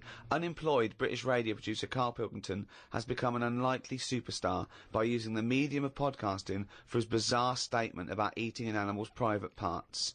Remember that? Yeah, it was more about, like, that reality show. Well, it says that here. It was during a discussion on the Gervais Show about a reality TV show where contestants were asked to eat an animal's penis. Pilkington made internet history while talking about this, it says, right? First, he said he could not eat an animal's penis in the morning because he had a delicate stomach.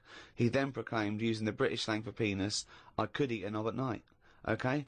His knob soundbite has become so popular that a Google search for I could eat a knob at night yields more than 500,000 listings, okay? Among them are T-shirts featuring the slogan, okay, and Pilkington's bald head, selling for $17. Why did I have to make a point about your bald head? I don't know. Why is that getting a little mention? Wow! That doesn't matter. See the T-shirt, have a look at it. I mean, what is bald? I'm not buying one then. It's not going to make any difference. Either you want a T-shirt with me head on or you don't. It's not an issue. All it says is, but among also, them are T-shirts featuring the slogan and Pilkington's bald head. I also liked it when it said, Pilkington plays the village idiot on the Ricky Gervais Show, okay? Now, plays the village idiot suggests that he thinks you're a character, that character being a village idiot. The problem is, the fact that you're not a character, to me, suggests that you are just a village idiot. A global village idiot? Yeah. Now... Just on the websites, though, when it said... There's loads of websites about eating a knob at night. Yeah. Have they looked at each website and gone, yeah, that's to do with the podcast? Yeah. Or is it just like gays and that saying, oh, I love a bit of knob at night? It's a valid question. It's a valid question. That's why you're an internet icon, Karl, because you say things like that. After Gervais mused on the show that the soundbite could be used in a dance remix, it took just a few days for the internet to be awash with songs using the soundbite as a hook. So what do you think of that, Karl? Oh, I mean, is it big in India? Well, I don't know. It goes around the world. This is a story. I know, but I just can't believe the problems that if I was in India, I wouldn't be getting upset about someone in London talking about a knob at night with the problems they've got. Well, I don't think anyone's getting upset in India. No, He's just saying that the information. I can't imagine people walking around India. Have you heard that song, Knob at Night? can't imagine that happening with the, they're hungry in that, and it's dusty and everything. That's your image of India, is it? They're hungry and it's dusty. I assume it's, the parts of India that aren't dusty and in poverty. There is a lot of poverty in India, but there's also, Yeah, but these parts it's still a major civilization, and the people that live in apartments with computers, they probably might tune in. But I don't think it's an issue all over the world, is it? Because there's some places where they eat dogs. They'd go, no, at night, not a problem. Might not be a bad thing. You go, why is that out on a t-shirt? I had one last Wednesday. Not an issue. What do you mean? No. That's what I'm saying. Yeah, again, if there are cannibals listening, if there's, in places that you wouldn't travel to, and they get hold of a little laptop and an iPod, and they're listening to that, I can eat a knob at night, then they're going, what's the problem? What's the big deal? We love a knob at night.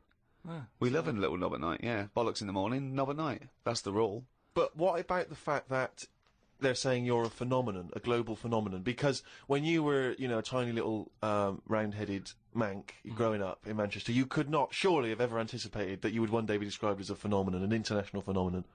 But, at the end of the day, I went to that school, with a kid with a big head and webbed hands. Now he should be being talked about. Well, maybe he doesn't want to be talked about. If you've grown up with a big head and webbed hands, the last thing you want to be is talked about. He wants to put on to blend into society. He wants to put on a bit of a pair of mittens and paint his head like a crash helmet, so people think, oh, it looks like a big head, but it's probably just a crash helmet. Yeah, just go about his business. Yeah, unnoticed. Won't get stopped on a bike or anything. Yeah, but I say if you've got something that's a bit weird, use it. That's what we're doing. That's exactly what me and Steve are doing. We have got something that's a bit weird, and we're using it. And I want to speak to the people all around the world. Thanks for listening. But how famous can you make Karl Pilkington? Are you a journalist? Please write about this for people who probably haven't listened to Karl. Talk about Karl Pilkington. Put a little poster up in your window. I love Karl Pilkington. Print a badge. Give it away. Email your friends. Tell one person about this podcast and let them discover the amazing beauty that is Karl Pilkington's mind. Right.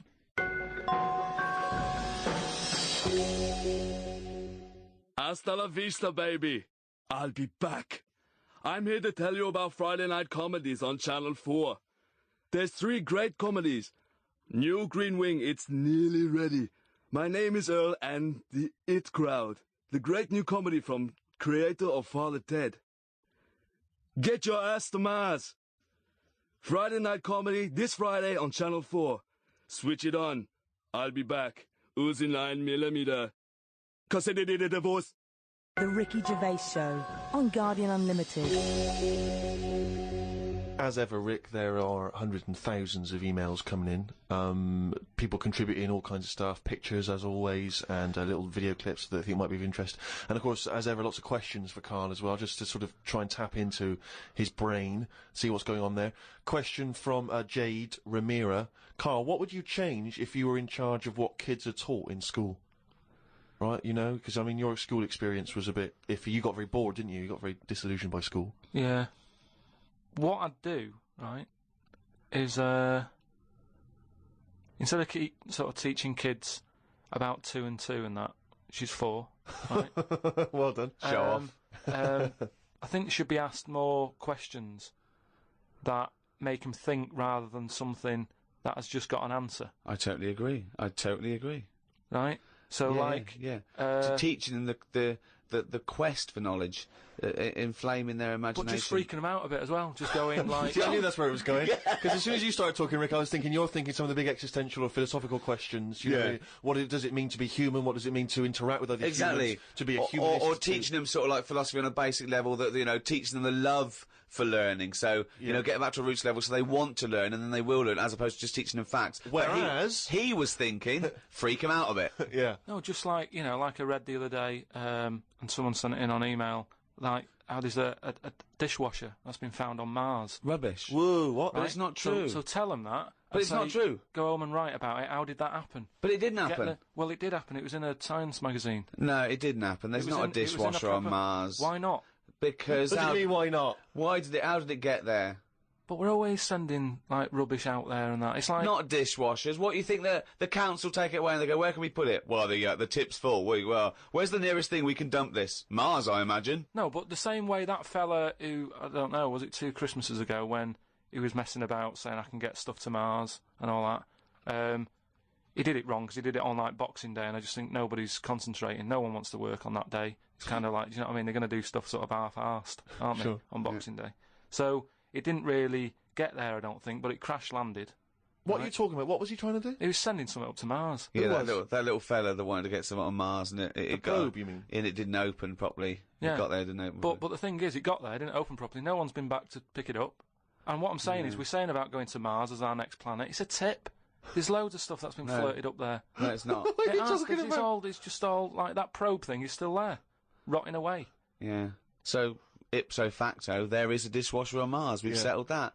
Why would they have a dishwasher on Mars? Would they take the dishwasher up with the space shuttle in case they had dinner parties? What are you talking about? I just think they would have a little dishwasher in there. There's a lot of them. Tight space. You don't want to... Who's going to do that? You know, that means... Do you know how much fuel it takes to move a kilogram? Yeah. Out of the Earth's atmosphere? So they're going to take up a dishwasher, are they? Sorry, but what are they cooking up there, Carl? How many people does it take to fly a rocket? How many people? Tell me how many people. Well, it's either one monkey with a banana shoot that feeds it, or probably 2 or 3 humans. Right, say it's 3 humans. Yeah. Now, there's 3 humans, because they need one to steer it, one to, like, be going, yeah, we're all right. Yeah, one to make some hors d'oeuvres. One to stop at the petrol station to get more... What I'm saying is, if you're going to start having a sink, then whoever's washing up... They haven't got a sink. I know, because they've got a dishwasher. He's got you there. But anyway, I'm not going to go into that, but all I'm saying is teach kids things about... Say to them, right, when you go home tonight, there was dinosaurs knocking about ages ago. How would you have lived with them? Get on with it. See you later. Well, they didn't. I've told you this before. You got a lot of your information from the Flintstones and 1 million years BC with Raquel Welch.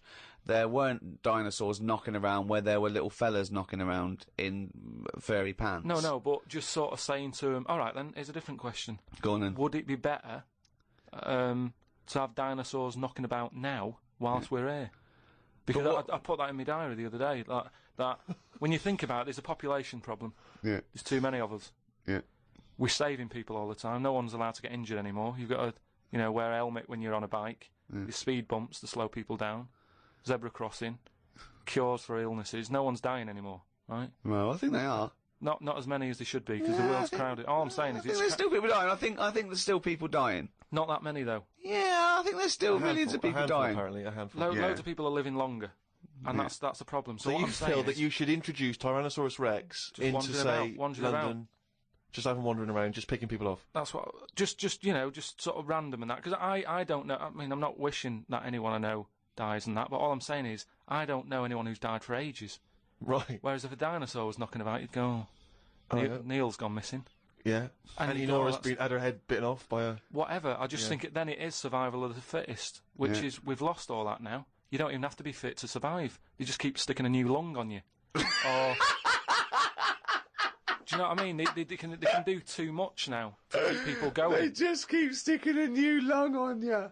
Question from Kevin. He says, Carl, other than the famous boxing match that you've often talked about, I know that took up about 20 minutes of your time, have you ever been in any other kind of fight? I don't suppose a slanging match. I think they're talking, have you ever been in a physical fight? Once that I can remember.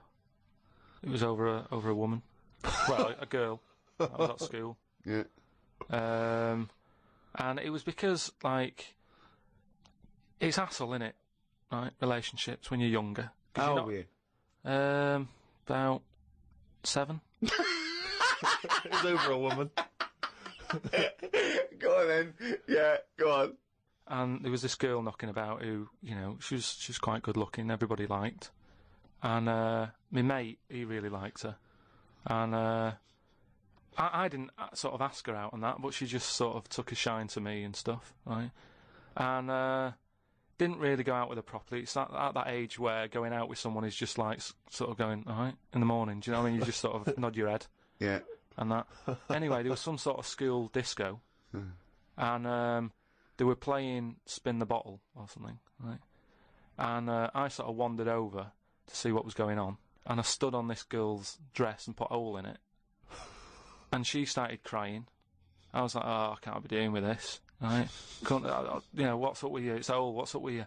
And everyone's going, Karl, what are you doing? That's meant to be your girlfriend and that. You should be sort of saying, oh, I'm sorry, and giving her a hug and all that, and saying it'll be all right. We'll sort the dress out. I said, oh, I can't be dealing with this. No. Right? So she's crying her eyes out. I said, it's over. Right? Oh, it's over. You saying, right, in the morning? Yeah. No more of that. Yeah, there's no more. Right. In the morning. So I go to the toilet, right, and this lad who fancies her comes in and goes, "You're out of order," you know.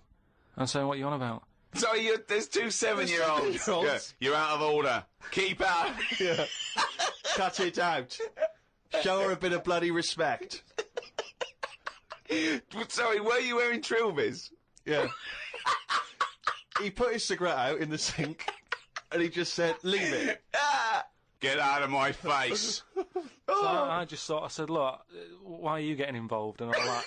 Yeah. Two 7-year-olds. Yeah. Why are you getting involved? And it was obviously like because you know he fancied her and that. We had a bit of a fight in there. Yeah. I accidentally, you know, sort of chipped his tooth on a sink. Right? Wow, is it like a proper... Sorry, this is like something from Lock, Stock and Two Smoking Barrels. Yeah. What are you talking about? Two 7-year-olds in a toilet. So you put a hole in her dress. I don't know how that... What were you wearing? Football boots? How did you make a hole in her dress? I don't know. It was like that sort of material. You were wearing winkle pickers. Like crepe. You know what I mean? It was like a crepe dress or something. Yeah. Right. And that got a hole in it. So you're having and when you say you're having a fight, I mean, are you wrestling with it? You got arm locks and head locks? A little bit of wrestling and shoving about and that, and it was an accident. I didn't sort of go, right, I'm going to break your teeth or anything. It's just that I happened to push his head down, and his tooth hit the sink, right, and it chipped and what have you. After that, like I sort of left there and stuff, and we had to go into assembly, and there was a copper in there doing some presentation saying, "Listen, kids, you know, don't get into trouble, because we're out there and we'll get you." Right, so sort of try to teach the kids young not to get into any trouble and stuff. So I'm sat in the assembly room thinking, oh God, there's a copper here talking, and like my mate's going to come in a minute, like with a chipped tooth and everything. And questions are going to get asked. That's what kind of happened. I mean, the coppers didn't get involved. Yeah. Did you turn your back on violence after that then? Yeah. He said, "You'll never take me alive, copper." So yeah, that was the sort of last fight. Brilliant. The Ricky Gervais Show on Guardian Unlimited. Some of the questions coming in now, Rick, are just, I don't know what they're intending, what response they're hoping for, really. This is one from Rob. He just says, I was just wondering, what are Karl's views on the human appendix? What do you think, Karl? What do you think of the human appendix? Never worried about it. Well, no, I think Rob's point is that it's sort of pretty redundant now. Yeah. The appendix used to be an organ that was packed with these enzymes that help break down things like cellulose, but because of our diet now and because you know, cooking and other things, we don't need to eat a lot of cellulose. We don't eat very, very low grade things like rabbits, for example, huge appendix and cecum, and they use it to break down cellulose. They actually eat their own feces to get it through again, but we get a lot of nutrients out of food now. We eat very rich food, so we sort of don't need the appendix. And also, when something goes wrong with the appendix, if it bursts, it can infect you and you can die from it. So sort of what's the point in having it? We don't need it, and it can only cause us harm. That was the question, I think, that Rob was putting to you. So now what are your thoughts on the human appendix? So this is kind of what we've talked about before, where... He always says that. He always says something like, "Oh, we've talked about this before," and the thing that he's talked about is nothing like it. Yeah. There's never... Go on. No, but just like, in the way that we've messed with our body, and we've messed with the world too much. Yeah. If we've got an appendix, we must need it. If it's dangling about, right? Well, no, because such is the human evolution is, that as you said before, you know, it's no longer based on survival of the fittest, because we can fight nature and combat it. So our evolution, if you like, socially and everything else, it has been much faster than our biological evolution. What I mean is we've obviously interfered somewhere along the way, and we have interfered. Yeah, we shouldn't have done, because it's the same way. Like if we didn't have planes and that, would we have wings now? If we'd have needed to get about, would we have had wings? No, the answer's no. Next. No, but you say that, but look at the way... Because he's right, says it because he's right. No, but all I'm saying is you see that little picture of like an ape to man? Yeah. at first they're crawling about on all fours because probably you're looking for food, so you want to be down there. So Right. if you're on both legs, you're missing stuff that's on the floor. What sort of time period do you think this... Because, I mean, we started, dabbling with a plane maybe 100 years ago. So what sort of time period do you think this little thing who's scrabbling around looking for food stood up and I walked? don't know. I sort of don't worry about time. Sort of Well, I'll tell you now, we wouldn't have Rome. wings now. If the Wright brothers had said, forget it, we wouldn't have wings now. What would happen? Right, here's another question. This is one that I chuck out to kids as well. We were talking about education, teaching kids stuff. Sure. What would happen, right? We ruin this world, right? Goes wrong and that, right? They shut it down. They go, we're moving. We go to another planet. It's as simple as that in his world. It's as simple as that. We can't go to Mars because it's full of stuff that used to be in Dixon's. It's like a tip. Yeah, it's a nightmare. So we can't go there. We go somewhere else. So you find another planet, wherever it is, right? Wherever it is. Easy. Something that I've always wondered about, if we do that, do we start New Year's, or do we carry on? What do you know what I mean? Do we say, it's still 2006, or do we go, it's world new, or whatever, new world? That is definitely the first priority. It's year one, right? We've sorted that out, right now. Well, it depends, doesn't it? Because a year might not be the same on this planet. We'd sort that out, right? We'd sort out what year it is and that. Well, no. What I'm saying is, we'd have to start again anyway, because the planet might not take 1 year as we know it to go around the sun. It might not take a day to turn. A day is a day because that's how long it takes. Yeah, but we'd have to carry on as we know, because we don't want to start doing longer days and that. Otherwise, it'll just kick off and say, "This is rubbish. This new world. What are you doing?" No, I'm doing a 28-hour day. We wouldn't have a choice. A day is how long it takes the planet to turn, and a year is how long it takes that planet to go around the sun. But a day is man-made, really. There's places in the world where they're working in the dark, isn't there, in Iceland and that? But they don't go, well, it's dark all the time, so I'll stay in bed. Well, no, but there's still a day. It's still 24 hours in a day in Iceland. Yeah, but we only work by that clock because that's what people use at the moment when they go, what time is it? You go, it's 20 past 11. No. We use that because that's how long it takes the planet we're on to I've never worried about it like that. I've just always Well, no, I'm telling you... Well, that's because you weren't asked to get involved when they came up with the idea. I'm telling you, that's what a day is. It's how long it takes your planet to... What do you mean? What? No, I'm just saying that's fine and everything, but if when I was born people said there's 26 hours in a day, I'd go, fair enough. I'm not going to argue. We could have made up how long an hour is. Yeah, we could have made hours shorter and get 26 Well, they're saying they're going to do that. Because, no, they're not. No, they are, because there's so many people in the world. Yeah. This is what I was talking about before. They've got to create more jobs. The only way to have more jobs, keep shops open, take on more people. Everyone's happy. That makes no sense at all. Right. Say if there's 28 hours in a day. Yeah, it'd still be 24 hours long as we used to know it. No, you'd have like, oh, what time is it? Oh, it's like 20 past 25 or whatever. Well, you're not making any sense at all. No, I'm just saying... The Earth would still take 24 hours as we know it now. Forget it. Hang on a minute, I want... there's more interesting territory here. Let's say we've got to our new planet, wherever that is. It takes 14 hours... Okay, to do its turn, so we call that a day, right? So we've now agreed that 14 hours is a day. But nothing. It's going to take ages to get the town centre built and that. If you've only got, I'm going with you. I'm defending you here. All right. Yeah. So we've got that. We've established what the day is. We've established what a year is, right? It's year one. It's Karl year one. What next? All right. We've got all the people. We've moved to another planet. You said you had a bunch of other questions. Don't forget, our sleep patterns have evolved on a day. The reason we sort of like go to sleep at night and have about 8 to 10 hours sleep is because that's our evolution. No, but that's that's just because that's what we've got used to, isn't it? Yeah. You look at a sloth, that's asleep all the time. Yeah, that's got the same watch as us.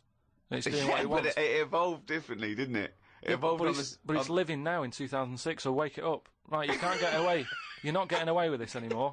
If you want to live now, join in with us.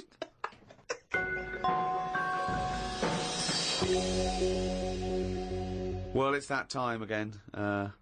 It's the feature that the world is saying could rival Monkey News one day. Ready?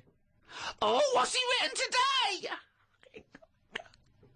What, Karl's diary? You didn't explain what it was. Karl's diary. Actually, as one person said, if we are going to get it published, we could maybe publish it as The Diary of an Idiot. Very good. So, a little riff there on one of the most famous diaries. Sunday, got up, sunny day, so went for a walk in the park. There was a bloke walking down the street who was whistling. some kind of annoying tune. He seemed quite happy with himself. Do people only whistle when they're happy? I don't whistle very much. It's a good point. Whistling is so inane to me. But yeah, it's sort of like going, I'm content, it really is that thing that if they go, you go, well, Mr. Mellors, I'm afraid, we've got some bad news. Not only has your wife died, but you've lost the house. Thanks, Doctor. Wouldn't happen, would it? No, you don't whistle when you're sad. The other place you hear it, of course, is changing rooms. And that's men going, I'm whistling so I'm not looking at your cock. How could I be? I'm concentrating on whistling. The lake was frozen over where I was walking. The ducks looked worried. They were sat on the edge of the lake waiting for it to melt. Were they, Carl? Yeah, we just sat there looking, sort of going, oh, what's going on? I don't know. How long is a duck's memory? Because I wondered whether they're going, this doesn't seem right, but I don't know why.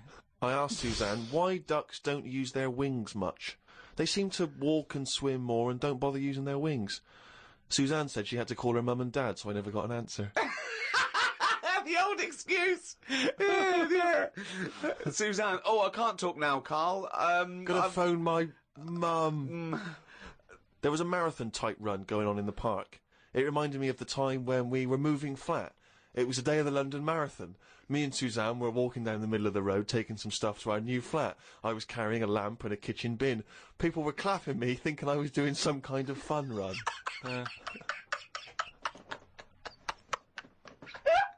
Why were you walking on the same route? Because it was when we lived on the Docklands. Oh, brilliant. There was no other route. The flat was just about 100 yards down the road. They're going, look at the bloke with the bald wig. He's carrying a lamp and a bin.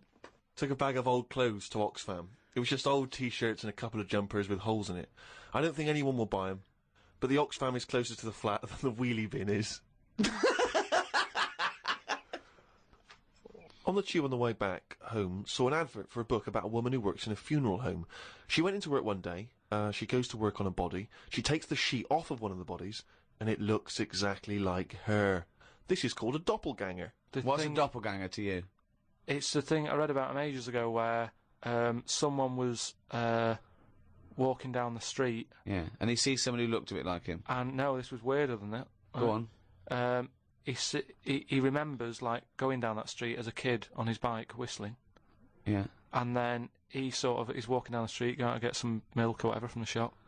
Little bike comes whizzing past. He hears the whistling, he goes, that's weird. Looks at it, it was him when he was a kid. So it's like a time. Shit. What do you mean it was him as a kid? This is like a different form of doppelganger. It's just well, it's impossible. It's rubbish. Some sort of time thing, isn't it? No, it's not even that's impossible. So don't worry It's some about kind of time thing, Rick. No. Yeah, it's something you read again on the internet, or it was a short story, or something someone told you. On my walk back from the tube, I saw a jogger who was pushing a pram at the same time. The kid looked terrified. Got my science book out. It said that the static you get on the telly when a channel isn't tuned in properly is radiation that is still knocking about from when the Big Bang happened. I thought about the Big Bang and wondered if it was really a Big Bang, or did it just sound louder as there was no other noise to drown it out. Good point, isn't it? Carl's diary, Rick, never ceases to amaze. More from that next week. Hey, fool! Don't give me no back chat, sucker! I ain't here to mess with you, I ain't getting in no plane. I'm here to tell you all about Friday night comedy on Channel 4. There's 3 great new comedies. New Green Wing, Yeah Fool, that's nearly ready. My Name is Earl, and The It Crowd. They're great new comedy from the creator of Father Ted, sucker. Friday night comedy this Friday on Channel 4, fool. Switch it on, or I'll be round your house. You stay up all night shivering, 'cause you be so mad scared. Fool.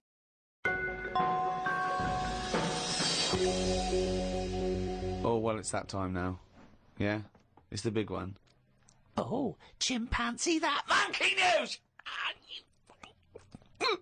Right, there was this, monkey? This fella, right, who, he had a problem with his eyes, right? Yeah. So, he goes to the doctors, and he goes, oh, I've got a problem with my eyes. And he goes, yeah, they're bad then, right? He goes, It was in America, you know, like how you have to pay for medical stuff and all that. And the doctor said, "Oh, if I fix them, it's going to be like 10 grand, right?" It's like, "But I haven't got the money, doctor." He goes, "Well, I can't help you then. You know, there's a lot of people with bad eyes like them. Can't do anything for you." So he goes, "Oh, it's getting worse. I can't do anything." So anyway, so he goes home. Is that the price of human eyes, is it? So he goes home, he's looking in the paper, right, and he sort of sees in the adverts at the back, and there's a little advert there saying cheap doctors, right? No, bollocks. Oh no. No. So he's thinking, oh, maybe that's what I need, right? So he calls them up. Woman's there. She's like, wait, what can I do? He goes, I've got bad eyes and that. She says, oh, come in tomorrow, we'll sort them out. She's like, brilliant, I'll see you then, right? So he goes down there, and he says, right, you know, I can hardly see. My eyes have got in really bad state and what have you. Right. Need to have them sorted out. I don't know what you do. Whatever you do, I need Now, doing. his eyes are so bad. Can he see the doctors? He can... Not really. Can't Sort really- of he's squinting squinting. and that. But you know, so he's like, do I need to see the doctor to, you know, have a word and tell him what problems? She's like, no, don't worry about that. Don't worry about just, No, I'd be comfortable if it's a... just you know, just let me inject you, and we'll knock you out, and we'll get on with it. And it's like, get the well, doctor in. Can I just tell you something about chimps as well, just before you continue? Go on. You know, they don't have opposable thumbs. Now, which is why what- are opposable thumbs useful? Rick? Well, to grip something, to do anything like, you know, even simple stuff like writing, so let alone surgery. So without an But opposable can I just thumb- check now? Go on. So if I was a doctor and I was doing any form of difficult surgery, would I need opposable thumbs? You'd need opposable thumbs To be a doctor, And without okay. you couldn't do anything. You could. Thanks for clearing that up. Because the opposable thumb allowed something in our evolution called the precision grip. Right. So without that, you couldn't do anything. I'm just glad they've got that cleared up. Thanks. So anyway, so he's had the injection, he's nodding off and what have you, right? His eyes are sort of closing and that, he hears the door open, he sort of just sees this little fella coming in, he's like, hello doctor, and he's trying to like make a chat with it, Sure. but like, he's just nodding off. No, just Oh, he's he never or called she, it doctor. was it he or she? These people have done 7 years medical Deeply training. respected people. How could you call it it? So anyway, he thought, oh, it's weird he didn't answer, but you know, doctors can be quite moody, you know, they're highly intelligent, they don't need... Especially little airy ones. Well, just idle chit-chat, there's no room for that, do you know what I mean? It's like, I'm here to do a job. Yeah, but you know, if I'm going in to have my eyes done, I want a little bit of idle chimp chat. So anyway, time passes, right? He sort of wakes up and he opens his eyes, right? And it's brilliant. He can't believe it. Eyes are perfect. He's had the op. He can't believe the sight. He's like, nurse, right? And the nurse comes in because I can't believe it. This is brilliant. I've never had such good sight. Do you know what I mean? Even when I was a baby, and my eyes were new, I didn't see this good. Great. So she's like, well, you know, that's You realise the nurse is a panda. That's what we do, right? So he said, right, so can I just see the doctor and just say thanks and that? And she's like, well, to be honest, you know, he's specialised in what he does. There's a lot of What work. a load of bollocks this is getting. Please. Where did you get this from? No, come on, let's hear the end of the news. There's a lot of like operations he's got to do. Yeah. So you know, leave him to it. He's just having a kid. You know, I'll let him know that you were grateful. You know, pay us a check. Off you go. Go and enjoy looking at stuff. Yeah. So he said, no, just what's wrong with that? I just want to see that. She's No, like, that's no, fine. leave it. Just leave. Yeah, exactly. Leave it. If And he says he's like, yeah, but I can't. You know, I want to thank him. So he's done such a good thing for me. So they're getting into a bit of an argument and what have you, and the voices are raising, right? Door opens. Gonna wake the doctor up. Well, that's what they did. They woke it up, right? They woke it up. So the door opens, right? Little monkey comes out, and he's like, "What's going on here? It's a hospital. Why is there a monkey knocking about?" Yeah. So the woman said, "Well, what do you mean? He's the doctor, right?" So he's like, "You are having a laugh, aren't you?" She goes, "Look, don't complain. Your eyes are sorted. Yeah. You know, the doctor's done it. What's the problem?" He said, "Well, if I'd have known that, I wouldn't have come here." She said, "Well, what do you mean you didn't know that?" She said, "The advert in the paper you read, it's like chimp doctors." That is the biggest load of shit I've ever heard. That really is the worst. What? And because his eyes were so bad, he thought it said cheap doctors. He saw the advert and it said chimp doctors, but because his eyes were bad, he just saw it. What journal is this in? It was years ago, because it sort of says how the monkey sort of carried on working for a few years. He couldn't do anything Then about just it. He had retired to leave play it. golf. It's absolute bollocks. It's There's right. no way. I mean, it's not even worth talking about. It's the most ridiculous thing I've ever heard. It's the most ridiculous monkey news you've ever heard, and that's saying something. Chimp doctors, cheap. It's easy mistake.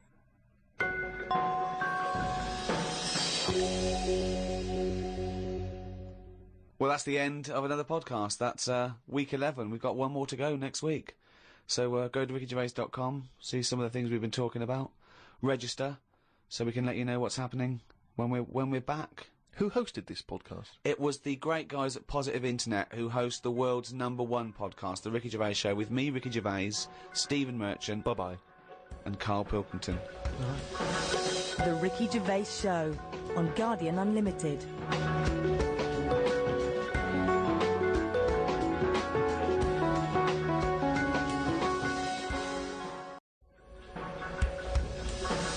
The Ricky Gervais Show on Guardian Unlimited. Welcome to the second in this series of 3 special free podcasts with the Guardian Unlimited, with me, Ricky Gervais, Stephen Merchant. Hello. And Karl Pilkington. All right. These are a special thank you to all the fans that bought the last few podcasts we've done. Still available on iTunes. You can't miss it. It's at #1 in the charts. Karl, it's Thanksgiving. I don't know what that means. I don't know why we're doing this. I'm slightly in agreement with you, actually. I don't celebrate Thanksgiving. Well, no, but it was, arbitrary dates are easy to remember for some people. Halloween, Thanksgiving, Christmas. Easy to remember. I don't think Thanksgiving is. Well, it is in America, and... Yeah, but I couldn't tell you... I mean, I've been around for 30-odd years. I've never celebrated one of them. I've never done anything about it. No one has. I don't know any relation who has ever said, "Are you popping around for Thanksgiving?" When is it? I've never done it. Because it's not celebrated in this country. Why are we celebrating it? We're not celebrating it. It's an arbitrary date to do a podcast. I just don't know what it's about. I mean, before you celebrate something... You don't celebrate Halloween, do you? But we did that. No, but it annoys me how people don't actually know what the occasion is, but they celebrate it. Kids don't know what Christmas is about these days. It's just like, oh, I'll get some toys. That's what I mean. So Thanksgiving, it's just another one, isn't it? It's another event. Okay, why do you celebrate Christmas then? Because everyone else does. You can't get away from it. I'd quite happily block it out. If I did a new diary, I'd leave out that date and go, come on, let's get on, let's do something good. Well, you go on holiday every 2 weeks. What's that to celebrate? No, I'm just saying. But people need a little break, don't they? You know, it's a great... He doesn't. Christmas is a great time, even yeah, if you but take away the problem is, what I don't like about it is everyone's off at the same time, so everything stops. See, what I'd do is, I'd say to people, do you like Christmas? Yeah. Right, when do you want to celebrate this year? And let them do it whenever they want. Well, that's ridiculous. Why? As long as you're remembering baby Jesus, does it matter when you're remembering him? But I'm an atheist and I celebrate Christmas because it's a time of year where everyone is off and everyone gets together. Yeah, I know. I don't care what they call it. The fact that we're all doing it at the same time is what's nice about it. There's a sense of community. No. National community. Everyone shuts down by about December 15th or whatever. And then it doesn't get going again till, like, January the 6th. But what is it you're missing out on during this period? Just, it's like 2 weeks there. I mean, that bit between Christmas and New Year, you might as well delete that out of the calendar. Yeah, because heaven forbid you can't pop down the library, because it's closed. all that reading you've got to catch up on. I'm just saying that we're wasting time. What are you doing, though? I've never seen anyone on this planet waste as much time as you. If you're not on holiday, you're following an insect around the fucking park. So don't give me that shit. I'm just saying that I don't like fun. Never a truer word there said. we are. We've got to the nub of it here. You don't like fun. This is true. You don't like anything. Christ almighty, you do not like fun. No, organised fun. I hate that thing. I've said it a bit before about, you know, it's that date, that's what you've got to do. Will there come a time when someone goes, we've done enough of this?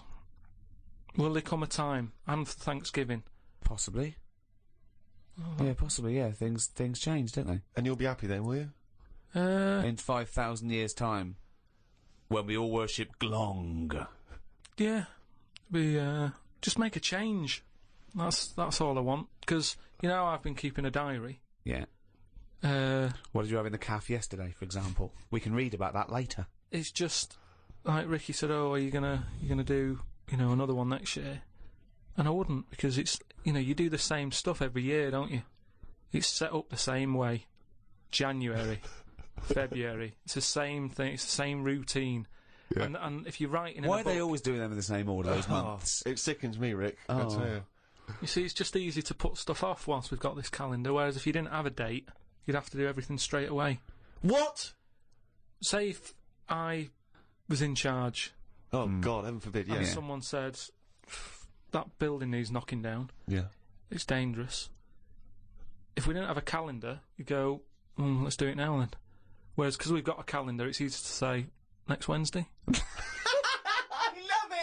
I love him! His theories are amazing! I mean, I don't know. Maybe he is a real visionary thinker. Maybe he is free. You know what I like about him though? All his thoughts. They're about freedom of expression in a strange way. He's not burdened by anything. He just goes, well, why do we think like that? He questions everything like a true visionary scientist. But who gets a diary come Christmas time, which I know you hate, you know, for the next year, and thinks, what a piece of shit. Now I've got to put something I'm do stuff when I want to do it. I'm going to take out next Wednesday. There's no such thing as next Wednesday. No, but what I'm saying is, before the year's even started, I know in that new diary I can whiz forward to December 25th and I go, another Christmas.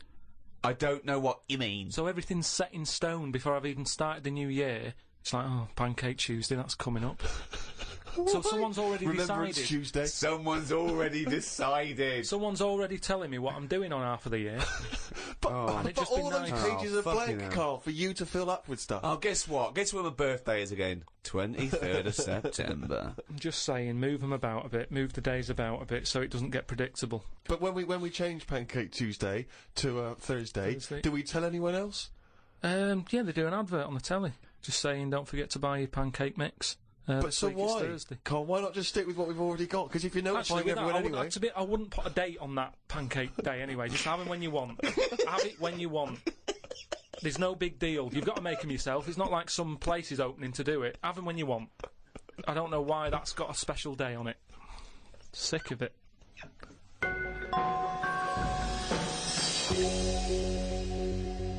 Happy Thanksgiving. Thanksgiving is based on new settlers to a new land surviving. Yeah. And I was talking to Karl in the week. We were talking about new settlers and everything, and I was thinking, imagine if you had to start a new settlement now, okay? There's something wrong with the world, okay? The world was kaput, okay? And we found another planet. So, Karl, if you had to go to a new planet, don't worry about starting life again. They've got sort of like these breeder clones that do all that, but you can choose 6 people from this world to take to start this whole new world, okay? So you need, you know, as I say, you don't need to So worry what's about... happening here? Is this...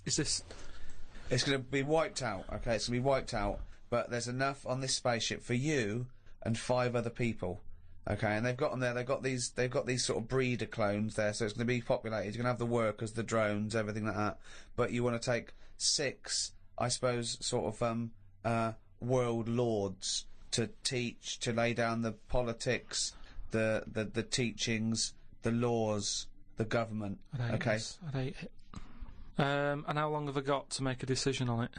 To the end of this podcast. Right, go. Who do you take? Who's the first person you take, and why? And where are we going? Mars. Okay, so a planet where there's an atmosphere. I've got to know where I'm going because I've got to sell it to the people who I'm asking. There's no point when I go, are you coming with me? Where are you going? I don't know. It's just like this world. There's oxygen, there's seas, there's rivers, there's forests, there's animals, okay? But we're going to populate it with the human race, and you can choose 6 people to lord over this new kingdom. You want the best people for the job. Yeah. So, who's the first person? Probably Patrick Moore. Why? Why would you take Patrick Moore? Just because he knows his way about up there, doesn't he? He'll know the way. So just have him. I think that will, whoever I pick next, if they see that he's going, they'll go, right, you know, it's going to be a long Moore's journey as it is. You don't want someone who's going to be going, is it left here? Is it right? Do you know what I mean? And he could play the xylophone on the journey. But Carl, is Moore the most useful person to have if you've only got 6? Because he may be very useful getting to the planet. No, but I've once always you wanted got to meet him as well. I've always wanted a chat, and that'd be a good chance, wouldn't it, when I'm in a rocket? How long's it taking to get to Mars? I don't know, a year. That's what I mean. No, it's not Mars, it's somewhere else. Okay, so it's a year to get there, and then... Yeah, well, that's what I mean. So it's a good chance to have a chat with him about stuff. And I think he'd be up for it as well, to be honest. Yeah. I think you know... Why do you think that? Just because he spent his whole life talking about what's going on up there, isn't it? And yet he's never been. And I feel sorry for him. You know, most people, when they're into something, they get to go to a place, don't they? Sure. For people who don't know who Patrick Moore is, he's an 80-year-old astronomer. Yeah, that's what I mean. So let him have a bit of a good life. So Moore's on board? Yeah, Patrick Moore. He's on. Right, out of 5 others. 4 others now. Jamie Oliver. Why would you take Jamie Oliver?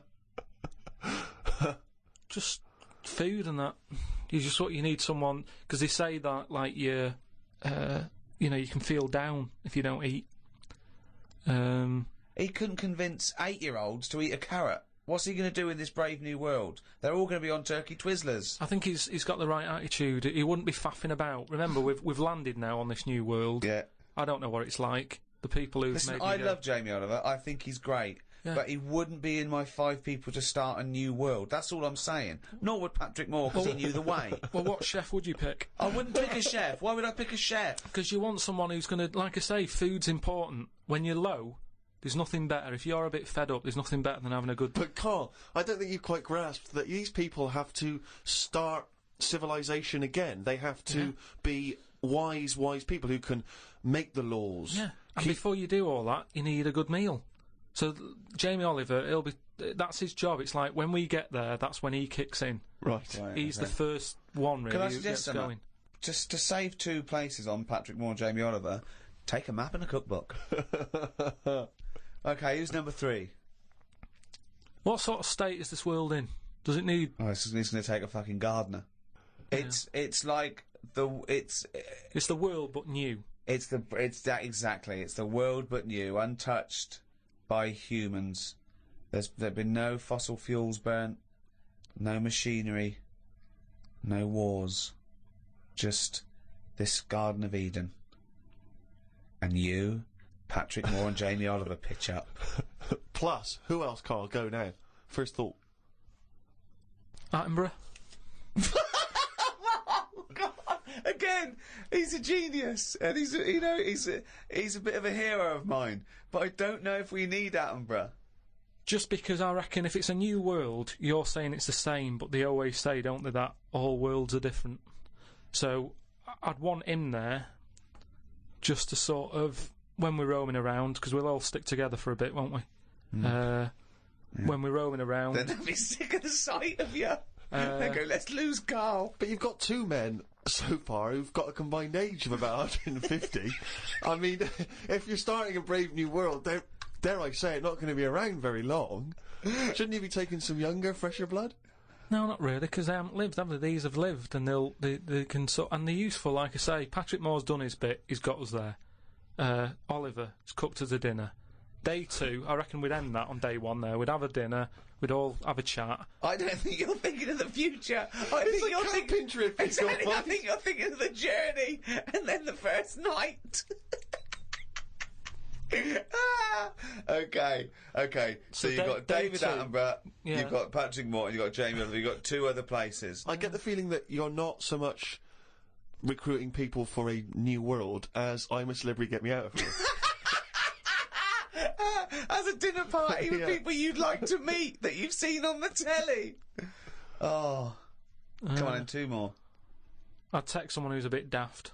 Just so... No, you don't need to, Carl. That's covered, believe us. Yeah, no, that's what I mean, though. I don't want them having a go at me going, why are you here? I'd point the attention somewhere else to text someone else who'd sort of wind them up. So who's that, then? Paul Denan, or someone like that. It really is. I'm a celebrity. So you've got Patrick Moore, you've got David Attenborough, you've got Jamie Oliver and Paul Denan. They're starting life again. Okay then, brilliant. Oh God. Right, one more. This is amazing. It's going to be. I'd love to go back and visit this in 1,000 years. What teachings they laid down. Oh God. Don't know. It'd have to be a woman. I think you got to have a woman in that little group, haven't you? Could have another woman chef or. It's mainly eating. He's got that covered with Oliver, but no, he's got to take Nigella in case he's in a cream cake kind of mood. Oh God. Delia Smith was furious. She packed her bags and everything. Or a nurse. Now you're thinking. Abby Titmus?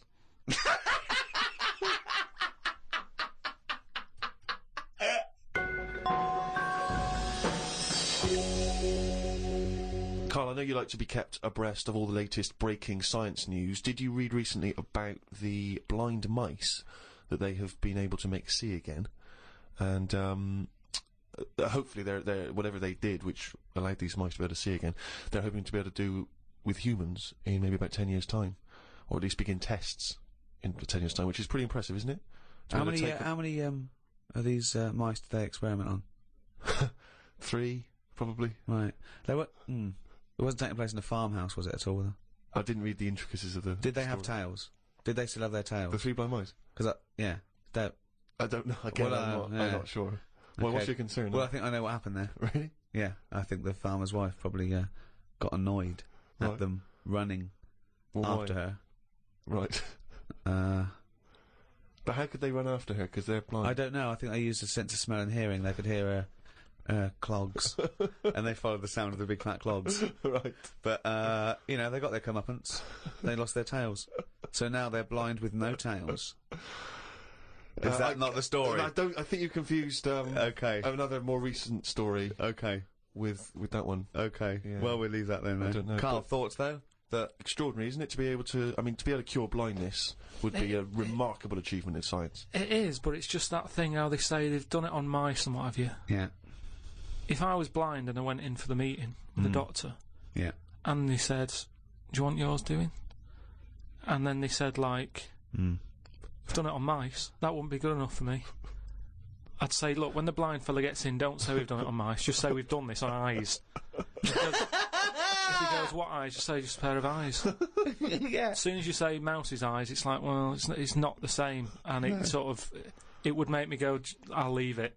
Yeah, and then you wake up and you can see, but you've got very tiny eyes right in the you've put in mice eyes. I'm scared of cats. It's just eyes. I think I just don't like having my eyes messed with, and even if I was blind, I wouldn't like it. Right. And I think mine are more active than most, my eyes. What do you mean? Well, I went for a what's-her-name, Steve, you don't know. I've had problems with my legs. Oh, Christ almighty. He's the same, what are you, 33? He's a hypochondriac. And you talk like you're a 70-year-old honestly, the slightest thing, he's got time off work for this. We went to the dentist 3 times in 1 week. He goes, now his leg's rubbed 2 times a week for some reason. I don't. In and out of the kidney hospital, and they're going, there's no kidney stone, Mr. Pilkington. He's going, oh, right. Christ almighty, do some fucking work. No, the thing is, I've been, in the last, 30-odd years, I've been working hard, and I've let my body get run down a bit. How have you, you're 30, what are you? 33. Right, 33, sorry to start off with such a hard question. But how have you been working for 30 years? Well, I just have. I sort of, I got on with it. At 3? At 3? No, Well, you didn't get on with anything at school, did you? Because you were just pitching about. Yeah. You weren't working hard there. What was the first job you got? How old were you? I was 15. Right, okay, so you've been working for 15 years then, okay, good. Yeah, but I had my paper round when I was 10, didn't I? And that was hard graft. That's why I'm bald and that. Getting up at 4:30. It all adds up, doesn't it? All adds up. So anyway, when I kicked my height when I was a kid... He always says this, like it's a classic story that everyone should know. Everyone and knows also the phrase "kicking my own height." Yeah. No, explain what you mean. Just kicked my height when I was a kid. No one understands. You Carl. kicked your leg up to the height that you were at that time. Yeah. Yeah. So I kicked my height. It's not a well-known phrase. You can't just go, "I kicked my height." So you're 4.5 foot, and you've put your toe up into the air 4.5 feet by kicking. Yeah, but I landed on my back. Right, okay. Imagine seeing that in the playground. They go, get Karl Pilkington to kick his height. I bet he falls over like a fucking penguin. It wasn't in the playground. My dad got me to do it in the garden. Brilliant. But why did you fall over? Tickets, the neighbours were cracking up. Yeah. Why did you fall over? Did you hit yourself in the head? I didn't have kicked the height. I mean, my leg got high up, but I was that chuffed that I got that high, I didn't think of putting my leg down again. What's it look like? What the fuck did that look like? He's got to think it all through. I thought it was automatic. No, it stayed there. You sort of stay balanced. Christ but you didn't think, well, I'm loving this. This is brilliant, but what should I do now? I got my leg up. I'll just keep it up. Whoa! It looked like a Hitler salute with his leg. What were you doing? So anyway, I landed on my back, and I did some damage, I think. And it's because of that. You sure you didn't land on your head? And it's because of that, all them years and what have you, I've had a trapped nerve in my leg. Right. So I thought, right, now's the time to have it done, because when you get older, I mean, it was the kidney stone thing. Once you've sort of looked at, death and what have you, it just makes you think, got to start looking after Do you your think body. you could die of the slightly bad leg that you've had for 15 years? Well, Do you think that'll eventually kill you? Well, it could do if I can't run away from danger quick enough. Right. Again, you're thinking of Jurassic Park coming true. Well, whatever though. I'm just saying you've got to look after yourself. If there's anyone listening, You could always out hop. there who's got a problem, get it sorted. I'll tell you what though, if you have to fight off danger and you kick them, put the leg back down immediately after. So anyway, I went to see this fella to like a professional leg rubber. Professional leg rubber. Yeah. And he sort of said a few things that were quite interesting. Remember that time when we had a chat on the last lot of podcasts? I said, am I in charge of my brain, or is my brain in charge of me? Yeah, do you remember what I said? That's the most stupid thing you've ever said. Yeah, well, listen to this then. So I go and see this leg rubber. Professional leg rubber, yeah. Right, and he is professional. Yeah. Right. Remember, leg rubber. You haven't said doctor at any point in this conversation. He's a leg rubber. So this however profound this is, it came from a man who is self-confessed professionally leg rubbing. Not just leg. Does he do left and right, or back rubbing as well? He does it all. Right. So I'm in there, rubber. and I didn't mention about how I thought my brain was in charge of me and stuff. I'm lying there. He's bending me about and what have you. The first problem he came across is that my nerves aren't long enough for my body. I don't know. My nerves aren't long enough for your body. He was lifting my legs up and I was going, right, whoa, stop that a minute, that's hurting that. He's like, what do you mean? He said, I've only got them like just about... Well, that's your tendons. No, but your nerves are in your legs as well, and your tendons don't hurt, it's your nerves that kick in. It's your nerves that make you go... Yeah, but they hurt because your tendons are being overstretched. Well, I'm just telling you what he said. Right, so he lifted the leg up, and I went, right, Was stop this doing above that. a laundrette, this surgery? No, it's a proper place. He had towels and all that on Oh, okay. Oh, he's got towels there. Okay, yeah. So, Definitely a laundrette. So I'm lying there. Other people's towels. He's got towels, underpants, bras. Halfway through he said, you haven't got 20p, have you, for the dryer? So I'm lying there and he lifts the leg up, Yeah. and I'm like, oh, that hurts a lot.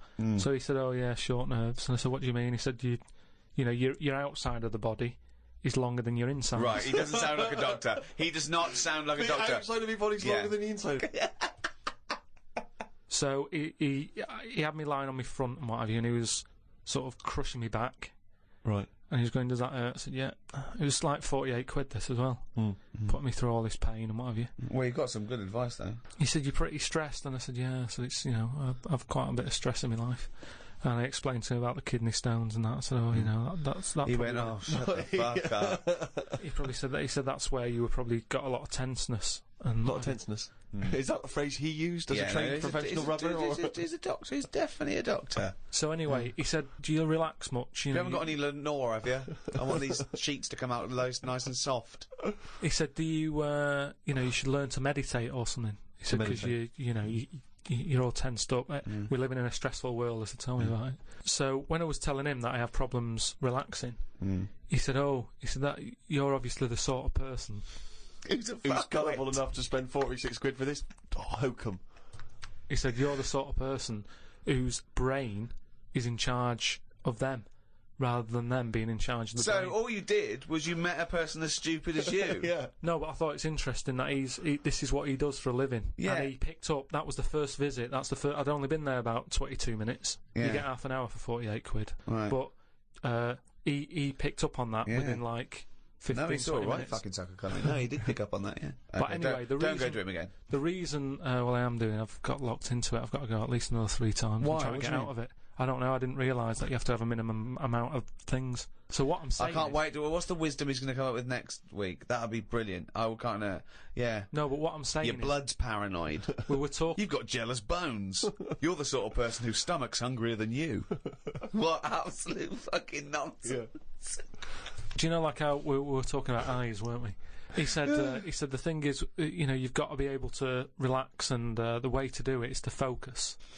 Right? He said, so what do you mean? He said, when you go to sleep... You're the sort of person whose eyes can see further than you can. He said, when you go to sleep... Close your eyes and see. Instead of just leaving them open staring at the ceiling. Carl, keep breathing. Yeah, keep breathing. Close your eyes. You're not dead. It may seem like it, but you're not. You're just asleep. So he said... oh, fuck me. He said, what you've got to do when you go to sleep, focus on your toe. Right? Okay. okay? He said, and just think about nothing else. I said, He's a witch. Did he say you to put a toad under the bed? no, he just said focus on the toe and see how you go on and what have you. Next time you come in, let me know. Anyway, I gave this a go, focusing on the toe. So what does this mean? You mean you sat in bed staring at your toes? No, this is it. He said, like, lie down, shut your eyes, and sort of look at it, sort of thing.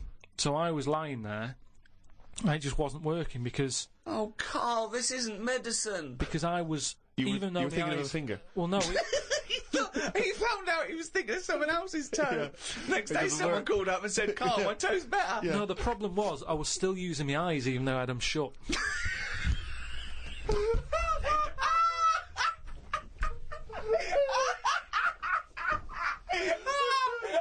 God! Just when I think he could never come up with something stupid, he pulls that one out of the bag! Right, so what does that mean? Oh God! You were still... What does that mean? I was straining them. I had them shut, but I was sort of looking down at my foot. You were trying to see through your eyelids at your toe? Well, I was looking down, so I'm thinking that's where the foot is. Because of that, I was straining them and they were stinging, so I had to pack it in. I'm gonna die! I am going to die! Right. So if anything, this guy's just made your stress levels worse. Yeah, that's amazing. That's amazing. Okay, if someone out there's listening, could you put in order the top 10 most stupid things Carl's ever said? And to me, that is number one. That is now number... Well, that's overtaken... is your brain in charge of you, or is you in charge of your brain? Oh, that's amazing.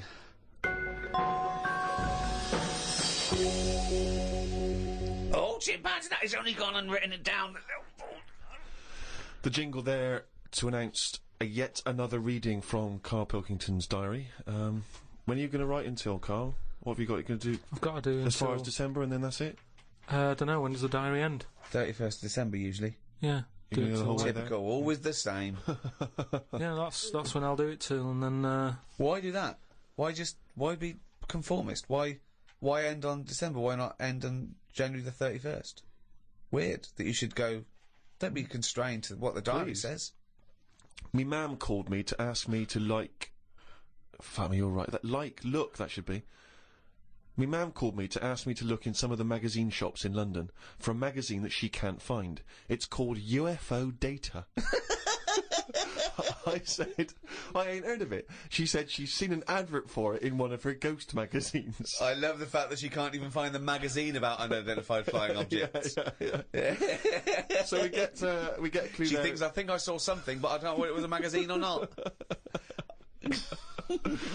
So we get a clue there as to why you give any credence to this crap. Yeah, well, it's I mean, Mama Pilkington's into the same shit. There's a lot of space out there, isn't there? She said that this magazine has got news story about how Aldrin (astronaut) has got some evidence that aliens exist. Yeah. I told her that I found out today that the days are about 36 minutes longer on Mars. We chatted about how this is how they are more advanced than us. Do you mean the Martians? Yeah, if they've got a longer day, that's more time that they're awake working on stuff. Right, yeah, we know that makes no difference at all. No, it does. Think about it. Think about it. Look, think about it. 6 o'clock here. Yeah. People are going, see you tomorrow. I'm going home. They'll be going, another half hour. They've got a longer day. Productive. And that's why they're able to fly. That's why they're whizzing around. It adds up, doesn't it, over the years? Christ almighty, what drivel! Suzanne got in from work at 11:30. I told her about the UFOs in Mars. She said she's too tired to chat. I said, does it mean aliens will be more tired than us, or do they get more sleep? I got no answer. I love it when Suzanne goes in. She never indulges in it scares her. Anything with ghosts and UFOs, she sort of... It doesn't scare her, it bores her. No, it freaks her out. Scares her. Okay. I'm knackered today, and the face feels dry and spotty. Oh God, what's wrong? It starts off moaning. The first thing he does is start moaning. He wakes up and goes, oh, fuck me, I didn't die. Oh God. I'm knackered today and my face feels dry and spotty. I think it's the change in water since being away. Or it could be all the... it could be all the Madeira cake I had yesterday. I'm I'm gonna burst. But what's I'm the gonna Madeira burst. cake? The Madeira cake dries you out, does it? Well, it's just quite fattening, isn't it? But I like it. It's one of my little pleasures. Oh, God Suzanne almighty. I went for a wander about to try and find the UFO data magazine from my mum. I didn't know which category to look under. There were too many magazines. I noticed how on the rude magazines, the women are being pretty rude on the cover, but on the gay magazines, it's just a fella smiling, showing a bit of arse. I don't know why gay blokes would buy it. Blokes have got their own knob to look at if they like knobs.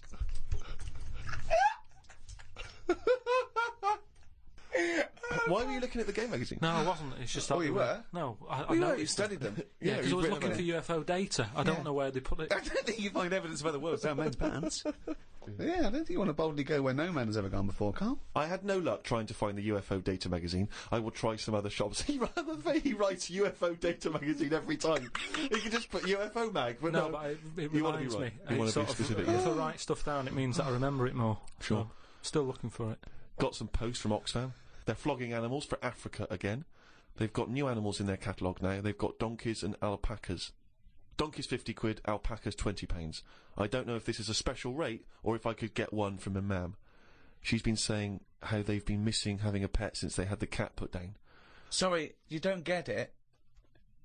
If you buy that for someone, you don't get it. Yeah, but they're not bothered where they're going. Yes, as long they as they're do. getting Of the course money. they don't. They don't deliver them. It's not like they're in a warehouse wondering, people thinking, I hope people buy this. They're going to put them out there. They're. But at the end of the day, 50 quid's 50 quid, and they're not bothered. If they're Right. sending an alpaca to Africa, Yeah. and I'm saying, can you get one to London? To them, that is less hassle. Right. Carl, that's not how it works. You can't just go and say, oh, I'll have one of them. They're not bothered. It's for charity. Carl, of course they are. You can't buy an alpaca for 20 quid. Christ almighty. Plus postage and packaging. They're big bastards. Read about a pub that is getting some stick because they've stopped a horse going in.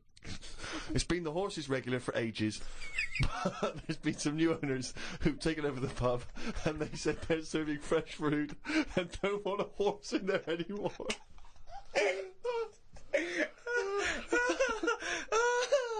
Oh, God.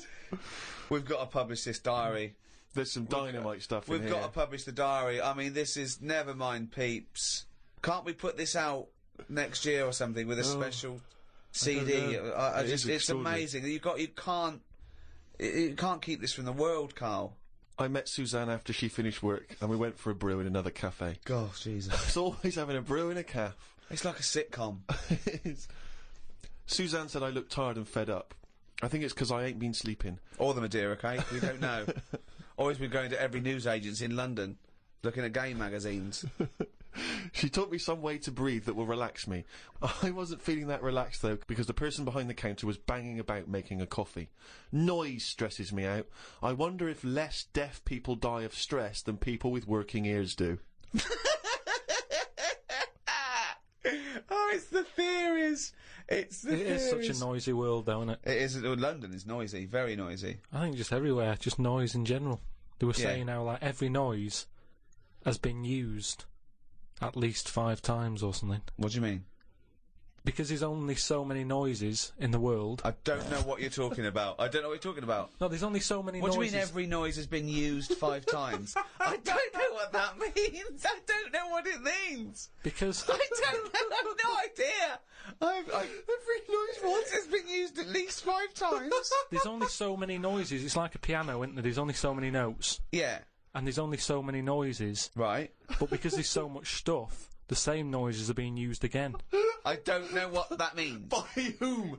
Who's reusing the noise? By whatever. So a you'll have- woodpecker when it's woodpecking? Yeah. Some birds make noises that would sound like a Ford Escort. Just because there's only so many noises that people can use. What is he talking about? Noises are a byproduct. Outside an instrument, noises are a byproduct. A machine, they don't go, what should we make this noise, make this machine? It makes the noise it makes when it's doing something. But why does it make that noise? Why not pick another noise? They don't pick the noise. Who's picking the noise? A printing press makes the noise because it's the sound of the thing going down. Yeah, you so know, the printing- a hammer makes that noise because that's what it does. No one's going, oh, can we make this make a different noise? No, it's a byproduct. I know. So there's only so many noises. I don't know what you mean. You said the byproduct is because of something that's happening. right? But it's the physical action, isn't it, and the way that impacts on the surrounding air. That's what how noises are manufactured. It's not a choice. When Steve Vincent's rocket came, and I went. I went. Can you make it go? It's that's the noise it made. I know, but then. Say like a new frog comes out. Oh, what do you mean a new frog comes out? They find a new type of frog, it makes a noise, and they'll go, yeah, I knew it was going to sound like that. What are you talking about? Because there's only so many noises. No animal comes out and makes like a weird noise, and you go, I've never heard that noise before. They go, oh, that sounds like a chicken, or it sounds like a Ford Escort, or... There's only so many noises. What frog sounds like a Ford Escort? Well, there can't be many, because you've used Ford Escort twice as an analogy here. So you're running out of noises. You've come up with chicken and Escort so far. I can't explain But the problem is, a Ford Escort sounds a bit like an Austin Allegro. So I know, yeah. And a chicken, you're ripping off the turkey, you cunt.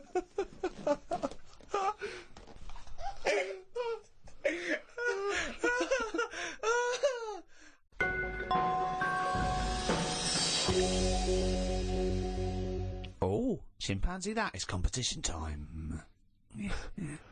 I think my worry there is people might get confused, Rick, because that jingle is very similar to the Monkey News jingle. There's aspects of it that's similar, yeah. Yeah. Some people might have just heard that, and they might have just heard chimpanzee and thought, oh, great, it's Monkey News, but Carl presumably is too lazy to have actually prepared any Monkey News. Oh, I've got some good news about Monkey News, actually. Have you? If you are craving Monkey News, then there is a special Monkey News poster in the CD, the 3 CD box set, the Ricky Gervais Show. Got everything. It's got the 12 shows and MP3. It's got the best of, and it's got an extra hour of brand new material as well. And the reason we did it on CD is because some people were saying, I've heard about this, but I can't listen to it. I haven't got an iPod. I haven't got a computer. So buy that for a friend who can't listen to these. It's the perfect Thanksgiving gift. It is the perfect Thanksgiving gift, or Pancake Tuesday. Yeah. And we've signed one that's going to a lucky winner. We did a competition on the last podcast to give away one of the CD box sets, the World of Karl Pilkington, and we've signed that, and Flannels of the Deep, the new book in the series. Can you remind us, Rick, of the quiz question? The quiz question was, do you want these? Okay, and what was the correct answer? It was yes. Well, we've had... it's amazing, actually, how many people didn't realise that was... We had a lot of people saying, no, I'm not interested, who are you, why are you bothering me? But, amazingly, Rachel Bolland from Glasgow has got the correct answer. She said yes. Now then, we need a new question, Rick. Yeah, should we give those away again? Let's give those away again, the same things again. Not obviously these, we'll send these to Rachel. Different ones. You get, so you get, do you want a signed CD, The World of Karl Pilkington and Flannels of the Deep, okay? Plus, we can also add to that, Rick, the forthcoming extras script book. Ah, not just a script book, Steve. No. It's got some wonderful pictures, but that taken by Rich Hardcastle, of people like Ben Stiller and Sam Jackson and Kate Winslet behind the scenes. In their off-duty moments. And it's brilliant. It's really good. We'll put some pictures up on the website. Go to rickygervais.com and you'll see what you could we'd be winning. Yeah. Yeah? So we've got that perfect collection of stuff, but we need a new quiz question. Okay. Okay, so those prizes, does someone else want them? Does someone else want them? Yeah. Okay. All right. Well, if you know the answer to that, then get in touch. podcast@rickygervais.com. Good luck. It's a tricky one. Oh, good luck anyway, because I never read the emails.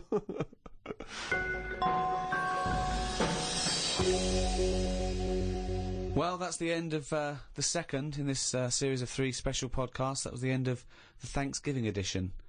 With me, Ricky Gervais, Steve Merchant. See ya. And Karl Pilkington. All right. Thank you to Positive Internet, the guys that host this podcast. They're doing a great job. Thanks, guys. Thank you. Happy Thanksgiving. The Ricky Gervais Show on Guardian Unlimited.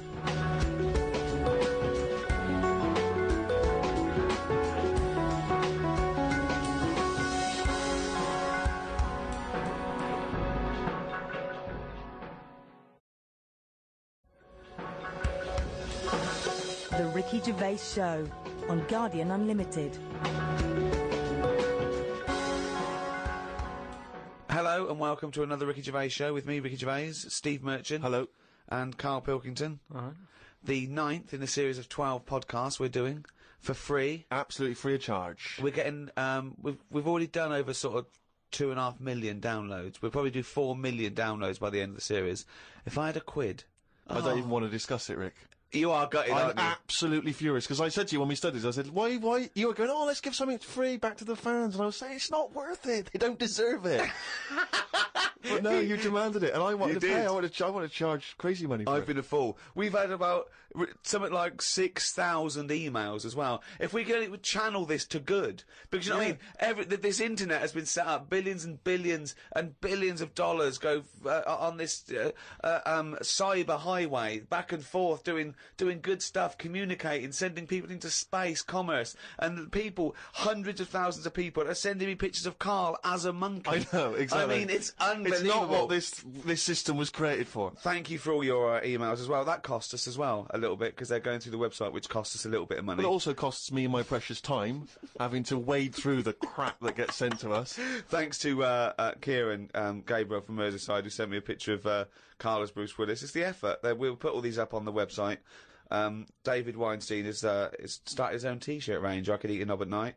And Paul Devon has sent me this caricature of Karl, and it's brilliant. Again, I think they're wasting their energies. It's actually a brilliant painting of a little round, bald-headed Manx, some sort of, like, freak creature. Yeah. Whereas he could have done a beautiful painting, but thanks to all those... I mean, I have actually waded through the emails, and I, obviously, again, like Ricky, I echo the thanks for sending in all the different questions and comments about the show. And there's so many, it's impossible to obviously even reply to them or talk about them, but a couple of that have struck me. Emily from New York has asked Karl this. Karl, if you were on a sinking ship, or you were in a burning building, and you were with myself and Ricky, but you could only save one of us. I don't know why that's the case, but you can only save one of us. Yeah. Who would you save? Would it be Ricky, or would it be me? I think it's a two-man dinghy. Right, okay. Possibly. And we're trapped, and he knows that if he stays there to get both our legs out from under this thing... the girder. Yeah, he dies, so he's got room, he's got time to save one. It's obviously me. It's hard to say, isn't it, at this point? What, because Steve's in the room, you mean? Well, no, just because we don't know what the situation is. Okay, well, let's say we're on a sinking ship, all right? So you're gonna have to rescue one of us, drag us into the dinghy. It's going under. You know, in 30 seconds, okay, this ship's gonna go under and drag you down, and you're gonna die, right? And our legs are trapped, and you've got enough time to untangle one set of legs. Whose legs do you untangle? Now, just because my legs are long does not necessarily mean it's more complicated. No, it's exactly the same amount of time. Just have to make a choice. A terrible choice that Steve would not, hate you for. Well, no, listen. He won't be around for long. He's going to drown in 30 seconds. Well, forget him. Bear in mind this, Karl. You are going to be stuck in a dinghy with Ricky Gervais, and who knows how long that's going to take. Yeah. Think of all the head squeezing that's going to be going on, the comments, the wind-up. And do you honestly think that he's going to, if there's any provisions, that he's going to split them evenly with you? I mean, he's going to have drunk all the water, and there's only going to be about half an hour in. The food's going to be gone. Look at his gut. Look how much, of the food he's going to have to eat, the baked beans that you've got on board. Whereas me, you know how generous I am. I'm always sort of helping you out. Oh, there we go, Karl. I think he's put the nail in his own coffin there. You know how generous I am, Karl. Let's talk about that, Karl. Come on, think about that one. Yeah, I mean, have you forgot about that, Steve? What? What? The time when we went for a coffee, and we had to have a bit of a heated debate about the 50p change. Yeah, you owed me 50p, and you decided you didn't want to give it to me because it was only 50p. And my point was, it's not a question of 50p, it's the fact that it's not your decision to decide not to give it to me. If I wanted to be generous, that's my decision, but you can't go, oh, it's only 50p, Steve. It's my decision who I But say you just given him a free keg of beer. Yeah. But that did not come to you, and you didn't pay for the free keg of beer. It was a promotional thing that was sent to you. It's the same thing as the way I gave Suzanne my leaving present from my last job. A lot of people may not be aware of this if they haven't heard us talking about it before. Yes, but you had a gift from your work as you were leaving after however many years of service, which you then gave straight to your girlfriend without telling her that it had been received from people at work. Doesn't matter. She wanted a camera. It's the same thing as you. You wanted that lager that I got for free. It hasn't cost you anything. It doesn't matter where I got it from. So you now decide, because you've given me a free crate lager, that you can now say, oh, actually, I'm not, in the future, I'll just take your money, Steve, on a whim. Well, listen, stop arguing like this. You're rocking the dinghy. Karl, have some of my cheese. Imagine if he would. Do you imagine he would ever say that? Can you imagine him ever offering you any of his cheese? Are you going to save, Karl, mate? I don't want to say. Can we say on the website? Can you just do a little explanation of why on the website? Can they? We'll think about it and... I might do a sort of a for and against or something, and then sort of, so the conclusion is... Okay, alright. Something like that. Go to rickygervais.com. The Ricky Gervais Show on Guardian Unlimited. Well, I've been waiting for this for a week. It's a regular feature now. When we read from Karl's diary. Karl decided to keep a diary. He's gone through with it. I can see it there. It's massive. It's a huge desk diary that he has to carry around with him, and the pages are getting full up. You're really keeping to this, yeah? Right. This is extracts from Karl's diary. Did podcast and went for an Italian with Ricky and Steve. Italian place is good. We've been there a few times. I always have the same thing, spaghetti. Can't remember what everyone else had. Last time we went there, Steve had little octopuses with pasta. You could see that they were octopuses. They hadn't been cut up or anything. My rule is that I only eat stuff that looks nice when it's alive. A cow, a chicken, some fish. An octopus is an odd-looking thing alive. Even worse when it's dead and limp. It looks like it just shouldn't have been sat in the spaghetti. Yeah, I agree. I agree with that. Ricky drew another picture of my head. We've given a few of them away as prizes, but he draws so many of them that they won't be worth as much anymore. Everyone will eventually have one. Like those pictures of a boy crying that caused houses to burn down in the 1980s. What does that mean? What are you talking about? Don't you remember I mean, if you're listening in America, they might not have made it over there. Is it the sort of like the sugary ones with kids? Like, is it Techikov or something? It's just some kid. My auntie Nora had one, and it was just like a kid with like a blue jumper on, and it's like a painting, not a photo. Yeah, exactly. Yeah, and he's just crying. Like a chocolate box. It's really awful, sort of sugary. And what happened is they found out that a load of houses were being set on fire or burst into flames, whatever. And the weird thing was, oh, it's bollocks. every house that burnt down had that photo. Yeah, because every house had that picture in the fucking 70s and 80s. Idiot. It's like, we're linking it to sinks. Every house that's ever burnt down had a sink. You're talking shit again. Carry on. Wednesday. Saw a homeless bloke. I'm surprised that no companies have thought about sponsoring the homeless. Something like a clothing company. Give them some clothes that have an advert on the back. Everyone's a winner. Good idea. Not bad, is it? Got on the tube to Camden. Read in a free newspaper that hedgehogs could be gone by 2025. I think I've seen more dead hedgehogs than alive ones anyway, so I don't think I'll miss them. Went round to Ricky's house and had a game of pool. It should have been nice and relaxing, but Jane gave me some cake, and Ricky said I can't play pool if my hands are all sticky from cake. It was the sugar. And it wasn't that either. After he'd finished it, they weren't just sticky. He was licking his fingers, sucking his fingers off, and then was going to pick up pool cues and touch things. And I was thinking, go and wash your hands after licking your hands. You're not a cat. This turned into an argument when I said I didn't want to wash my hands. Why didn't he? Disgusting. He goes for a piss all the time without washing his hands, and then squeezes my head. I know I prefer to have lemon cake crumbs on my head than knob juice. Was going to do a crossword, but I'm tired and have learnt enough today. What have you learnt? Well, the stuff about hedgehogs and that. Oh, God. Was on my way to my mates, and I got on a train. Got close to a station, but realised I needed a wee. Was about to go in a cubicle when a blind man with a dog, who was bumbling his way through the walkway, came around. I said, "Are you after the toilet?" He said, "Yeah." I said, "It's on your right." I shouldn't have let him go first, as he took ages, and it would be my stop soon. The dog waited outside the cubicle. I was going to stroke it, but then I remembered someone telling me that you shouldn't. Don't know why not? that is. Because something to do with the owner should be the only one who sort of deals with that dog, and you shouldn't. Well, you shouldn't stroke it because you'll cover it in fucking lemon cake. No, but just because if you stroke it and that, it might like me and want to go off with me, and he'll come out and be lost and stuff. Yeah. I'm not totally sure, but I just thought... The Ricky Gervais Show on Guardian Unlimited. A few people have sent this in, including Paul the Party Animal Parker. I wonder if anyone else in his school... I mean, for some reason we've just assumed he's in school. I don't think there's any actual proof of that. But do you think... I reckon he left in June, and he's doing sort of bits and pieces, but he's still a party animal. Do you think he can hold down a job? Is he just partying so hard that... He can hold down a job. He often arrives late.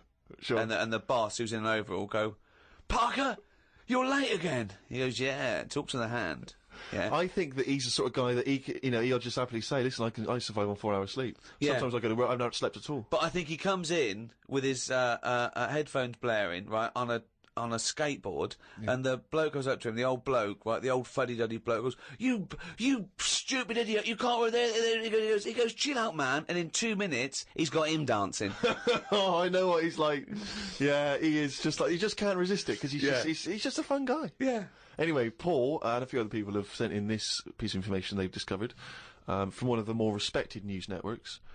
The headline is this: female kidney turns lumberjack onto housework. Right. Now, a Croatian lumberjack apparently has claimed that he started enjoying housework and knitting after he was given a female kidney. He claims he's going to sue his local health authority because he says he's become a laughingstock. He used to enjoy heavy drinking sessions and things.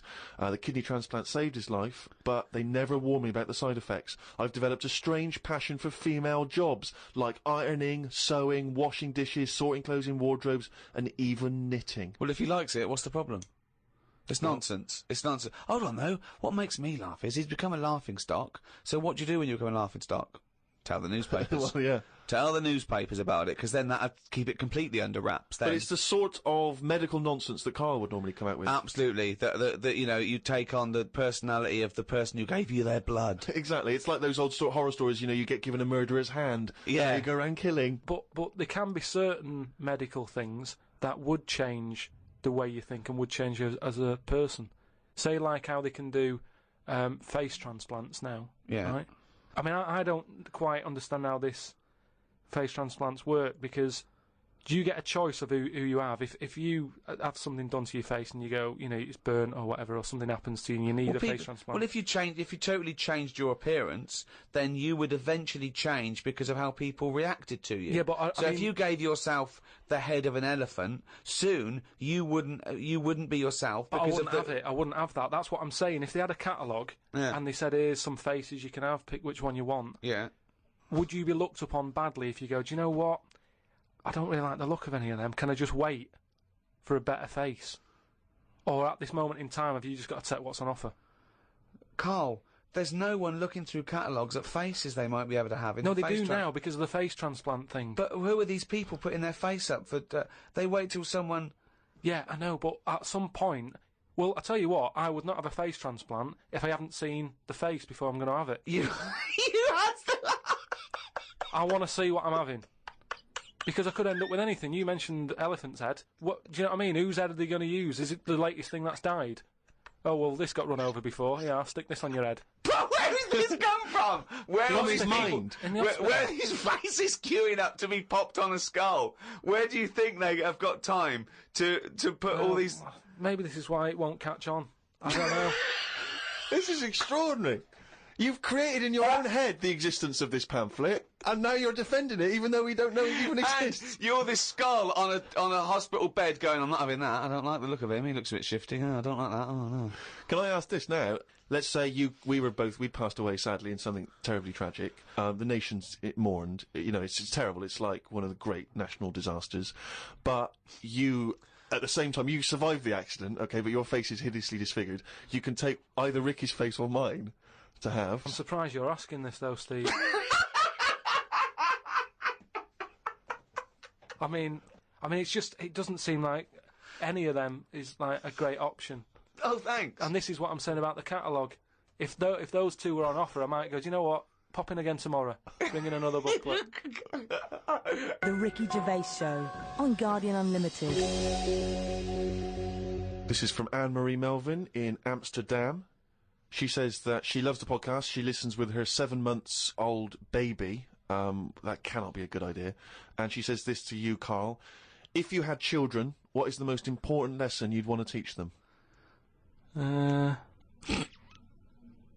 I mean, in a way, if you sort of look after a kid too much, it doesn't learn that much. But if you let it learn by its mistakes, it'll probably grow up all right. But there are some mistakes you can't afford it to make to learn from. Yeah, driving a car the wrong way down a motorway. Testing if the fire really is hot.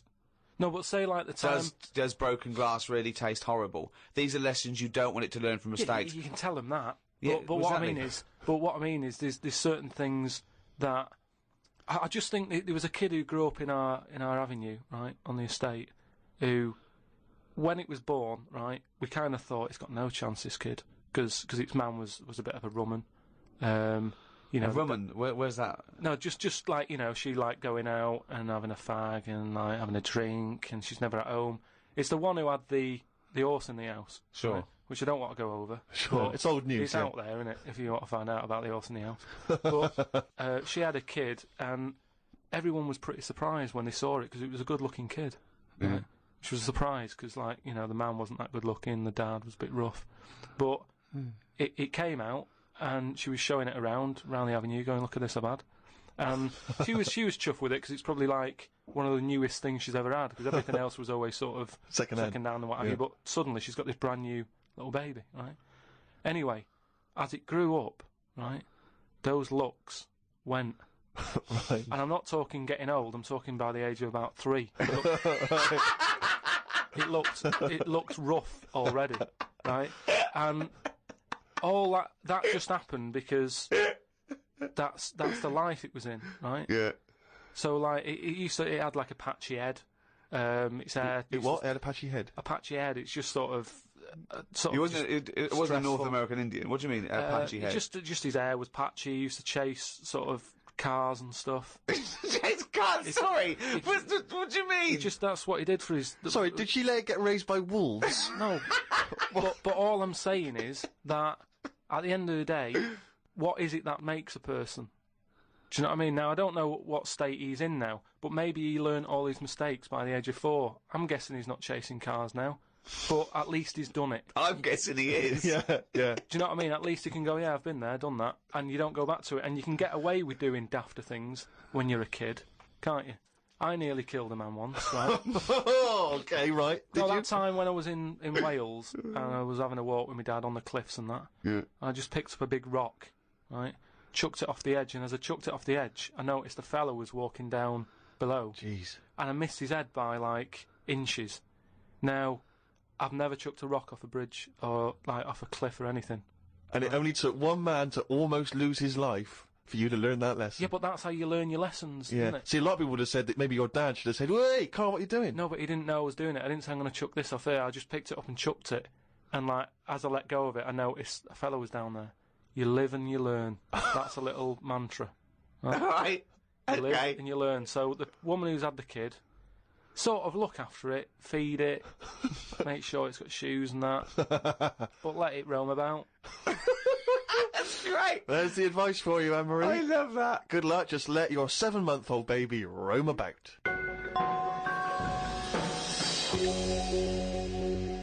Carl, a lot of people are absolutely fascinated to find out how you met Suzanne, your girlfriend of how long? Ages. Yeah. And they can't comprehend how, well, I suppose that there's any woman out there. Well, there's someone for everyone, isn't there? Yeah. That's always my thing. And it's reassuring, I think. You know, we chatted about the face transplants and that. You know, there's a face for everyone. Philosophy, innit? Yeah. I mean, it's really unbelievable. No, there is someone for everyone, no matter what condition you're in or whatever. Yeah. Because I read on the email, someone emailed in an old Chinese proverb. Is it old, though? You know the Chinese proverbs don't age well. It's something about everyone, everything, no matter what it is, has got one talent, right? And that's the same way in a relationship, innit? That everyone, you know, there's always someone out there, and that. I like the Chinese. There's another Chinese proverb that I learned on an email. Go on. He who cuts the wood up warms himself twice. Yeah, that's good. That's good. Yeah. And then someone sent in that one about too many Chinese cooks spoil the broth. What? Why is? Well, that's. I don't know who slipped the word Chinese in there, but I heard it was too many cooks. Well, it was just all sort of Chinese proverbs and that. One of my favourite on the same subject is a camel is a horse designed by committee. What do you mean? Well, I mean, it's having a go at the camel, and it shouldn't, but it's just, you know, it's just a metaphor. And if you wanted to design a horse, and you had that vision, but you let 12 people in the room have their say, it wouldn't come out as you wanted it to do, and it wouldn't be as good. A vision is more perfect than committee, because everyone having their say, it becomes anodyne, it becomes compromised, whereas the best things you can do is have an idea and have a vision and auteur that. Rick, can I just say now, I can tell from his look that he's thinking, which committee designed the camel? Well, I'd say, why would you request the ump bit? Because that's just going to get in the way, isn't it? I mean, I've always said that about a lot of animals. It's like we've doubled up on a lot of them. We've chatted about elephants and mammoths, one or the other. And that's the same with a camel. I'd have that up there as what they're doing. They were good years ago in the Jesus times and that. Don't need them now. You know what I mean? We've moved on. Well, not people who use camels to cross deserts. What other? I'm communities. going to throw some animals at you, and you tell how you'd have improved them if you'd have been designing them. Okay? Mm. The octopus. So I can now go back. I can look at them and go, what are they doing? And where have they gone wrong? What's up with you? How could you improve it? Like the camel, you'd go lose the ump. I'd probably give it a bit more of a body. Cut down on the arms. And give it some bones, because I don't understand all this. It getting in a jar is good. When does it want to get in a jar? It says... Well, it only wants to get in a jar according to your stories. No, but there's something that says it can get in a jar because it hasn't got any bones, but I don't know why it'd want to do that in the first place. I can't even begin to answer that. Once again, you've claimed that you've read that they like to get in jars. I mean, how do they know that octopus like to get in jars? Oh God, I love it. You can improve on an octopus. Millions and millions of years of evolution, making it perfect for its surroundings. Okay, another animal for you then, Carl. Giraffe? What are they adding to the world? What are they doing? Well, it's not about what they add to the world, no, but is I thought that's what everything's about. It's about things are here for a reason. No, because they work. The only reason is that they survived. They passed on their genetic material and evolved and was chosen by nature. It was selected. But there seems to be a lot. The reason they're here is because they didn't die. That's it. No, but there seem to be a lot of animals that are like. Do you think there's a lot of cheating? Is that what you're saying? There's a lot of doubling up. There just seems to be a lot of doubling up. Yeah. So you get it down to like 8 animals that represented all of it. So okay, who would get in your team? You can choose 8 animals. This is what I'm saying. If I was Noah, I would have gone like, hang on a minute. I've just seen something that looks a bit like this. Let it drown, and have a clear out. But he didn't. He was messing about saving everything. He was instructed by God to save everything, to be fair to him. Yeah, but if he's been given that job, for me, he's sort of manager of that job. So you believe Noah as well? You believe Noah happened as well, and he built a boat big enough to catch 2 of every species. You actually believe that as fact, do you? Well, it's out there in book form. Brilliant. All right. We haven't answered the question that we started with. How did you meet Suzanne? Just at work. Thanks.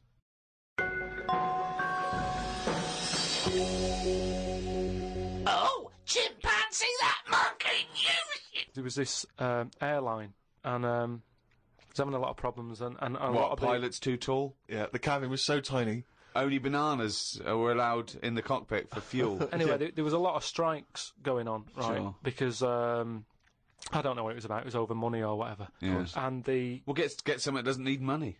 Yeah, but what else could you pay something in? Well, Rick, I mean, peanuts.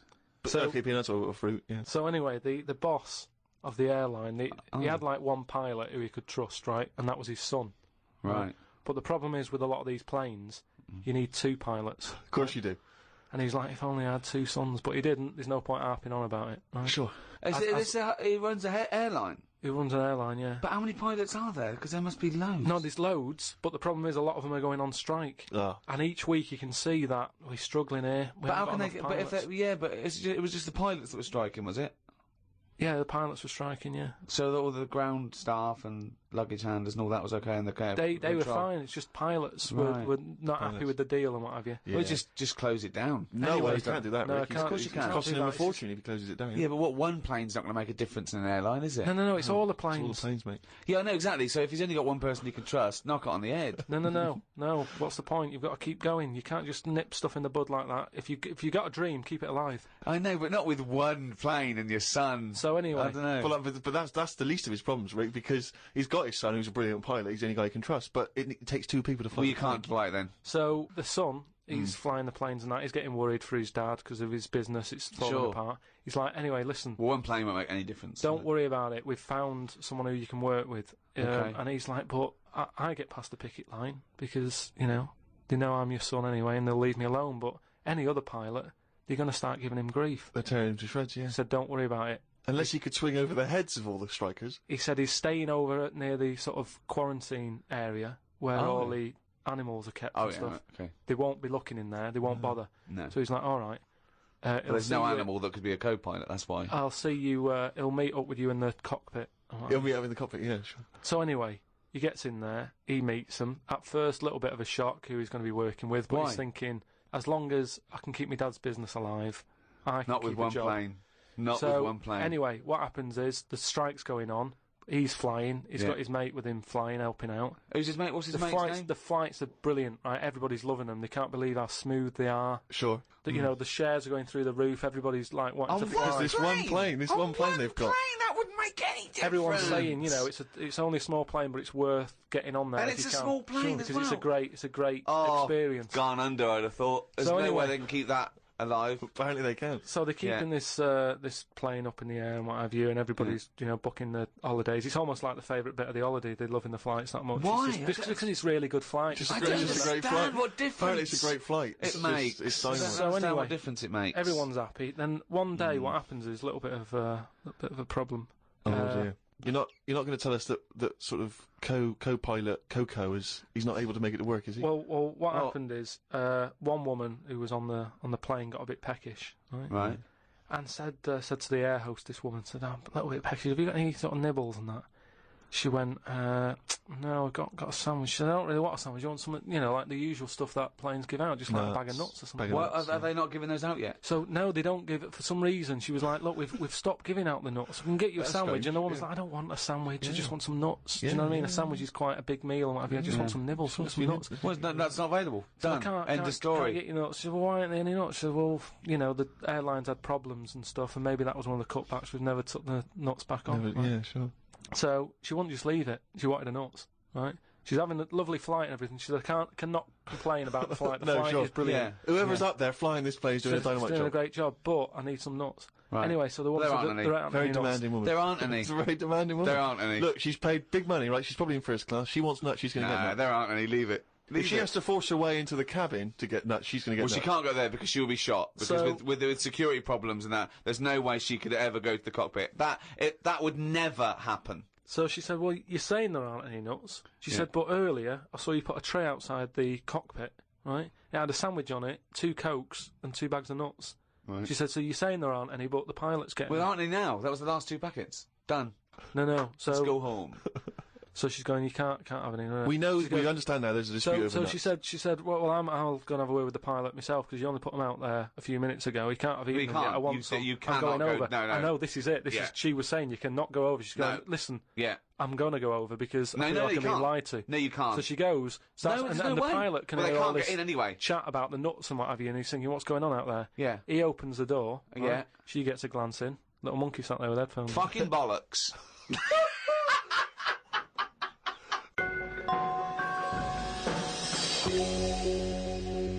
Well, that's the end of another podcast. Do register on rickygervais.com. We'll be able to email you and tell you what's happening when we finish this run of podcasts. We might have some downloads. At the moment, we're working on animating all the monkey newses. So look forward to that. The absolute bullshit that is monkey news in all its glory. This was hosted by Positive Internet. Great guys. The great guys that host the world's #1 podcast. Cheerio from me, Ricky Gervais, and Steve Merchant. Goodbye. And Karl Pilkington. The Ricky Gervais Show. on Guardian Unlimited.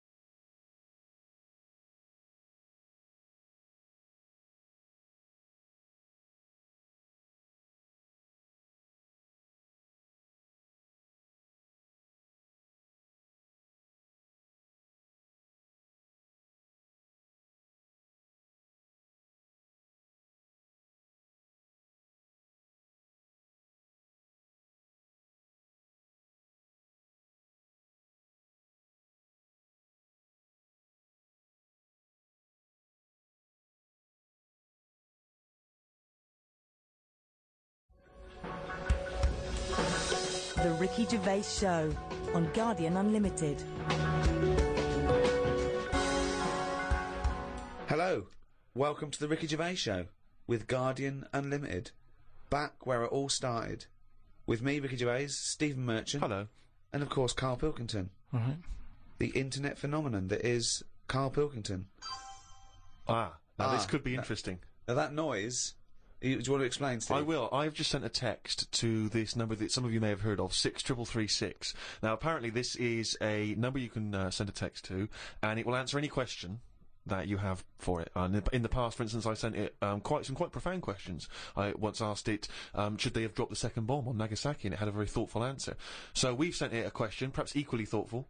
Karl Pilkington believes in ghosts. Is he an idiot? Now, we sent that because this is the Halloween special. These podcasts are 3 one-off free specials, and they're free because we want to thank people who paid for the audio books we did, the last 2 series, so thank you for that. I've just bought a flat in New York, and Steve's just bought a lovely BMW. Mercedes. Oh, is it a Mercedes? Yeah. Oh, is it? Oh, right, yeah. I haven't seen it yet. Yeah. Carl's having his kitchen done and his boiler replaced. He's still not happy. But, yes, thank you. The back catalogue is still available in audiobooks on iTunes, but these are 3 free ones. Anyway, the question we asked, 63336, Karl Pilkington believes in ghosts. Is he an idiot? And this is the response. Unusually, producer Karl Pilkington is both an idiot and a comic genius. His humour is not to everyone's taste, however. That's amazing. That's the response. But it's curious because it doesn't really answer our question about ghosts. Send them, do you believe in ghosts? Okay. This is the Halloween special, of course. That's why we're talking about ghosts. Karl, do you believe in ghosts? Yeah. I mean, I haven't seen like a proper ghost. So why do you believe in something that there's no evidence for? Yeah, but why are we here then? If it is just sort of you're born, right? And we are useless. At least other creatures, when they're born. Well, you speak for yourself. No, but they're born. Other creatures are born to do a job, aren't they? When a bee's born, you know what that's going to be doing. It hasn't got any options. That's got a job to do, and it does that job, and it dies, and the next one comes along. Oh. We asked it, do you believe in ghosts?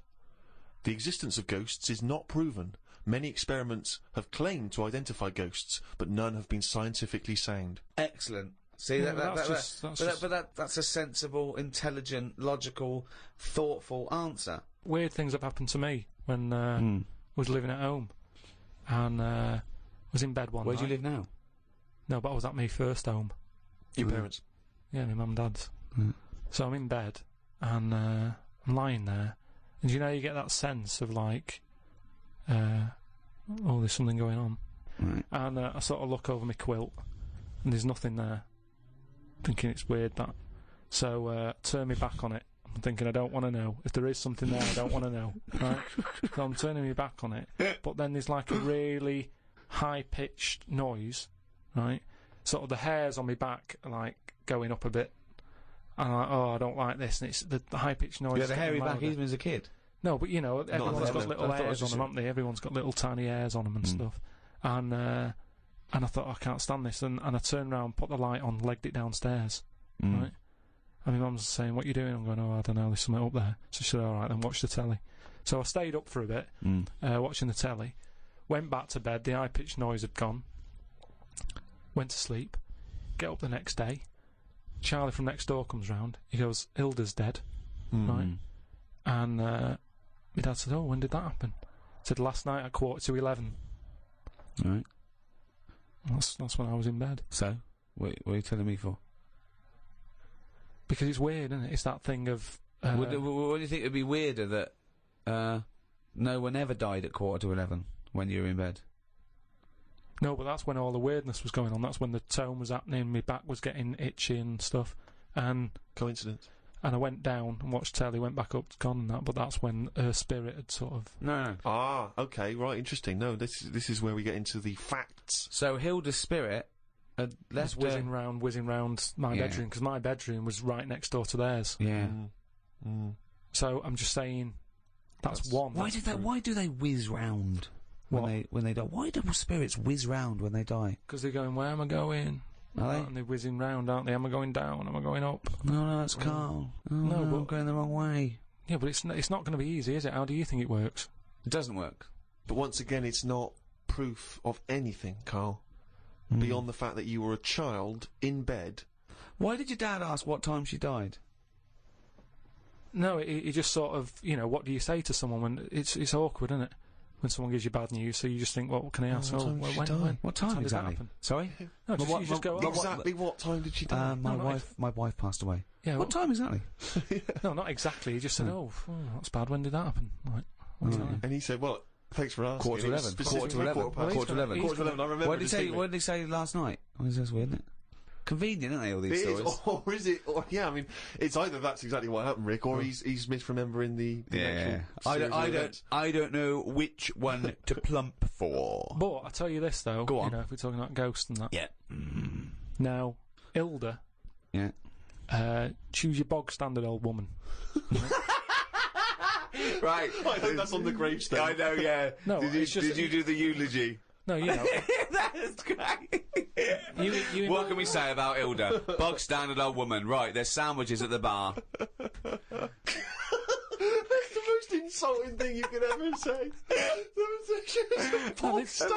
nothing. No. Let's just think about Hilda lived her life. Thank you for coming to celebrate the life of Hilda, who died at 11:15 specifically, and was a bog standard old woman. Are we burning or burying? But anyway.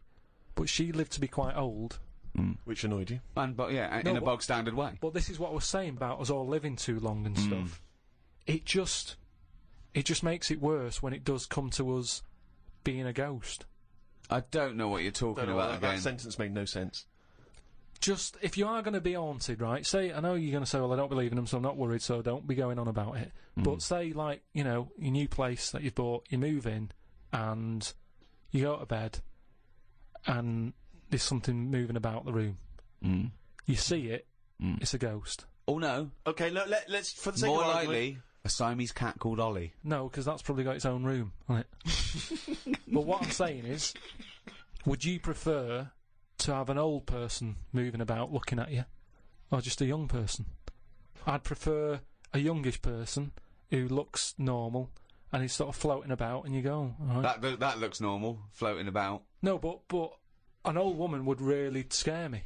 And ghosts are always going to have a bad reputation because they look scary because they're old. So that's... You talk absolute shit. That's all I'm saying. So Can you believe we ever charged for this? No, but look, if we are going into another life, right, after this...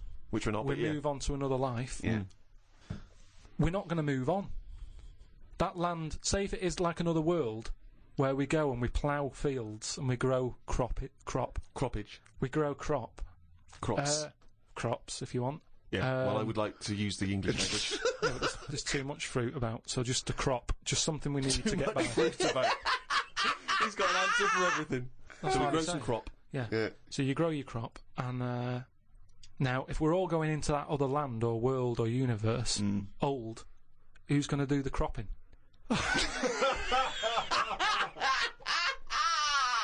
Oh God! Oh, I've never heard so much crop in my life. It's a load of old crop.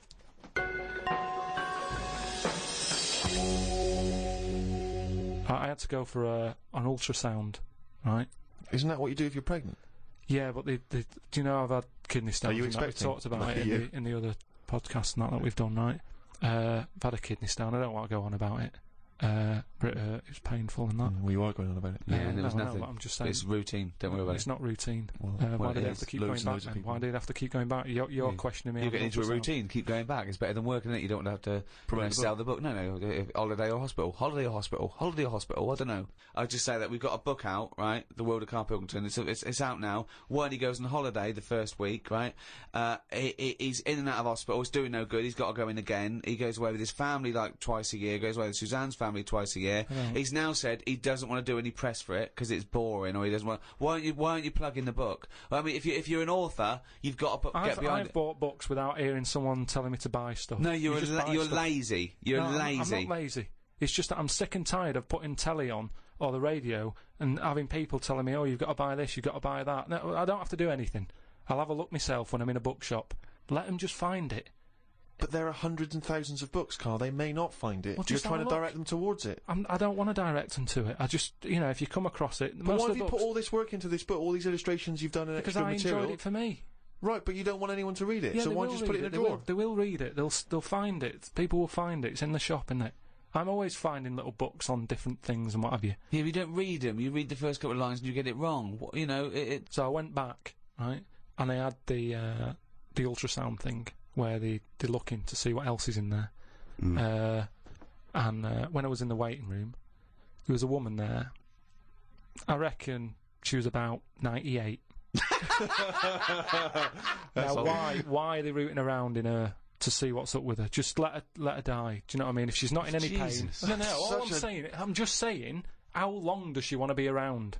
And the problem is, she went off. Right, I was sat in the waiting room. She went off into the little cubicle to put her a gown on, and because she's old, she can't bend her arms and that.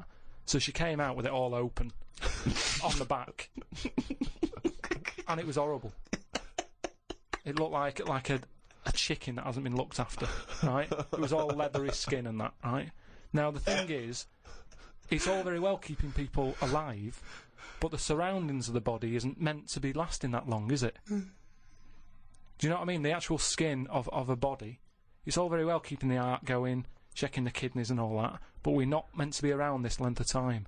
Yet we're messing with it. Yeah. Just do the gown up. You never do, you never see insects or anything like that look old. You don't go, look at the state of that. Because they live about 4 weeks! Yeah, but maybe that's the way it's meant to be. In the same way, maybe we were only meant to live to be